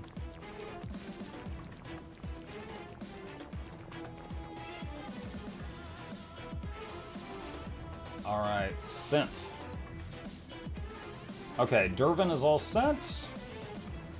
And the other one didn't respond. Oh, they just said the word yes. Mauixt, I was literally about to re-roll you. If you're here, please pick a white tile and tell me if you're standalone.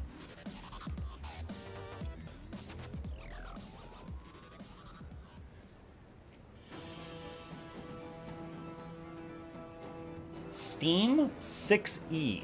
Okay, so E6. All right, E6. Checking the prize sheet. What did I put there? All right.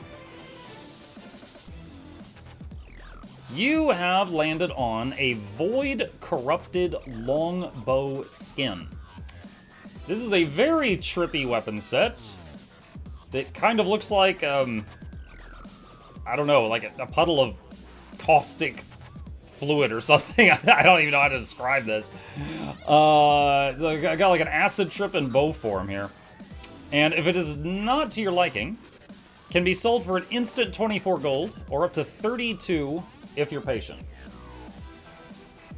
Alright, just a second. I'm going to copy your name and I'm sending this your way. Paste, paste, paste, paste, paste, paste, paste. Send mail. Alright. Alright, chat. So, Last set of 2 winners for the current giveaway. And then the next one is in 90 minutes. So, winner 19 out of 20.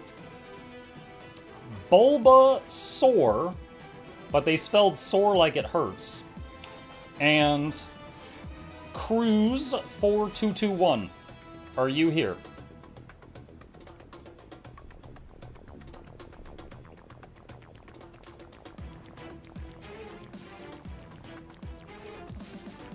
If you're here, I need you to pick one of the white tiles that has a prize behind it, and tell me if you're on the standalone game client or not. Okay, Cruz responded first and said E5 standalone. Alright, let's see what that lands on.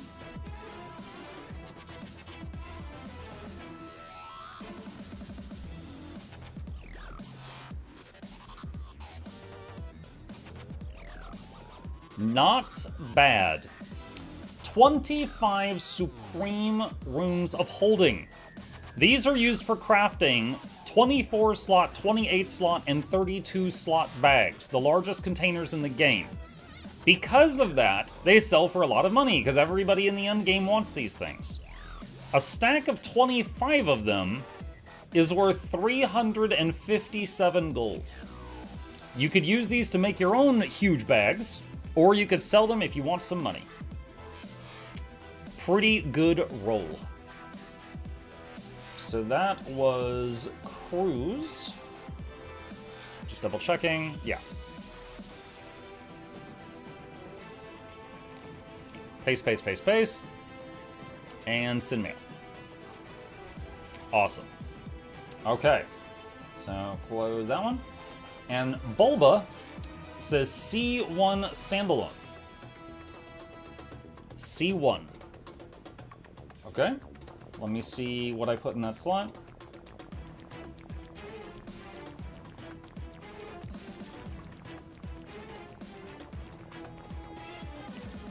That is a butter tile. So I owe you 400 gems, Mr. or Mrs. Bulba. Give me just a minute. Let me hide the screen for a second. And sent. Okay. Congratulations. Whew. All right, chat. That is the 3rd giveaway done. On the board still, there is going to be the half of what is remaining is going to go out at the next giveaway, which is in 83 minutes. And then the remaining items, 2 hours after that. Some items of note that are still here is Aurine's Rending, Legendary Axe, the Minstrel, Legendary Focus, a Queen Bee Infusion, and you guys remember how much that stack of 25 Supreme Runes was worth? There's a stack of 250 of them. So these are the biggest items still on the board. A reminder that I am saving a few big items for the midnight end of stream giveaway. We've got a few more legendaries up here that are outside the prize board for the very, very end for anybody that makes it all the way to the end. So, whew, awesome. We're going to close the giveaway bot. I'm going to turn off the giveaway music and go back to just the Guild Wars 2 music. And that is it for now. So now just going to chill and chat and kill things. And next giveaway is in 82 minutes. I have to head out, but y'all have a good one. Have a good one, Sayu. I understand. Muck, are you going to look at Star Wars Zero Company on stream? I don't know what that is. One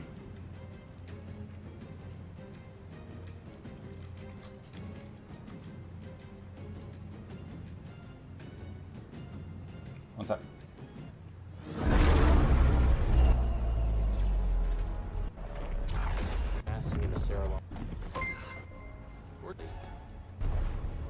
Sleep is for the weak. Oh wait, is this I've the one been that's like here XCOM? since the start and I'll be here till the end. Okay, I will say I enjoyed XCOM, and I've enjoyed other games like XCOM. XCOM. I would be willing to try this. I might like it. I'm not sure yet, but I have liked other games similar to XCOM. I might like it.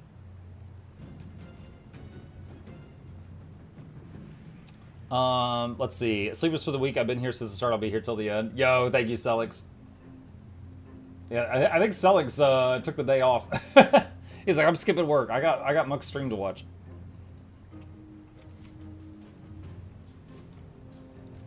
All right.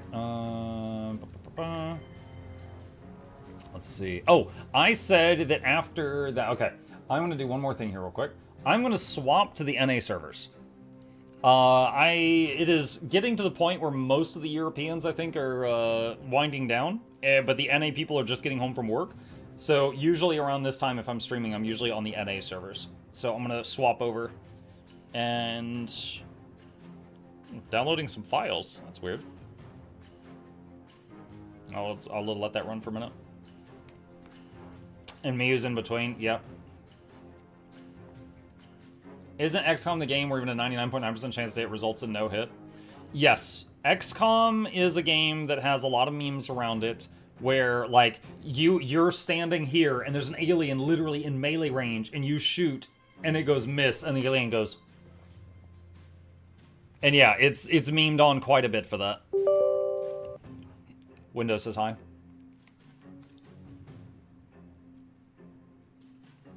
I'm here to watch the shark rat eat people in World v. World. Oh, man. You remind me of, Okay, hold on. It finished doing the swap over to NA. Let's see if I can find that meme.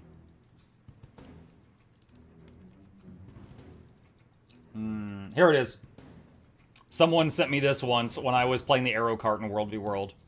Mukluk uses barrage every 5 seconds. Me watching Mukluk stream. Ha ha ha, die trash. That's you right now.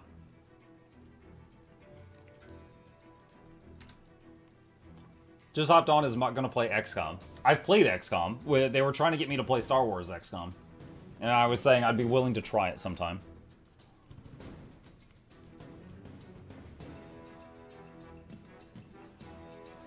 What do you think August anniversary sales will begin?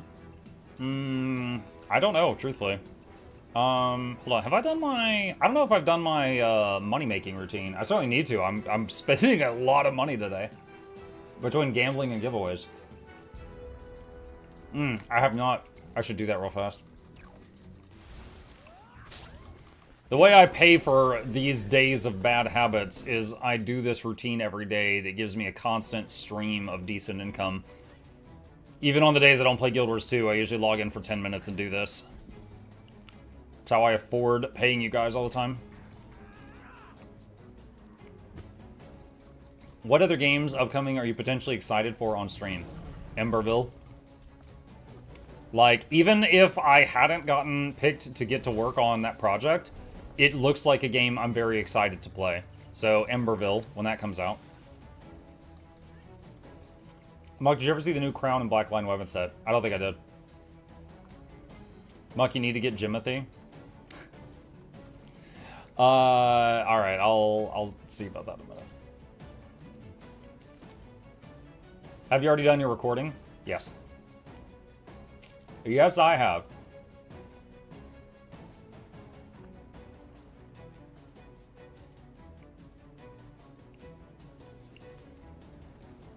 Okay. Now the guild halls. I'll do the routine, then I'll look for Jimothy. Ian already has a Jimothy video. Not surprised. Ian's awesome. If you had to pick to play ranged PvE, which one would you pick? I mean, do you mean like just ranged on your own in the open world? Or ranged in a group where you don't really get to play ranged because of boons?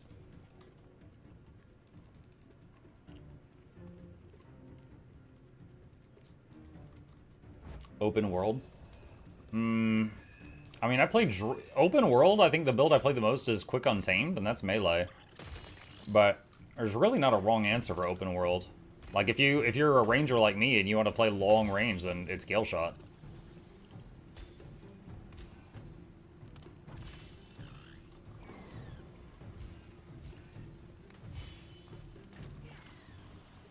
Open world is your oyster? Yes. Dude, it didn't give me any loot again.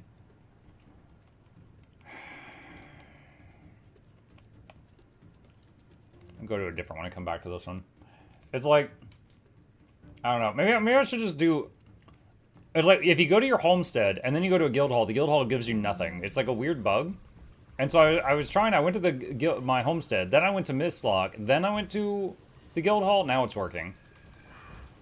And it still broke, so maybe I just need to do guild halls before I do homesteads.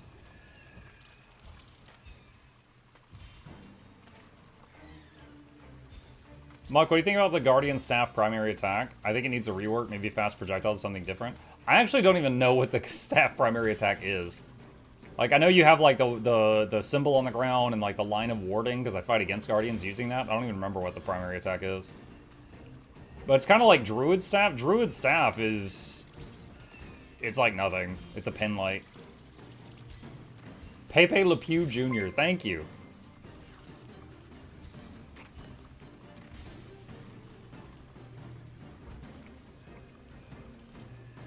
Alright, that's it for that one.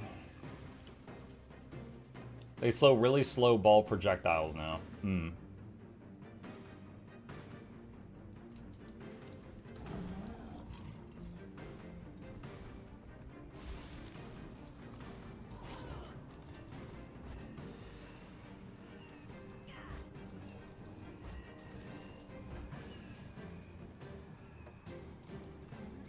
They put the old staff auto on the spear. Hmm.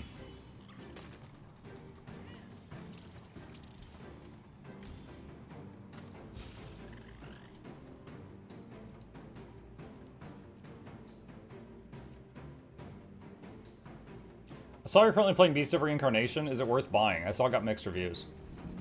Beast of Reincarnation. It's a Souls-like game, but you have this big dog with you, and the dog fights with you on the boss fights. So, literally, you can defeat bosses by just focusing entirely on defense, and the dog will slowly chip them down. So if you're an experienced Souls player, you will probably find Beast of Reincarnation to be easy. If you never played it, it's not a bad starting point for Souls-like games. The second thing is, it is translated from, I think, Japanese into English, if you played in English, which I am. And there's these really long pauses. Like, some guy will go, "I'm gonna kill you." And the other person will go, It's literally that comical. There's these really long pauses between any lines of dialogue in the game. And because of that, doing any conversation is, like, awful. It's really awful. So I've heard a rumor that they're working on a patch to try to get rid of those really long pauses between all the things. Today's patch fixed it. Okay, well, I guess I'll find out on, because I'm taking tomorrow off after this. Thursday morning, I guess I'll find out, because I'll see it. But it is fun. The story is intriguing. The pauses are really awkward. And the, what else? The combat is fun, but again, I would say, like, as someone who's played many Souls-like games, it's not very challenging. So it depends on what you're looking for. If you're happy with just fun, yeah, it's great. But if you are like, oh, I like a Souls-like game that just punches me right in the teeth, it's not going to be that. It's not that. Let's get that. Okay, I'm just going to cycle through my alts that are at the treasure chest, and then we'll go look for Jimothy. Taking tomorrow morning off? Yeah, I am. Taking a day off? Taking tomorrow morning off.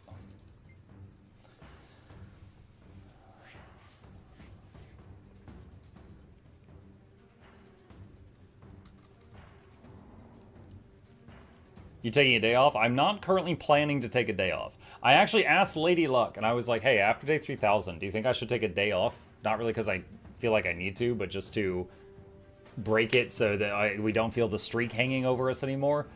And she's like, what are you going to do with the day off? And I was like, I don't know, like record a video, play some games. And she's like, no, save it for when you actually need to take a day off. And I'm like, okay. So even my wife was like, get back to work.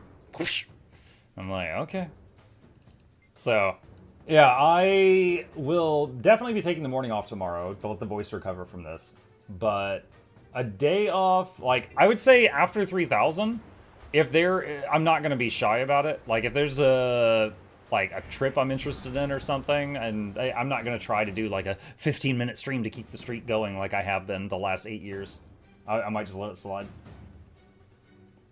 But we did agree that I should do less hours, because for the past few years, I've been streaming 55 hours a week. That's 9 hours a day, Monday through Friday, and also 5 hours a day on weekends. And so I've been streaming 55 hours a week, and then plus like writing scripts and recording YouTube videos and stuff, easily 60 hours a week, like on just content creation. And I do not recommend that to anybody, but I was hooked on what I do, so I just couldn't stop. So we agreed for me to go down to 50 hours a week, so the morning streams Congratulations lost 1 hour. to the new streamer. Hopefully you'll find some fun with games someday, smile. Oh, thanks. So yeah, so starting yesterday, the morning streams are 1 hour shorter to free up 5 hours of my week. I assumed it was for voice issues. Kind of like overworking myself issues. I was trying to get everything done that I was signing myself up for. I was spread a bit thin.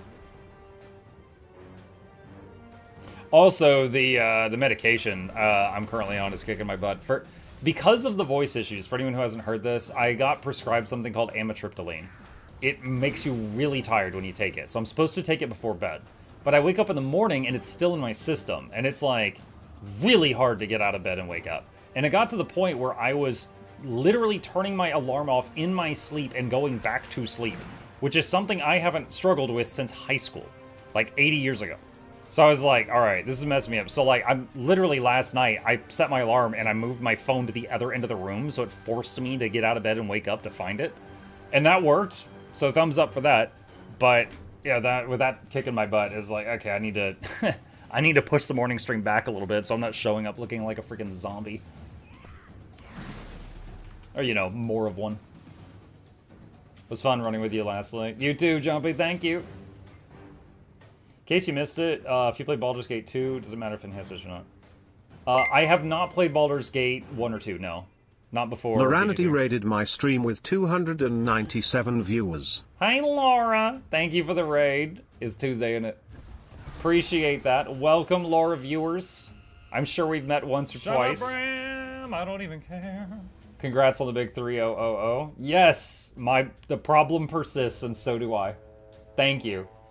Yeah, well, welcome all of you. As you know, because me and Laura raid each other a lot, I'm Mukluk. We are doing a big stream today celebrating 3,000 days in a row, and we are giving away lots of things, including legendaries. The next giveaway is in 68 minutes if you wish to join. Up to you. So it's basically every 2 hours from the start of the stream, we're doing a round of giveaways. That's the medication my wife had to take once because of a shoulder problem. She'd be like, I took the meds. If there's an emergency, drag me somewhere safe. Yeah, it makes you really, really sleepy when you take it. And like I said, it's essentially still in my system in the morning. So when I wake up, I'm like trying to fight against it. And it does seem to be working, though. Do you guys remember when I could like barely talk? Like, there is discomfort. But I am way better than I was a month ago. So I'm hopeful that this is doing something positive. So that's good, you know. Yeah, so a month ago, like, I could barely talk, and it was, like, constant pain. Now it's like there's discomfort, but that's way better than it was. So, and if it's working, then, because amitriptyline is supposed to help people that have, like, issues with nerves. Like, imagine if you've got a pain nerve, and it's just sending the pain signal over and over, and it won't stop. Like, that's a nerve issue. So, I don't know. I think they're thinking that there's like a nerve I broke somehow in my neck. It's funny because I have a friend who was in tech support with me, and he was military, and he is one of those guys that's like, he's like 6'6", and he's just jacked, right? He works out all the time. He is absolutely jacked, right? It's like being friends with a ginger version of Henry Cavill.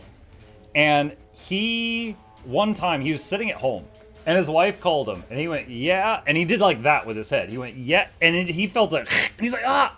And literally, he turned his head while he was watching TV, and he hurt his neck in some way, and it still gives him problems years later. And because we're dudes, you know, we give each other a hard time all the time, I'm always like, oh, at least I didn't hurt myself turning left, haha. And then I guess karma for that is I hurt myself talking. So now he's like, I was like, yo, I guess I deserve this. All the times I made fun of you for turning left, I was just opening my mouth to talk and I broke something. My dad gave himself whiplash last year. Oh my gosh. Human body can be stupid, yeah. Don't forget you had a doc tell you it's because you don't talk right. Well, it was doctor number 5 that prescribed me this thing that seems to actually be working. So doctors 1 through 4 were all wrong. But, I mean, I get it. It's like, short of carving me open and taking a look at around, they were like, try this, see if it works, cross that out. Try this, see if it works, cross that out. Unfortunately, everything that they wanted to try was like, give it a month and tell me what happens. So it was like 6 months of pain before something started working. Okay, what was it? Jimothy. Jimothy. Okay, that's, lines are. Where is Jimothy at? I know he's in the city. That's why it's called practicing medicine? Yeah, they were practicing on me.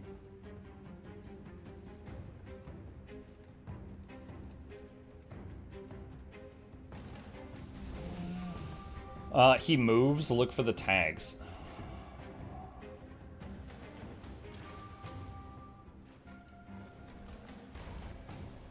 Over there.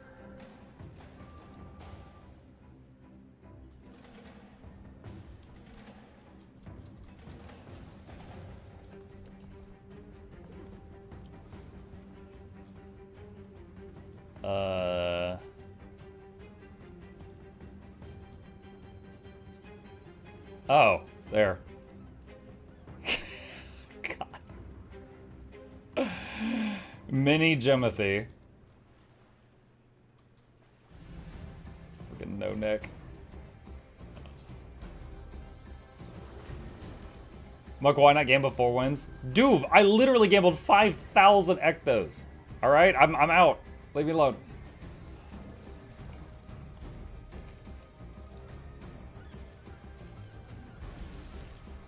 I got nothing good. I got nothing good.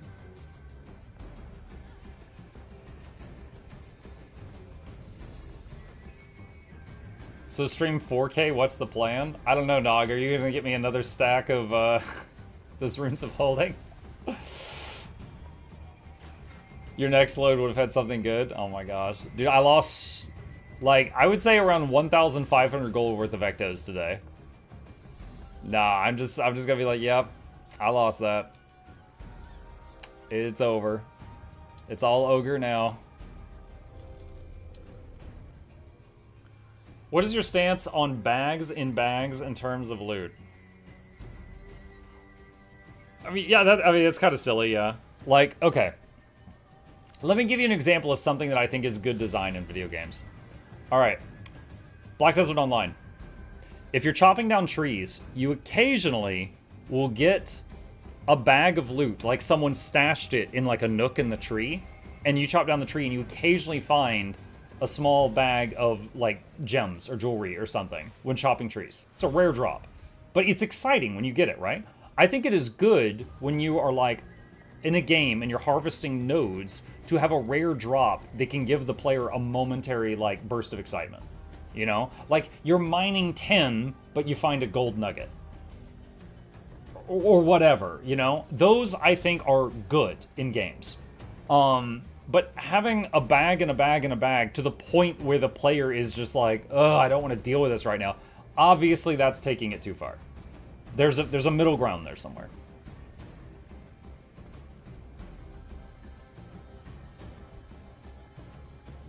Pal says, one day I used to work at a local radio. I had to take days off because my voice broke. I had a friend make fun of me, and one day his voice literally broke in front of me. He sounded like a prepubescent dude for 10 days. Oh boy, the tables turned. Oh wow. Okay.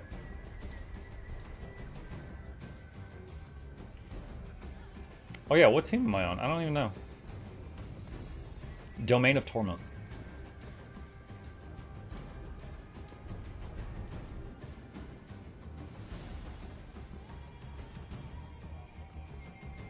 Oh, this flipped right before I got here. Oh, I took the long way around.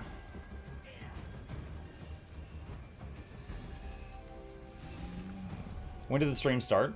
7 hours ago. Next giveaway is in 1 hour.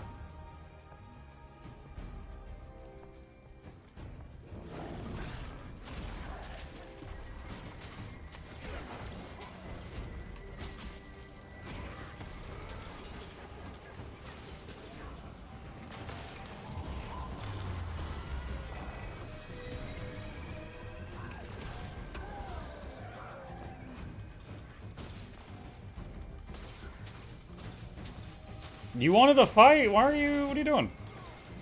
Okay, there he goes.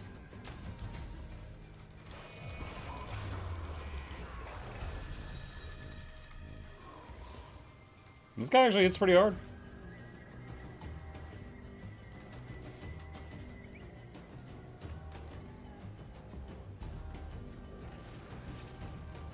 Oh, he ran. Okay. He only wanted a fight where he was jumping in while I was already fighting something else. He didn't want an even fight. Muk, what class build would you recommend for someone starting World v World? I would say that's not important. Maybe make sure you have a stun break, make sure you have a Condi cleanse, and join a group. Like, just find a group, follow them around, join the squad if they'll let you, and learn what they're doing. You're also going to get way more loot than I get. Like, if you're in a group and you kill another group, like, you might get like 10, 20 kills, like, all in a row. But me running around, I might get 10, 20 kills in an hour because I'm just running around solo. So joining a group is the best for learning, and it's also way more profitable. And then if you, after you've learned and adapted to the game mode, then you decide you want to run around on your own or whatever, you can change your build at that point. Mark, I love the ANET initiative to make World v World more fun. What do you think they should add or change to make to improve the World v World experience? I mean, delete thieves. That's obvious. Besides deleting thieves,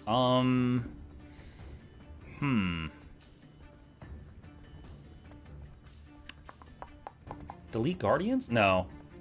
I don't know. I mean, honestly, it's pretty solid already. I mean, like, there's some gimmicky things I can think up. Like, what if the battering rams were on wheels? So you could build them far away and roll them slowly to the camp. Would anybody want to do that? What would be the trade-off of that? So, yeah, I mean, I can think of a few, like, weird gimmicky things that could be fun. But whether or not people want to do that, I'm not sure. Like, you know, there was talk for a while about siege turtles being in the game mode.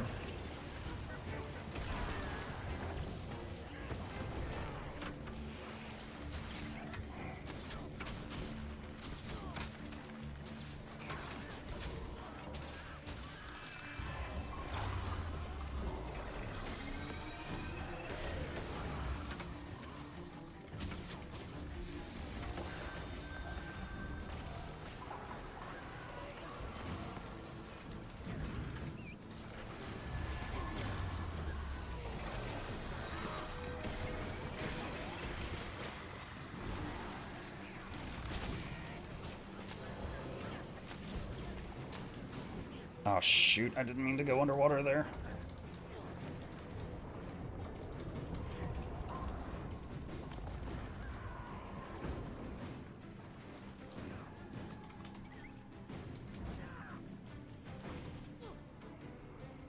Yo! Why are you running? Come back!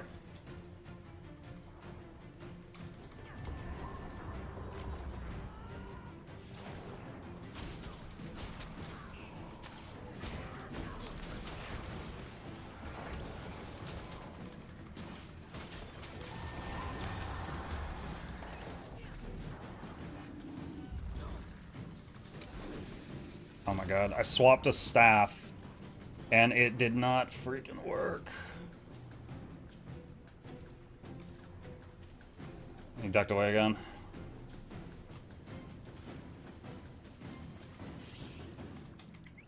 This guy's rough. Usually harbingers I run into are not Condi. I don't see this much. How's he leaving? Alright.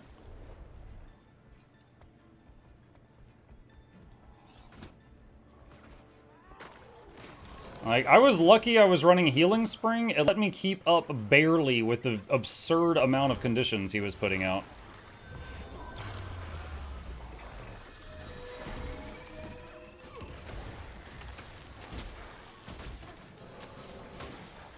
Like, if I had been any other player not running a lot of Condition Cleanse, I could see how he could easily win a lot of fights with that build.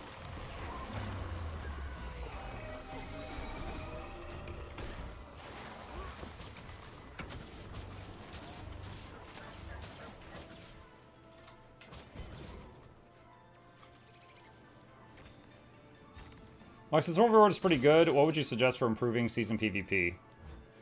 More regular balance. So the problem with Season... I love Season PvP, alright? I'm going to preface this by saying I've got 6,102 games played. The big problem with Season PvP is it's a 5v5.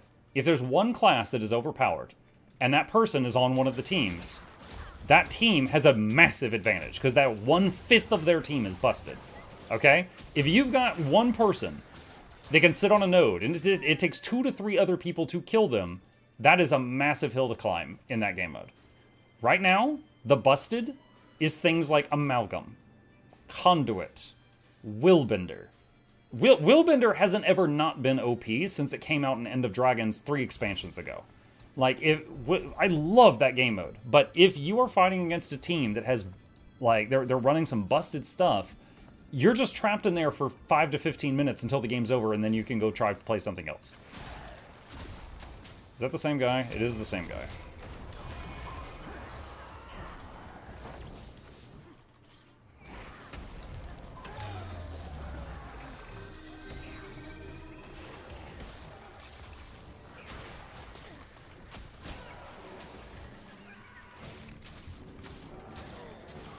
Got him. I am a chicken. I'm a chicken.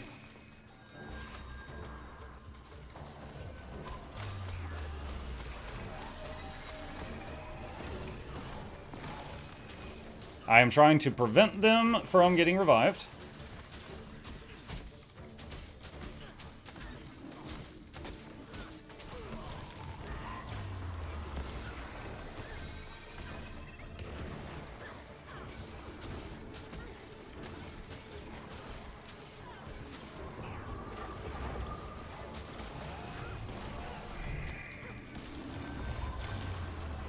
Oh my god, like, what?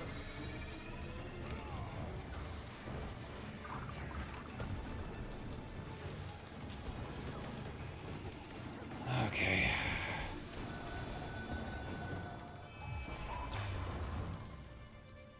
The Virtuoso was enough by itself. I kind of had my hands full. The addition of that second person was too much.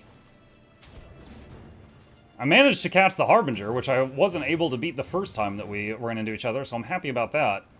But then the Vert was requiring everything I had to deal with because she did so much damage, and then that second, I didn't even see what the class was. It was just like it was another Necro, and I was like, I can't right now. Plus, I was right by the enemy respawn, so the Harbinger could have been back anytime. Muck, in War of the World, how do you tell who you're fighting against? The icon, when you click on them. It takes time to learn them all, but when you click on someone, there's an icon next to their name that tells you their class. So I will try to find some. Okay. That guy, see that skull? That's a core necromancer. He's a base necro.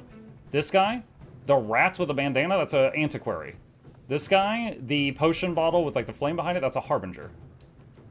So there's a class icon for each of the 9 base classes, and then each elite spec has an icon. So it does take time to learn. That is a untamed.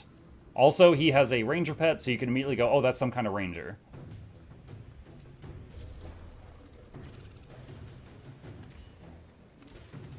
The one you ran from was a Scourge. Oh, okay. So I just saw, like, I was focused on the Vert. I saw a Necro spell, so I'm like, I can't deal with another one right now, and I ran.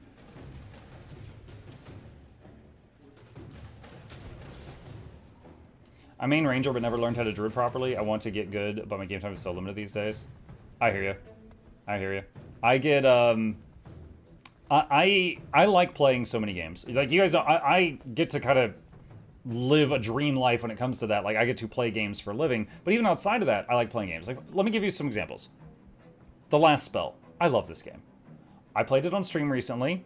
Viewership went way down. I literally could not afford to keep playing this because, you know, I love what I do, but I got bills to pay. So I was like, I'm going to play this on my own time. So I've been playing a few minutes of The Last Spell each day after stream and slowly making progress through all the challenging achievements. But, I do that on my own time. Darktide.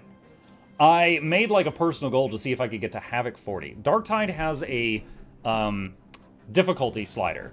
And it's like, easy, medium, hard, and then there's Havoc 1 all the way through Havoc 40. And I'm currently on Havoc 20 right now. And I was like, I want to get to Havoc 40. And watching other people play Havoc 40 is insane. Like, I don't know if I'm ever going to get up there, but that's been a personal goal to try and see how far I get. But, again, I don't really feel like my stream audience is interested in Darktide that much. Like, some of them, but not a lot. So I've often been playing it, like, at night, like, midnight to 1 in the morning after stream. Charmon has grouped with me many times on there. And, I really like it. But it's something that I do off stream because playing it on stream has not been very successful.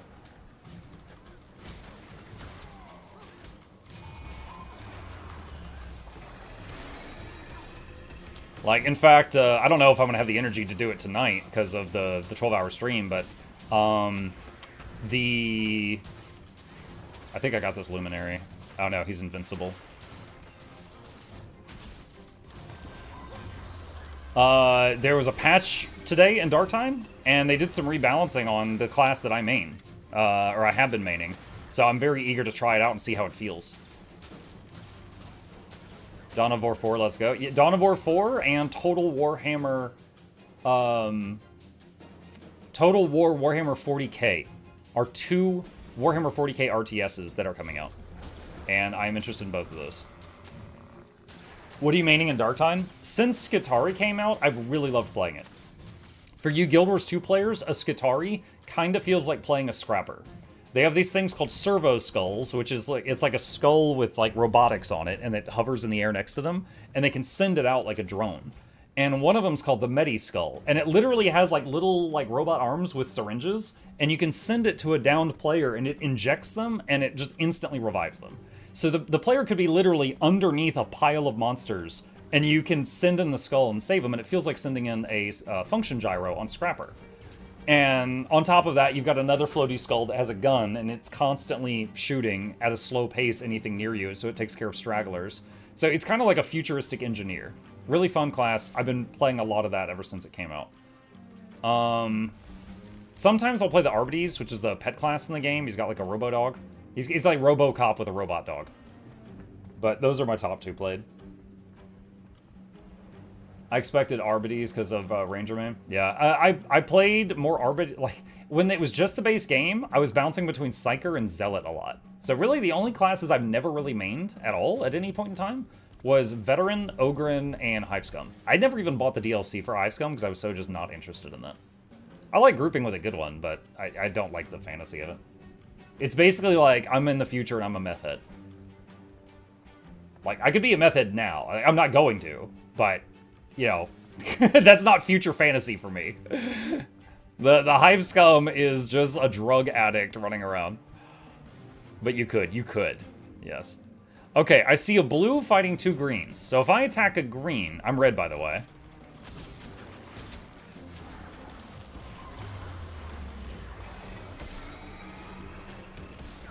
Oh my god. That hurt.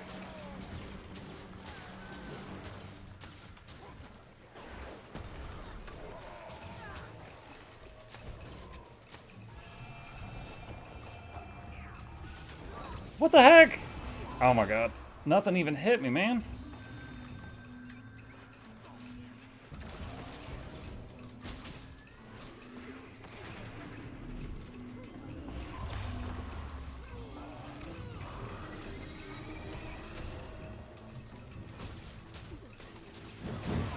Jeez. Oh my god, dude, this Willbender hits so hard. The Willbender was more dangerous than like 3 of this thief. Like I said, they have never been not overpowered.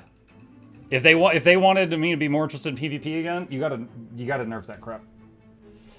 Fighting against a Willbender feels like we're suddenly playing a first-person shooter.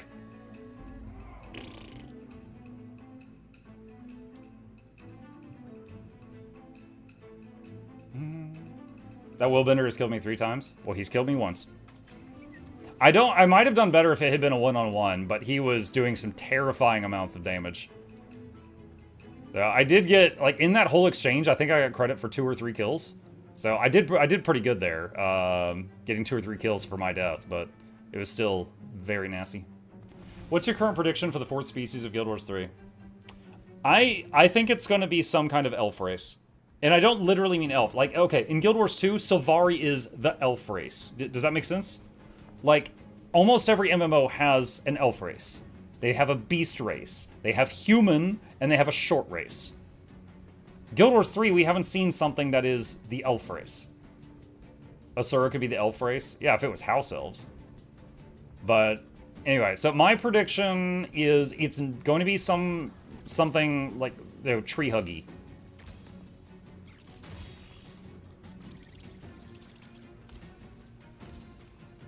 What about dwarves? They said that the thing that they were going to make was going to be new. We know about dwarves. Those aren't new. Cheers, Muck. Happy 3000th stream. Thank you. Appreciate you. Is it before or after dwarves being rocks? Dwarves were turned to rock in Guild Wars 1. Guild Wars 3 is like 1,000 years before Guild Wars 2. So, it's before. Dwarves will be flesh and blood and alive in Guild Wars 3.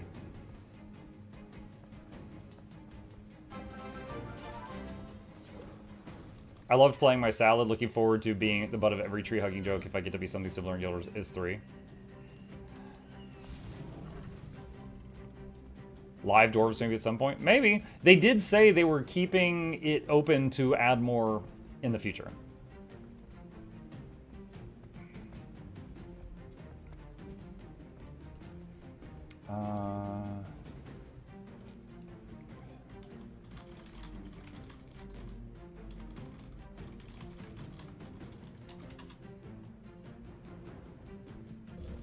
Give me just a minute.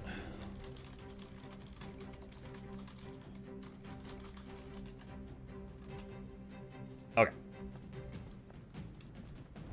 Lady Luck was asking if I needed anything. I said I could use some more food to get to the end of the stream if she has a minute. So I was just responding to her. Considering they have Kodan that far south, anything's possible. Yeah. I was surprised to see Kodan. I really was. Because, like, I knew Kodan would exist in the period of time that we were talking about. But I didn't think... Hold on. Are they chasing me? Or are they turning?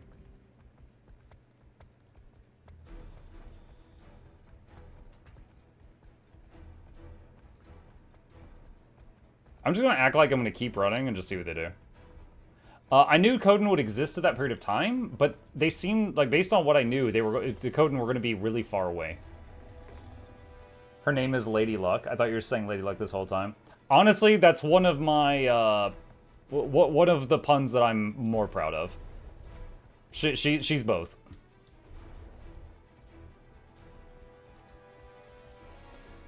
Alright, we got a Guitar Man, we got a Gale Shot, and we got a Firebrand.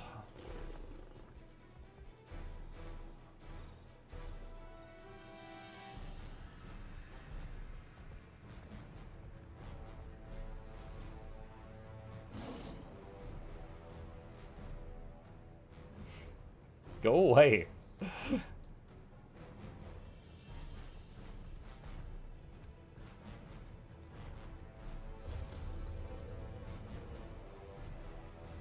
They see you? Oh, they know I'm here, but it's just like, you're spending a lot of time to follow one guy around.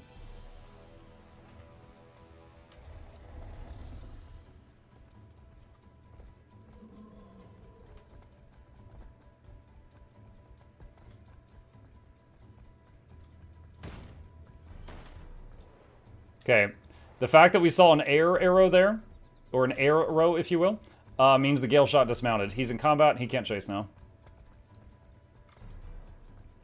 I can't believe they didn't call them arrows. They really missed out on that. What is this, jousting? No, it's like, I don't want to go into a 1v3. Like, I'm a decent player. There's a lot of 1v2s I can take. 1v3, they would have to all be bad for me to be able to deal with that. Because even if they're bad players, that's 3 times as many stuns and lockdowns and condies. 1v3 is a lot.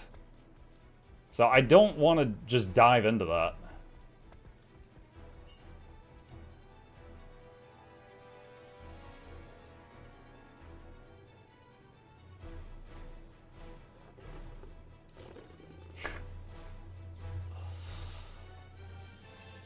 God. Plus, Firebrand and Troubadour, I don't know what builds they are, but they could both be support. Troubadour also has AoE invulnerability. Honestly, it's like those two could be, it depends on their builds. They could be anything. This guy, I know exactly what he is, because every single Gale shot is alike.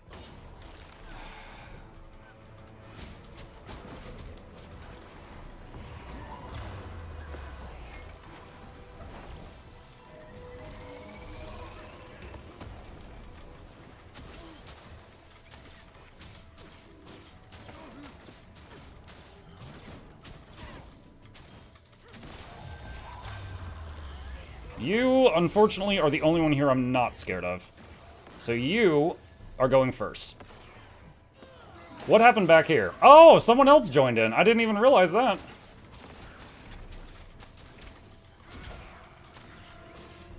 Knock her down.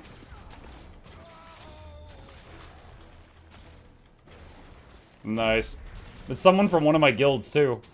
Bone Zone, I was wondering what was taking the other two so long. I didn't realize that another player had joined in.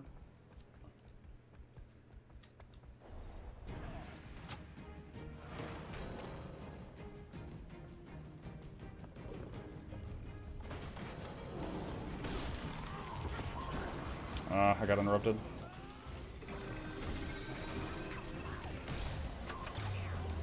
I'm gonna go ahead and burn the Entangle just for the damage.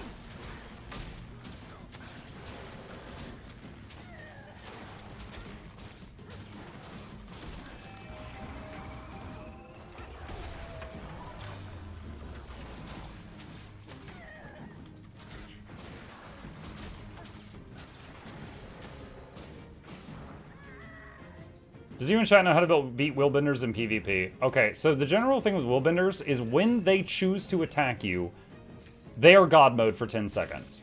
They hit some cooldowns, they've got every boon they care about in the game, they're probably blocking the next 4 incoming attacks, so they've got like the focus Aegis type thing. They've probably got stability, so you cannot use like a daze or a stun on them to defend yourself, because they won't land. You need to just run. Just pretend you're fighting God, run for like 10 seconds. Use your dodges, use your mobility, just try to stay away, and then after 10 seconds or so, most of their buffs wear off, and then it goes from impossible to a maybe.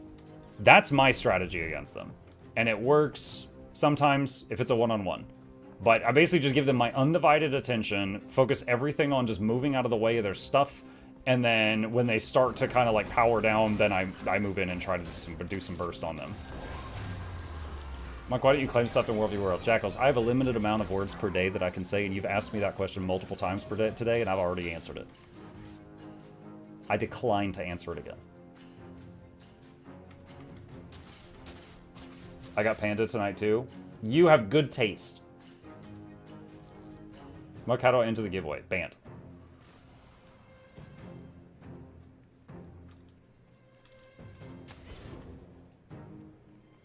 Have you tried redeeming on the website? Wait, what's going on with Kemzam?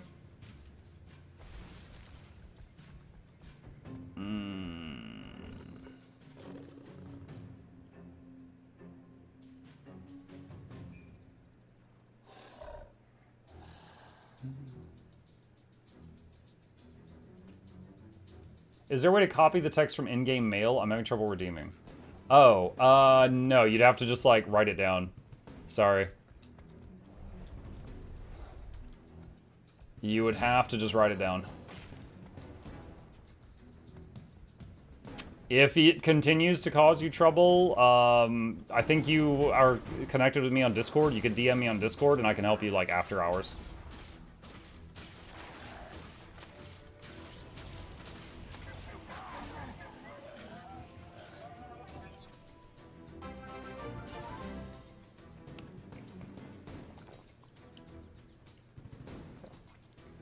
Is there a DPS Druid build for PvE that includes staff in the rotation? No, absolutely not. Druid staff Healing, healing, healing and mobility, immobilize, healing and wall. The weapon had you could have 3,000 power and it would still do crap damage. Unfortunately, the Druid Staff, it is a healing tool. It is utility and healing. It is not damage. So no, there is no PvE damage build of Druid that's going to use Staff. It's just simply a no.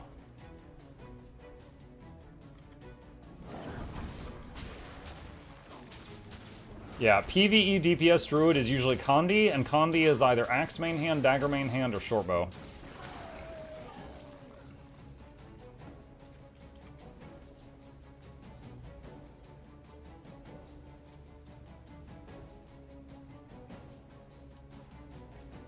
Like, if you watch me in World v World, if I'm fighting and I'm not losing, I'm either in Shortbow or Astral. If I go Staff, something's wrong. Either my health has gotten really low and my healing skill's not enough, or I need to run, and I use the mobility button.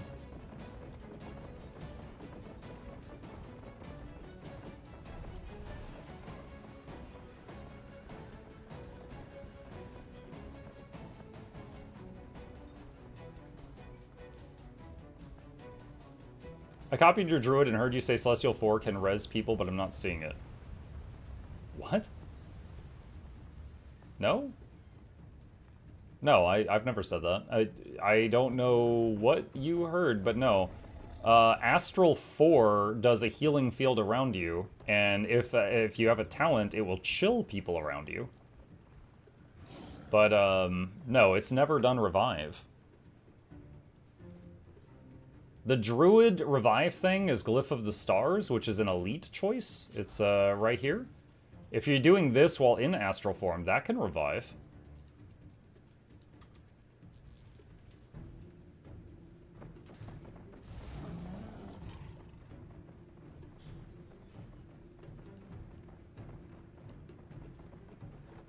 Uh...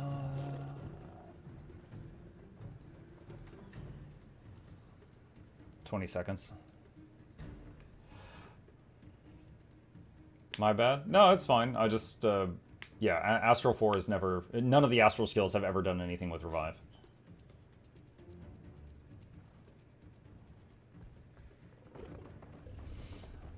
Is this on EU or NA? I'm on NA currently. I was playing on EU for the first half of the stream. Does the Spirit also revive? Yes. Why would you take Glyph over it? Okay, so the Nature's Spirit, you summon the Spirit, it does the slam and it revives people. And, okay, I'm in World v World right now, so it does different stuff. In normal PvE, it does revive. And it has like a 2-minute cooldown, or 90-second cooldown, I think, in PvE. Glyph of the Stars, 1, it has a shorter cooldown. It's like less than a minute cooldown. 2, it does other stuff. So the Druid Glyph, if you are in non-astral form, it spams Condition Cleanse in an area, Healing in an area, and it also does Stability in an area. If you are in astral form, it will spam Stability in the area and spam res in the area. So it is of 2 very powerful tools. Leave me alone. Leave me alone. Leave me alone.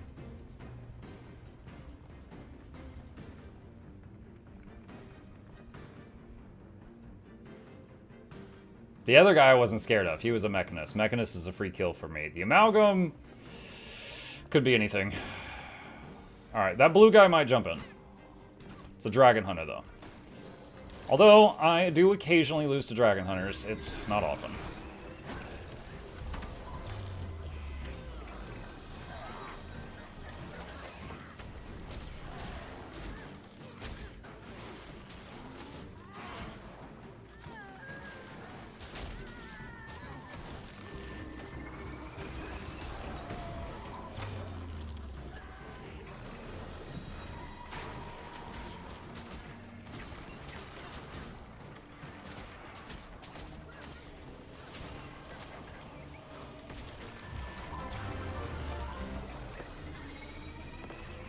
My man.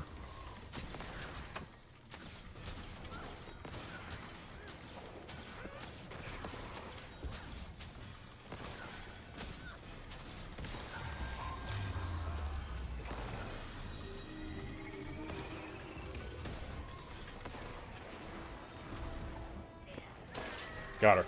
Okay, who said that? Car McG. Thank you, Car. Appreciate you. Mike, that was me. The hat points you out, bruh. Yeah, I know.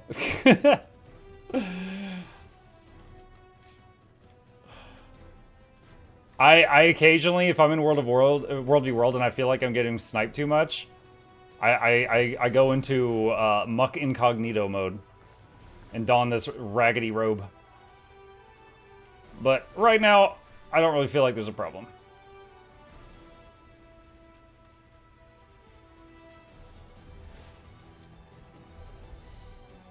If we assume Guild Wars 3 will have gem store, would you want it to sell stuff that might break the immersion of a new game, like bikinis and suits, etc.? Would I want that? Not particularly. Like, no, I don't want a staff that looks like a hot dog or a staff that looks like a foam pool noodle. No, not particularly. If it's like the game's been out 10 years and they're starting to add stuff in like that, that's different.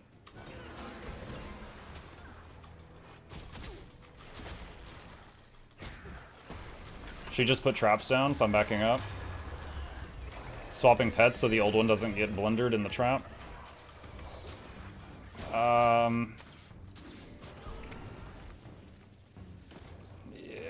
that went worse for her than the last one.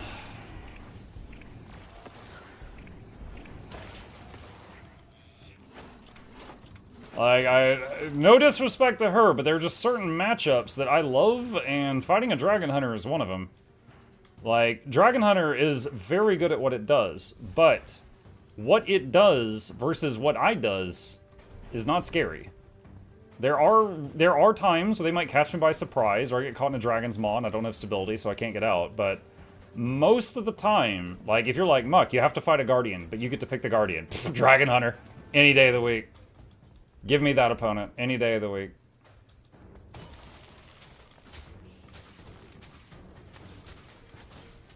Wait, what? What are you doing? This is the most... Okay, I don't know. I think she was just, like, trolling around.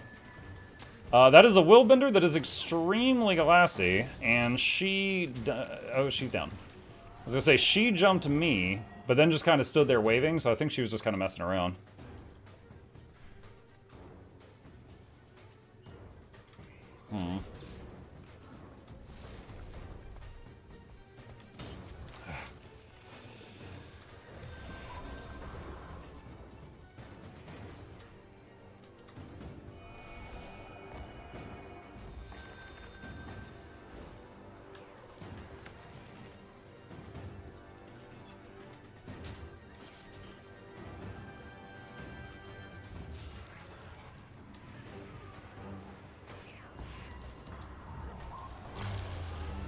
Alright. Oh shoot, does it work? I just tried to take the people that were chasing me and dump them on these two. And it worked.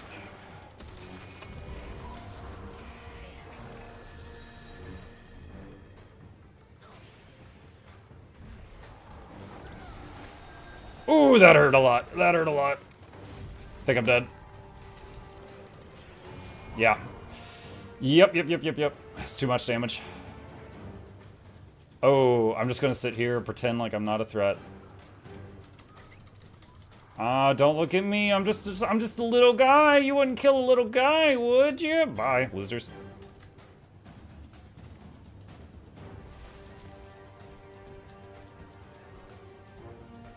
Oof, that's too much.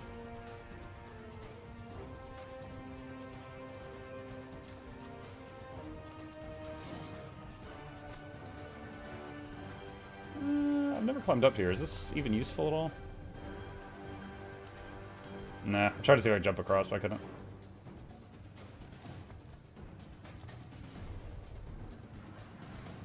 I could have waypointed out, but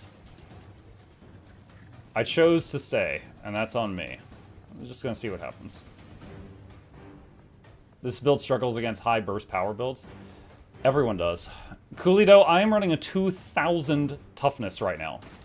Close to the highest amount of toughness you can have in the game. And there are builds that can kill me in 1 second.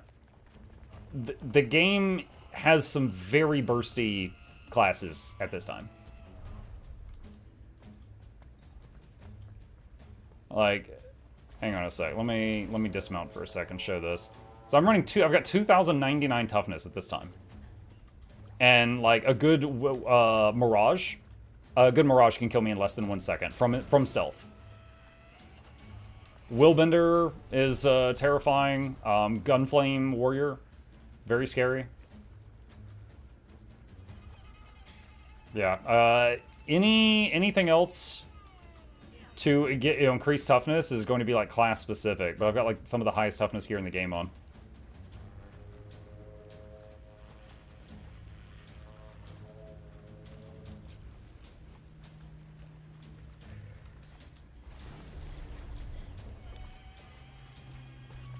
Let's see, this is a green camp. It is available to grab, but there's quite a few folks here. Core Engineer. You don't see that in World v. World much.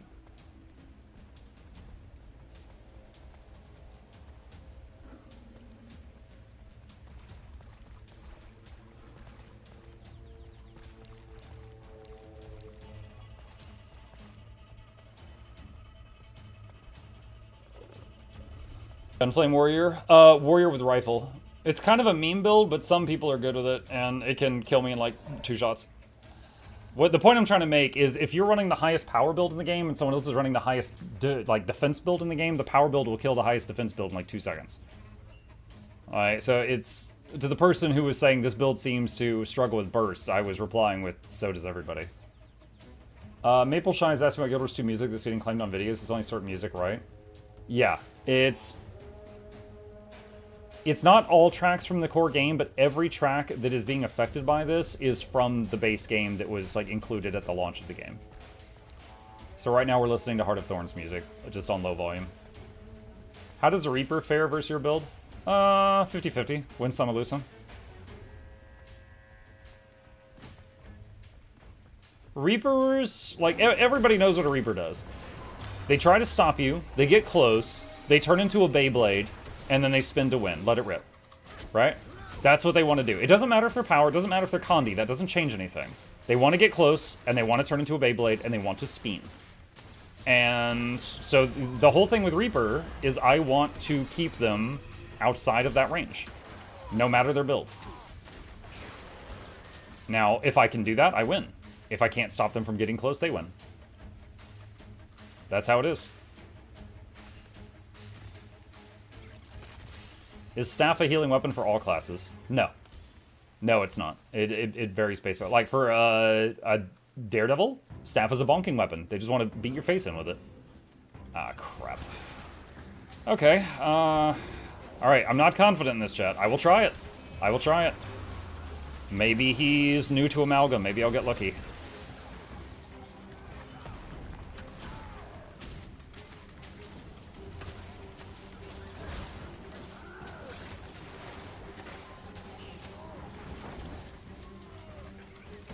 Shoot. What? Oh, come on. This is not great.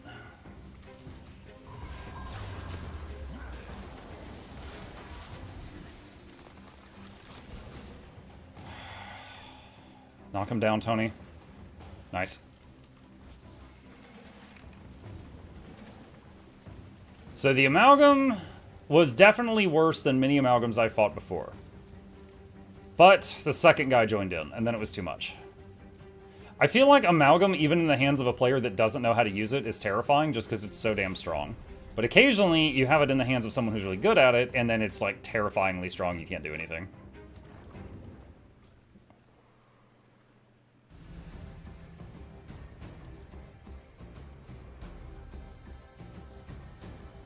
But, yeah, the person, someone asked, is Staff always a healing thing? And the answer is no.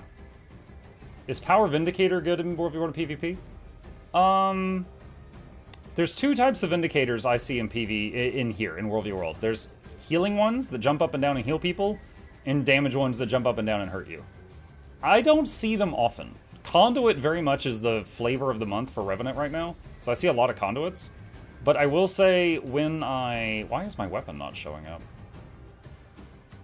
I'm even weapon swapping right now. Nothing's happening. That's weird. Vindicators, I don't like fighting them. Because, you know, bounce, bounce, bounce, bounce, bounce. They're evading, like, a very high percentage of the time. As a druid, I don't enjoy fighting Vindicators. It's not quite as bad as, like, a Daredevil, but it's up there.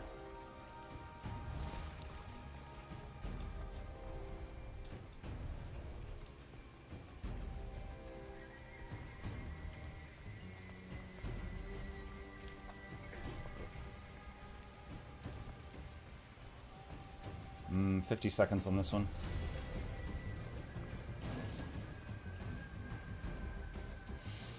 How many more giveaways? There will be another one in 20 minutes, and then one 2 hours after that, and then the final one 2 hours after that. So there's 3 more remaining.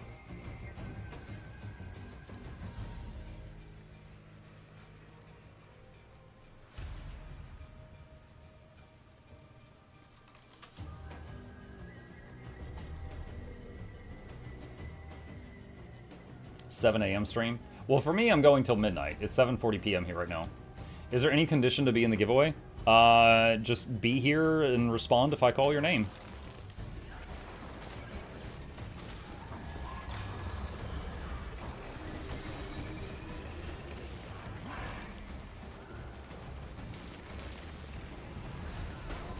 I think I'm dead.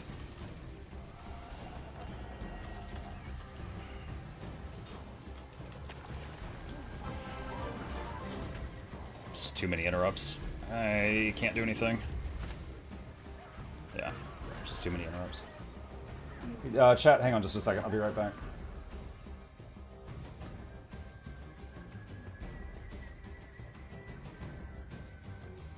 Okay, Lady Luck just walked in.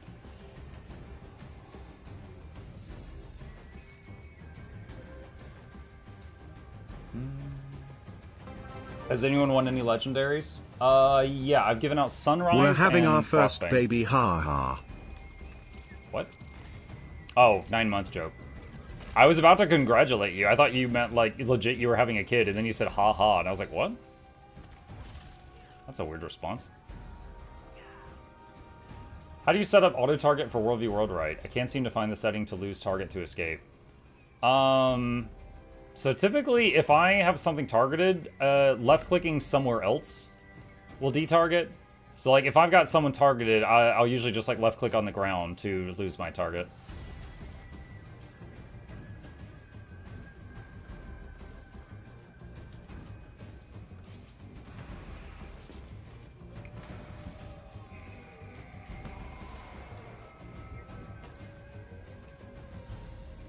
Have we ever seen Miss Luck before? Miss Luck does not like being in front of the camera these days. Back when I had like 5 viewers or less and she knew all of them, she actually sat in on the streams a lot. There are some old VODs somewhere where she and I are sitting side by side. But the viewer base has grown to the point that she's not comfortable in front of the camera anymore. And I'm fine with that, you know, whatever. So she just pops in, you occasionally hear her voice in the background, but that's it.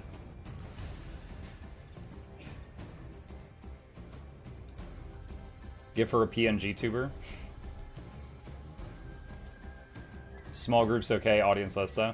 Kind of. I mean, think about it. Like, right now, if we combine YouTube and Twitch chat, there's 1,600 potential people here. I say potential. Some of y'all are just bots and you want giveaways. Beep boop. But there's 1,600 possible pairs of eyeballs here. That's a bit much to take in. Like, that's my high school graduating class multiplied a few times over. Like, that's... You imagine that many people. That's a lot of people. So, I can kind of disconnect from that, but she's like, I don't want to be seen by that many people. I'm like, okay, that's fine.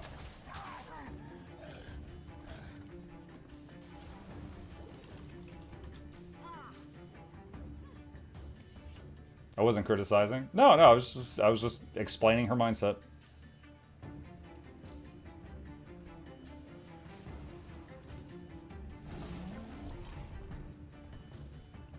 Oh, actually, that's a bad direction. The one over there has got 2 minutes on it.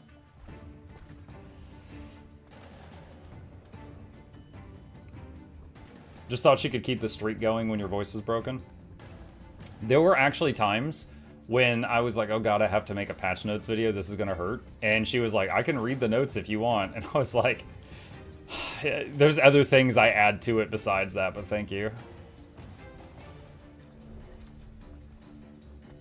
Like, imagine her reading like, we have buffed the line of warding by 15%. And what's that, honey? He says Guardians. Okay. I'm just like over to the side typing angry comments on like a Stephen Hawking machine. You discouraged her? From that video, yeah. Okay, this is a blue camp and green mercs.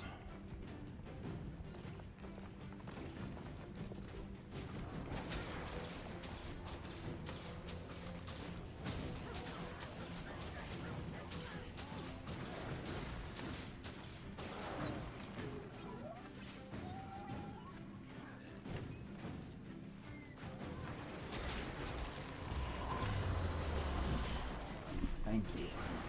Thank you.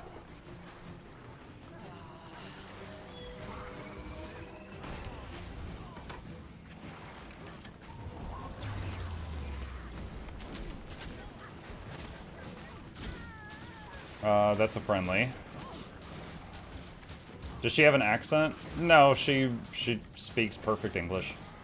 So I mentioned that her family fled, like, basically the USSR when she was, like, 2.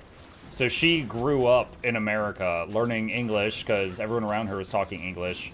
But she also speaks Russian because at home, her mom spoke Russian. So she speaks perfect English. And these days, she doesn't even use the Russian that often.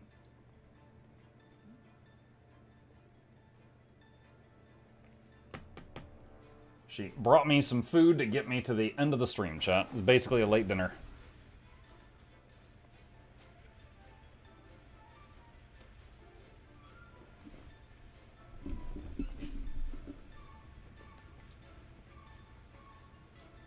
Borscht? No, it's the leftovers from the Panda Express trip that she did. So it's more orange chicken and fried rice. Mukbang stream win? Now, apparently. I'm pushing the mic away, though. I don't mind 1,500 people seeing me. I do mind 1,500 people hearing me chew. That's where I draw the line.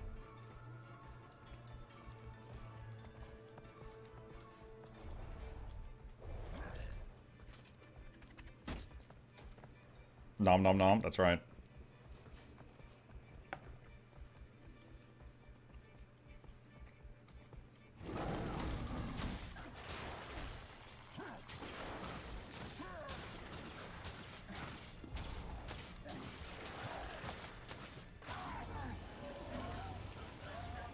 Uh-oh.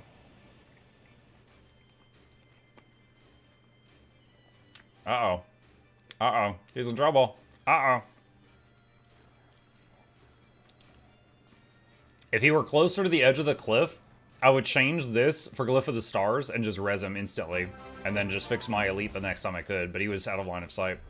Been a lurker for a long time. So glad to see you still going toe. Much from a GW veteran less than 3. Thank you, Tomato. Appreciate that. Welcome.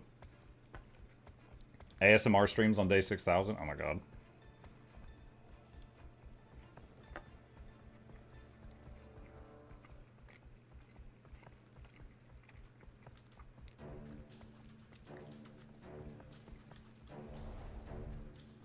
You reversed my server?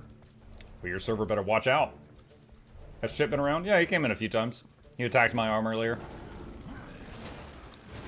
Chat was greatly amused. They like when I play horror games and I'm uncomfortable, and they like when my cat is chewing on my arm. I don't know what to think about that.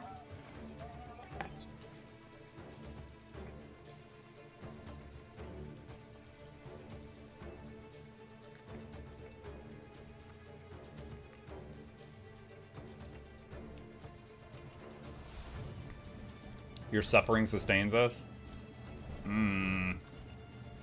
I think that makes you a sadist. Got my Jimothy. Congrats on the Jimothy.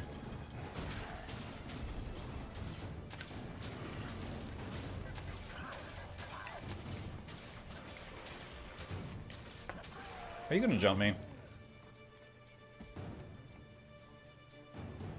What a troll. They dismounted, walked past me on foot, and then mounted again. I was sitting here with my finger on the trigger. But he was like, nah, I'm just kidding, buddy. Eat your orange chicken.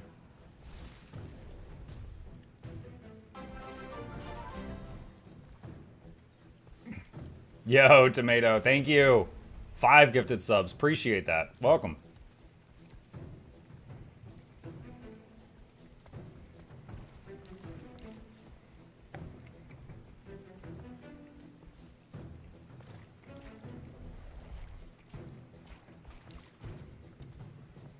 You act as a filter for the spooky.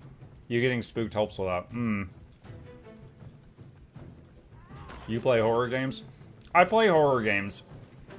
I don't like horror games, but I've played so many because as a streamer, people like watching me get uncomfortable. So I've played a ton of horror games over the years to entertain them.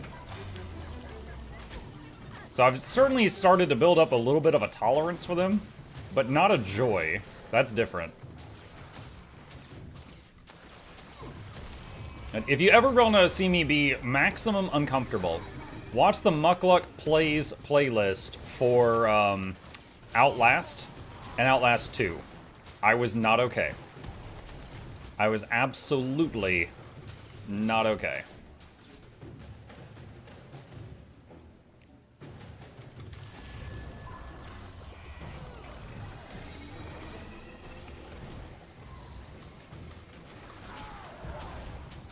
Oh, shoot, he just reflected all my stuff.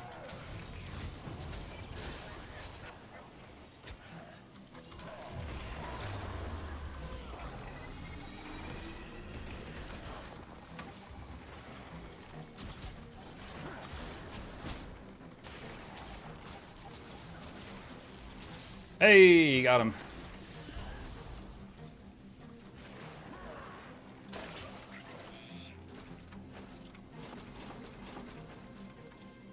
Having Rose on stream wasn't that a bit nervous? Only the one time that he broke all my rules.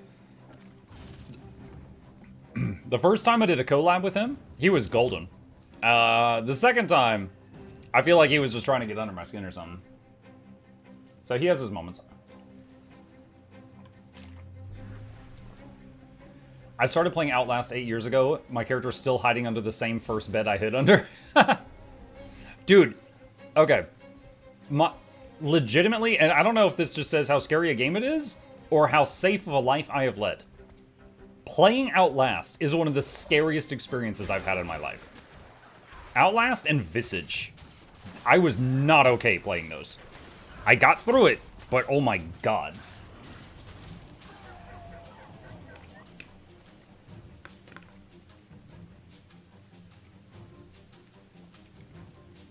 Have you played Outlast Trials? Outlast Trials is multiplayer, and there was one time I was finally willing to try it, and I couldn't get anyone else in my community to play it with me. And I was like, okay, so they want to see me suffer, they don't want to suffer with me. So, it's currently just on the back burner. I told you I'd play it with you? Yeah, like 12 hours later, it was already after the stream at that point.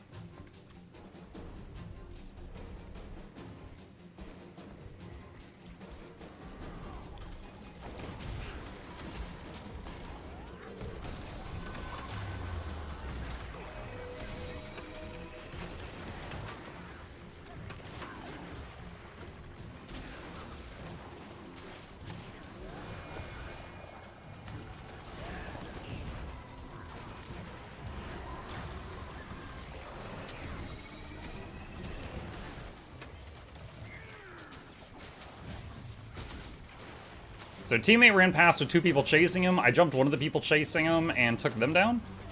So now it's me and the teammate versus an amalgam and a bunch of guards.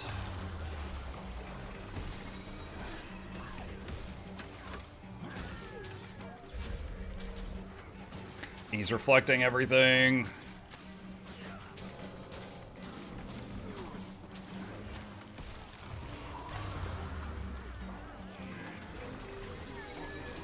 Oh my god. Yo, that thief hurt. I got really low there.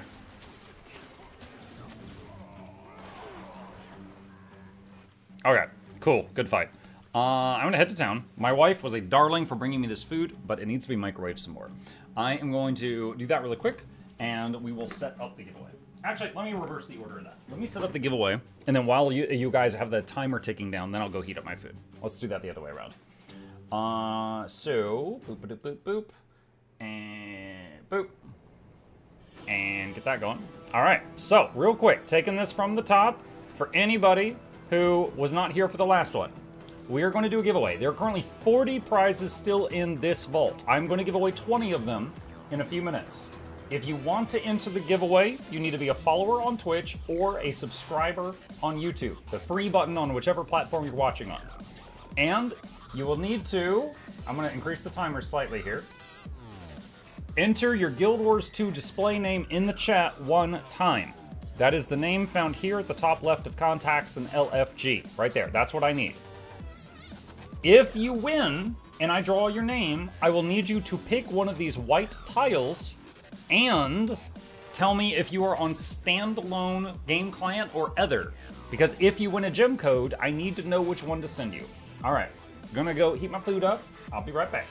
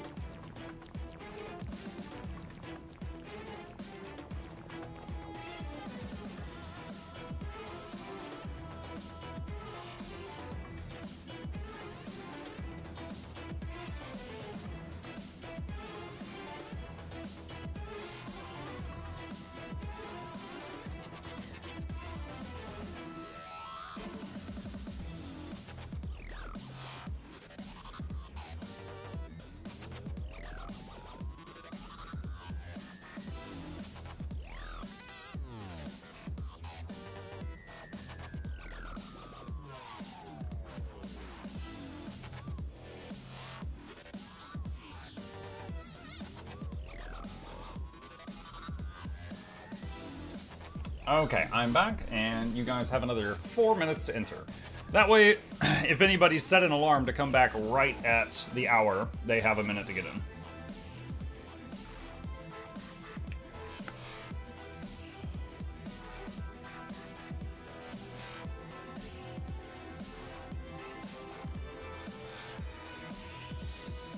Let me see if I missed any alerts while I was up. Tomato Expert gifting out 5 community subs and subbing themselves. Thank you, Tomato. Whiskey Red Wolf Dog, Uweekend, View Summon. Thank you, guys. Appreciate you. Keeping me in business.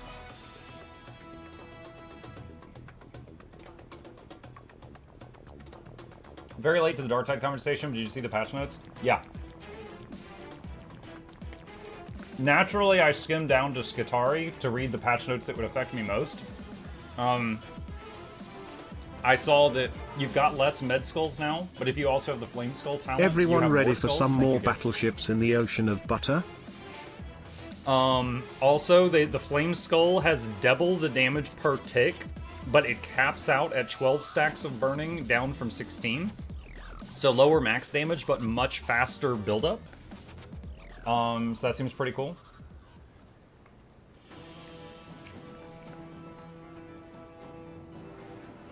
Shield is useful now. Mechanicus swords sounds way better as well.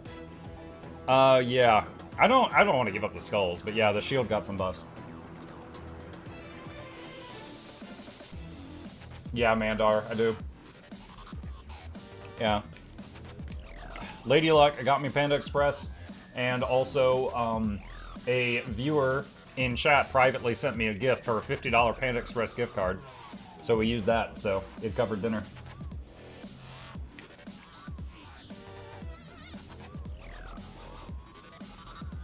like the voltaic emitter. I just like the skulls so much. The shooty skull and the hacky skull, and also the res teammate skull. I just, I'm less interested in playing the class if I'm not using that talent.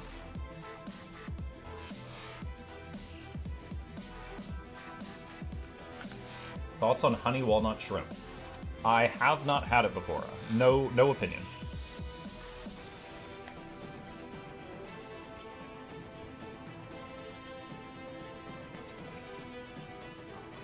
How's the new World v World reward scheme? It's fine. It kind of snuck up on me. Twice today, I had like a huge chest appear that I wasn't expecting because my team was in first place.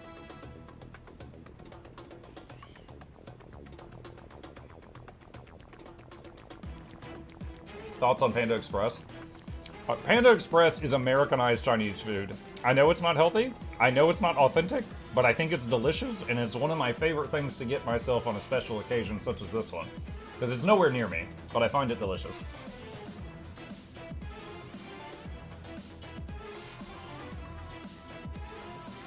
Do you know Necron lore? Kind of. I know it was like a bunch of people that were like enslaved, and their god was like Catan or something like that, and they managed to trap their god and put him in like a container and siphon energy off of him, and they're using him as like a battery. And also they have like moved their own consciousnesses into these like metal bodies, and they're like they're waking up after having been asleep for like millennia, and they're surprised at all the humans everywhere. And they're like, what the hell? Get off our lawn. So it's like these very ancient, high-tech Egyptian robot necromancers that want to kill everyone that's on their lawn. Basically it. Okay, a few more seconds. Almost over.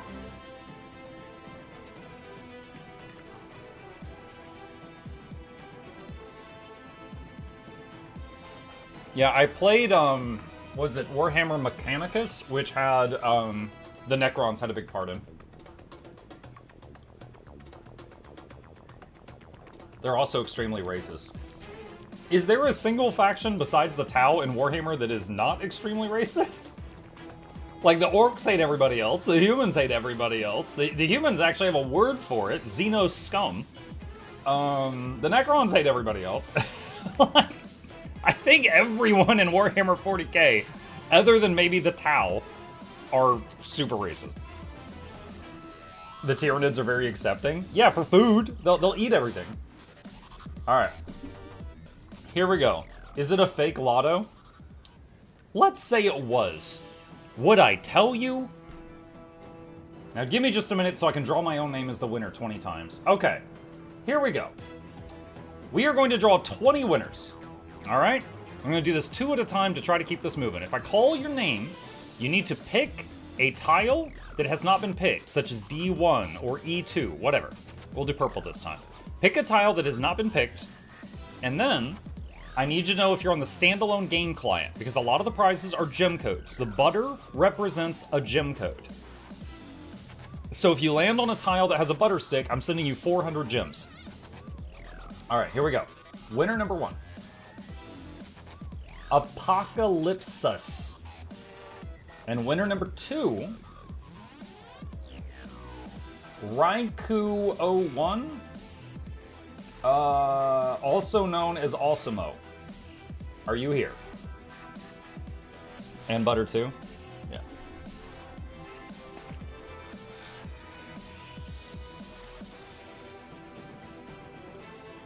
Is Guild Wars 2 good to get into right now as a new player? Absolutely. It is a horizontal progression game. It does not take long to get to max level, and then there's 10 years of stuff for you to do and enjoy at max level. And the community loves helping new players and answering new player questions. Alright. Apocalypsis said yes, but did not give me the information I asked for. And Osimo has not replied. Apocalypsis and Osimo, I need you to pick one of the white tiles on the game board and let me know if you're on standalone client or not. Apoc says C9 standalone. C9 has already been chosen. Pick a different tile.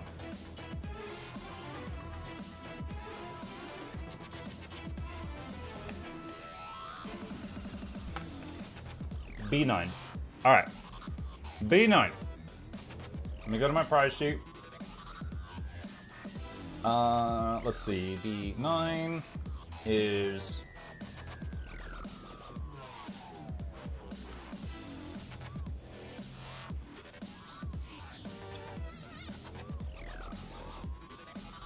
Well, goddamn, we are starting strong.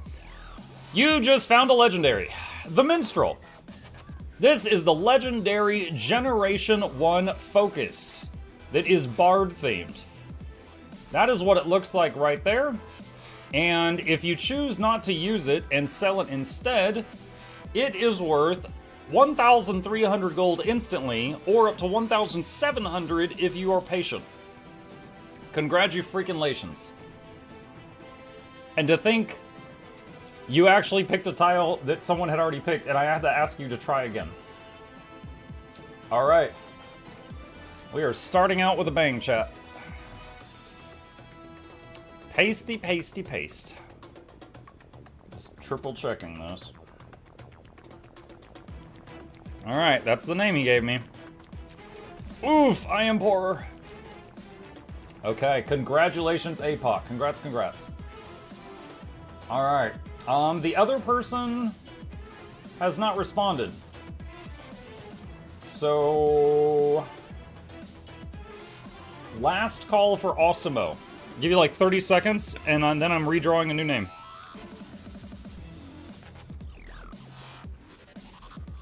That's the name. Their name is Raikou, also known as Osimo.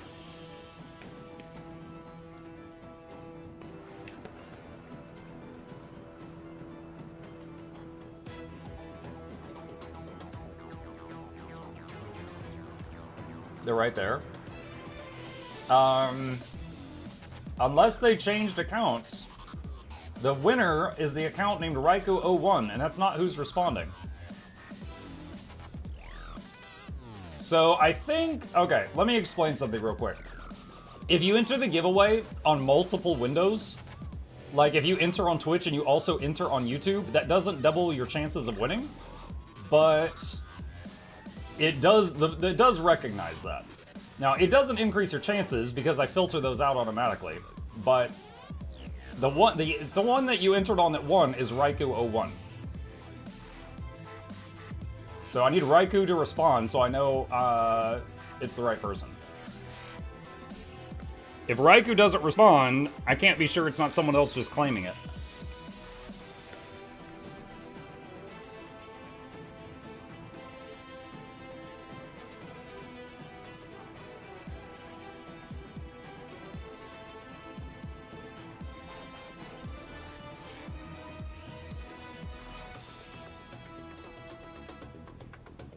Alright. I am going to... Bots? Too late to enter? It's too late to enter for this one, yeah. Okay.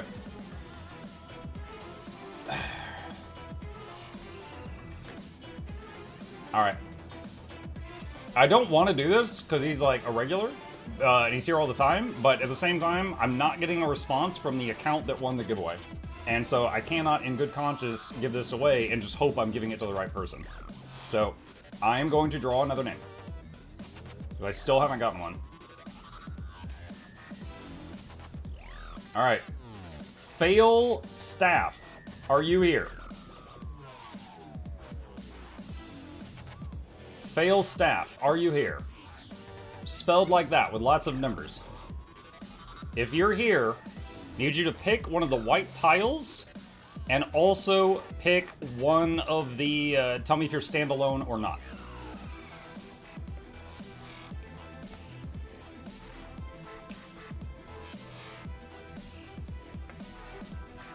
A10 and Steam. Alright, A10, like the Warthog. And, let me see. Just a moment.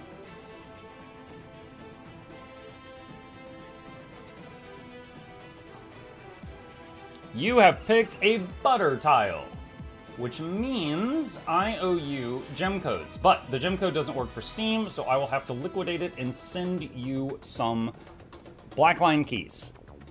Give me a minute. Okay. Fail staff.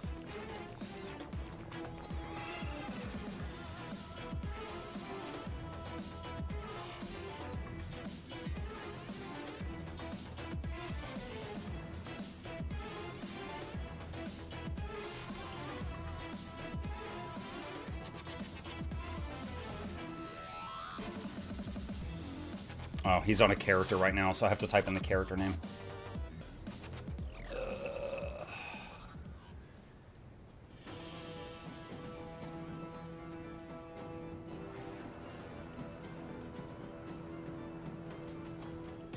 And that should be the last one. Okay, there you go. You should have some Blackline keys on the way. Congratulations. All right. So that was winner 1 and 2. That took way longer than it should have. 3 and 4. Turkish Dolomite and Captain Black Socks. Are you here?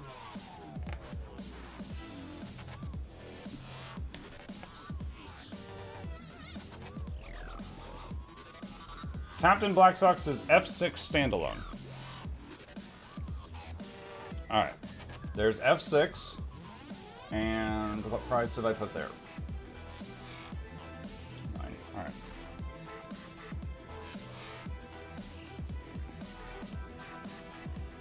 Holy hell in a handbasket. Alright, you have found 250 Supreme Runes of Holding, which are used for crafting all of the largest bags in the game. These were donated by a certain Nogadog in the chat, and he said these all have to go to one person. Now, a stack of these is currently worth 3,500 gold to the patient seller. And you can use some and sell the rest. There's no way one person can use up a pile of these. So you could use some and sell the rest, would be my recommendation. That was definitely one of the biggest items remaining. All right. I'm gonna use them all. Okay, good luck. All right, just a second. Mail item, let's see, that was the guy, he picked F6, right? Double check. Yeah, he picked F6. All right, congrats, congrats, congrats.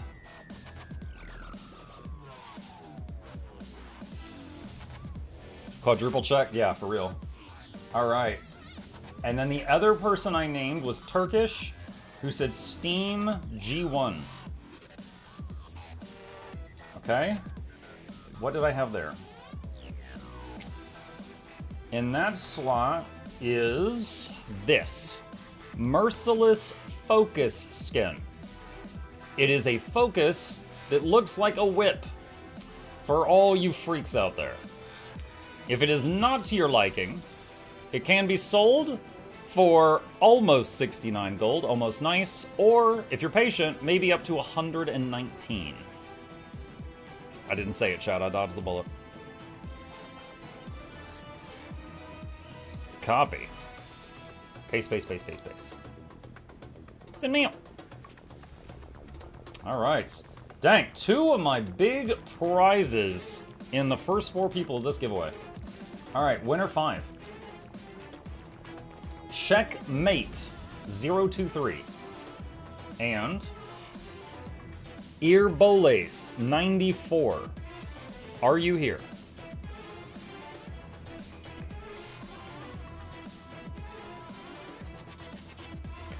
Alright, let me get the board up.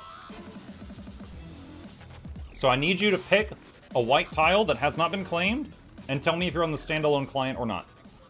Ah, my food.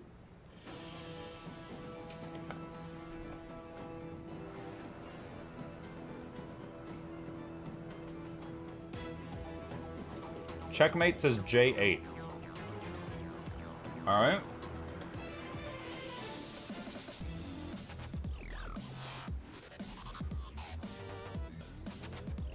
Okay.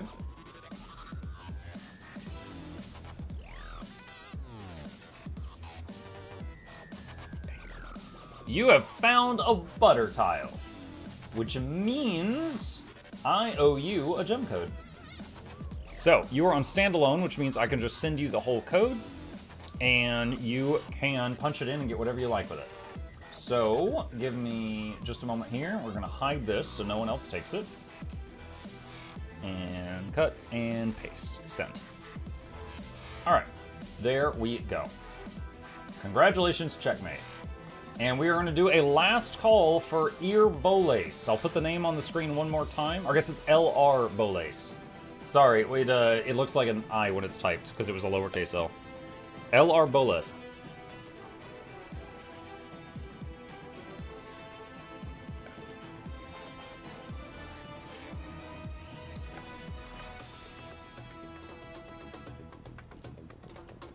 Mark, you should play an explosion sound. I don't have an explosion sound on my soundboard. I could do Shy Paj moaning. Oh. Does that do it for you?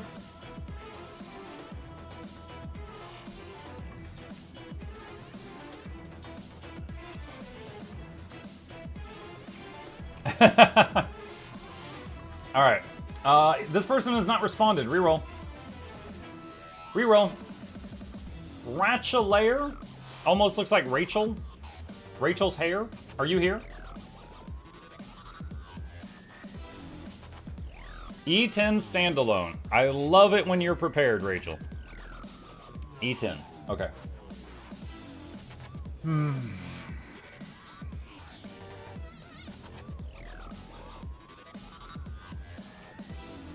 You have also found a butter tile. So, Rachel, I am going to be sending you gems to buy whatever you like. Butter me up. I do it.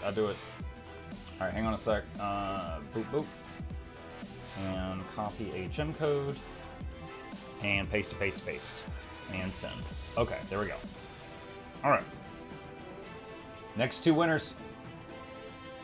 Advar _ and Dragon Master 23. Are you here? Let me put the board up again. I3 Steam. All right. Ooh, they both said I3. However, I said in the rare case that this happens, the person who speaks first will get it. So Advar spoke first. He's getting I3. Dragon Master, I need you to pick a different tile. For Dragon Master, I'll put that up for a moment. So let me see what Advar is getting from I3. Sniped, yep. Okay, let me check this.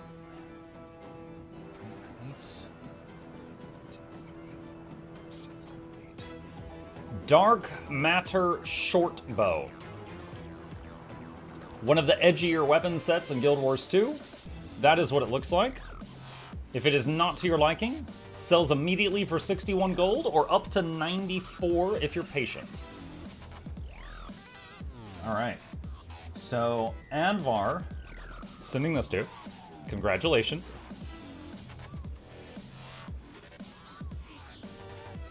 All right.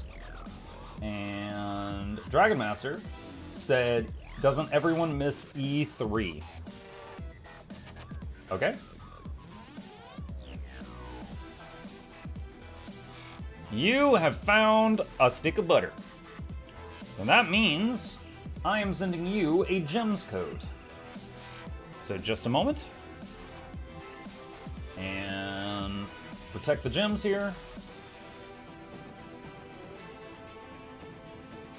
And sent. Alright, give me just a sec for water.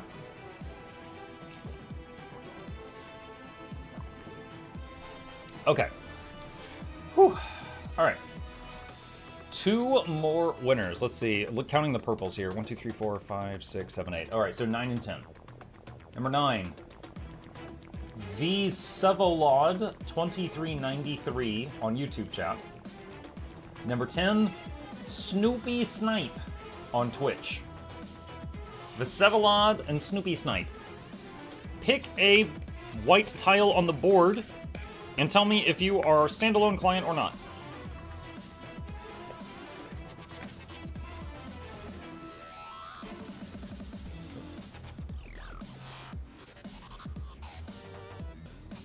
Okay, first person to respond was Visevalod on YouTube. He said F3 standalone.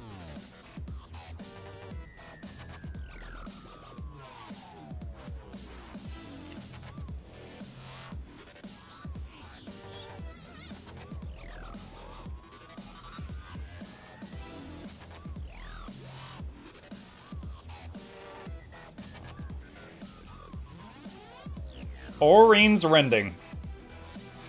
Legendary Generation 3 axe has been found. This axe, if not wanted, sells for 1,700 gold immediately, or up to 2,000 if you are patient. Can also be modified since it's a Gen 3 axe with different aspects, and you can change it to look like others. Just a real quick here. If I go to the wardrobe storage, weapon, and rending, other options include the ice variant, the Krokatoric variant, Mordramoth, Primordus, Suwon, and Zaitan. So you can do quests to change it if you wish to keep it. So, huge congrats. That is one of the massive items. And where did I put it? Where did I put it? There it is. Alright. Mail item. So, that was Visevalon. Paste, paste, paste. Just double checking. Yep. Alright.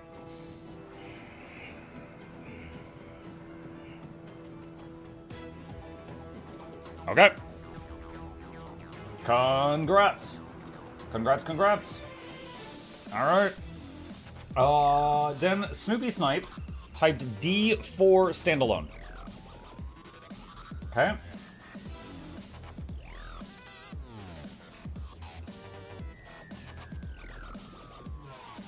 Mystic Caller.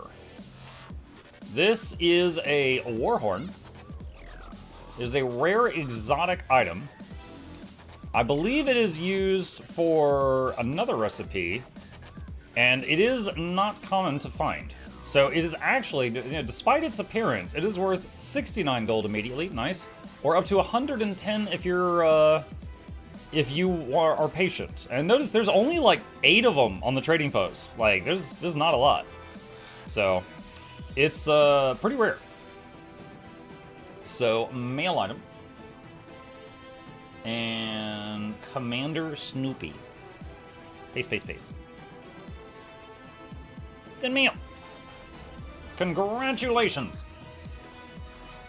All right. Let's count up our purple tiles. 1, 2, 3, 4, 5, 6, 7, 8, 9, 10. Okay. Winners 11 and 12. Deliver 5 and Overlord Shin. Are either of you here? If you're here, pick a white tile and tell me if you're on the standalone client or not.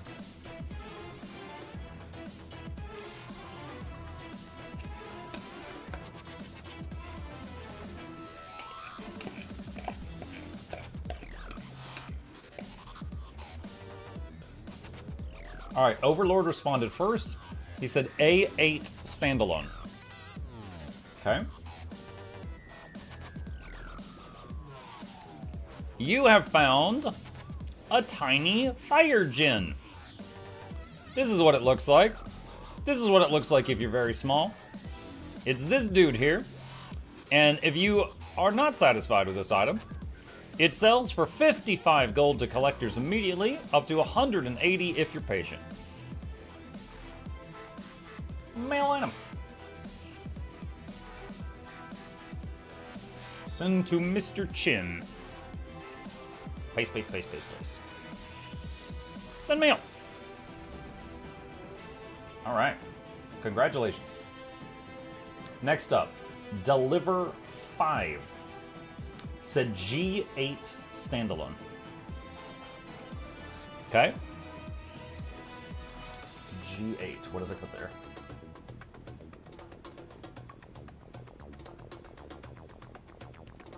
You have found a Valkyrie Destroyer Focus. This is what it looks. How do you even hold this thing? Okay, you hold it kind of like a torch, I guess. So this claw thingy is a focus item. And it is one of those rare exotic things. It is worth 15 gold immediately, up to 28 gold if patient. Yes, the claw. Congratulations. Mail item. Paste, paste, paste, paste, paste. It's in mail. All right. Next up. Drawing 2 more winners. YVI Kachomon and all right, this is someone that tried to enter on both Twitch and YouTube. And note, that does not actually increase your chances. But I did draw their name, and I want to hear from the account that they typed this on, which is Georgian9836. That. So, that person, or YVI Kachomon, was the first name.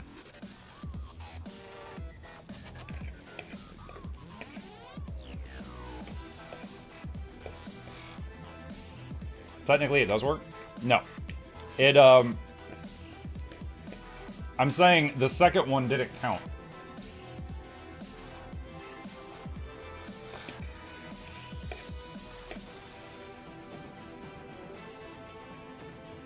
I'm putting the names up in the middle of the screen one more time.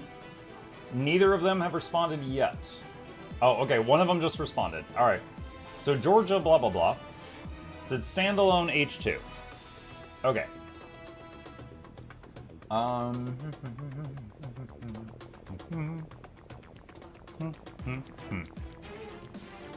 You have found a Bright Inquisitor longbow skin. That is what it looks like. And if you do not desire it, can sell for up to 58 gold if patient. 22 if you're not.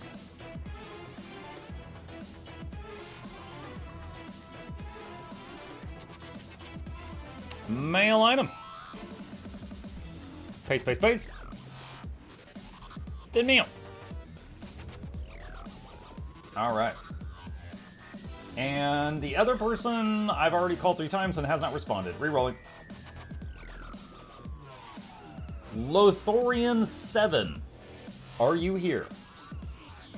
Are there any leggies left? There are 2 legendaries. The most expensive 2 are not in the prize grid, and I'm giving those away at midnight to whoever here is here at the end of the stream. The most expensive item still in the prize grid is a Queen Bee Infusion.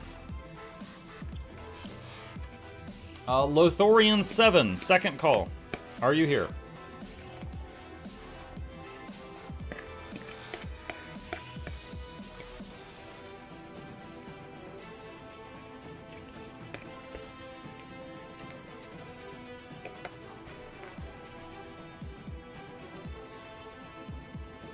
Muck, you know how to farm EU viewers? Everyone loves a giveaway. Is that a YouTube person? No, it's on Twitch. Okay. I'm gonna draw 2 names again. I'm throwing this one out too. I'm drawing 2 names. Leia the XIVth. What is that, 14? Leia the 14th Doctor 6169 Nice. Holy crap. YouTube name. And the other name is Paper Lucky, which is much easier to say. Is Leia the blah, blah, blah, blah, blah, blah, blah, or Paper Lucky here? If so, please pick one of the white tiles to earn a prize, and let me know if you're on the standalone client in case you win a gem code to save me time.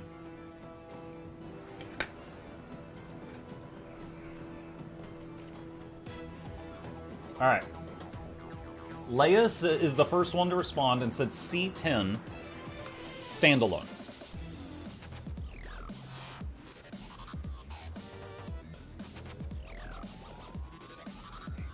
All right, Leia, you have uncovered a gem code. I will be sending that your way because you said you were on standalone, so I do not need to filter it for you. Give me just a second. Hide this. And cut and paste and send. All right. Leia, the gem code is on the way. Congratulations. Next up is Paper Lucky, who said A2 Steam. A2. And 1.4. You have also found a gem code. Hopefully that's not too boring for you. Hold on a sec. Oh, I left the bacon on. Whoops. Okay, well that's fine. I need the bacon back right now anyway. All right. Paste to paste. Oh wait, Paper Lucky is on Steam. Okay. Then in that case, I have to go through the filter thing. Okay, just a moment. This just adds an extra minute to it.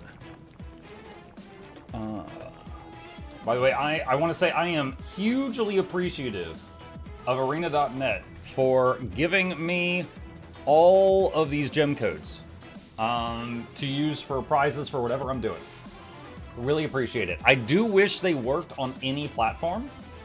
Alas, you know, I'm working with what I got. I am working with what I got. Oh, they're already in a squad. Okay, I'll have to friend them and then see what character they're on. Okay, it's the same name. And go to key. Black Lion. Paper key 1. And key 2. And key 3. Alright. Cool. Okay, and there's the stick of butter. Alright. Congrats, congrats. Okay. And let's see. Purples. 1, 2, 3, 4, 5, 6, 7, 8, 9, 10, 11, 12, 13, 14. Okay. Is that right? 7, 8, 9, 10, 11, 12, 14, 14. Okay, so 15 and 16. Volandis and Montari Prime, which sounds like a Warframe. These are the remaining tiles. There's only some left. Please pick a white tile and let me know if you're on the standalone game client or not, and you will get a prize. He said C6. All right. Wait, where is it? C6. And what did I put there? Hold on, C6. That's the price. Located A3. Butter. Butter. You have found butter. And you're on the standalone client, so I can just shoot you the code in-game. Just a moment.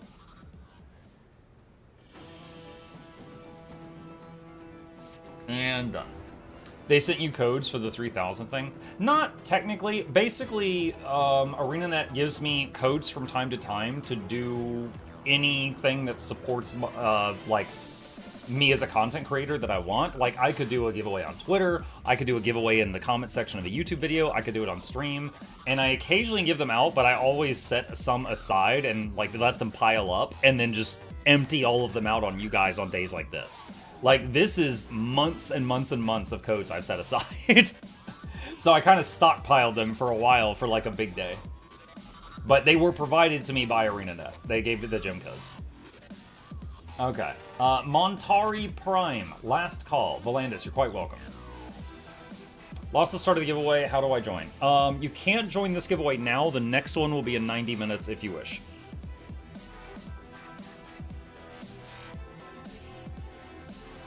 I-10. Okay. Montari, are you on standalone client or not? This is the last of the 10s. I-10SL. Wow, you really wanted to type as few characters to me as possible. I-10SL. His full response is 5 characters. Okay. I-10. Let's see what's there. 8, 2, 3, 4, 5. You have found 20 Mystic Coins. Used for making legendaries and 100 other projects, worth about 2 gold each, so this is about 40 gold worth of Mystic Coins. Not too shabby, and I hope you agree. Give me just a minute. Paste, paste, paste. Send mail. Congratulations. Alright, I need to check the count. 1, 2, 3, 4, 5, 6, 7, 8, 9, 10, 11, 12, 13, 14, 15, 16, 17. Wait, 17?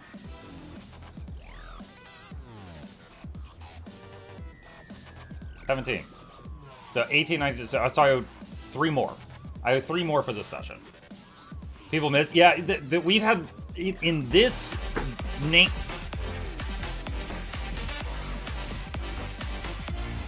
In this session, we had multiple people that missed. You read it a no-show. Yeah. Okay, so I owe 3 more. Okay. So, the last 3 for this session. Oobs 56 and Malkir and Artalon. If any of you are paying attention, pick a white tile and tell me if you're on the standalone game client or not.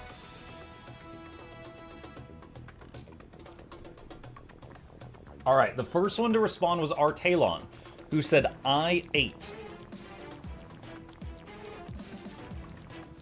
Okay, I ate prize is 1, 5, 2, 3, 4, 5. You have found a glacial greatsword, which is pretty slick looking. That is what it looks like. And if it is not to your liking, would instantly sell for 30 gold. Could get up to 61 if you're patient. So that is for Artalon. So copy name and mail item. Pasty, pasty, paste. And send. Congrats, congrats. Malkir has not responded. Oobs replied, J1 standalone, please, my lord. J1. Muck, I was in the middle of tanking a daily soulless horror run when you called my name, so I had to throw the fight to type in a reply. It's worth it. Just wipe the group and be like, oh my god, guys, I lagged. And as you're on the other screen, like, give me legendaries, please. Wait, I'm here. I didn't hear my name. Well, here, I'll play the announcement again. Malkir, you're right there. So, Malkir, pick a tile and tell me if you're standalone or not, unless you pass.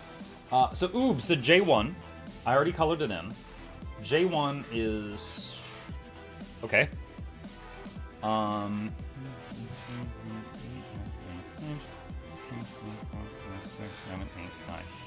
You have found a legendary precursor, a crafting component of a legendary. In this case, you have found Zap, which is part of the legendary one-handed sword Bolt, which you may have seen before. It's covered in electricity. There's lightning all over the place. This component is worth 17 gold immediately, or up to 24 if you're patient. Mailing item. And this goes to Oobs. Paste, paste, paste, paste. Send mail. What's up with standalone or not? Tomixus, anytime someone lands on a tile that it has a stick of butter, I'm sending them a code worth 400 gems. If they are on the standalone ArenaNet client, I can just send them the gem code and they can redeem it. But the gem code doesn't work for Steam users. So if they are a Steam or an Epic user, what we're doing to kind of get around it is I'm using the code on myself, I'm buying Blackline keys and mailing them to the person who won. So it's a workaround for that. But it takes, some of you guys respond really slow and you type -1 words per minute. So I'm asking people just to tell me in case they win if they're on standalone or not, so that I already have the information I need if that happens. Okay. Malkir said, sorry, I didn't hear my name. I'm playing D&D lol. Yo, I love D&D. But I don't forgive you. Let's see. He said B8. B8. Okay, this is the last one. Hold on, let me confirm. Counting purples. 1, 2, 3, 4, 5, 6, 7, 8, 9, 10, 11, 12, 13, 14, 15, 16, 17, 18, 19, 20. Yes, this is the last prize for this batch. Okay, he said B8.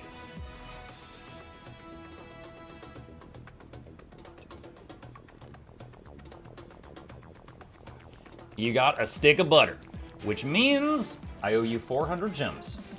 So Malkir, I am sending you an in-game mail that will have a gem code in it to be redeemed whenever you're ready. Also, let me go ahead and say this. For anyone who wants a gem code, try it sooner than later. Because if you come to me tomorrow and say, hey, I want a gem code, I'm having a problem redeeming it, I can help you. If you come to me in 6 months and you're like, hey, do you remember at 8:40 p.m. on August 11th, 2026, when I want a code? I'm gonna go, no. No, baby, no. I don't. And they're gonna be like, kid, it's not working. I'm like, it might have died. You took too long. So if you win a code, I recommend try it sooner than later so that I can help if there's an issue, in the rare case that there is one. Okay. All right. Let's see. Turn that off. Turn this off. Oh, turn that off. There we go. And do that. All right, so chat, just to recoup. At 10 p.m., which is in an hour and 20 minutes, every remaining prize in here is going to be given out, which includes a Queen Bee infusion, which is worth over 1,000 gold. So there is still one more big ticket item in here. And then, at midnight, if I make it that long, which is 2 hours after that. Midnight for me is 3 hours and 20 minutes away. We are giving out any remaining codes I have. I've got a few extra. And I've got a few additional prizes just to reward the people that stick it through the end. I wanted to make sure there was something big that made it to the end. Because it was possible the first 10 winners 8 hours ago could have scooped up every legendary on the board. And I wanted to make sure there was something that was exciting at the end. So, there's 2 things not on the prize board I have for you guys. Eternity and Etheric Anchor. And if any of you are new and you don't know what this is, when you break this open, it gives you a legendary staff and spear. It gives you 2. And because of that, it is worth up to 5,000 gold. So, the Etheric Anchor and the legendary sword that is made out of other legendary swords are at the very end of the stream when I'm about to pass out. So, those are at the end, that's at midnight, and we're cleaning this out in an hour and 20 minutes. Alright, so if you would give me just a moment, I am going to put my dishes away because my room currently looks like it's 1% Asmongold's office and I don't want it to go any higher than that. I'll be right back.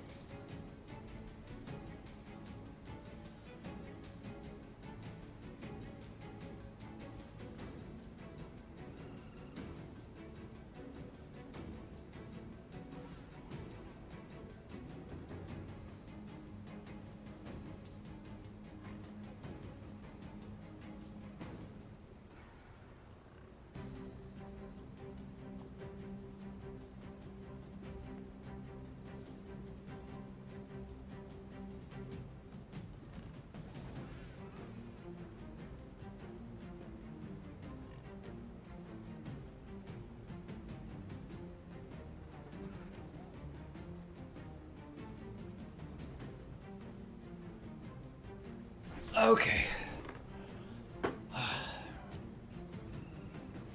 Alright. Does anyone know the layout of the grid? Like, are the letters on the top or horizontal? I can show you. That's the grid right now. The letters are currently on the top, numbers on the sides. And the position of the grid, because the grid has the same amount of squares as the guild vault, these are not one-to-one. So, like, you know, if, what's an example? So, like, someone's already picked the bottom right square here, but that was not the bottom right prize there. So I have another sheet of paper on my other monitor. I'll show it to you guys at the end, where it's like, you know, the A1 prize is actually in B1 or whatever. You know, basically every square here correlates to a randomly selected square over here. Right, that's it. Can you show what the queen bee infusion looks like? Yeah. So let's see. It's in the bottom left. Okay, I need to remember that.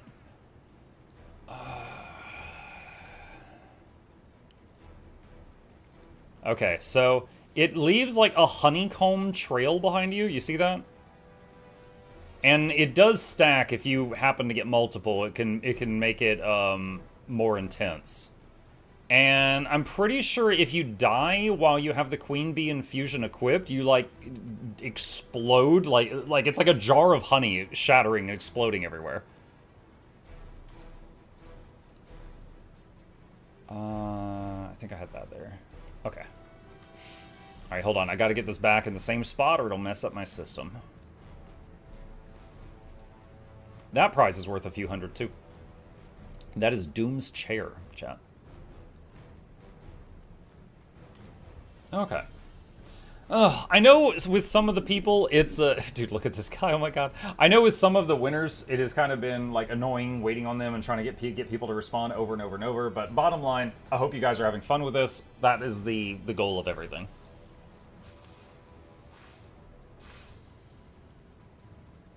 And for now, we're just going to chillax, shoot some more people, and have some fun for a bit. Try and get in the queue again. I love the format. Even when I miss the entry window, it's fun. Good. Good, good, good, good. Appreciate you, Buck. And I appreciate you, Random Citizen.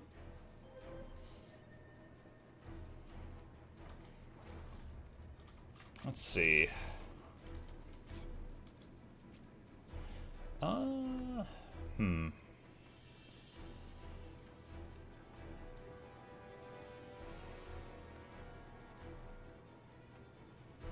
Just looking to see if there's anything else here I wanted to try.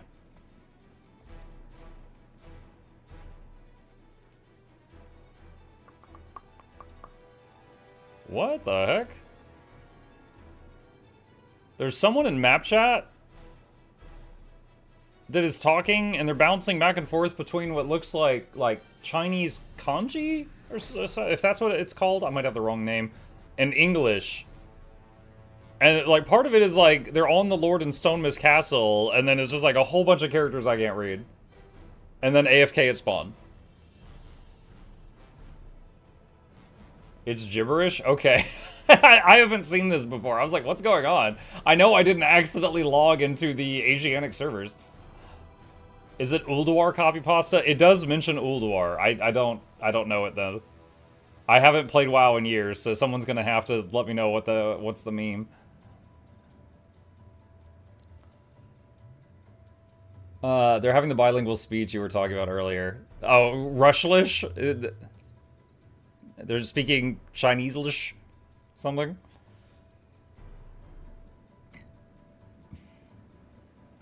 At Muck like this. What do we have to do to get you to stream being a D&D DM? You'd have to convince me people would watch it. That's the main thing. Like, I have been convinced to play a lot of things that people actually didn't show up to watch after they convinced me to play them. So, I don't know. I will say, preparing to be a DM is a lot of work. I respect it. I've done it before. And then also doing it online. I've never done that online. I've only done it in person. So preparing to do it online means learning how to use a lot of tools I've never used before. So, yeah, I'd have to be convinced that it would work. Give us a test sample? Yeah, I would have to figure out how to learn the tools. Typically, a test would be a thing that DMs often call a one-shot campaign. Imagine, for those who have never heard of this, imagine like an adventure where you start with a character, and the character's already like level 3. And you're playing one evening, and it's like everyone is an established adventurer. You've already got a few adventures under your belt. You've all been hired by this guy to go investigate this cave, and whatever's going to happen is going to go down in a single night. So it's like that. And then that would be kind of like a test run, as trying something along those lines. But we would have to learn how to use a lot of tools to make that happen. D&D is doing a WoW one-shot adventure to the lore of ICC. Yeah, that really confuses me, because when I was first exposed to Dungeons & Dragons in high school, which, again, like 80 years ago, one of my friends had a World of Warcraft-themed D&D module book that he got from, like, Barnes & Noble. Like, so I know that Warcraft having D&D stat sheets is not new. Those existed, like, decades ago. So, it kind of, I understand that they've got a new book now, but it kind of throws me off, everyone being like, oh, they finally got this. It's like, no, that's been out for a long time. This is a WoW book releasing later this year. Yeah.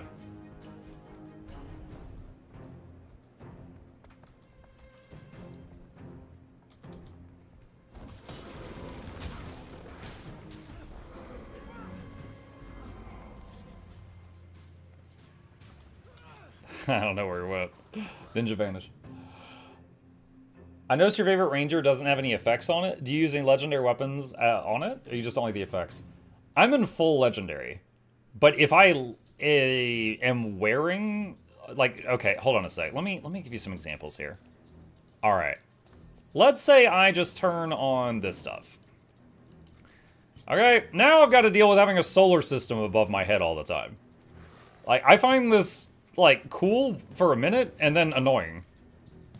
So, yeah, I'm in legendary everything, but I got a lot of stuff hidden, or transmog to look like other things. I don't know, I don't like looking like a nightlight. Like, if you've got a full set of gear that looks, like, kind of normal, and then you've got, like, one glowing sword, it's not that bad. But if everything on you is, like, glowing and shining, and just, it's just too much.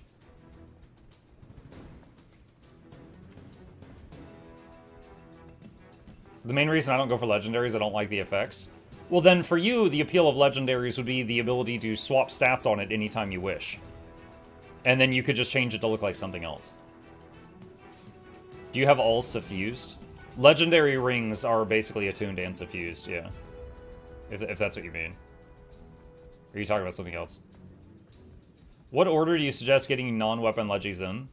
The Acacia from Fractals, the gloves that are just like given to you, and Season of the Dragon Amulet, which is given to you. They both just require doing achievements, and you just get them for free. The only thing you pay is time. After those, whatever you want. Can you show the arrow cart build? Where is it?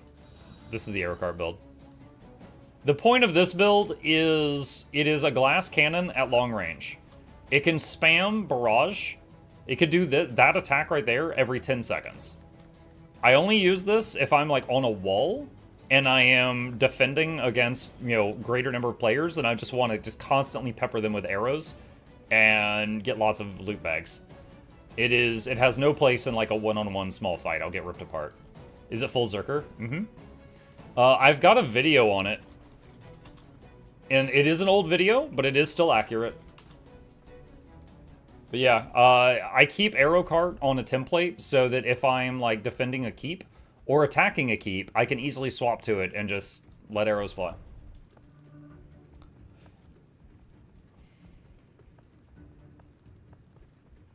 How does Legi armor work? Do you have to make one for each armor type, or the universal? Okay, so if you make a legendary heavy helmet, you do not get a legendary medium and a legendary light helmet. Those are 3 different helmets. But legendary heavy armor can be worn by every Guardian, Warrior, and Revenant on your account at the same time. Legendary light armor can be worn by every Necro, Mesmer, and Ellie on your account at the same time. Oh, 3 minutes on that. That's no good.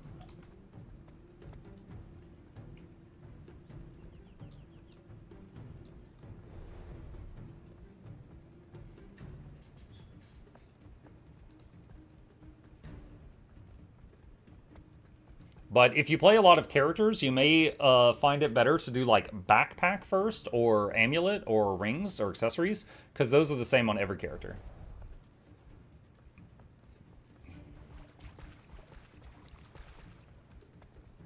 Can you only get one legendary type of glove from Fractals?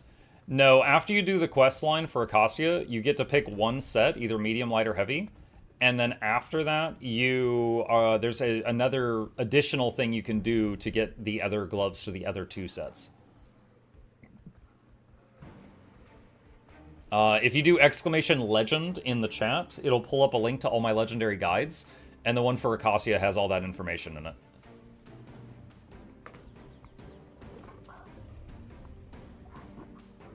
Excuse me, hiccups.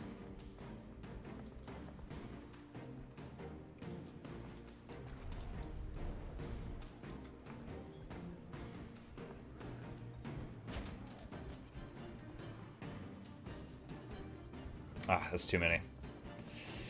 Shoot.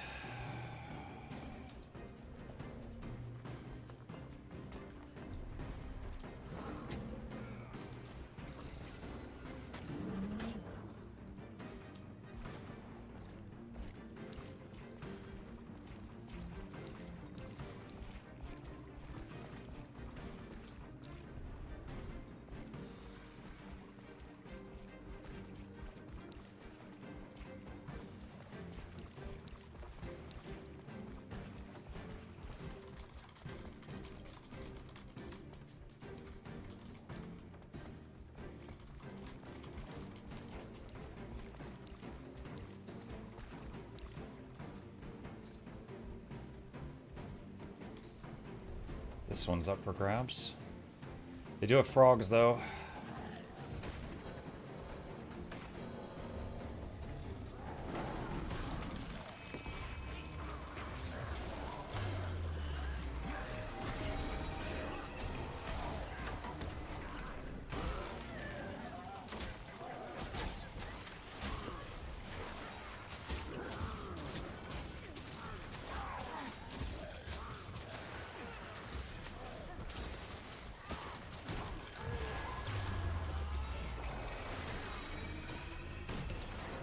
Crap.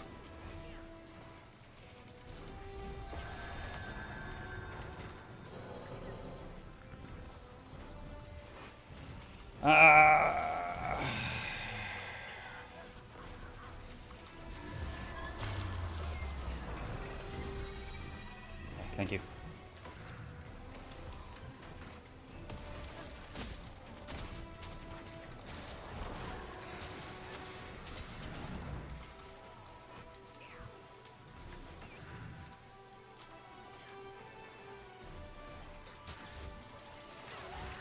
Alright, I downed one of them.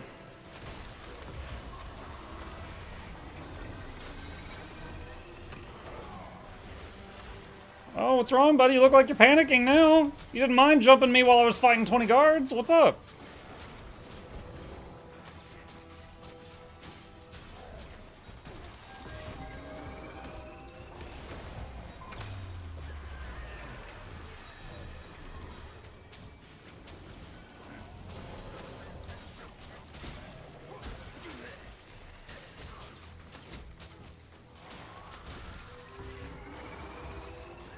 Has a Gale Shot never stand near Druid with a short bow? It's true.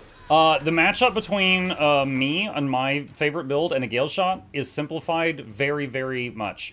It is this. They have a longer range than me. If they are good at staying at their max range and shooting me, I cannot win. They win. If they let me get close, I win. That's it. The end.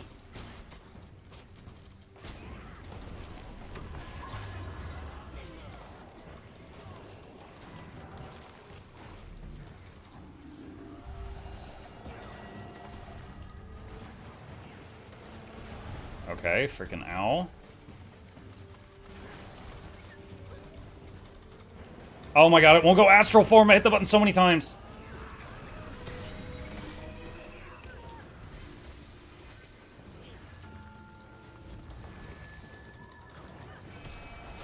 Dude, I can't lightning reflexes. Okay, dude, it's lagging bad. I was hitting lightning reflexes like 3, 4, 5 times trying to get it to use my stun break, and it wouldn't use my stun break. So, yeah. Harbinger, I killed him twice. He was fine. Gale Shot didn't care.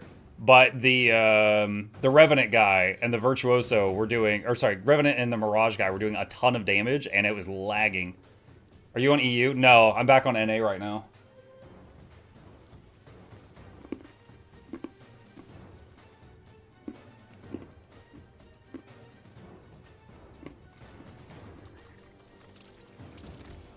Mog, Lord of the Rings War in the North is added to Steam.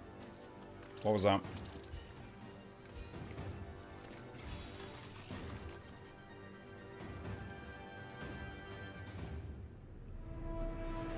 An ancient evil has arisen. Action RPG. Against this, to protect their people. Is this a remaster or something? This looks like my favorite games from when I was a kid. Like, I don't mean that in a bad way. This just doesn't look new. It is a remaster. Gotcha, okay. I was gonna say, like, one of my favorite games when I was a wee lad was Dungeon Siege. And that looks like Dungeon Siege.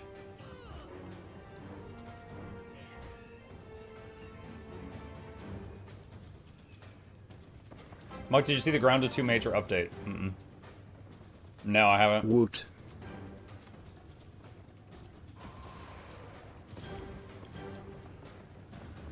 Love the console ports to Steam and if they're scuffed sometimes. Have you found Jimothy? Yeah. Yeah, I went to Lion's Arch and there was a tag there, and I went and got it pretty quick.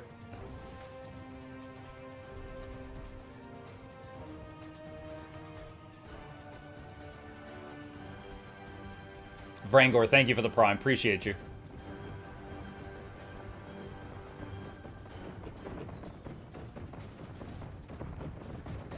Oh, someone called in the airstrike.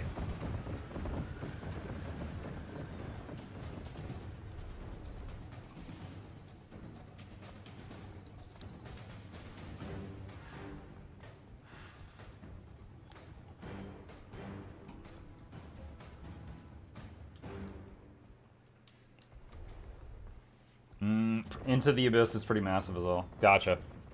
Yeah, there was one time I tried Grounded 2 on stream, and me and Gabe were playing it, and it was right after it went into EA, and it was full of problems. So we only played it on stream that one day. Like a month or two later, me and Gabe played it in our own time, outside of stream, and we cleared the available content at that time. It was fun, but there was actually some features in Grounded 2 that it didn't have that Grounded 1 had. Like some certain construction features, and it was kind of annoying, because it's like, wow, this feels like a downgrade in some ways. But, you know, it was like alpha, so they're still working on it. I thought that was a player, it was an NPC. So I was, you know, I cleared that off stream, but yeah, I did not know that the next update was ready. That's news to me. Would you say it was full of bugs? You know, I would. I would actually say that.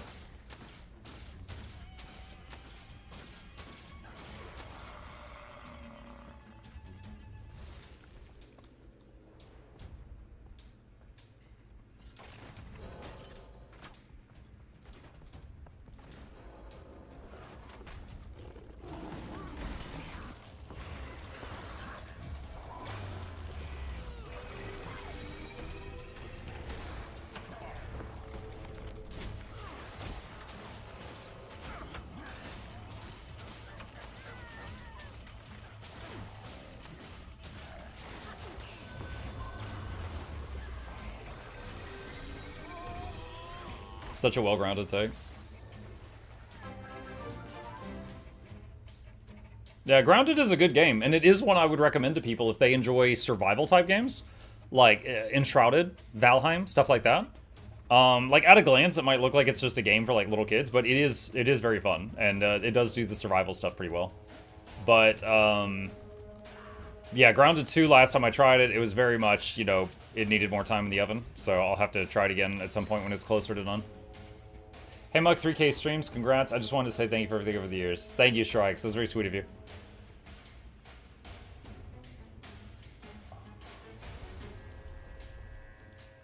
Little kids and spiders are rough. Yep.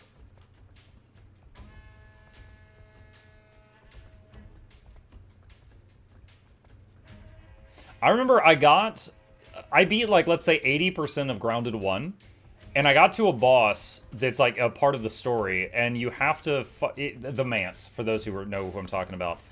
And you have to fight him in a closed-in room. And it was like, it forced me to have to learn I got through 80% of the game without learning how to parry. And that fight forced me, it was like, stop. You're not getting past this point without learning parry. I'm like, no. Because it was like, I was trapped in a small room with a guy, and I had to be able to deal with being trapped in a small room with a guy. And so it's like, learn parry or die. I was like, oh god. So I was like, stuck there for a few hours.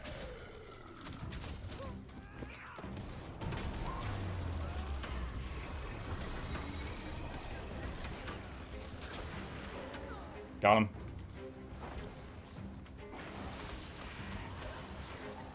No, didn't you just use your friggin' fear? Oh my gosh. I got feared. Oh no, oh no, oh no, oh no. Okay. No!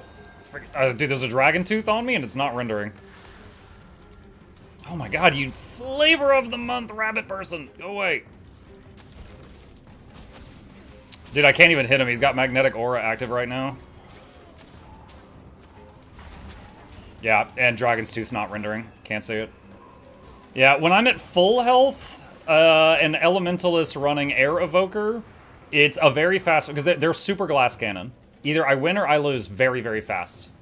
But starting the fight with like 10% health and it wasn't rendering his Dragon's Teeth, that's rough. Why did the wall just explode?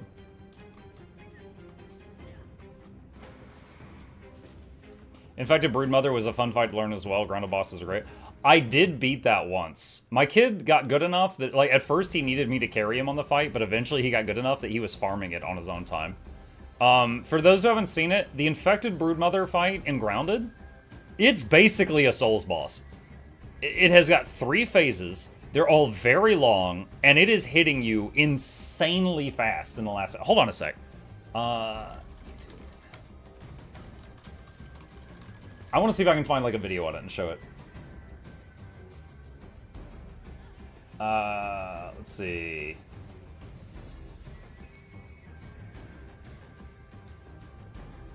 Infected Broodmother guide. Okay, hold on, mute it. I don't need the guide. I just want to see if it'll show... What's up, guys? It's Paralyzed. Oh my god, guys. I muted it. Come on, stop. Okay. Alright, let me see... Let's just talk. Boss fight. Alright, so... You're a little kid, massive spider, hopefully no one has arachnophobia, huge health bar, and you fight it, you finally kill it, and it comes back to life like a zombie. And then you fight, it's way tougher now, and you fight it and you kill it again, and it comes back to life again. And, alright, so this is real time, right? 1, 2, 3, 4, 5. Right? It just does really, really rapid attacks. Leaping attack. Strafing attack. Tries to hit you from the side. An attack where it makes a big cloud and kicks backward and then you can't see it anymore. A scream that will stun you if you're blocking. So you can't spam block. And it will drop eggs from the ceiling. And the eggs hatch into other things. And then 1, 2, 3, 4 hits. 5 after a little delay. And the player did some kind of lightning magic there. Strafing attack, you have to quickly whip your camera around to block it. Like, this is phase 3. Like, you lose on this one, you gotta restart the whole fight over. But yeah, it's a respectable boss fight, even if you're like an experienced Souls player. And because it's a survival game, if you lose a lot of crafting materials and stuff, but if you're playing it on single player, you can reload to, like, before the fight, and just keep reloading and trying again. But the game legit has some challenging encounters. What on earth happens in this game? I mean, there was a video, a movie a long time ago called Honey, I Shrunk the Kids. It's that kind of That thing. L was clearly a native of Galatia 37 and was getting revenge for your dragon's teeth surrounding you base. That took me a second. It took me a second. Yeah, the idea is like some kids wake up and they have been shrunk down to a size where they are like smaller than a penny. And they are trying to get help and get home, and they're in a yard. But the yard is the whole game. It's, you know, it's massive compared to you. Like a blade of grass to you is like a tree to you in real life. So, like, you want to chop down a blade of grass, it takes multiple hits with an axe to chop it down. So it's crafting and stuff like that, but you're teeny tiny. So your enemies are mostly things like ants, spiders, there's a koi fish that's in the pond. If you go swimming in the pond, you have to watch out for the fish. You might get eaten in one gulp, you know? But as you go through the game, you start to unearth, like, what happened and some mad scientist stuff. How did you get shrunk in the first place? And, try to stop the bad guy who was the cause of all this. Don't say Honey, I Shrunk the Kids is an old movie. Okay. There was an ancient movie a long time ago in a galaxy far, far away. It was called Honey, I Shrunk the Kids. And the cavemen and women who lived in that time period found great enjoyment in partaking of this film. And it was called a film because it was printed on film. You don't know what that is. It's like plastic with a movie on it.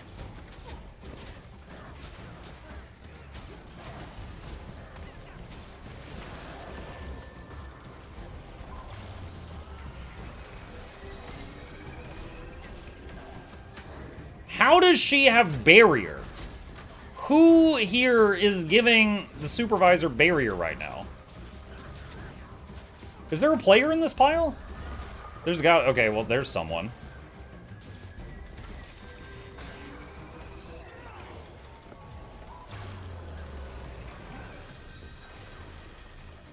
Okay, the support troubadour is out healing my damage on all of this stuff. I think I'm dead. There's people coming from both directions.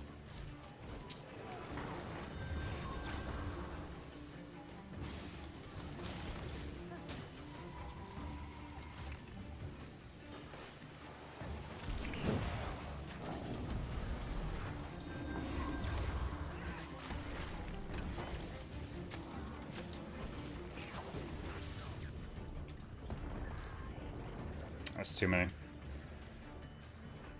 Too many.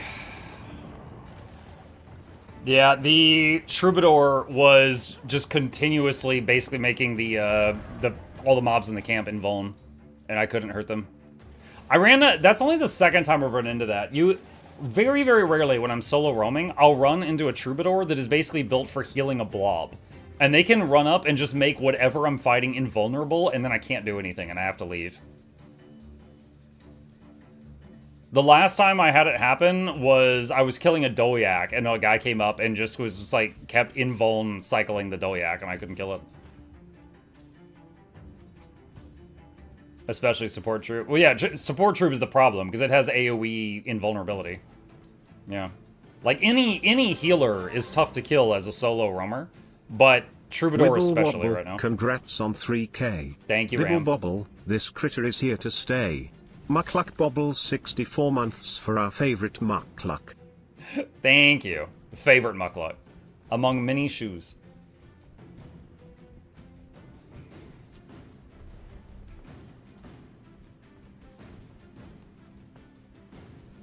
Toad Evoker. I usually don't mess with those if I don't have to.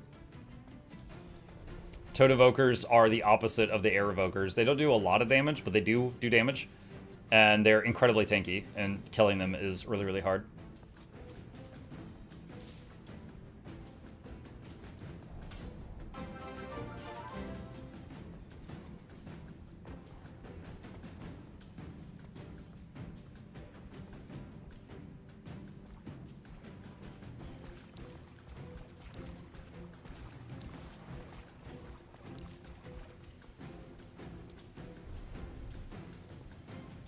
Mug, do you know the movie The Shadow?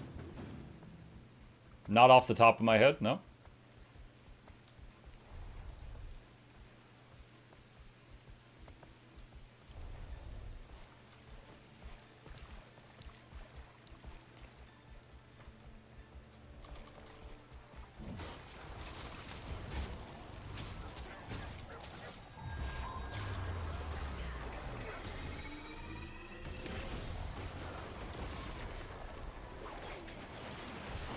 Oh, hey, there goes 2/3 of my health. Conduit's here.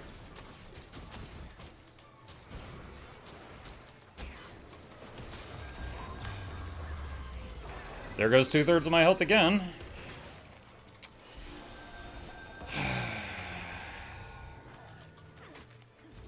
2,000 toughness, by the way.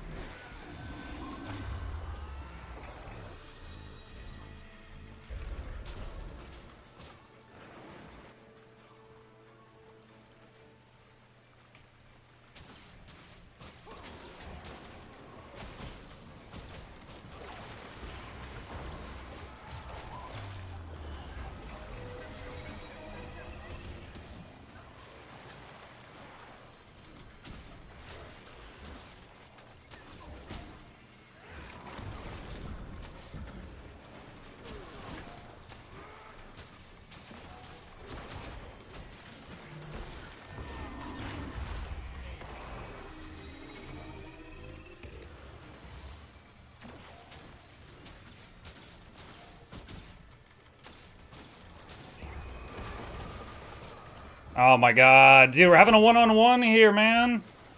Go away.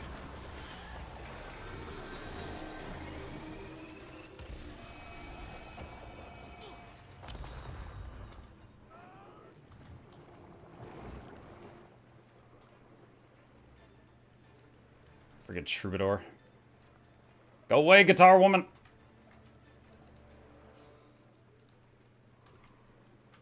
I'm already using a maximum 100% of my focus and concentration to fight this Flavor of the Month guy. I don't need a second Flavor of the Month joining in.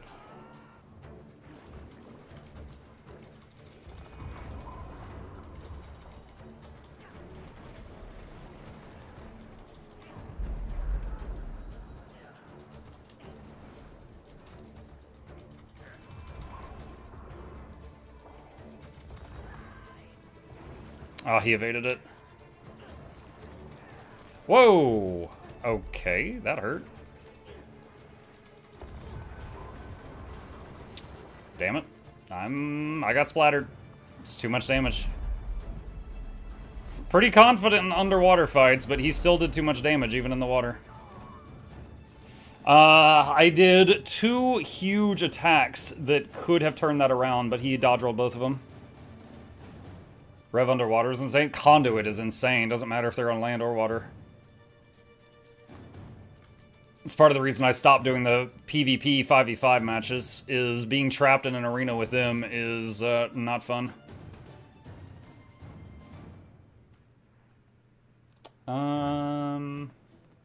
Has anyone else tried hybrid DPS water evoker? I have legitimately not run into a single water otter evoker ever while solo roaming. They pretty much seem to be like a blob build, and that's it. You don't run into them like on their own. Same with Firefox. That seems to be PvE DPS only. I have only ever seen the air rabbit or the toad for roaming for roaming 1v1 evokers.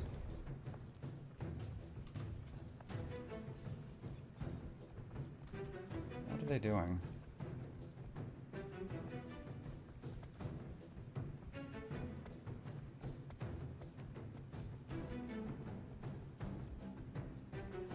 These guys are acting really weird. Muck, do you know Darkwing Duck? When there's trouble, you call DW. Darkwing Duck. Let's get dangerous. Bum, bum, bum. Yeah, I know Darkwing Duck.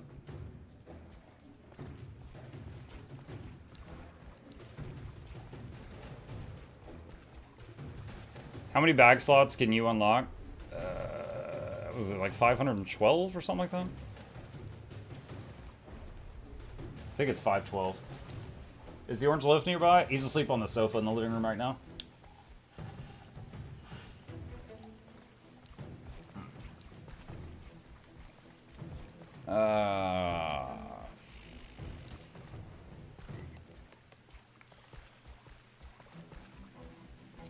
Well, can't take that camp right now.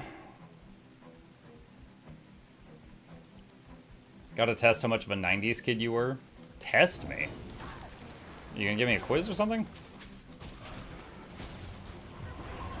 Oh, dude, are you coming back to fight me again? Wait, is this the same guy? No, he's a Vindicator. He's not a Conduit. It might be someone different.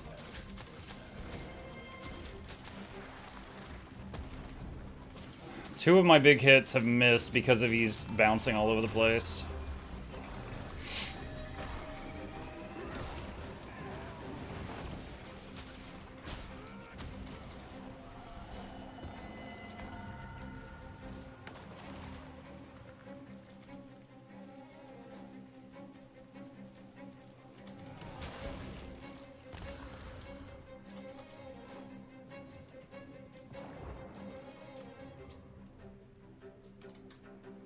I was doing okay versus that Vindicator, but then two more people joined in.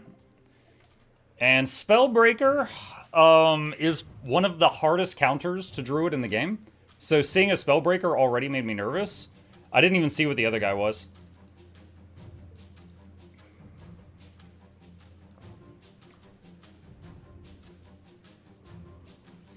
What are the others? The other hard counters? Tempest? Tempest has, like, specifically Auramancers. There's no counterplay in the game to auras. There's nothing that removes auras. So if they are running, like, Magnetic Aura, and then they do Frost Aura, and then they do, like, Focus Air 4, and then they do Magnetic again, and just cycle those, I can't use my bow 80% of the time.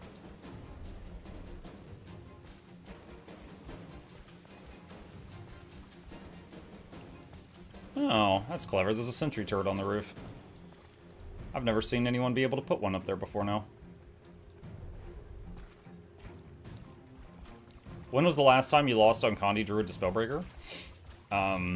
Like, last week?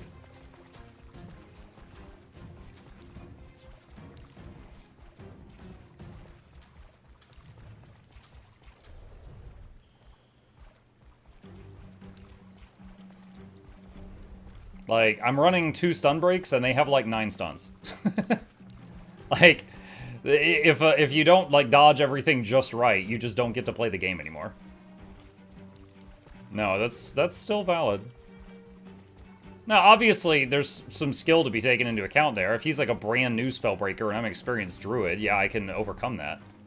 But in general, it's a hard counter to a lot of things. If played well. But I'm assuming everyone in this conversation has played well.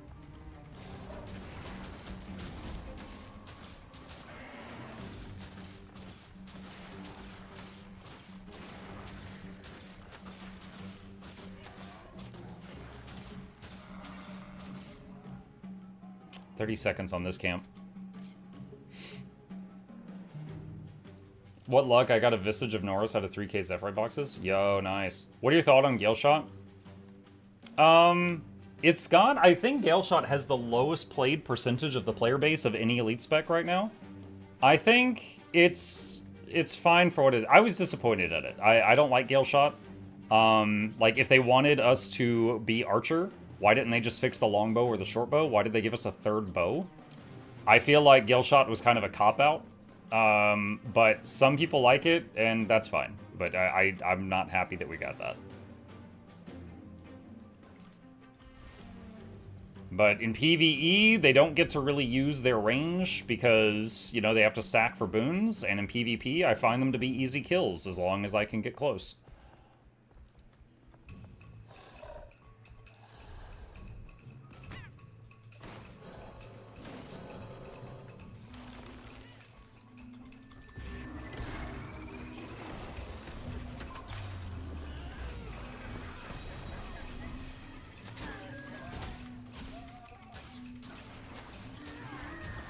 Ooh, does that guy see me back there?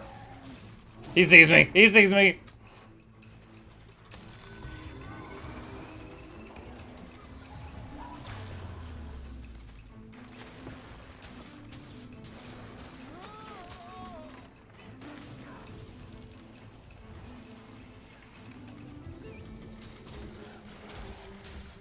Dude, you're gonna send your pet back here? I'll shoot the cat.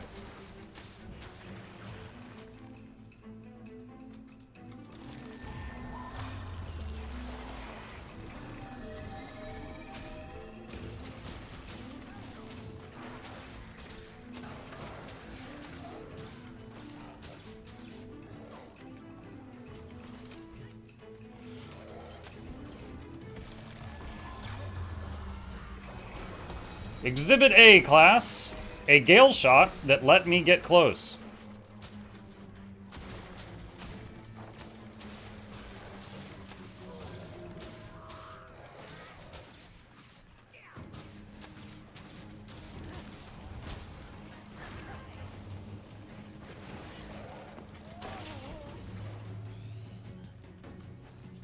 He did a better job than any gale shot I've run into today. But he got too close. Reaper. Okay.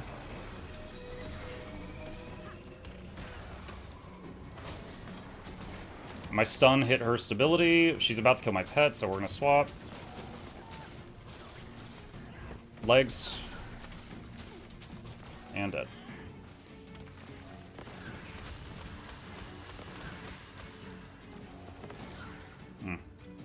I'll just eat the fear. I'm gonna save the stun break in case anyone else shows up like that guy right there.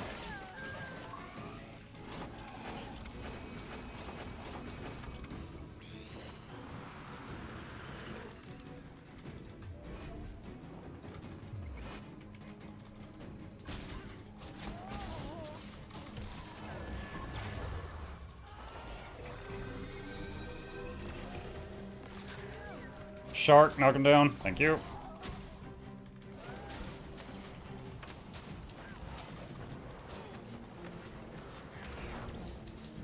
Nice, nice, nice, nice. Another Reaper. It's a different one. It's got a larger build. Can't see the name or anything, but...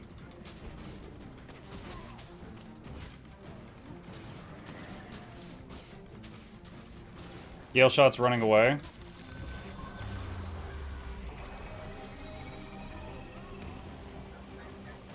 They're multiplying. I could run away, but let's try to have some fun with this.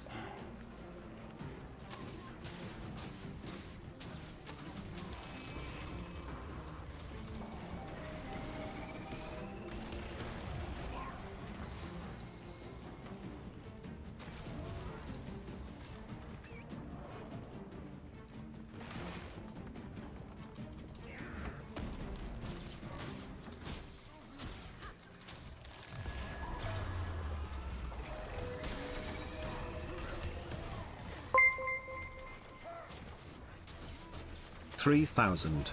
3000. 3,000.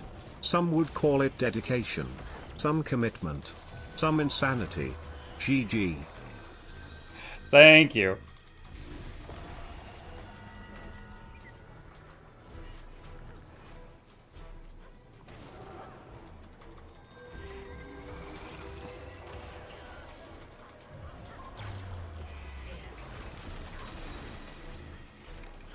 That Spectre is the one person here I'm scared of, as far as 1v1.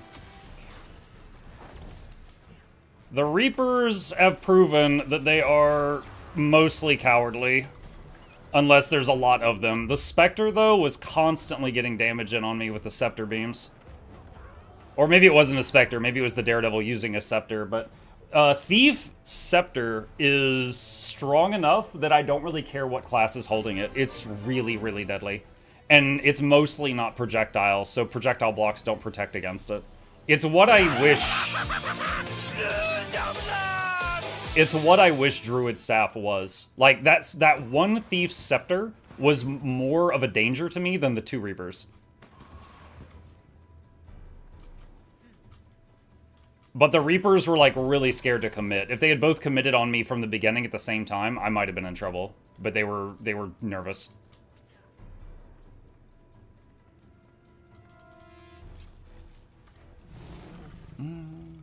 Imagine you miscounted and it's $29.99. I actually, like, triple-checked over the weekend. I was wondering about that.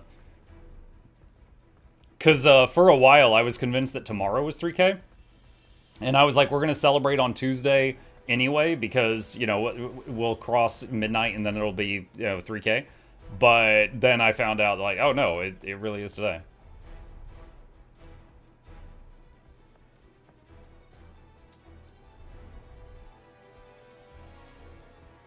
With all the subs and donos for 3K streams should make you think seriously about 4K to 5K. You probably earned a few months of streaming at least. I mean, it's a big day for sure. Like, absolutely. Like, you guys have been incredibly generous on these days like this. It's part of the reason that I can, you know, afford to take tomorrow off and just focus everything, or tomorrow morning off and focus everything on today, is because of, like, how, you know, generous people are at these things. But, I mean, that, like, that alone isn't going to make me go, yeah, I should go to 5,000. That's another, like, 6 years. You planned the days to line up 8 years ago? Yeah. Holy crap. That is a lot of mercs. Alright. Let's see what happens.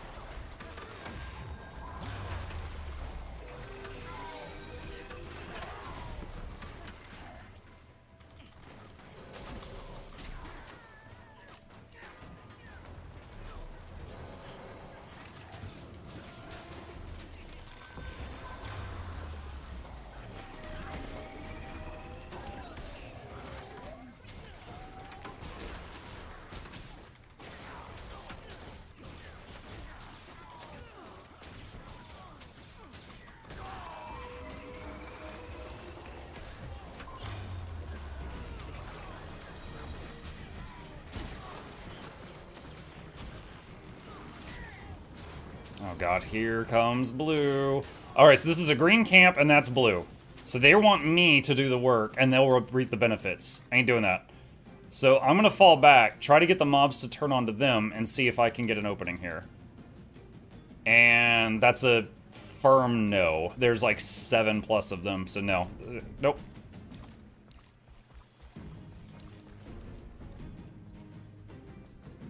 A millisecond stream should be good.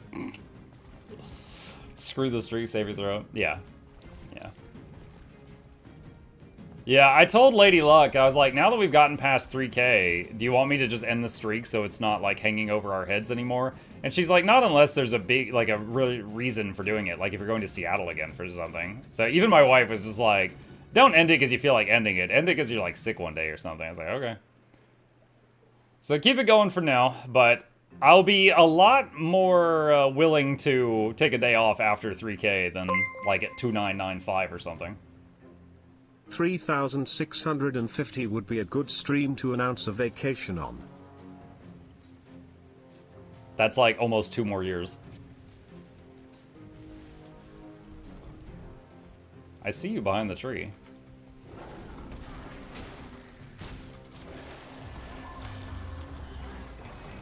Ooh, this guy's squishy.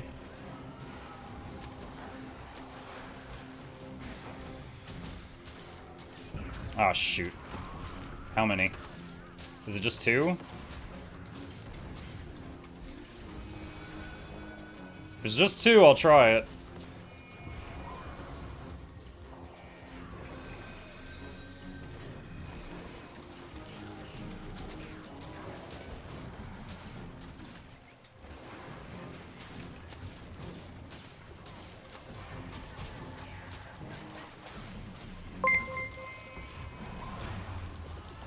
How many more daily streams till Social Security kicks in? There's a vert here.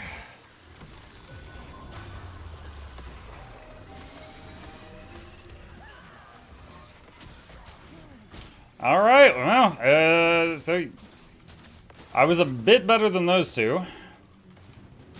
So that was a vert and a Harby at the same time. Uh-oh, we got jumped by somebody else. Line of sight behind the tree. What is it? What are we dealing with? It's 2 people.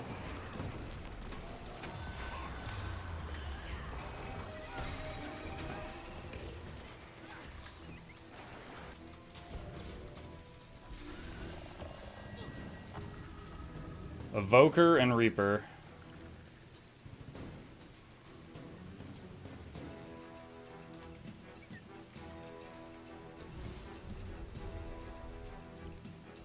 Is she still in combat? She... Oh!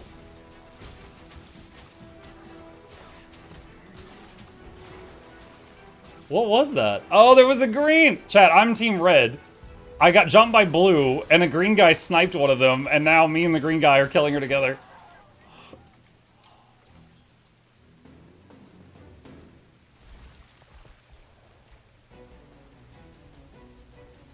What's the time on this one? Minute and a half still.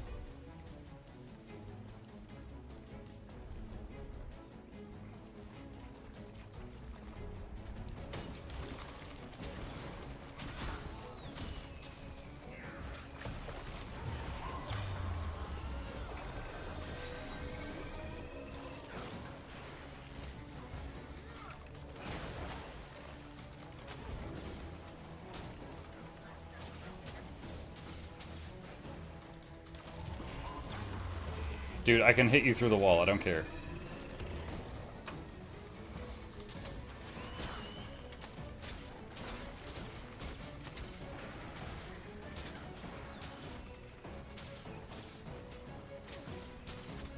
There's more here.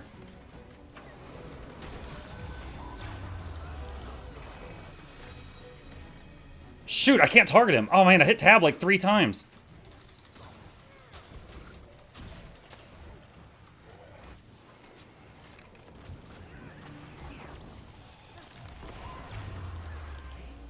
I might actually lose because of that.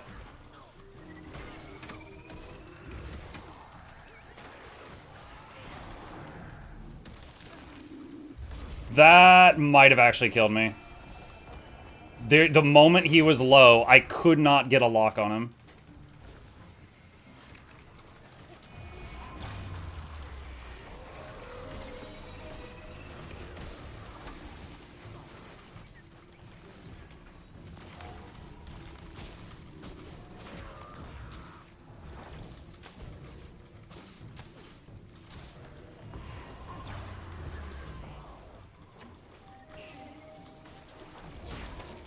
What? I just used a move that gave me 2 stability, and it got interrupted.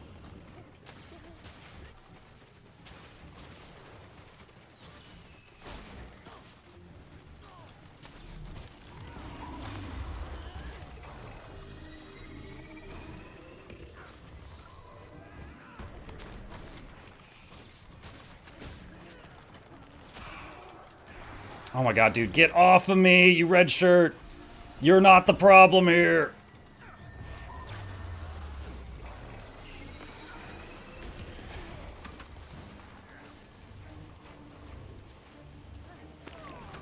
Okay, now, your turn.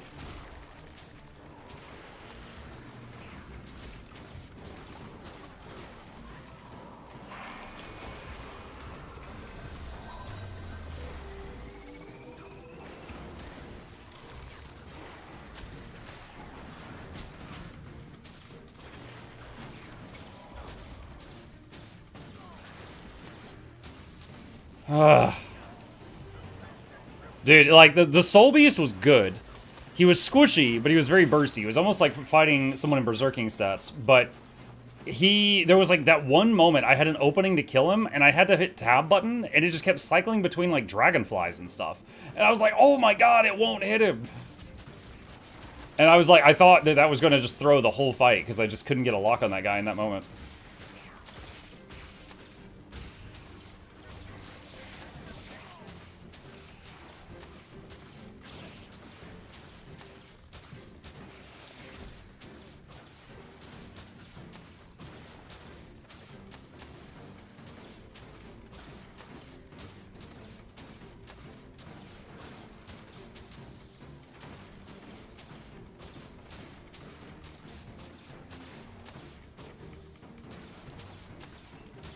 Kind of surprised all of those people left me alone.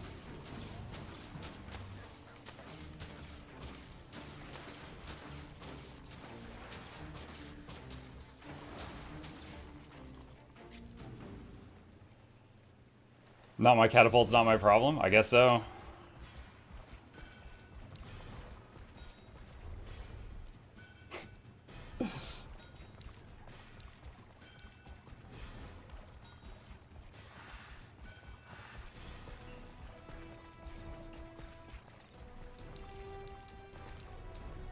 You could take weekends off. I I honestly can't imagine wanting to take, like, a day off.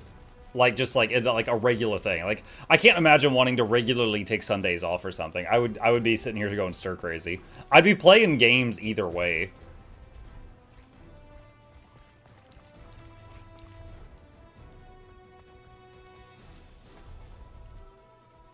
They were like, let him farm pips on the Katas. Yeah, he's just a little guy. We wouldn't hit a little guy.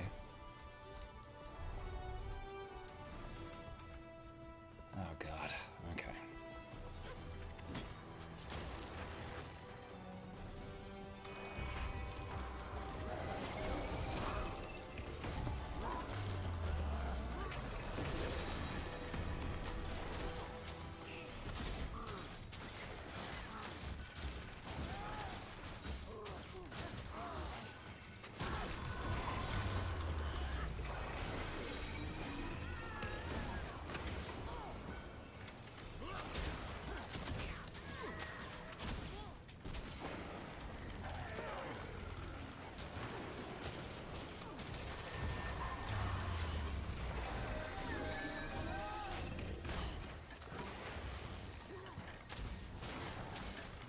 Oh wow, I've got the frogs immobilized right outside the ring. They're not contesting. Oh, this one stepped in. What a goober. Frog! Yeah, this was where that happened. Frog!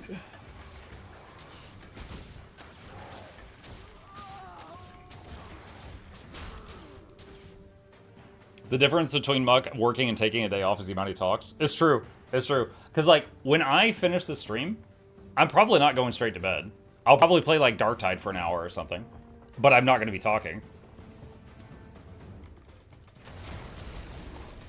I captured it right as he got here, so the NPCs are on my side now.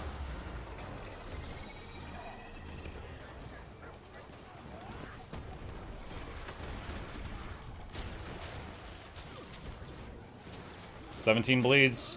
Oh, you're dead. I was counting his dodges, and when he did the second dodge, I rooted him right when he landed. And he couldn't use more of his bouncy Vindicator tricks while his legs were tied. Entangle is unblockable, but it is dodgeable, so you have to watch out for that. Next on Twitch, Quiet Muck plays games.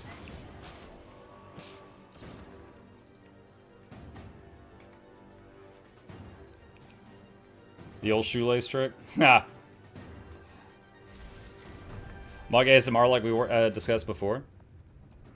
I mean, yeah. If there were days where when my voice was really painful before any of the remedy stuff started working, where we did some games and I was using a pirate text-to-speech program, which I don't have turned on right now. We were using TTS. And it was really weird because, like, something would happen and then I would have to, stop what I'm doing. So, like, the gameplay stopped and then type, and then hit enter and then you hear my thoughts on the thing. So it's very slow-paced, but I wouldn't be opposed to occasionally doing, like, obviously, if I'm taking a day off for my voice, I could just do a quiet stream and just say, like, no mic, just chilling or something. If you were a Minecraft streamer, you would say you did some off-stream mining and actually mean it and not use creative mode. Mukluk Dennis. Dude, I was streaming Beast of Reincarnation yesterday morning. Since then, I have opened and played at least a little bit of Total War, Warhammer 3, Warframe, Guild Wars 2, Grim Dawn, The Riftbreaker, Solasta 2, Darktide, The Last Spell, and not that one. Someone just gave me a key for that. Like, my life is all visiting fantasy realms and playing games.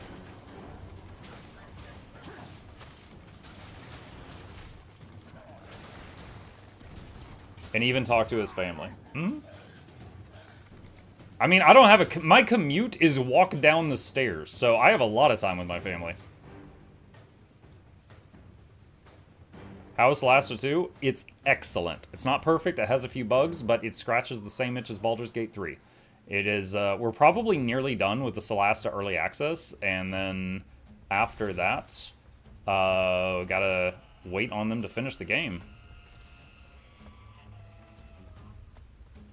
Double Lightning Evoker. I don't want to do that. I don't want to fight Double Evoker.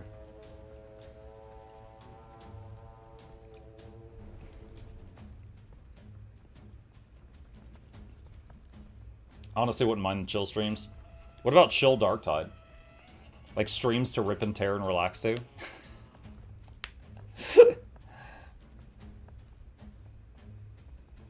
Like ASMR would just be him blowing raspberries.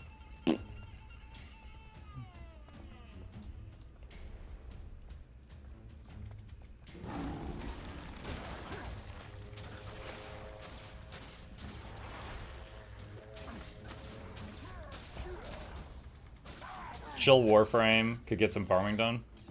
I don't know. Oh, the Noxxi told me she finished the next Warframe video, so tomorrow when I have the morning stream off, I need to watch it because it's like an hour long, and I need to make sure it looks good. So that'll be soon.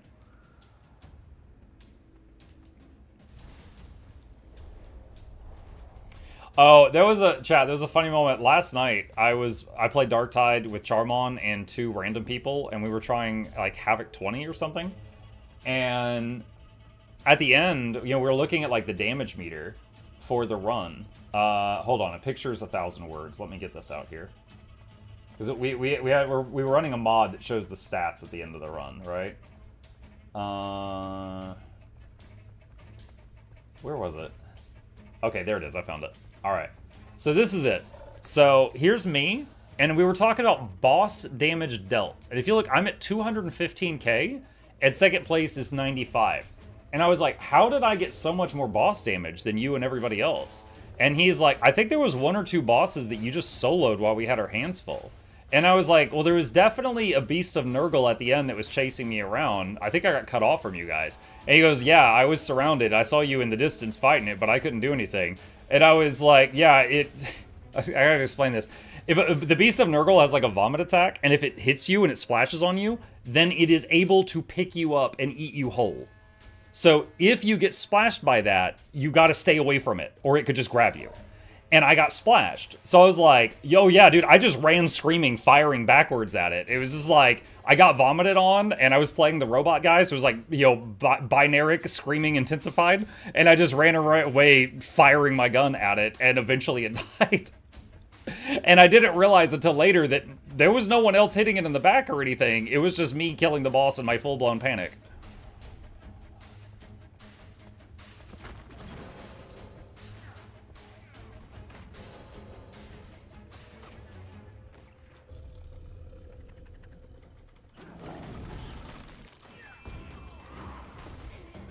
Right. CC'd a lot.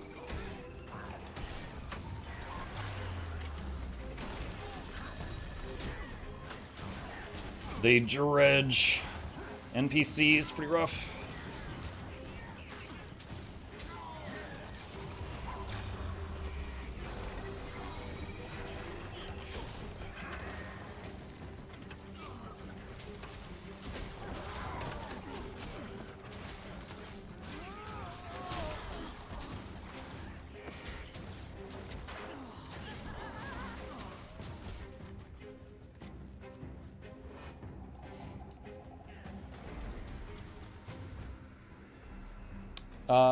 Let's see. Wait, what was this question? Does Solasta 1 need to be played to enjoy Solasta 2? No. Just like how you don't have to have played Baldur's Gate 2 20 years ago to enjoy Baldur's Gate 3. No, it's completely, like, I barely remember the story of Solasta 1, and that has not felt required at all to be enjoying Solasta 2 Early Access. Like, fun lore fact about Beast of Nurgle, they just want to be friends, but their friends die when they touch them, so they need to find new friends. I can't say for certain whether or not you're joking right now.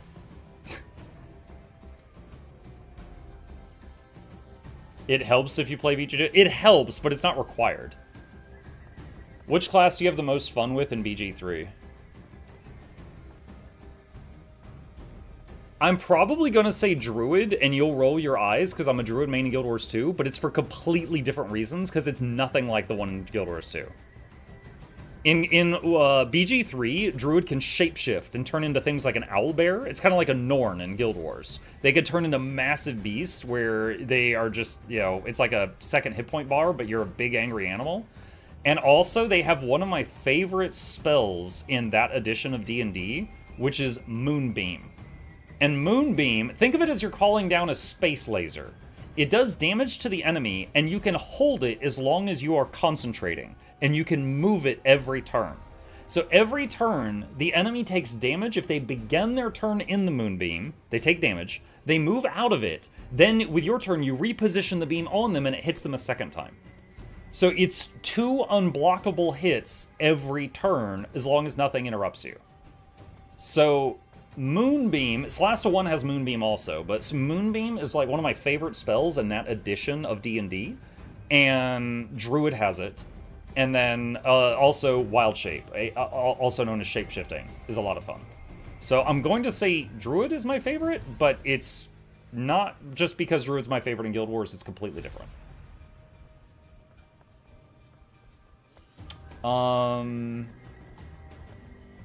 I thought you'd say Ranger. I like having a Ranger in the group, but because the high-level Ranger in Baldur's Gate 3 can have, you know, its pet. Its pet can revive teammates as a bonus action. So you can have a teammate down, and then have, like, your pet bird swoop into the fight, revive the teammate, and swoop away and not take any hits. And you could just keep abusing that. But beyond that, it's kind of whatever.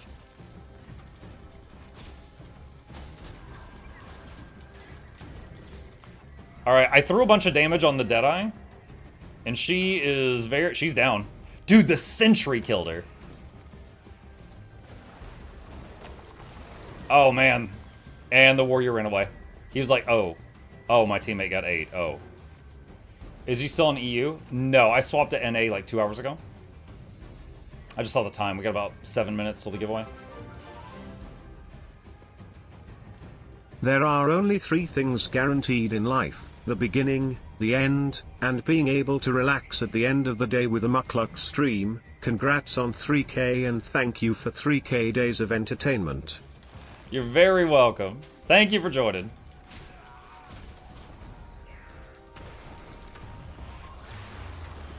Oh, dang. Pretty glassy berserker. Oh.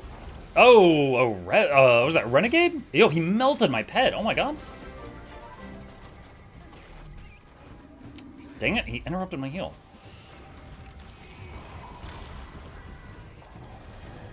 This is the first Renegade we've run into all day.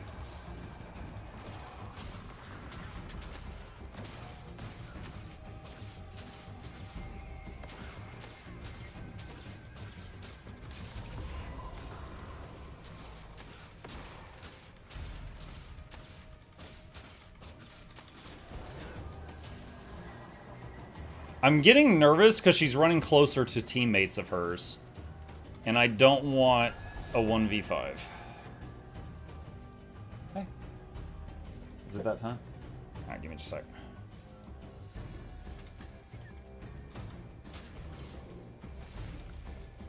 Alright, chat 1 sec. My boy's here. Tell me goodnight. I'll be right back.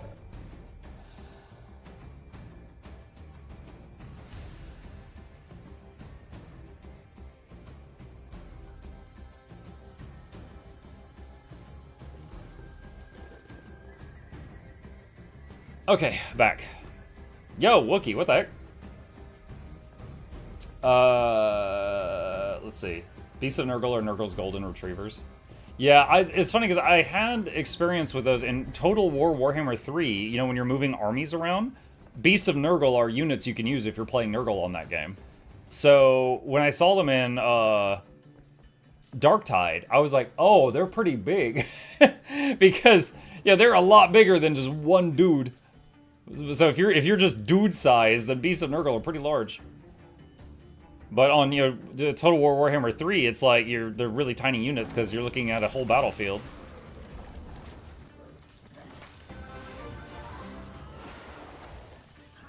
What a day to get to resup. Oh, whoa, whoa, whoa, whoa, whoa, whoa, whoa, whoa, whoa, whoa, whoa, whoa, whoa.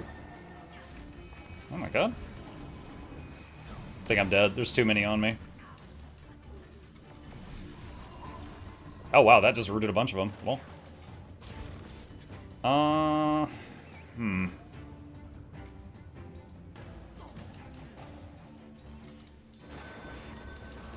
Ah, almost to the door. Almost made it. Gotta overrun. They wanted you booty? They did. They saw my little Asern cheeks, and I was like, no! Run, run, run, run, run.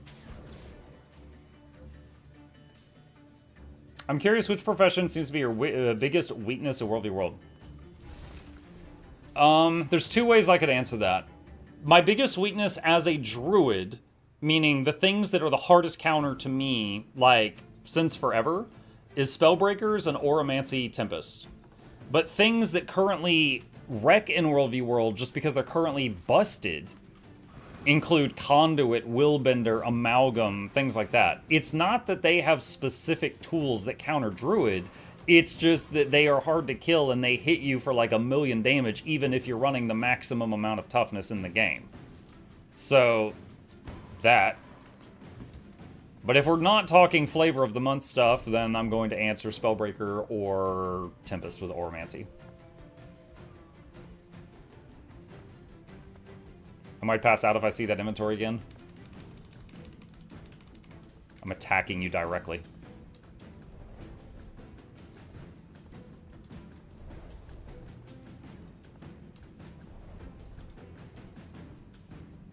How's the giveaway work? Just be here in 3 minutes and I'll give you instructions.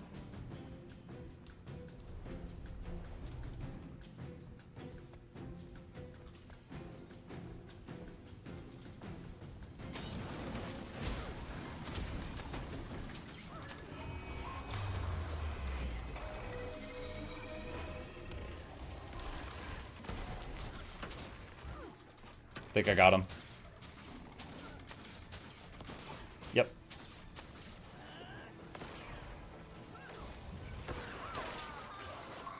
Nice.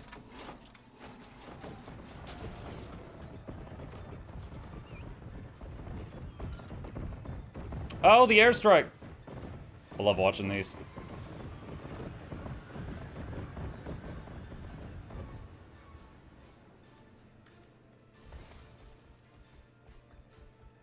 Mike, do you ever feel like you're talking to little kids when you're having to repeat yourself so much? Oh, no. I sometimes think of you guys as way worse than little kids. Like, I've raised a human, right? I have raised one. Resub message last time. Y'all are infinitely worse. So happy 3K muck. Like, he'll ask a lot of questions. He doesn't ask the same question 40 times. Y'all, 40 times is a good day. Are you kidding? Oh my god, no. You are infinitely worse. It is about that time, though. Hey, Mug, so too much. Yo, hey, Box. Hi, Mukluk, 72 months. I've raised a unit? Dude, I have. Honestly, in the first year or two, isn't even that hard. It's just tiring. Like, he can't even talk or anything. You just gotta... Grats. It's just like, you just gotta make it not die. Like, that's the first year or two. Keep it alive. That's it. You can even still be swearing like a sailor during that time. It ain't even gonna copy anything yet. It's after that you gotta start being careful. Your clone isn't done being raised yet? No, but he's doing great. Do you ever feel like you're talking to little kids when you're having to repeat yourself so much? Like with that... Wait, what? Crimson, I will ban you from the giveaway. Don't do that. I was making the joke that asking that question is happened like 2,000 times. Yeah. I mean, there's a reason I have to re-explain the giveaway rules every 2 hours. Yeah. I mean, I accept it. I know what I got into. When you're doing a live stream, there are people coming and going constantly. So you will get asked a question that you just answered a minute before. Hell, one of my mods has amnesia. And she asked me the same question 3 times during this stream and I snapped at her. And I was like, I've answered that twice. I declined to answer it a 3rd time. And she's like, sorry, I forgot. So that's just icing on the cake. Okay. Think of all the teachers. Yeah, I don't envy them. I don't envy them. Honestly, the thing is, I will say teachers probably have it tougher than me for multiple reasons. Like, one, they're there in person, of course. If the kid throws up, you gotta clean it up or something. But, two, if one of y'all just really pushed me to the limit, I could just ban you. That'd be like if a teacher gets like, why, and she threw the kid out the window. And then the rest of the class was peaceful. Imagine if she didn't get in trouble for the one kid out the window. Like, that's what I get to do. I could just throw you guys out the window if you really push me. Just yeet. So, I definitely have it a little easier than them for just that reason alone. Muck, at the very least, I have a good reason why I do miss stuff, so your snarking doesn't help. Jackals, don't worry about it. You'll forget about it in 5 minutes. And then you'll forgive me. Okay, so, next giveaway chat. Let's get this show on the road. For those who don't know, because they weren't paying attention, if you want to enter the giveaway, you need to be a follower if you're on Twitch, or a subscriber if you're on YouTube. That is the free button. I am not asking you for much. And to filter out the AFK people, if you want to be in the giveaway, starting now, enter your Guild Wars 2 display name in the chat one time. Do not do it on both Twitch and YouTube, just do it on one of them. And do not spam it. If you spam your name more than 3 times, you remove yourself from the giveaway, because I don't like people who spam, and I think that's hilarious. So don't do that. That is it. Those are the rules. You're basically putting all your names into a bucket, and I am going to draw winners from the bucket. If you win, you will need to pick one of these tiles that are white right now, and those are the unclaimed ones. You will pick an unclaimed prize tile, and each of those corresponds to one of these. So be ready, if I call you, you need to be ready to say something like, you know, D1, and I'm on the standalone client. I will need to know if you're on standalone Guild Wars or other, like Steam or Epic, because some of the prizes have to be mailed differently, depending.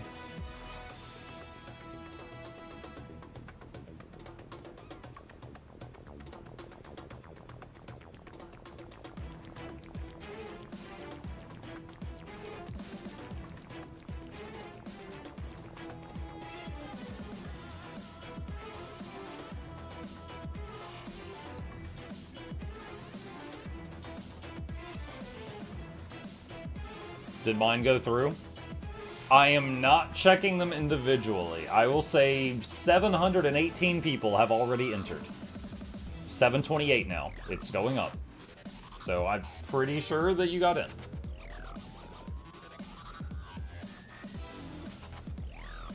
Muck, have you ever had to ban a regular? Yes. Yeah. There's, I mean, not often. Like, let me show you guys something. This is my ban list in-game after 8 years. That's it. It's like 30 people or something. I really don't ban often, unless someone is really pushing it, or they're like an obvious bot or something like that. That's it. I really don't do it much. But yeah, there has been times when people got like, if there's one person in here that is making it uncomfortable or worse for everybody else, I'll ask them to stop first, and if they keep doing the thing that's making folks uncomfortable, then I'll just kick them. It's happened a couple times, but not much.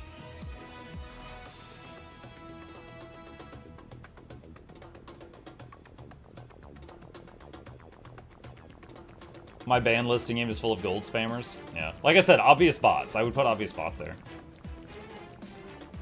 What's Charmon's ban count? That's not really ban. That's like timeouts, I think. And that's because Flute abuses her power. Has there been a long-time sub that you banned? Things that stand out in my memory was I don't remember if they were a long-time sub, but there was long-time viewers that I banned. Hold on a sec. So the countdown is still going. You got another 90 seconds. I feel like hang on. Let me stop this for a moment. Like, yes, that has happened. And it's weird, because, like, if someone pays you as a streamer... It's hard to get banned. I asked Bluebell to time me out and she refused. Good on your mods. I know Bluebell, I don't know if I believe that. There are times, like, you guys literally pay my bills, right? So if one of you is generous, like, let's say one of you does something like, you gift 50 subs, and then you start doing things that push the line of what I allow in the chat. It's really awkward for me. Because, you know, it's like, okay, this guy just showered me with generosity, but that doesn't mean he owns the place, right? I need to say something. But, you know, I'll be gentle because, like, he was just really generous. And it definitely makes it awkward. And fortunately, this doesn't happen often for me. But I have heard of other streamers that have had this problem worse, where, like, you know, one of their top donators kept, like, pushing and pushing and pushing and pushing, and they finally had to ban him, and they feel awful about it. And plus, you know, it also sucks because, you know, the person was helping pay the bills. Like, that happens. But I would say, fortunately, I have heard more about that kind of thing happening with other people than it's happened with me. I do know of some people that were very long-time viewers of mine that I had to ban. And I'm talking, like, 1 or 2 times. But they might have had a sub for a few months, but, like, that was it. So it's kind of like if you run a business and one of your best customers harasses your employees every time they come in, but they spend a lot of money. Like, you want them to stop doing the bad thing, but you also want to keep them as a customer if you can. But if you have to, you have to, and then it just kind of sucks. So that's it. That's the honest truth of it. But again, fortunately, I have really not had to deal with that much. I truly have not. Is this the last giveaway? No. There is one more in 2 hours. I'll recap it in just a minute. Okay, so, real quick. There will be one more giveaway in 2 hours that will have some top-tier items that I wanted to make sure we had a good prize that made it to the end. Because literally, if you guys had gotten lucky, you could have claimed every legendary in the grid in the first hour. I'm lucky that didn't happen because it keeps it more interesting. So I kept a few pulled out of the grid to give away at the end, which are the most expensive 2. That's 3,000 gold, that's 5,000 gold. Those are in 2 hours. But I'm about to give away the rest of this. Okay? Alright. Sorry guys, I got the hiccups bad right now. So, I'm about to call winners. If I call you, you need to tell me which of these white squares you want to flip over, and whether you're on the standalone client or not. Okay? Here we go. So, winner number 1 and 2. Cecidio 1697 and Revan Bane. Are you here? If you're here, pick a white tile and tell me if you're standalone or not. And if both of you pick the same tile, whoever calls it first gets it.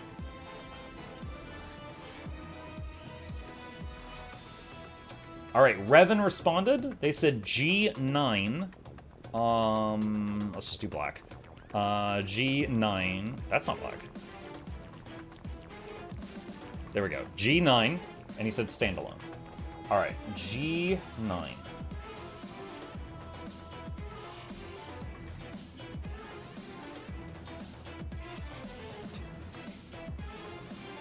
You have found 250 piles of lucent crystal. An odd thing to find, but these are used for the legendary relic, which needs thousands of these things. So they do sell. And a pile of this is currently worth about 16 woot gold. Woot. Bacon time. If you're gonna make legendaries, you might keep it, or if you don't care, you could just sell it. And pasty, pasty, paste. Then mail. Alright, congrats to Revan. Number 2, Cecidio. This is J5.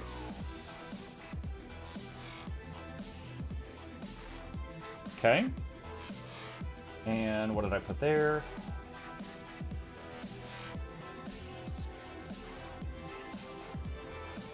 Another Zap. Precursor to the legendary Bolt. This sells for more than your average exotic sword because it is a piece of a legendary. If you do not want to make that legendary, you could sell it and get 17 to 24 gold. Nice. Copy name. Mail. Paste, paste, paste. It's in mail. All right. Congratulations. Okay, winners 3 and 4. Edison and King's Gold. So, if you're listening, please pick one of the white tiles, as well as tell me if you're standalone client or not, in case you win gems. Remember when Precursor used to be 500 gold? Yeah, they've gotten more common over time, especially with the legendary crafting kit things. Yeah, Wizard's Vault. Once again, Edison and King's Gold. Alright, Kings responded first with oh, okay. So, Kings and Edison both said J6, but Kings said it first. Edison, please pick a new tile. So, Kings picked J6. Let's see what he got. Alright, give me just a moment.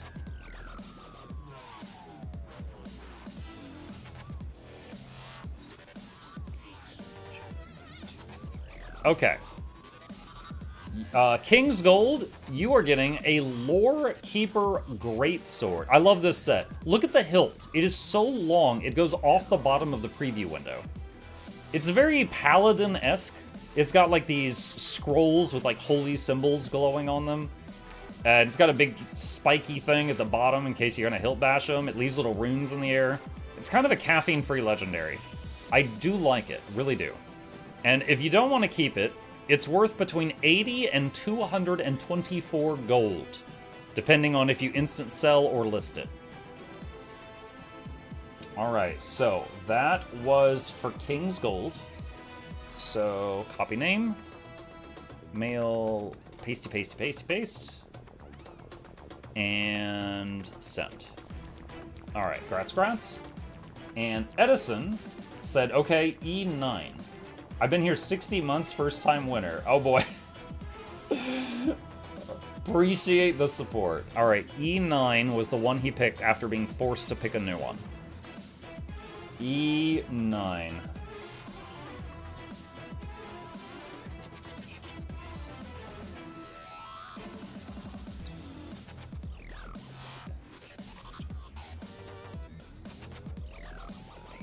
You have found a stick of butter, which means I owe you a gems code. So I am gonna mail you the stick of butter, and I am going to hide the screen for a second, and I am going to send you a gems code that you can redeem for 400 gems in the in-game client. Congratulations. All right. Okay, winners 5 and 6. I'll just leave that up. Sleeping Forest 80 and Faux Fan 1011. Sleeping Forest says D1 standalone. Okay. Let's see.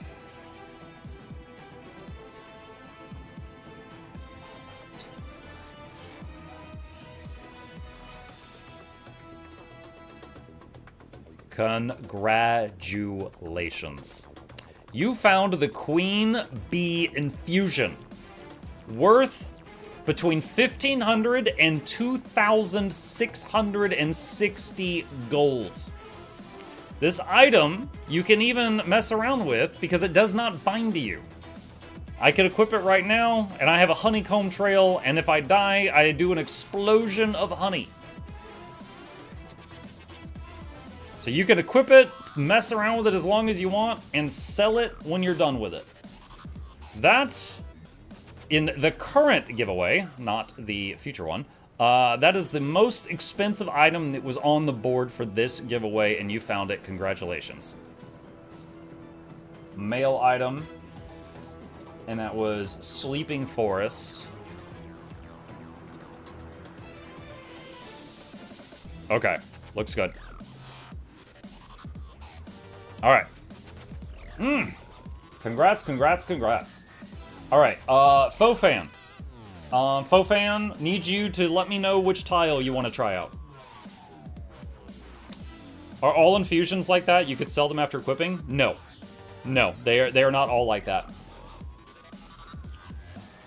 For example, there are some that are rewards from achievements, and those, you know, for example, the glowing eye my engineer has, the one that's like Sans from Undertale. There's a version of that that is account bound, and there's a version of that that's tradable.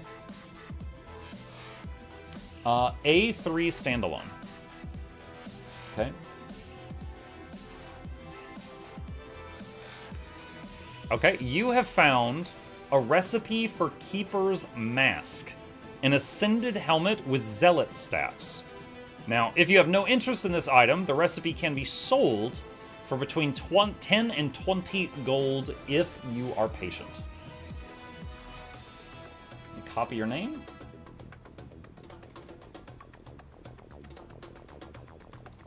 It's in mail. All right. Congratulations. Okay. All right, 7 and 8. Ed Clare and Mick Swaggins.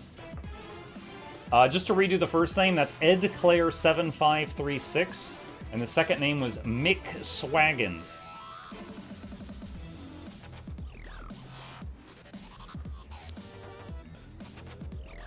Let's see if any of them respond. If either of you respond, I need to know which white tile you want to flip over, and if you're on the standalone client or not. Mick Swaggin says E2 standalone.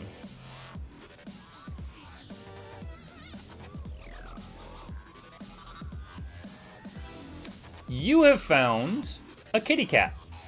Mini golden tigress cub. It is a winged golden kitty cat. That is what it looks like. And due to its rarity, it is worth 48 gold to 58 gold if you wish to sell it to a collector.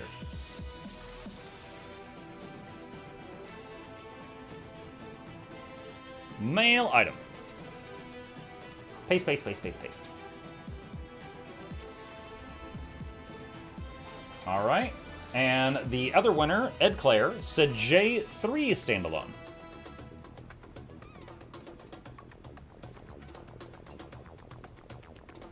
You have found a stick of butter. And you know what that means? It means I owe you a gem code. So, I am going to put up the shield here, and I am going to send you a 400 gems gem code. Get yourself something nice. All right. Okay, chat. 2 more. Winner number 1 for this pair. Salty Fence Post and, oh god, Hikari Dark Knight 89. All right, I got it. Salty Fence Post and Hikari Dark Knight 89. If either of you are here, please pick a white tile, and I will get you a prize. And tell me if you're on standalone or not. Are gem codes redeemable over Steam now? On Steam, okay, the gem codes ArenaNet gives me for giveaways, they always tell me they only work on the standalone client. If you're on Steam, I think the way that I would gift you would I'd have to get you like a Steam gift card. I don't know if there are gem codes specific to Steam outside of Steam gift cards. Hikari says I4.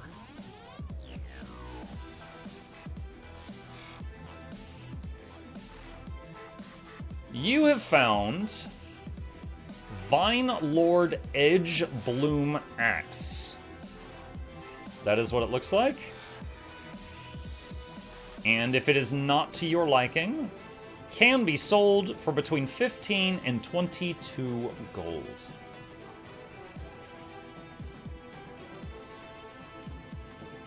Sorry, I5. No, you can't change it. You can't change it. That's the first person that has made it very clear they were hoping for something else. But no, sorry, that's I went with the first thing you said. Here, I'm just gonna show it, chat. He said I4, and then he goes, sorry, I5, like a minute later. You're gonna take your prize and you're gonna like it. All right, Salty said F2. Okay, F2.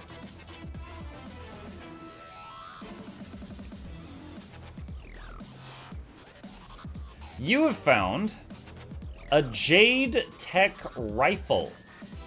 It's a gun. It's a thick gun. And if it doesn't strike your fancy, maybe you're not from Texas, you could sell it for between 11 and 17 gold.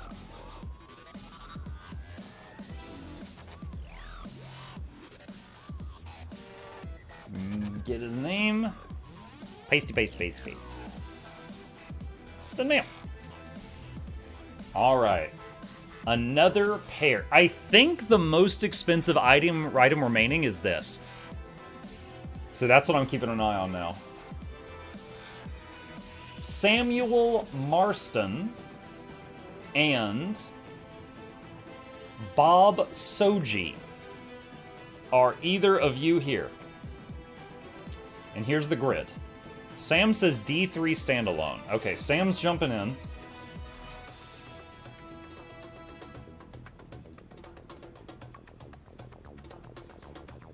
All right, so Samuel has found Dark Matter Greatsword. A very edgy weapon. It's all black and spiky. And that's what it looks like in your character. It kind of goes outside of the preview window. That's it right there.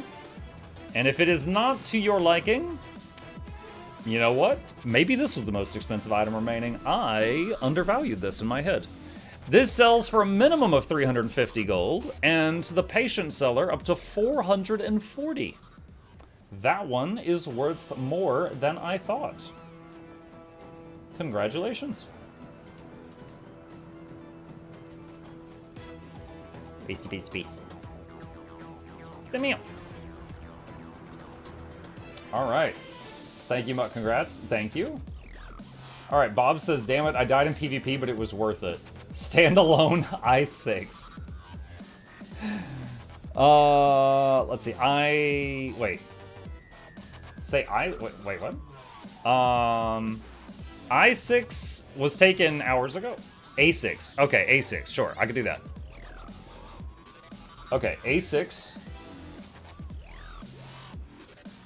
Bottom right corner. Okay, you have found a stick of butter, which means I owe you a gem code. And you're on standalone, so I can just send you the whole thing. Okay, just a minute.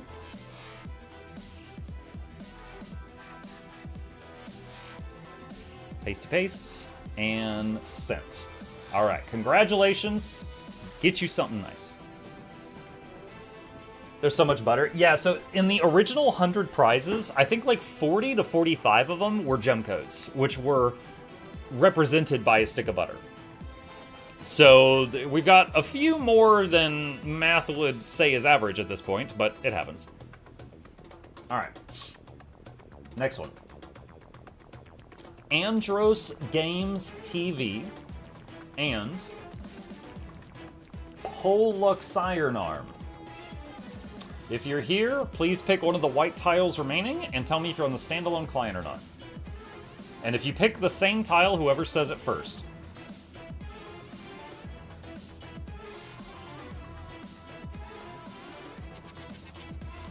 All right, Pollux said 5G Steam. All right, right there. Okay, 5G.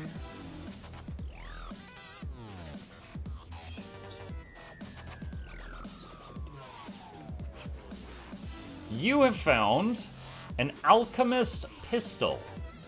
Once again, from the set that looks like alchemy bottles that are spilling out, and the spill forms whatever the thing is, in this case a gun. Also, they change colors constantly. If not interesting to you, it sells for a minimum of 60 gold and a maximum of 125. Thank you, Mr. Streamer. You are very welcome.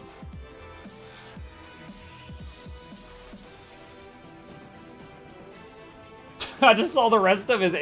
Dude, I just saw the rest of his message. Chat, he said 5G Steam, and I looked away to then look at what that prize was on my other sheet, and then it continued with, gimme cancer.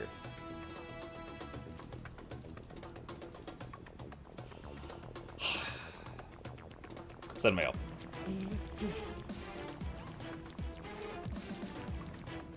Alright, Andros says C2. C2. What did I put there?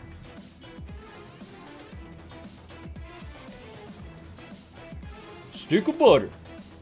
Alright. I'm sending you... Okay, Andros, you never said if you're on standalone or on Steam. I'm hoping you're on the standalone client, because that makes this easier, but if you were on Steam, you need to tell me. Standalone. Okay, alright, cool. Just a second.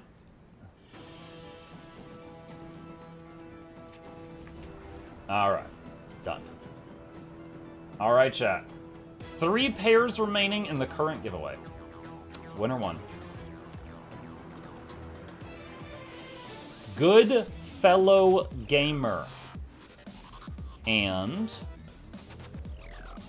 Brazen Phoenix 93. Are you here?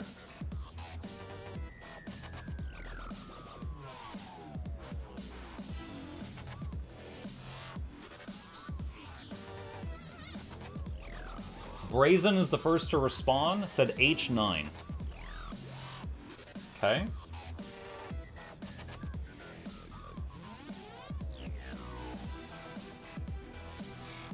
Alright, you have found a stick of butter, which includes a gem code. And you said standalone, so I can send you the whole code and you can get whatever you like with it.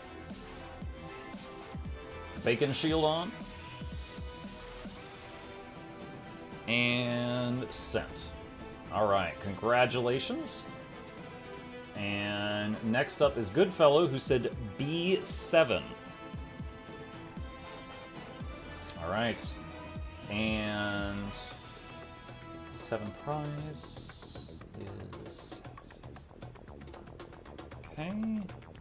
Oh. Open that back up.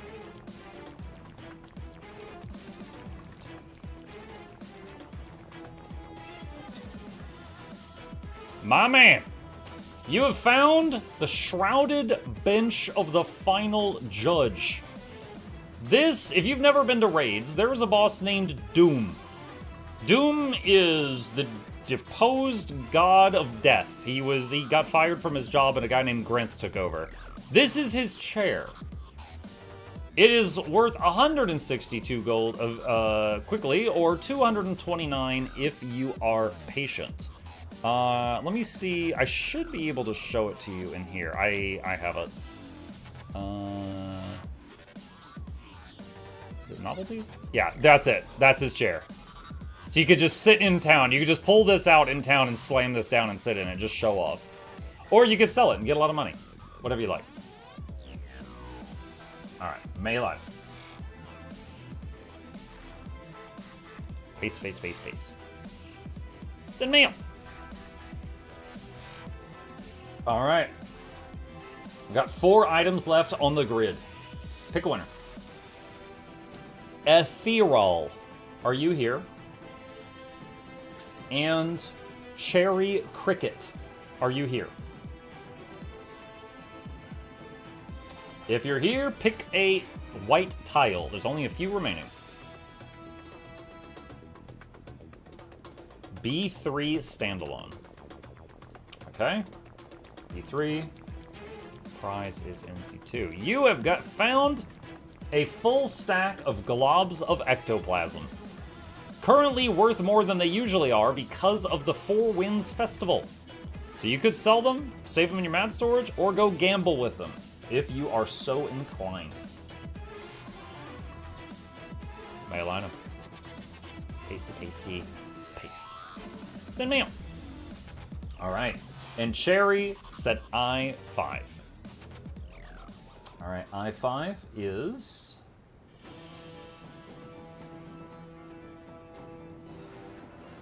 the other stack of Ectos. So we know what the last 2 people are getting. It is the other stack of... Are you single? Am I single? No. I have been married for... Hold on, I'm a guy. I got a cheat sheet right here. It's carved on the inside of the ring. Carry the one. I've been married 18 years. Let's see. All right. See, I already mailed that one. So this one goes to Cherry. Pasty, pasty, pasty, paste. Don't let her see this. I forget my own birthday. You think she's... No, I don't... Yeah, we don't want her to feel special that I forget other people's birthdays too. You kidding me? Dude, it's not malice, it's stupidity. I don't remember anything. Alright. The last two prizes are both gem codes. So, really I just need to know if you're on the standalone client or not. So, winner number 1 is Sand Orion from YouTube chat. Winner number 2, Miss Azul from Twitch chat. Are either of you here? If you're here, just tell me if you're on the standalone client or Steam.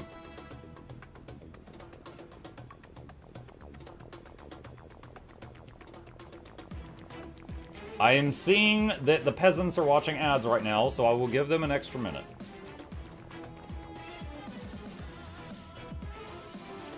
Alright, Sand has said he is on the standalone client. Alright. So, I am just going to send him a code here. Just a second. Bacon.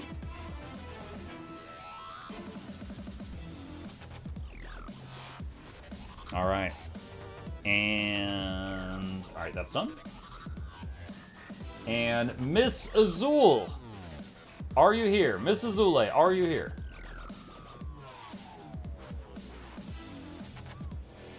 They don't get the butter also? Oh my god, it doesn't matter.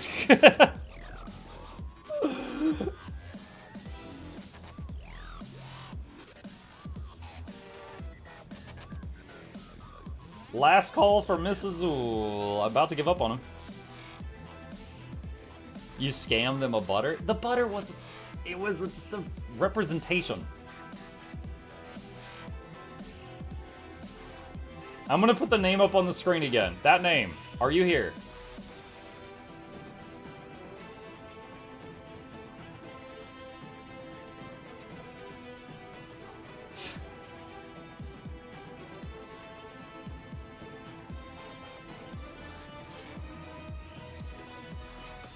Alright, reroll. Mr. Face for Radio. Are you here? And are you on standalone or Steam? The last prize is a gem code, so I just need to know if you're on standalone or Steam.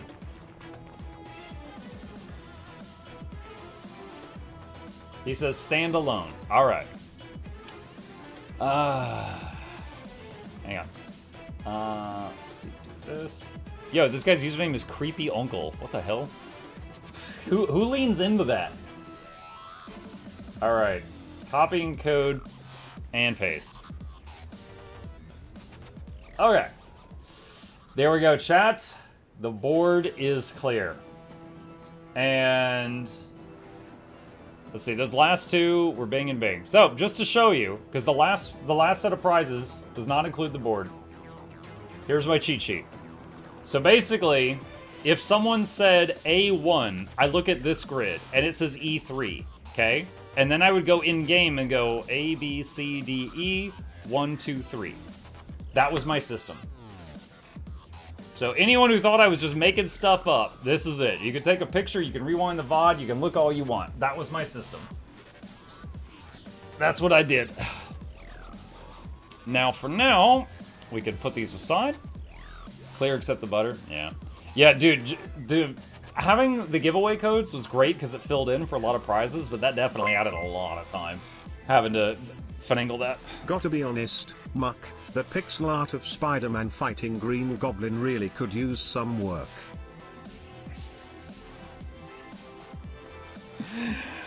Okay. So, let me turn this off. My voice is definitely starting to go. The last giveaway is I thought you were using a cipher or something. No, I basically went to Google and I was like, hey, I've got this grid. please scramble all of the contents. And Google just went and scrambled it all, and then I used that. That's it. Is your throat still messed up? Yeah, I'm better. I'm a lot better than I was a month ago, but I'm not what I would call normal, and it's been like 6 months now, so hopefully this isn't just a new feature. Anyway, real quick. I wanted to make sure that there was something to get excited about at the end of the stream. Because it was entirely possible that you guys could have scooped up all the legendaries at the first giveaway today. 8 hours ago. It was possible. It didn't happen, and I'm glad for that, because it keeps it exciting. So, I saved some stuff for the end outside of the prize pool. Okay? As weird as it is, these 4 items are one prize. Someone donated these and said, put all these together as a one prize thing. Fine. So that's all one prize. Eternity is a legendary sword worth 3,000 gold. It's made by combining 2 other legendary swords. And the only reason to do it is just to show off how rich you are. And the other thing is Etheric Anchor. Etheric Anchor is going to be the final prize tonight. This is worth 5,000 gold. This item, when you crack it open, will bind a legendary spear and a legendary staff to your account. 2 things. So it is worth more than 2 legendaries. So, these items are the last 2. Additionally, I have got 3 gem codes left. I said that I had 50 to give out, and I have given out, I think, 47 so far. So I got 3 remaining. Can you use the anchor without VOE? I truly do not know. I do not know. If you're concerned, I mean... I truly don't know. I've never had anybody ask that before. When's the last giveaway? 83 minutes. 83. Don't forget the 4K gems someone gave you for the giveaway. Oh god, I forgot about that. Yeah, I will try to include that. Unless I'm dying, then I might roll that over to another giveaway. We'll see. Okay.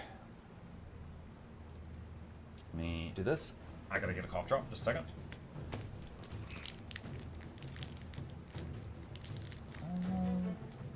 You should be able to, since you can buy it on the TP. Yeah, possibly, because it is tradable. The anchor is. I'm heading off, guys, to sleep. You have a great night. Thank you for stopping by. What inspired you to do the bingo board when you started this type of giveaways? Honestly, I was just trying to think of a way to make it more interesting. Like, when you guys choose the tile, and then you see what you get, even though from your perspective it's almost random, because you don't know what the tiles are, right? So you could argue that for you guys it doesn't matter what you pick.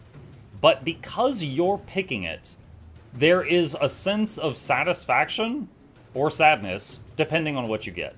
Like, oh my god, I found the Eternity. Or like, ah, damn it, I found a rock. You know, whatever. So, I don't know. It was just an idea I had spur of the moment. I tried it out, and it was received very, very well, so I repeated it tonight. But to do it, it requires me having a lot of prizes. So I can't just do it like every Tuesday for the little giveaways I do every week. So I can do it, you know, when I have like a big thing prepared.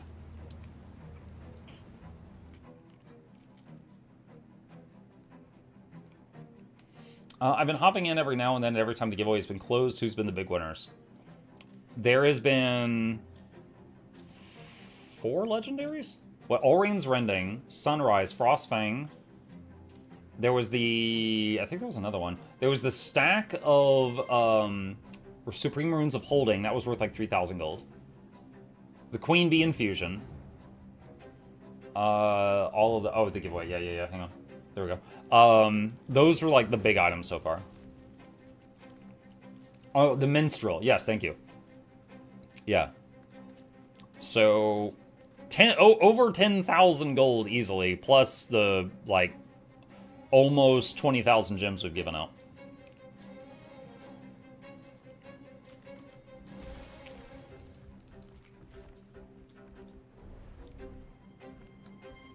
Final prize at the end should be the placeholder butters. Mike, I want to play Windrose. Before I do, I would like to know if you plan to try it in the future. I've cleared it. So, yeah, it's great. I recommend it. It was a wonderful game. If you like Enshrouded, it's that, but pirates, and it's also got, like, Assassin's Creed Black Flag boat combat. Actually, it's a little bit better, in my opinion. But yeah, it was a wonderful game. If you want to see me play it, it is on the... Yo, quick plug for my second YouTube channel. It needs some love. There's links in the chat for both my YouTube channels. If you're not already subbed to both, if you like my content, there are links for both of them. I made it real easy for you. But yeah, on the second channel, there is a playlist for me playing Windrose if you wish to binge watch. And yeah, I recommend it. It was great.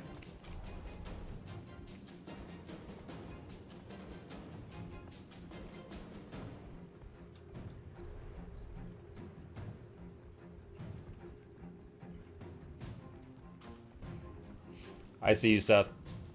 Oh, Reaper.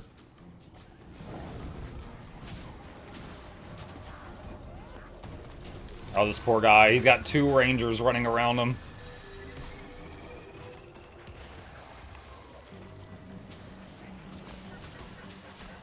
He was fighting a 1v3, which was already not looking good for him, but then I made it a 1v4.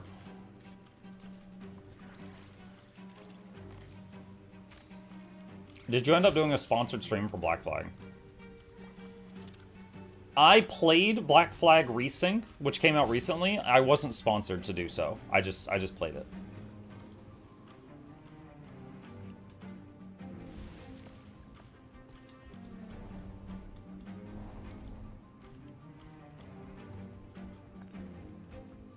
I need no giveaways. I already have a lot of leggies, and I just want to express I'm grateful for all the vids and guides you've made. It doesn't mean I won't try that. Thank you, Morian, but no, I appreciate it. I appreciate it. There's a lot of folks that say they've been longtime fans. They only pop in on these special days because they're not big on watching live streams. I totally understand that. I appreciate swinging by. Does Guild Wars 2 need more content creators? Guild Wars 2 has a ton of content creators. How many do you watch? I mean, I would argue that any game, the amount of its content creators is directly proportional to the size of its audience. So, World of Warcraft has a larger player base than Guild Wars 2 does, so it's going to have more content creators. I don't know what the percentage is. You could, like, I can make up a number. If I say 2% of all players that play a game become content creators for that game. Okay, well, whatever game has more players is going to have more content creators.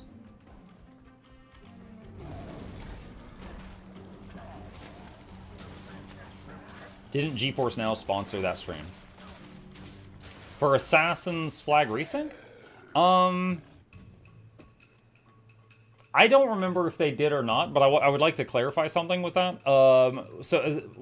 If I did that on a GeForce Now stream, GeForce Now is sponsoring me to show off GeForce Now. Black Flag was simply the game we played for that stream, right? So it wasn't like the Assassin's Creed company, like, were paying me to play it. It's just that happened to be the game I was playing to show off what GeForce Now could do.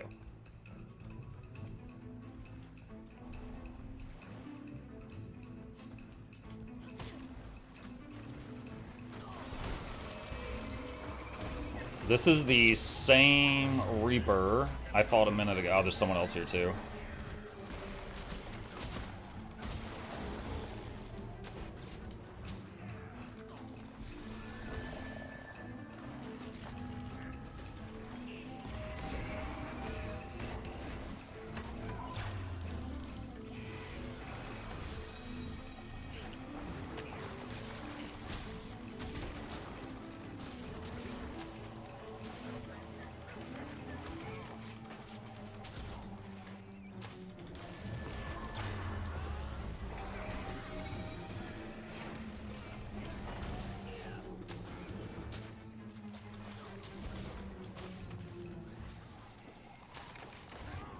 Oh my god. Oh no, oh, my signet failed. My pet was too far away.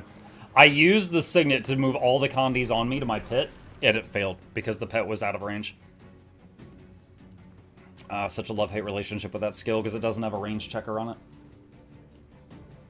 I'm trying to find a spec similar to Amalgam in terms of burst and AoE damage other than Reaper. Any suggestions? Okay, so first of all, Amalgam is overpowered right now. There is no spec that does more burst than it right now because it's frankly unbalanced. However, similar levels of burst to that right now, I would say Conduit is up there. I would say Mirage is up there, Power Mirage. I would say Willbender is up there. Like, all of those in the right hands can delete me from full health in PvP. Now, obviously they were bad players. They can't all do that, but...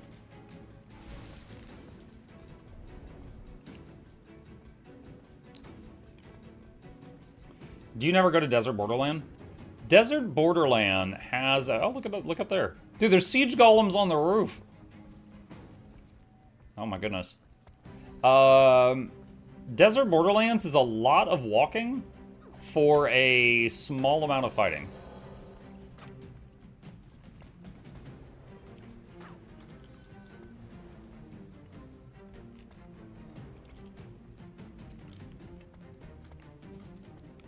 So I would say Desert Borderlands is my last pick.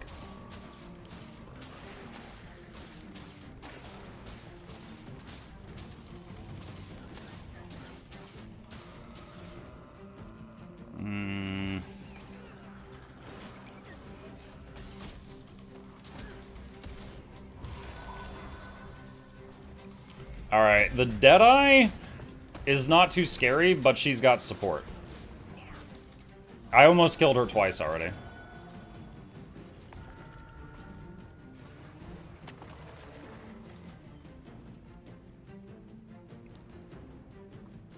Yeah, that's like a 5-man pre-made. I don't know why they were making siege golems on the roof. That's kind of funny.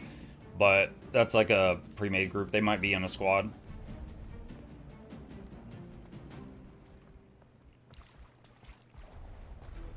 I want to stay up for the giveaway, but I got work in the morning. Yo, I understand. Like, obviously, I'm enticing people to stay longer. That's the whole thing. I'm bribing y'all to hang out with me more. But if you got to get some sleep, man, get some sleep. Have a good night. I'll see you, Sirkin.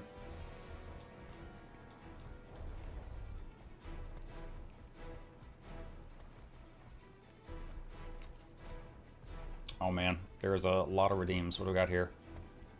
Cheer for the snails. Come here.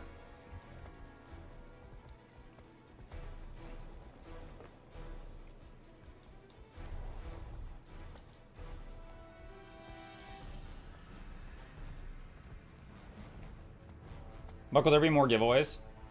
There will be one final giveaway in an hour and 15 minutes. And then I will be super, super, super broke.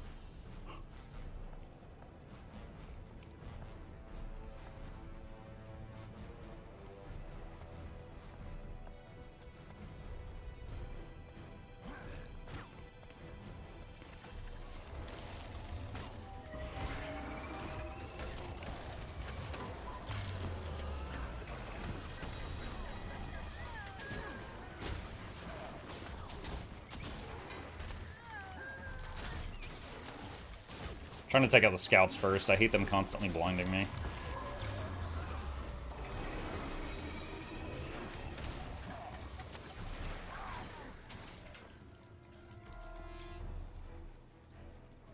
Oh, we just lost our outnumbered buff.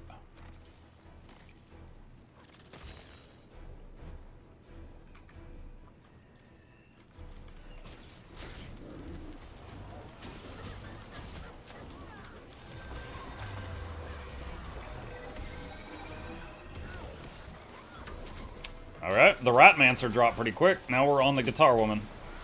And my teammate is a Ratmancer. And does more burst than I do. So they made this go really quick.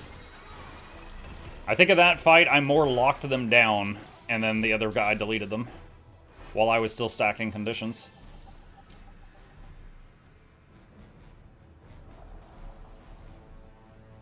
Congrats on 3K. Oh.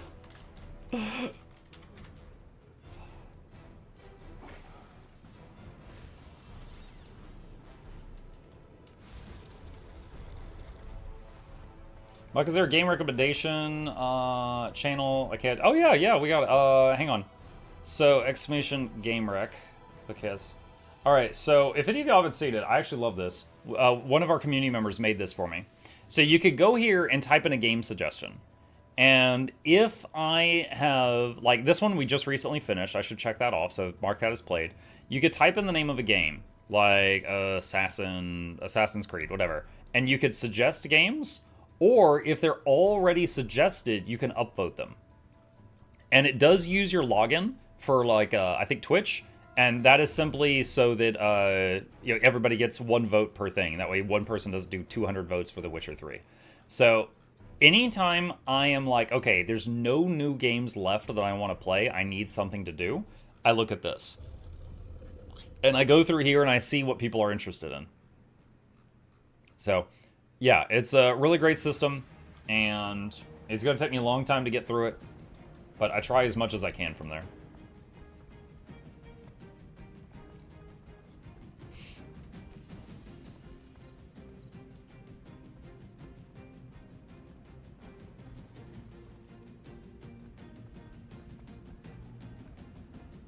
No, I'm not fighting a Mirage if I don't have to. Y'all are annoying.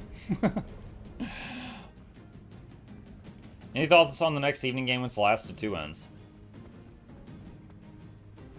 Nothing set in stone yet. Like, for example, I was really enjoying Last Spell, but the viewers were not, so I changed that to be just an on my own time game. We're almost done with Celeste 2. We finished the Grim Dawn DLC. The Room 4 we're almost done with. I will need to find a new evening project to work on for the non-Tuesday, Wednesday days. Have you heard of this small indie game called Guild Wars 2?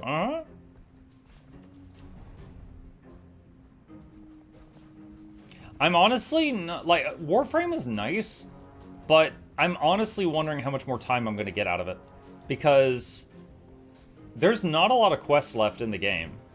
You know, coming from an MMO, I'm often, like, comparing it to MMOs, but they only have, like, apparently they only add, like, quests once or twice a year. And I'm almost done with them. So, I'm probably going to be, out of Warframe stuff pretty soon. Holy lag? Why? What is happening right now? This stupid scout keeps blinding me.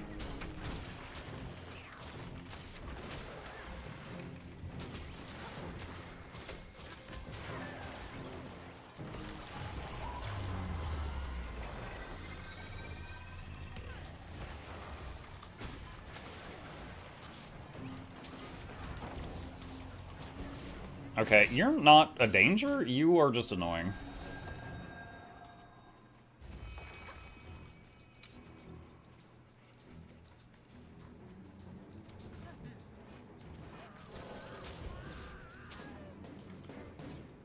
She just keeps, like, summoning, like, stripper dancers or something, and I just keep getting forced to attack them. But then with that time she has, she's not doing anything dangerous to me, and I can just ignore her. God, that's such a weird class. If I could delete one class from the game... like, I hate Guardian because they're ArenaNet's favorite child, but Ratmancer, it just doesn't fit in this world. It's so stupid. Like, I'm gonna reach into your pocket and pull out a guitar that comes from the other side of the planet. What are you, some street magician? And why do you have rats?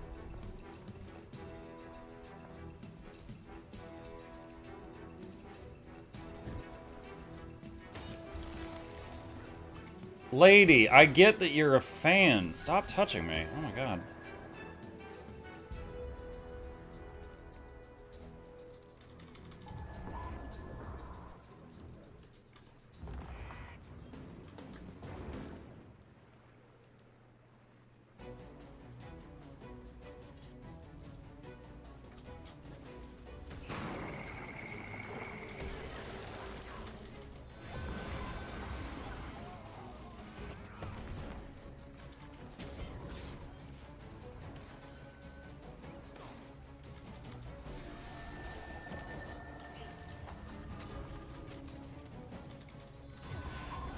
Dude, if you have more mobility than everyone else in the game, and you plus your friend can't kill somebody else, please recognize you're a waste of a group slot.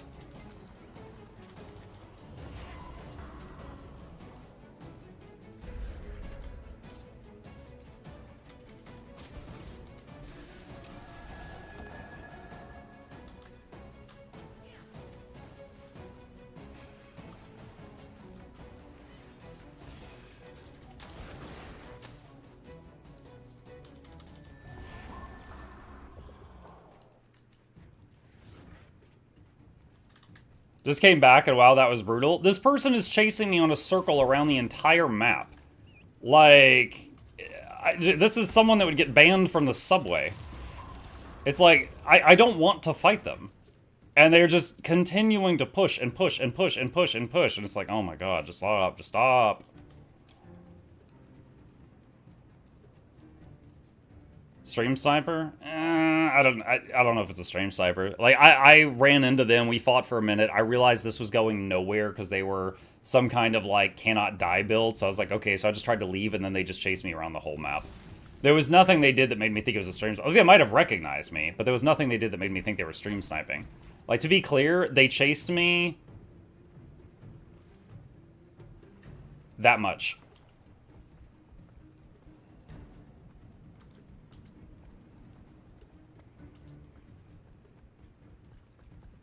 It was a lot. What's the current etiquette in World v. World? There's a couple of very specific locations that if people are fighting in a one-on-one there, most people assume they're dueling and they leave them alone. On this map, the location is here. If two people are doing a one-on-one there, you usually leave them alone. If you see someone in like a Choya costume or a frog costume, basically like a shapeshift where you cannot fight back in, you usually assume that they're just like trolling around and you leave them alone. And people go like, oh no, dude, you attacked the Choya? That's messed up. So you're not supposed to mess with that, or people will look down upon you.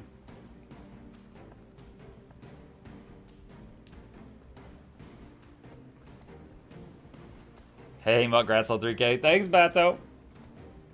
No, I was definitely getting a bit bitter there, but it was because people were chasing me around a circle around the entire map. So I got sassy.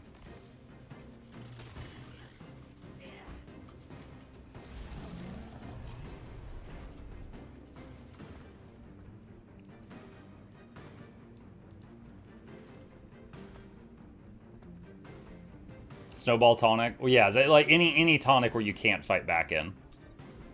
People will sass you if you are caught attacking those people.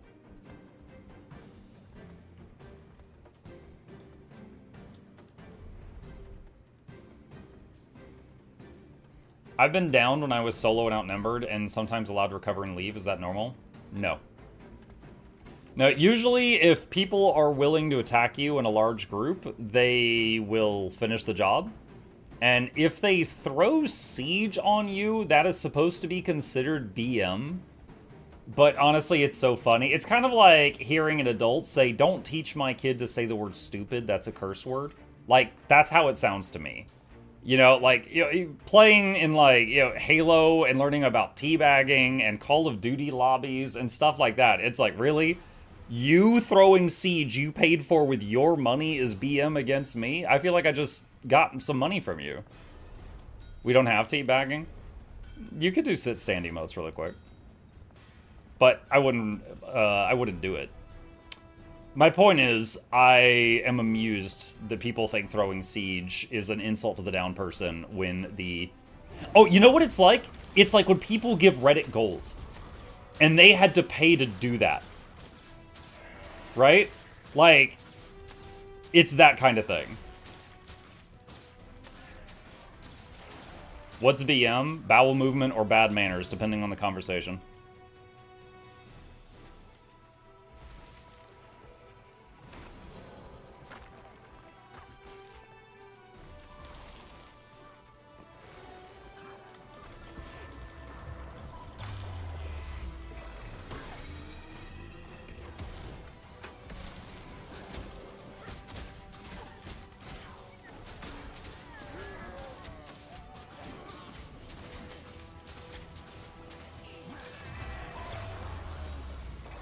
Muck, are there conversations or it could be both?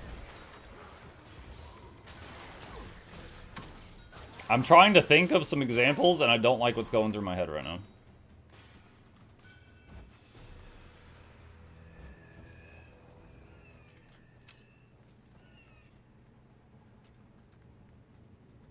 If you're a nurse, it could be both. It's BM to BM.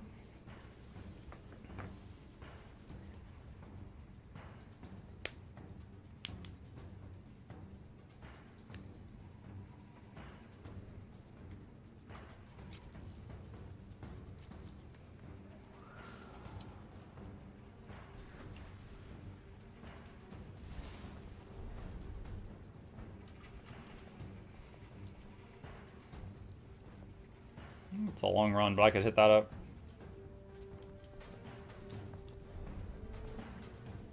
Gilwer's 2 teabagging is dancing on the corpse. One time I did the masterpiece emote on someone's body, and I was just playing with the emote because I just got it that day. And they did the thing where they, like, report me to get my name, and then they whispered me, and they were like, just take the win and walk away, man. You don't have to act like that. Sorry. I thought it was all in good fun.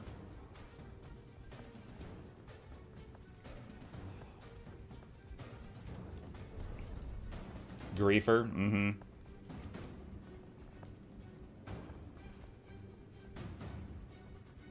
I think one of the funniest ones, this was a couple weeks ago. Someone was fighting me, and I was pretty sure he was stream sniping. And I was like, hey dude, if you can hear me, your food and utility buff wore off. And I was fighting him, and then they refreshed.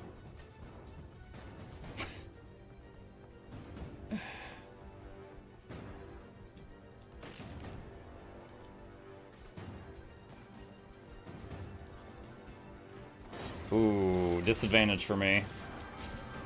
Oh, there's someone else here too.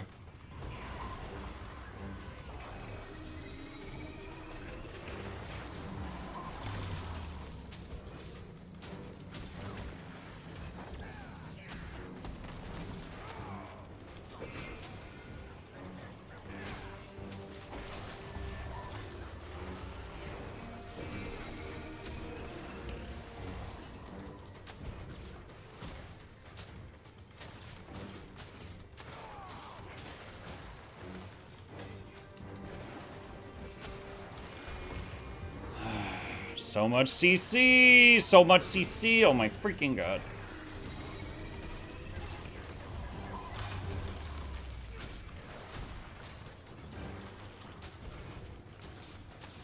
Luckily, he's only okay. But I cannot root him. And he has more CC than I have stun breaks by a landslide.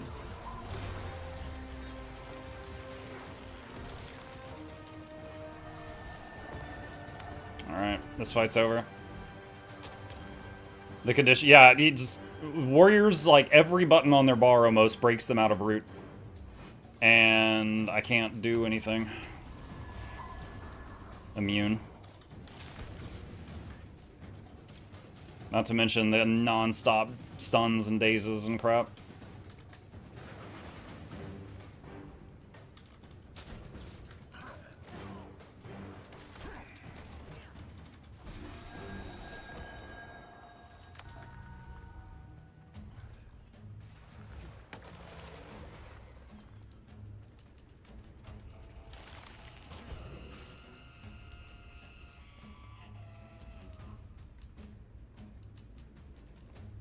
Holy shit, dude, go away.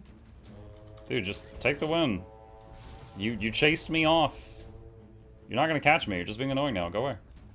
Is Jimothy a ranger pet? No, it's a miniature. Anybody can get Jimothy.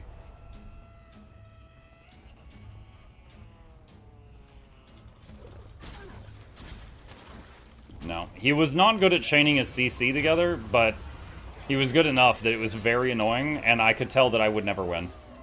None of my condies were sticking, and he was basically immune to root the entire fight. So I was like, okay, I cannot win this.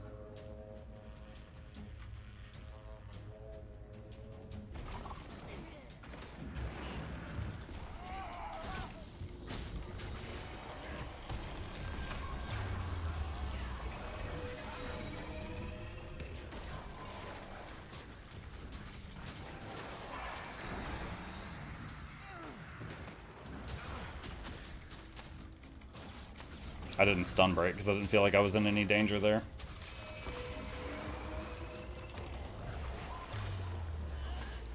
Sideways Golem. Oh, usually it will go like that because of the hill, but it didn't that time. You demolished him. Yeah. There are some harbingers that put the fear of God, like there's some harbingers, and I don't know what the build is, that scare me greatly. But they will use their elite skill that gives them, like, every boon in the game, and then it is like fighting a willbender for 10 seconds. It's terrifying. I have to just, like, run away during that time. But she was not putting on any pressure. Like, I never felt like I had to stop the attack there.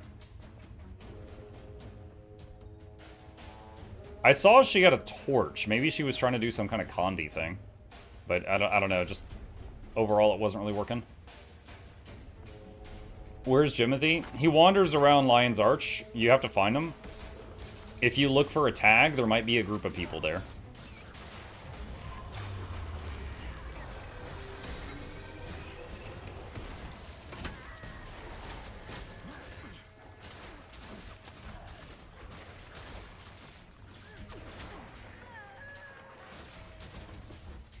Get over here so we can stack these up.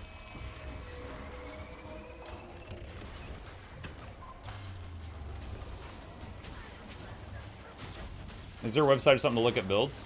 Mm-hmm. What game mode are you looking for?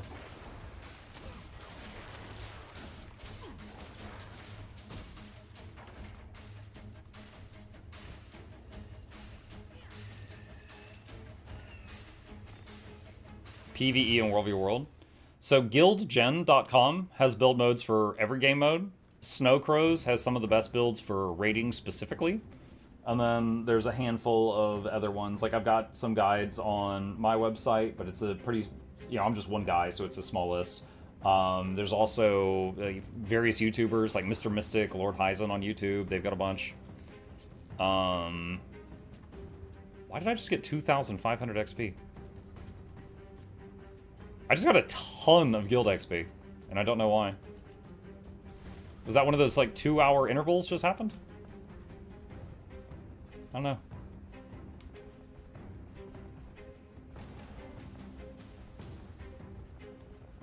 What's Jimothy? Alright, I'm gonna show you something here. Hang on.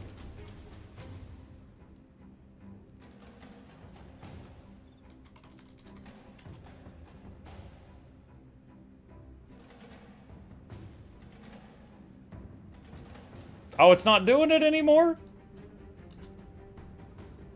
Earlier today, when you would Google Jimothy, he would run across the screen. Alright, anyway, Jimothy is a raccoon seen in Seattle with no neck. He looks like this. And he has no idea that he is now a miniature in many, many MMOs. Short spine? That's what I said. No neck.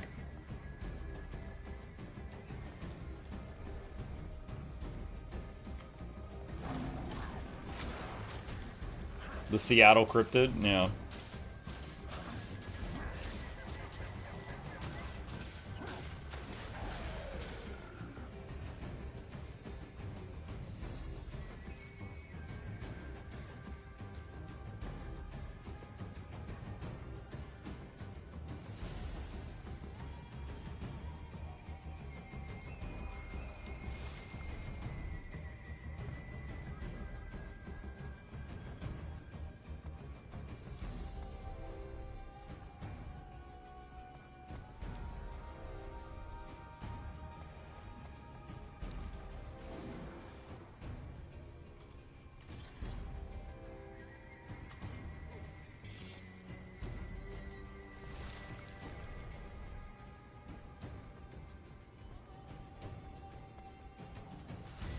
The first person posted it, yeah. Yeah, I've heard that too. The person who saw him and posted a video of him online was ArenaNet spouse.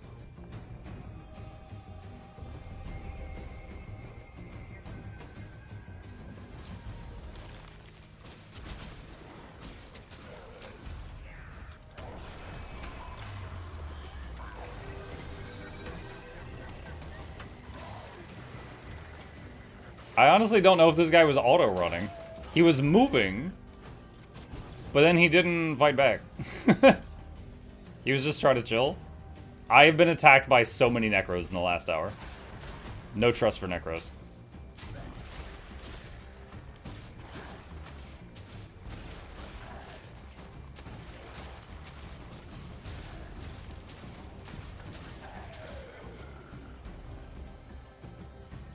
Hope the voice is doing good on a long day like today. I'm definitely going to be taking it easy on the talking tomorrow. But I was happy that we got to do this.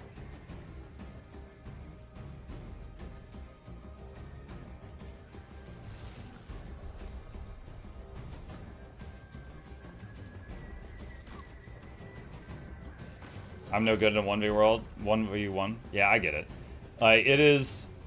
If you are fighting in, like, a group of people, and you're just one of many, you can make small mistakes, and it doesn't matter. But if you are on your own, and it's in a 1v1, like, every little thing you do matters, so it's, like, it's more intense.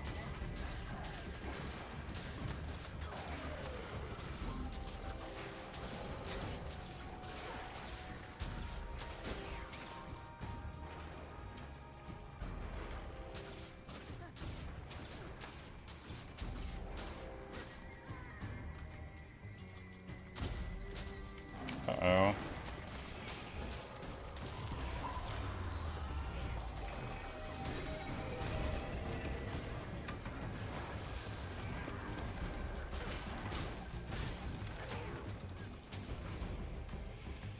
Okay, that is a lot of boons on a ranger. Are they buffing her? I think they got some supports there. Ah, shoot, my pet died before I could call it back.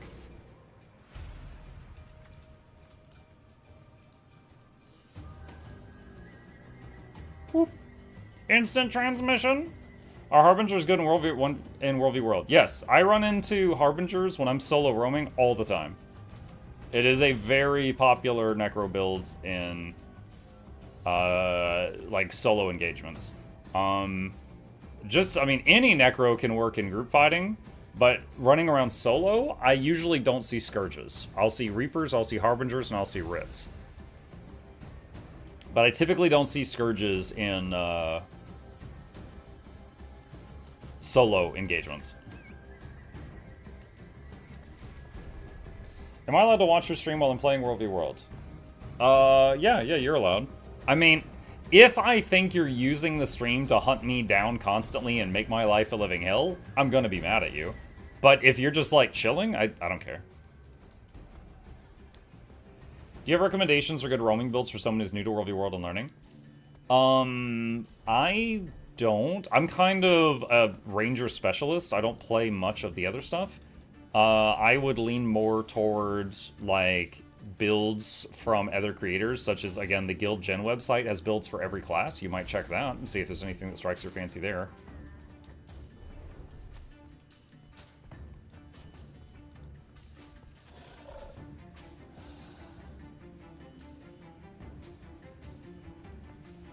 What do you think is the most fun DPS to play for Fractal CMs? Most fun? Fun is subjective. That's going to depend on who you ask. I myself am an untamed enjoyer when it comes to Fractal damage dealing.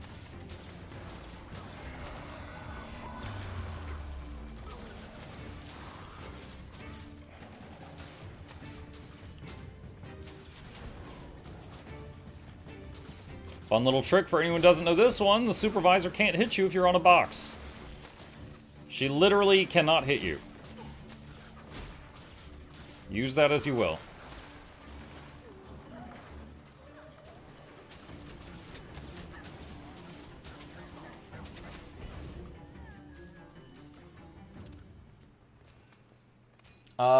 Yes, what Like a Snail said is true.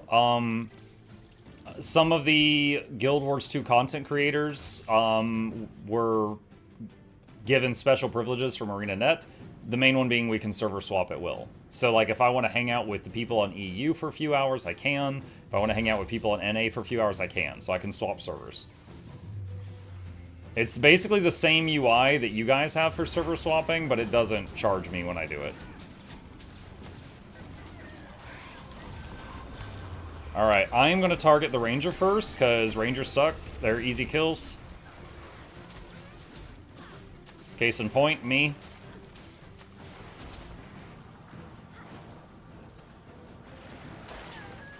Alright, I was trying to be funny there, but actually it brings up a good spark for conversation.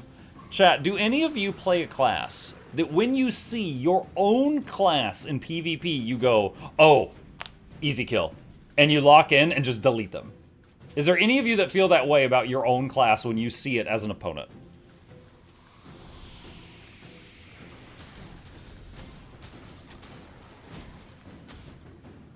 He's invulnerable right now.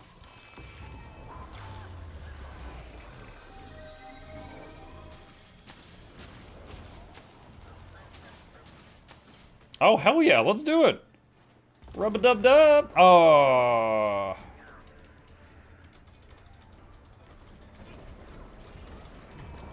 Got him. Yo, he thought he got me with that lightning cage.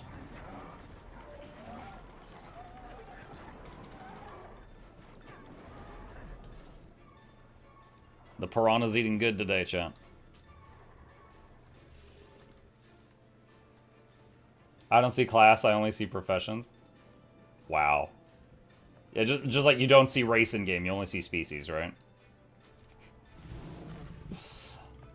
I mean, Mesmer depends on the spec. Like, when I'm in... Like, I love playing Mechanist.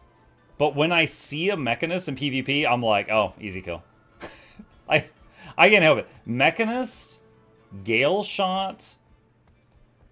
those ones are definitely, like... My brain is just like, oh, I can turn my brain off for this. Anything else? Dragon Hunter. Dragon Hunter, I see is an easy one for an opponent. Necro? No. Every single type of Necro, including Core Necro, is a threat. But I am more scared of a Core Necro than I am a Reaper. I find a Core Necro gets me more nervous than a Reaper does. Vert? I do not underestimate Verts. Verts can be scary.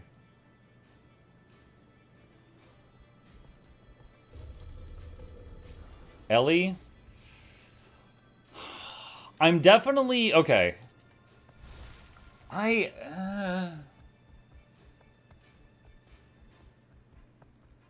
There's really no form of Ellie that I look at it and think easy kill. Because some of them are like... I'm playing Chopsticks and they're playing Beethoven Symphony on their keyboard and I don't even know what happened. I don't think there's any type of Ellie that I look at it, I go, oh, easy kill. But there are some like the air rabbit ones, the electric rabbit. I look at it and I'll be like, this is going to be a fast fight one way or another. Either I'm going to win or lose really fast.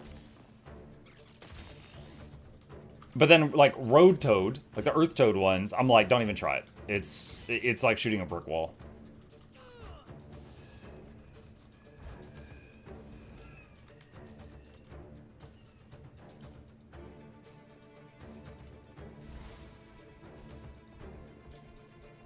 I don't do PvP, but it looks like you've really been mind gamed simply by an elite spec icon.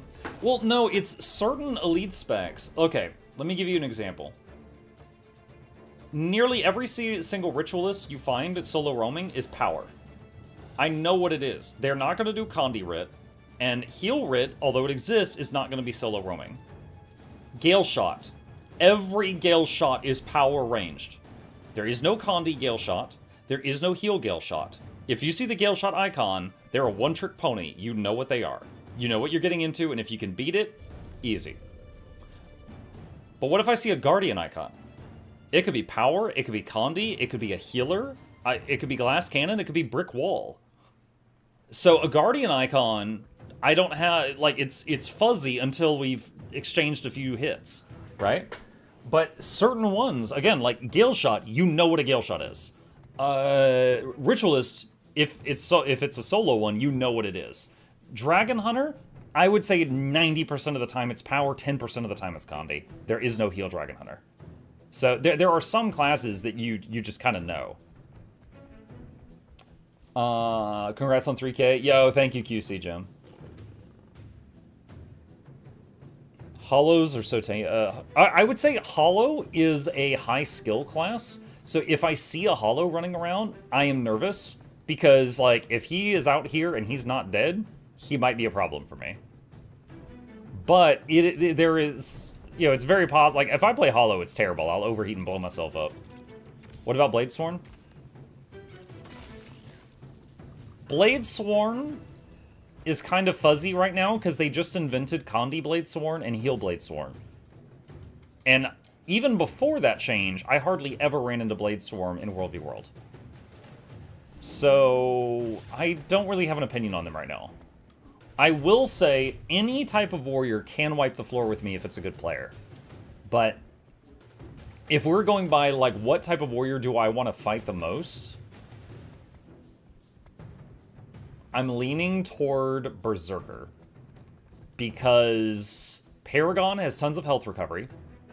Spellbreaker has 1,000,000 CCs. Berserker, they're usually glass cannon. It's kind of filed under the same category as the Electric Rabbit Evokers. Either I'm going to die or I'm going to win and it's going to be over fast. So, and I'll take that over, like, beating on a Paragon for 15 minutes and then trying to run away.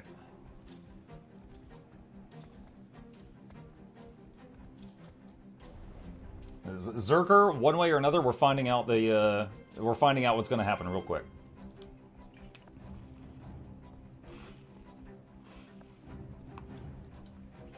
Is there a class you just run? I'm a solid druid. I'm not the best druid in the game. I'm not going to pretend like I am. I'm a solid druid. If I run into anyone and they're not good at their class, I could possibly kill them. So I always try. However, you said, is there something you always run from? Thief Underwater. Thief Underwater has a skill on their spear they can spam that does self-evasion while attacking for power damage. And if they just spam it and use all their initiative on that, you literally cannot hit them while they murder you. And they don't run out of initiative until they've done like 40,000 damage. So Thief Underwater is freaking run. Now, you're not going to make it very far because they also have a 1200 range spammable teleport underwater on their harpoon gun. But Thief Underwater was OP 10 years ago, and they've not balanced underwater stuff in 10 years. So that one is the only one that I will instantly try to run on principle and get them on land. Because on land, I might still lose, but I'll have a better chance. But anyone else, if I'm losing on land, I might take it to the water because... Oh my freaking god. I'm going to die to these NPCs. If I'm losing on land, I might take it to the water because maybe I'll do better there. This is a tier 3 camp plus dredge. Dredge mercenaries. Oh, dang it. There's a spooky boy here.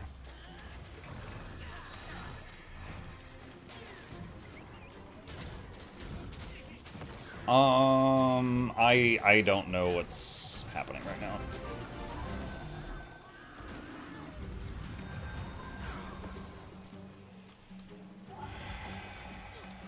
Is that 2? Yeah, it was 2 Necros. Okay. That was 2 Necros.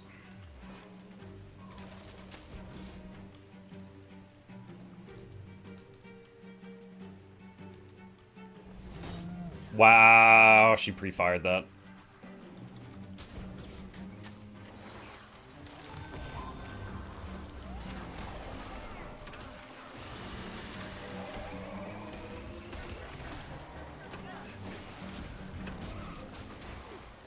Ugh. I got one down and another joins in.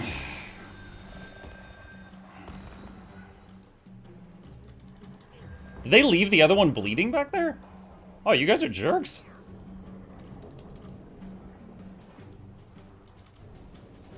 I keep getting immobilized.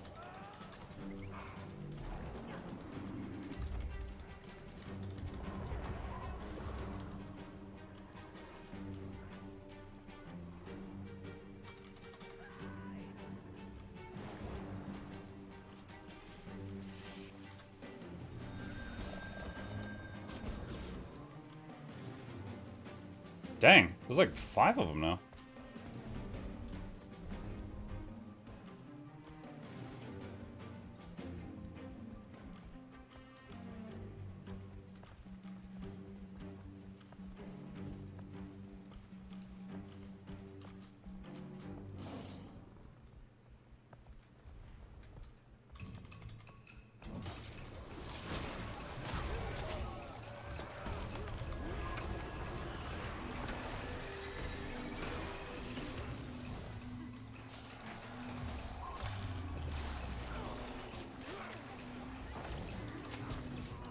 God.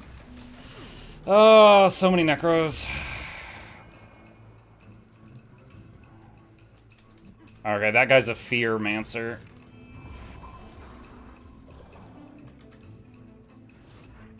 He trusted you, Muck?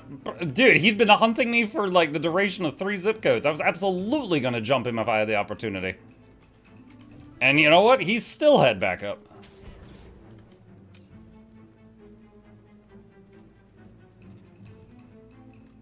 Are these enemy? Oh, dude, I could farm these siege.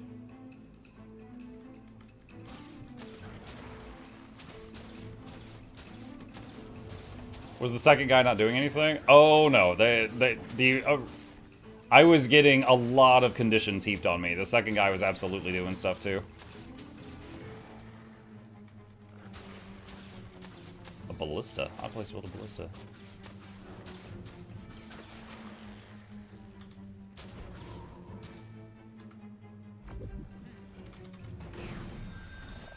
Soon as I saw purple, I dodged.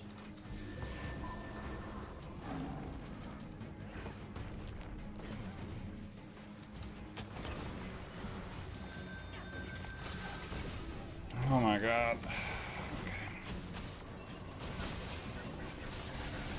Yeah, too many stuns. I stun broke out of 1 and immediately, is this 3 verts? It's a Mirage and 2 verts. Yeah, so it's a whole lot of purple. That's 3 mesmers.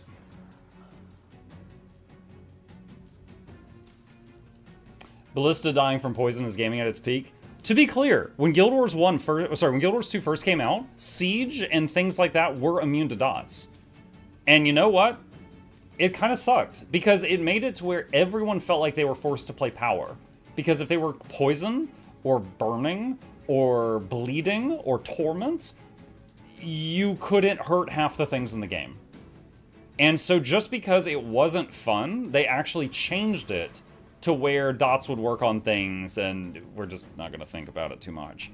But yeah, I mean, if you just like, oh, okay, well, instead of poison, it's acid, it's corrosion, you know, or whatever, then it's like, okay, it can make sense in your head. But yeah, at launch, the ballistas and things like that were immune to dots, and everyone kind of felt like they were forced to play certain builds as a result of that.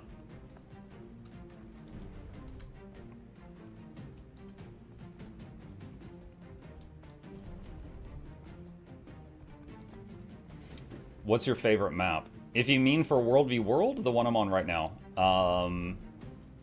Eternal Battlegrounds? Yeah, this one.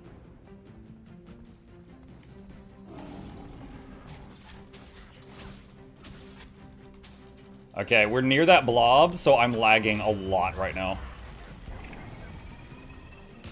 She can teleport through that, I can't. Air Evoker, and I'm already down a few abilities.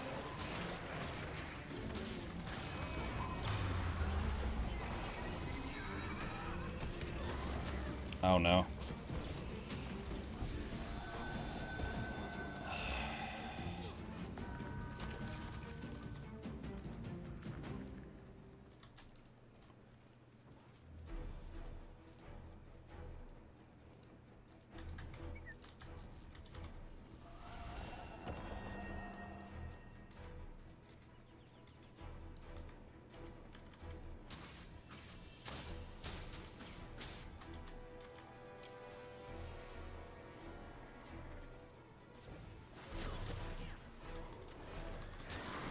The babysitter's back.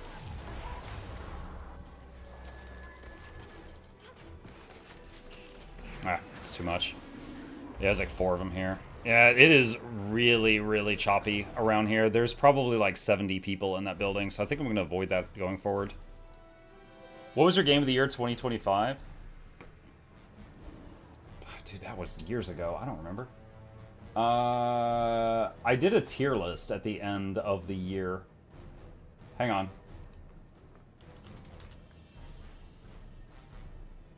I'm pulling up my own tier list. I don't remember. 2025 was last year? That was freaking years ago. Okay, just to be clear, for why I might not remember, I played 131 games last year. Alright, I am just going to pull up my own tier list and skip toward the end and see what I put in the top tier. Okay, what do we have here?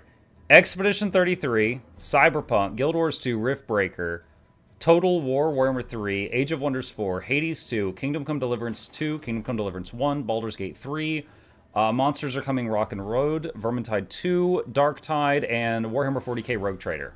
Those were my S tier games of last year. Guild Wars 2, what a surprise. Yeah, who would have known? The guy that in his free time, without getting sponsored to do so, he made 208 video guides for Guild Wars 2. Who would have thunk he liked Guild Wars 2? Who would have thunk?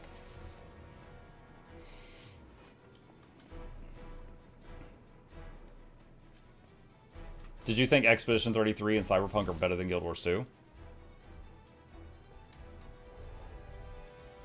For if you're playing less than 50 hours, yes.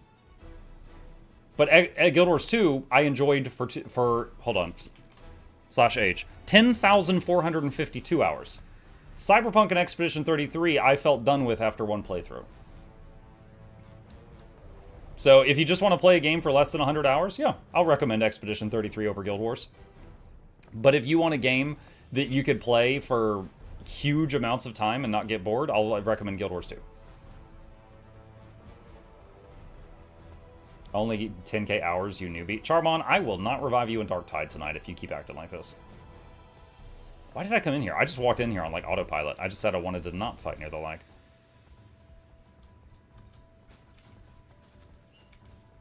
Darktide tonight? Off stream. I've been playing Darktide between, like, midnight and 2 in the morning the last couple nights with anybody who... Oh, I'll extend that to chat. I've been playing with Charmon. We're currently around Havoc 20.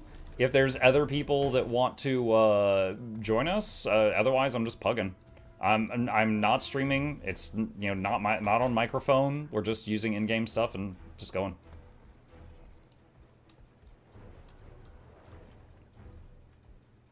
Hopper.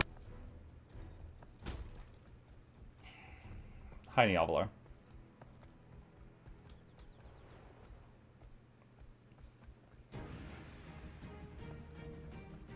What was that? That was a soundbite. I have a couple of things that are meant to scare me that are for very specific tip amounts. If you do exclamation scares, there's a list, but someone just triggered one of them. And he's a regular, so I know he did it intentionally.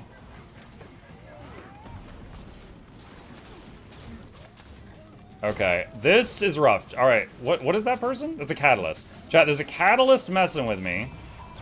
And also, I've got all these mobs on me right now.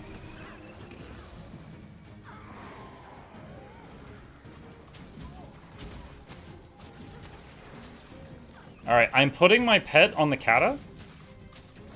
Just to annoy him for a little bit. What color camp is this? This is a blue camp. Dude, another Necro. God, they're so common right now. There are days where I see nothing but Necros for like a million fights, and then there are days where I see just like only Mesmers. They're like, sign up for my only Mesmers.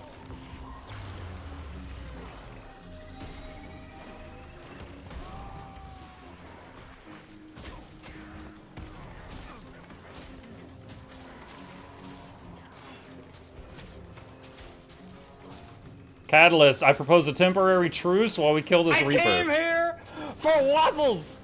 The Catalyst accepted, chat.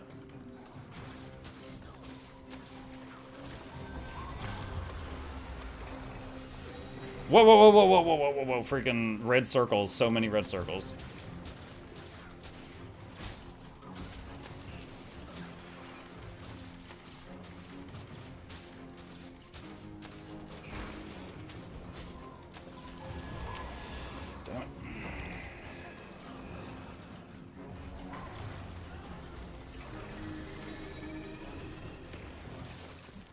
This is... I don't really understand what this guy's doing. He's like solving Rubik's Cubes or something, and then there's just red circles everywhere. He is dying, though. So there's a chance. Like, his health bar does move, unlike some classes.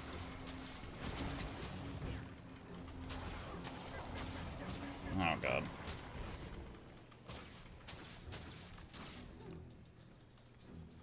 Every time he backs away, I get a few more ticks on this. Oh no, go away, man. Go away, go away, go. Yes, it's mine! NPCs, help! This Reaper said he wants my lunch money. He was gonna push me in the locker.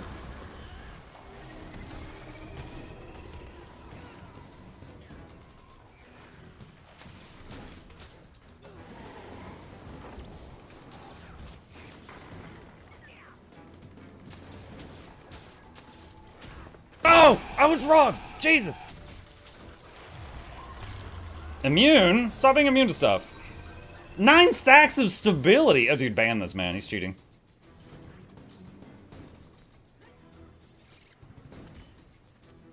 Well, I won the battle, but didn't get a kill.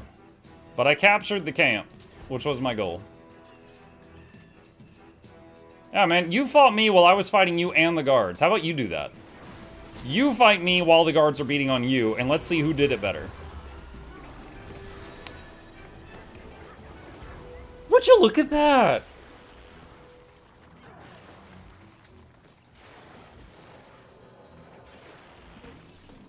Tony is eating good today.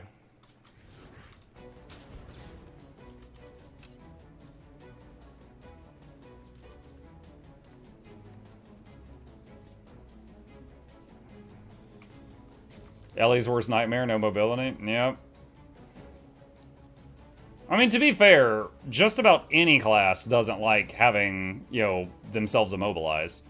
Warrior has the most ways of getting out of it, because there's that one trait where, like, every single movement button they have becomes an immobi break. So it's really hard to lock them down.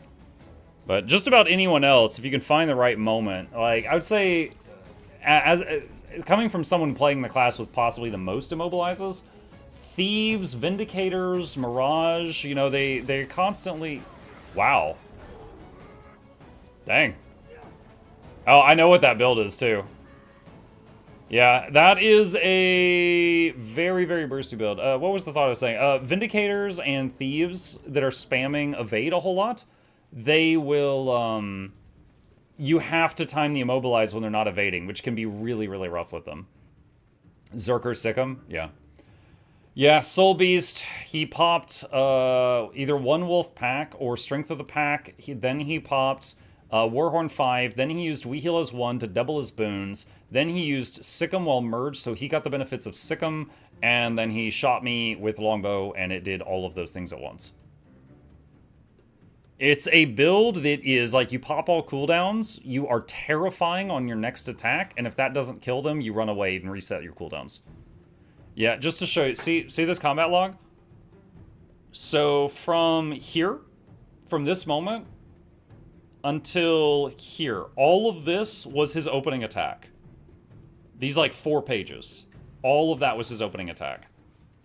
But yeah, it's a build I have tried before. I don't really like it because if you don't end the fight in the opener, you're kind of screwed because it's heavy investment. You burn a lot of skills on that opening shot. But if, like just then, the person you're shooting isn't paying attention and doesn't react instantly, then you win. How does he get all that off? Okay, so look. He activates Strength of the Pack or One Wolf Pack. One Wolf Pack is a Soul Beast thing. It'll be down here. That lasts like 10 seconds. Then you do Warhorn 5, and that gives you boons. Then you weapon swap, and you're hitting We Heal as 1 at the same time, and that doubles all your boons if you're a Soul Beast, and then you hit Sikkim. If you're quick enough at it, you can hit all those keys in like 2 seconds. Then you aim it, you click on the person, and you hit Rapid Fire, which is Longbow 2, and then it goes brah, and it does all the things. So hang on, just to show again. Oh, he also used Warhorn 4. So he did Warhorn 5-4 weapon swap. So Warhorn 4 is you take 16 hits from birds. So there's 16 lines here from Warhorn 4. There's One Wolf Pack, so he was using the One Wolf Pack Elite. And then there's Rapid Fire. And then it's Rapid Fire, One Wolf Pack, Warhorn 4, Rapid Fire, One Wolf Pack, Warhorn 4, Rapid Fire, One Wolf Pack, and so on. So that's basically what he did. So he did the abilities for boons, Warhorn 4, Weapon Swap, Rapid Fire. And it was just like 30 hits. Very, very powerful. I'll tell you another fun one. Hang on a second. If you are playing a Soul Beast, and you merge with this guy, the Bristleback, if you merge with the Bristleback, you get a skill called Sharpened Spines. It makes your next 5 hits inflict bleeding, okay? Then you use Sharpening Stone, which makes your next 10 hits do bleeding. So technically, your next 10 hits do 15 bleeding, because those stack. Then you find someone, and you hit them with, hold on a second, Warhorn 4, which does 16 hits. This is the thing that just killed me. And 16 hits will proc 15 bleeds. So you hit someone with this key, and they get hit with 15 bleed stacks. And either they cleanse or die. It's the Condi version of what I just got killed by.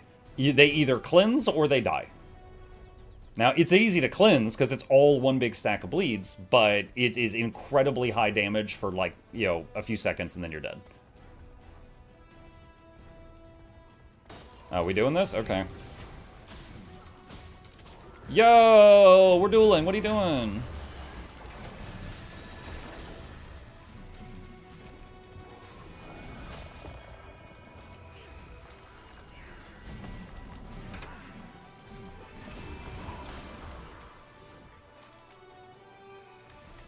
Whoa, lag?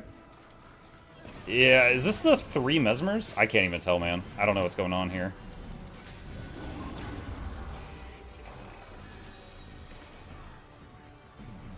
I can't even tell what's going on. She was not a threat. She almost died to my pet. In fact, I think she's about to go down for my pet. Berserker, Scourge. Oh, there was a Scourge and a Mirage. Yeah, there were 3 Mesmers, a Scourge, and a Berserker all in that pile.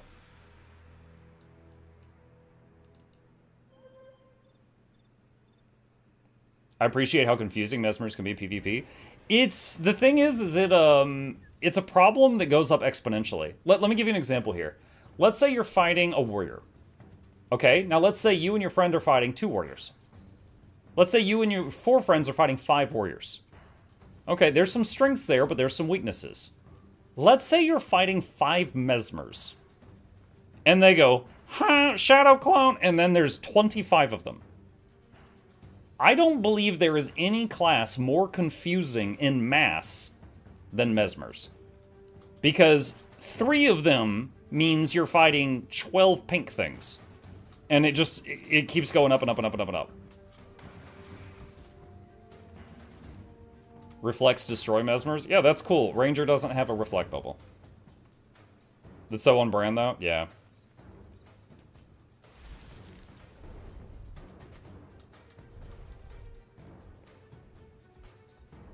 Lore when, though? Is it, though? Guild Wars 1 Mesmers didn't even make illusions.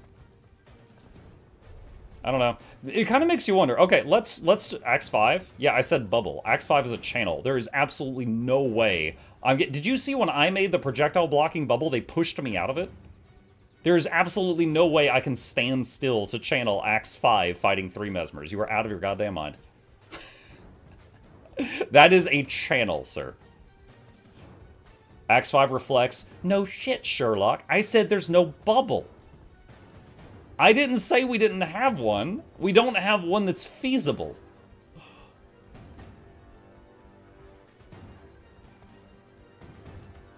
He swore. It's 11:44 p.m. Your kid should be in bed.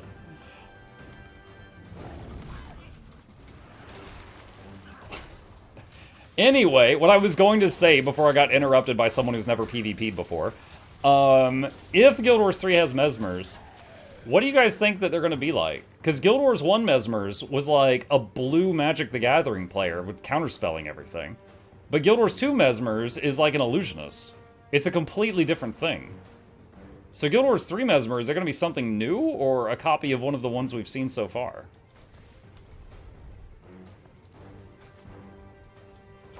I'm not getting ready to turn this stream around. Yo, I have been sitting here for 11 hours and 45 minutes. I have about had it.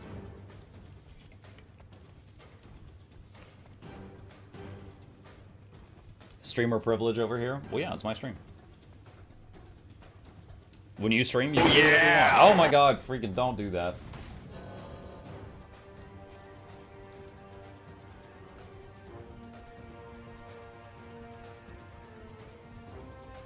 They sort of stated it won't be as large scale, so maybe not 5 clones each. I don't know.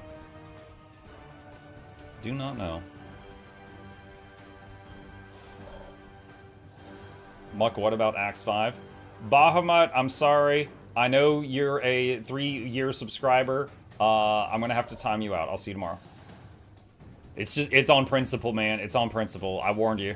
I did. No Guardians or Bram will be fine regardless. Yeah. Will you still be in the Sir in Guild Wars 3? Because of my channel and my brand, I will be in a Suro with a wizard hat if I can find one. But what I have said many times is when I play an MMO or a fantasy game, I just want to be something not human if I can find one. Like, to give you an example, again, if Guild Wars 3 only had Norns, humans, and Coden, I would be Coden. Because Norns to me are just big humans. If they had trolls or ogres, I would totally jump on that. I'd be that. But because of my, like, my brand, you know, my YouTube channel and stuff, I'll pick an Asura and find a wizard hat if I can, because we know Asura is an option. But if I was just, like, a solo player, I'm looking for, like, just something weird. I just want to play something weird. I know what being a human's like. I'm doing that right now. So, something else.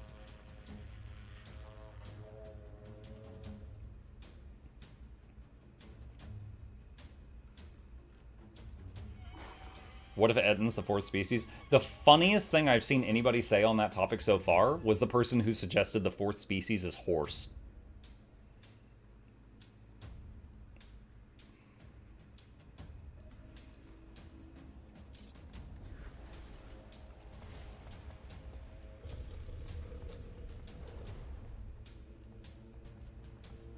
Hmm.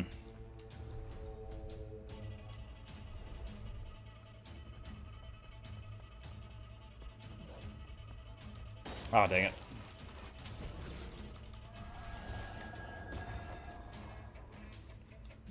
Chat. It's not looking good.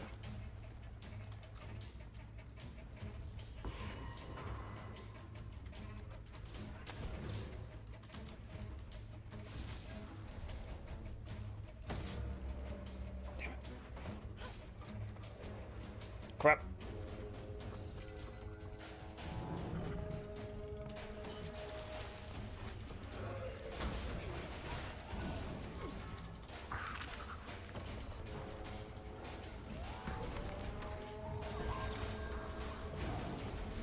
Woo! Bet y'all didn't expect that! There's still too many. There's still too many.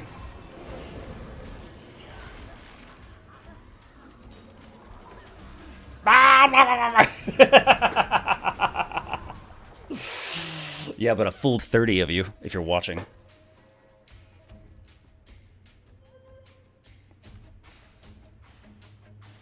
Fourth race canned tuna with little legs on the outside. What the heck?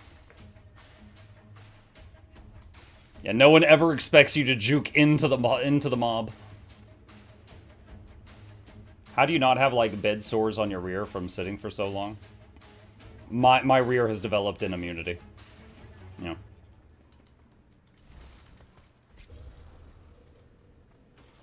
Proof? Proof? I'm not showing you my rear. Mr. Daddy Poochie? No, thank you. Buns of Steel? Yes.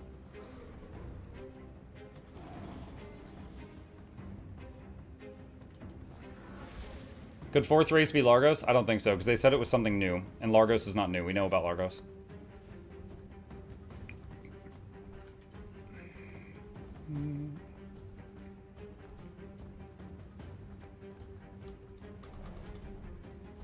Why are you spying on my house? Why are you spying on my house? Hmm? Oh, you're fragile, aren't you? Oh my.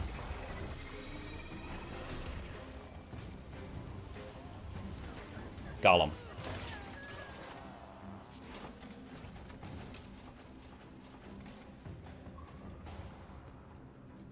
I don't have any astral power.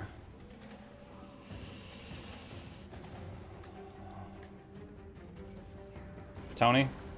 Got him.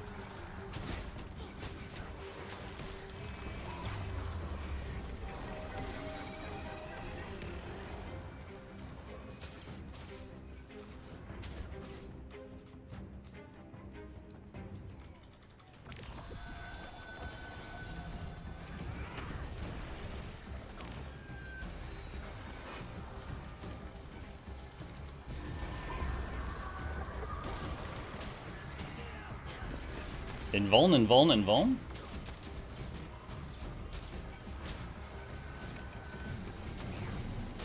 That's a fake. Where's the real one? Oh, he's down. I'm like, where is he? Where is he? Where is he? He's like dying over here.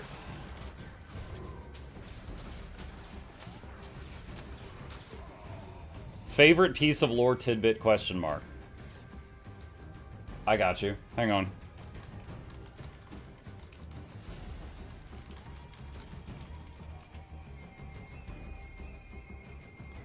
Alright, in Guild Wars, this is canon. There is a race of rat people. And they have a system of government called the Moletariat. And it is run by Mole Lenin. That's canon. There you go. That's my favorite piece of Guild Wars lore ever.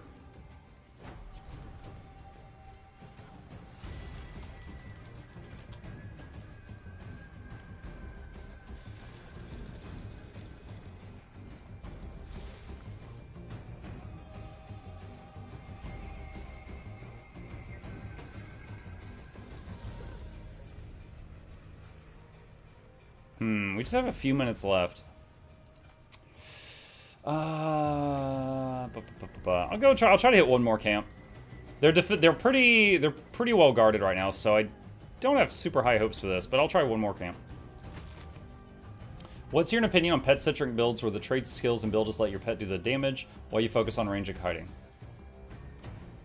Okay, I am someone that is a pet class enjoyer. I'm playing Ranger right now. However, I think it is a travesty that in Guild Wars 2, a pet class is like, okay, let's say you've got a Ranger. Let's say you look at their damage. It's like 90 to 95% of the damage comes from the Ranger, and the remaining like 5% comes from the pet. I wish it was closer to like 60-40, you know? I wish that a larger percentage of my damage output came from the pet, which comes with pros and cons. If the pet gets killed, I am severely debilitated. But if I am good at juggling, you know, the attention between me and my pet, then I get to, you know, reap the rewards of that. So in Guild Wars 2, the pet class is more of like superficial, kind of superficial. It's like, again, it's not.